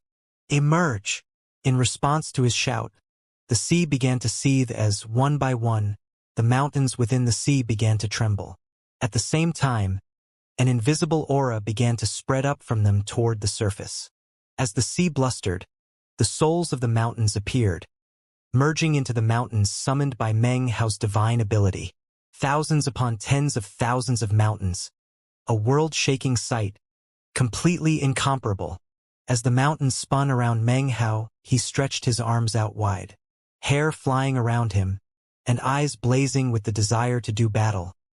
He suddenly swept his hands out in front of him. The tens of thousands of mountains all shot through the air with shocking rumbling sounds, heading directly toward the gigantic face floating in midair. The 10th Wang clan patriarch's face flickered as he performed an incantation gesture. The face that surrounded him immediately sped toward the mountains. They neared each other, and then slammed into each other, giving rise to a rumbling boom that filled the entirety of the third ring. One mountain after another collapsed, and the face was riddled with gaping wounds. A moment later, amidst deafening roars, all of the mountains collapsed, and the face fell apart into pieces. Meng Hao didn't pause for a moment. He flew up into the air, waving his arm to cause 100 wooden time swords to appear and form into the lotus sword formation. Instantly, the formation shot toward the 10th Wang clan patriarch. At the same time, he began to clench and unclench his fist. Every time he did this, his energy would redouble. It was none other than the Nine Heavens destruction. Now that his cultivation base was truly in the spirit-severing stage, he had gained complete enlightenment of it. The 10th Wang clan patriarch's pupils constricted. He could clearly sense that Meng Hao was completely different than he remembered, and was far, far more powerful. And yet you are still an insignificant bug, he said with a cold snort. He waved his right hand, causing a red glow to appear in the cloud-choked sky. It was a sun, a red sun. Setting sun, he said coolly. The red glow spread out to fill heaven and earth, instantly causing Meng Hao's 100 wooden time swords to slow down. Time combustion, growled Meng Hao. In response to the words, the 100 wooden time swords and their 10 60-year cycles of time power instantly began to burn. The combustion of time caused their speed to increase dramatically. They pierced through the layers of redness to appear near the 10th Wang clan patriarch. where they spun around him slowly. Merely a single rotation caused the 10th Wang clan patriarch's face to flicker. He could sense that his clone had, in the blink of an eye, lost several thousand years of longevity. A trifling time treasure? Shatter! He gave a cold snort, and the red glow grew even more shocking. It now emanated intense heat that spread out and began to shatter the wooden time swords. Meng Hao was already moving forward. Detonate! Boom! Of the 100 wooden time swords, 70 simultaneously exploded. When the spring and autumn trees detonated, they unleashed an insane power of time that turned into a time vortex. The 10th Wang clan patriarch's face fell as the rumbling echoed out. His body began to wither, and he was just about to retreat when Meng Hao shot forward as fast as lightning. His right fist had already clenched 8 times in a row. Now it clenched for the 9th time and then punched toward the 10th Wang clan patriarch. 9 heavens destruction. Setting sun. Falling clouds. The 10th Wang clan patriarch's body emanated a monstrous red glow that billowed out. Meng Hao faced it head-on, and his body ignited into flames. However, his fist still struck its target. A huge boom rattled out, and the 10th Wang clan patriarch fell back, his face pale. Killing intent radiated from his eyes as he saw that Meng Hao, blood pouring from his mouth and body in flames, was actually pursuing him. Meng Hao's hoarse voice once again rang out, "Detonate!" The detonation from before had been that of 70 wooden time swords. There were still 30 left, all of which exploded at the same time. A tempest of time was created in the 10th Wang clan patriarch's path of retreat, finally managing to wound him. Blood sprayed from his mouth, after which he lifted his head up and roared with rage. Of 3 clones, 2 had been slain. This third clone was somewhat weak, was not carrying any magical items, and was limited in the divine abilities it could use.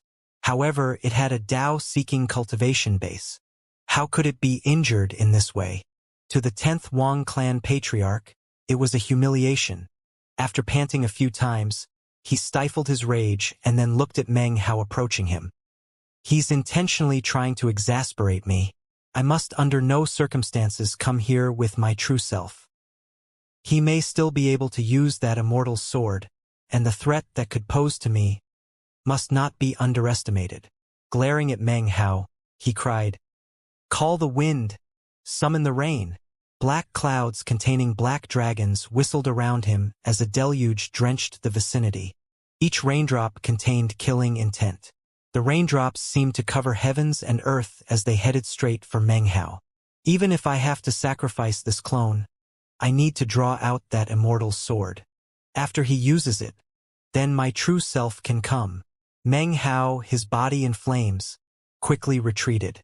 A violet glow appeared in his eyes, and he burned life force to restore his flesh, which visibly healed at a rapid rate. Even as the 10th Wang clan patriarch neared him, Meng Hao stepped into the war chariot. It was in that moment that the black dragons roared, and the dense rain of killing intent began to close in.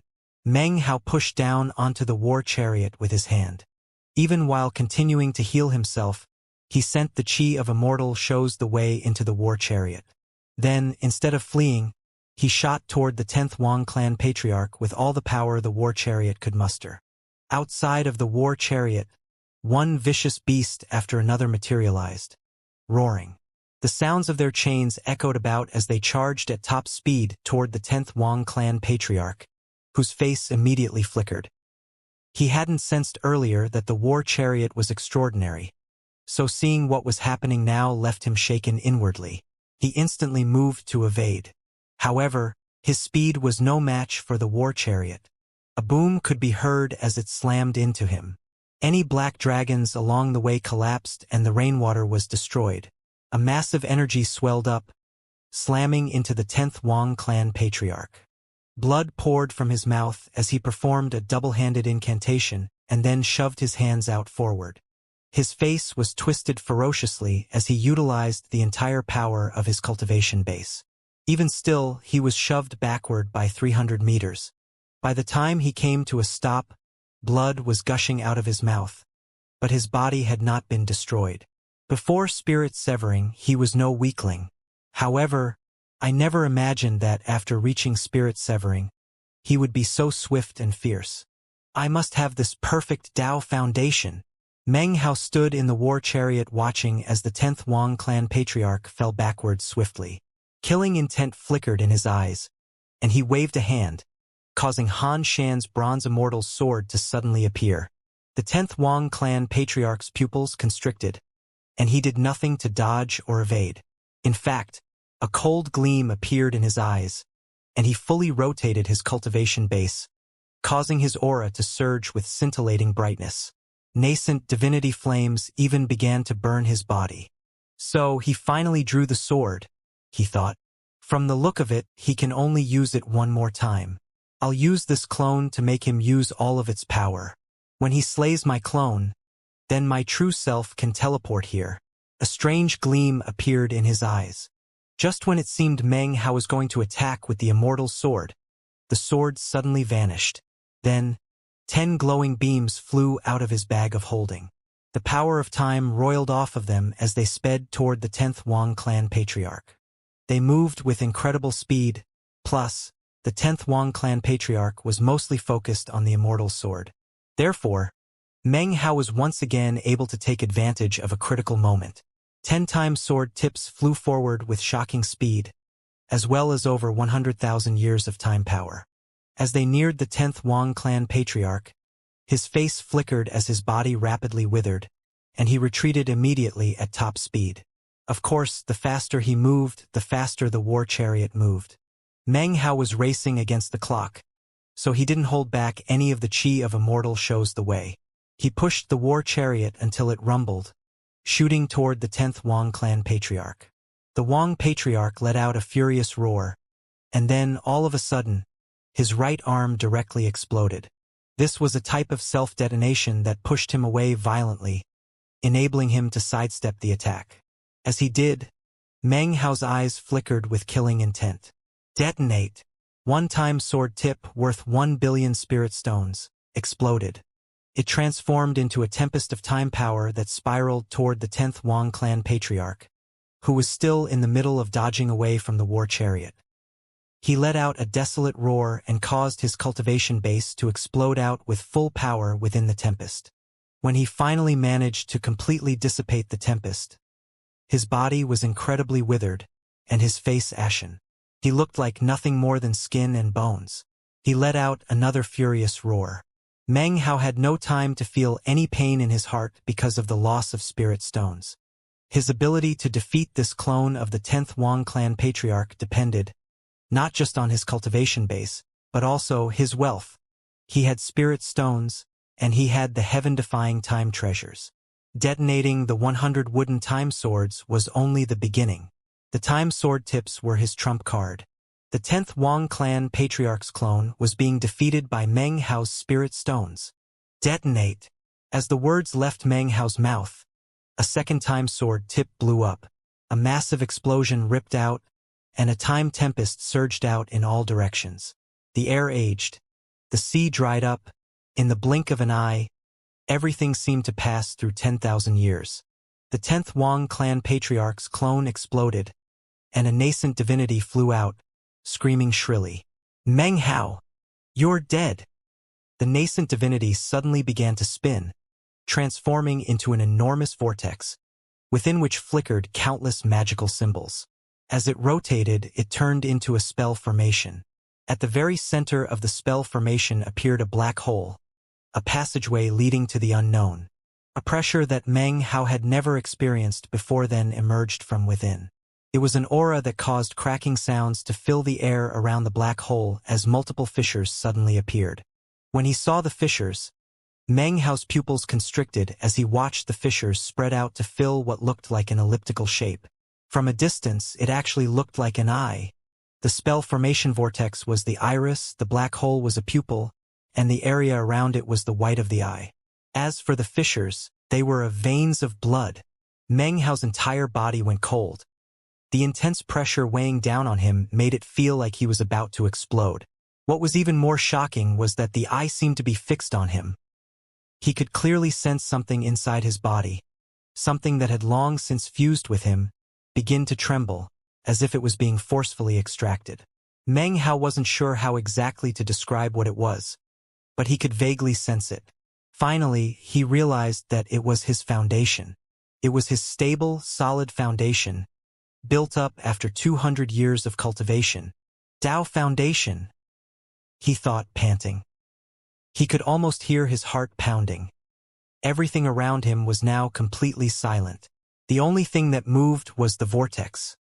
Meng Hao wanted to struggle, but at the moment, it felt as if his body wasn't under his own control. He couldn't move a muscle, and it felt as if his internal foundation was about to separate from him. In fact, he could even see what appeared to be white mist seeping out from his nose and mouth. Not just his nose and mouth, but also his eyes, ears, and in fact all of the pores that covered his body. This was not life force. This was his Tao foundation. My Tao is freedom and independence.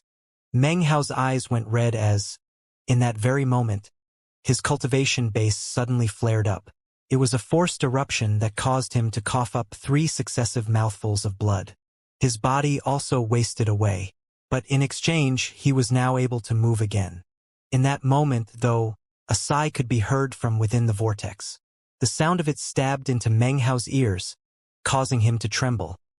He coughed up another mouthful of blood, and his face went deathly white as he saw a coffin slowly emerging from within the vortex. As soon as the coffin appeared, an ancient aura seeped out to fill the entire third ring. All of the sea demons underneath the water instantly went motionless. Even the sea devils in the second ring trembled. Throughout all of the Milky Way Sea, all of the cultivators, all life forms, suddenly went still and quiet. The sea did not move. The world was still. There was only the ancientness, roiling out to fill everything. This was Tao seeking, the true peak of Tao seeking. Meng Hao did not need to speculate. He immediately knew that this was the 10th Wang clan patriarch's true self. The true self had finally arrived. Meng Hao's scalp went numb, and his eyes were completely shot with blood. Without the slightest hesitation, he waved his hand, immediately causing 7 of the remaining 8-time sword tips to fly toward the vortex. Detonate! He roared, his voice hoarse. A huge boom rattled out as the 7-time sword tips exploded, transforming into a terrifying storm of time power.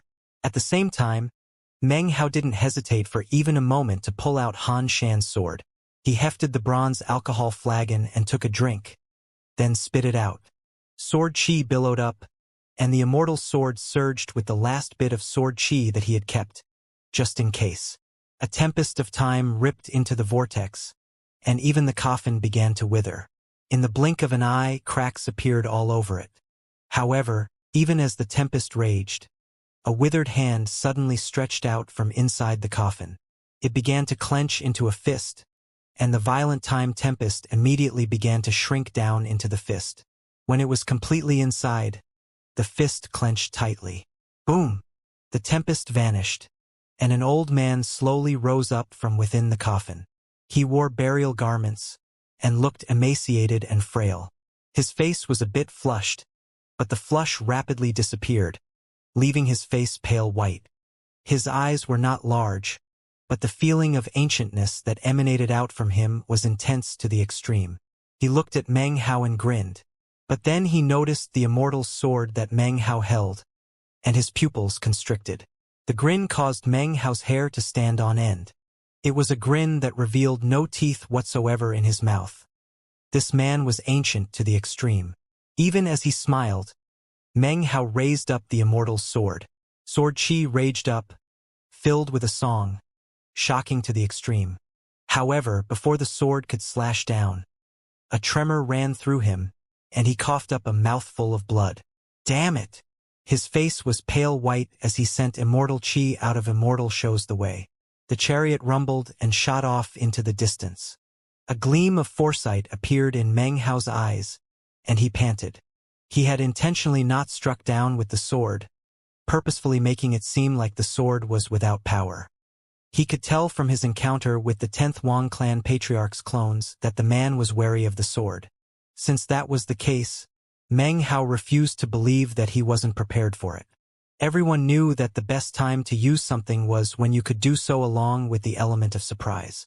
This guy is a wily old fox. He's definitely prepared for the sword. If I want to use it, I have to catch him off guard. My cultivation base isn't a match for his. If I want to transcend this tribulation, I have to use my wits. Using the immortal sword at the right time is the key to victory. Meng Hao's face was grim as he thought about how this opponent had crushed the time tempest with a single fist. That left him trembling in fear. This is the peak of Dao seeking, the power of a false immortal.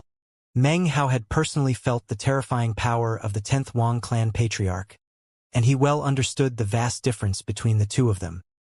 He was also well aware that the white mist that had begun to emanate out of him was the perfection that was part of him. By now, it had been loosened and was being forced out of him. The thought of it was frightening. "There's no need to run," said a hoarse voice from behind Meng Hao. "Your life has been prepared for me. It's your destiny." The ancient voice echoed about in all directions. It seemed as if the wind was rotting, and when Meng Hao heard the voice, his entire body went as cold as ice. He didn't turn to look back, but poured all the power of Immortal shows the way into the war chariot. In the blink of an eye, he had shot off into the distance with shocking, incredible speed. "I knew about you way back when you were in Foundation establishment. I've been waiting for many years for the opportunity to reach Immortal Ascension, and you are that opportunity." The 10th Wang clan patriarch's voice seemed nearer this time. Veins bulged out of Meng Hao's pale face. He could push no more power out of Immortal shows the way. Immortal Qi tore through his Qi passageways as it flowed out into the war chariot.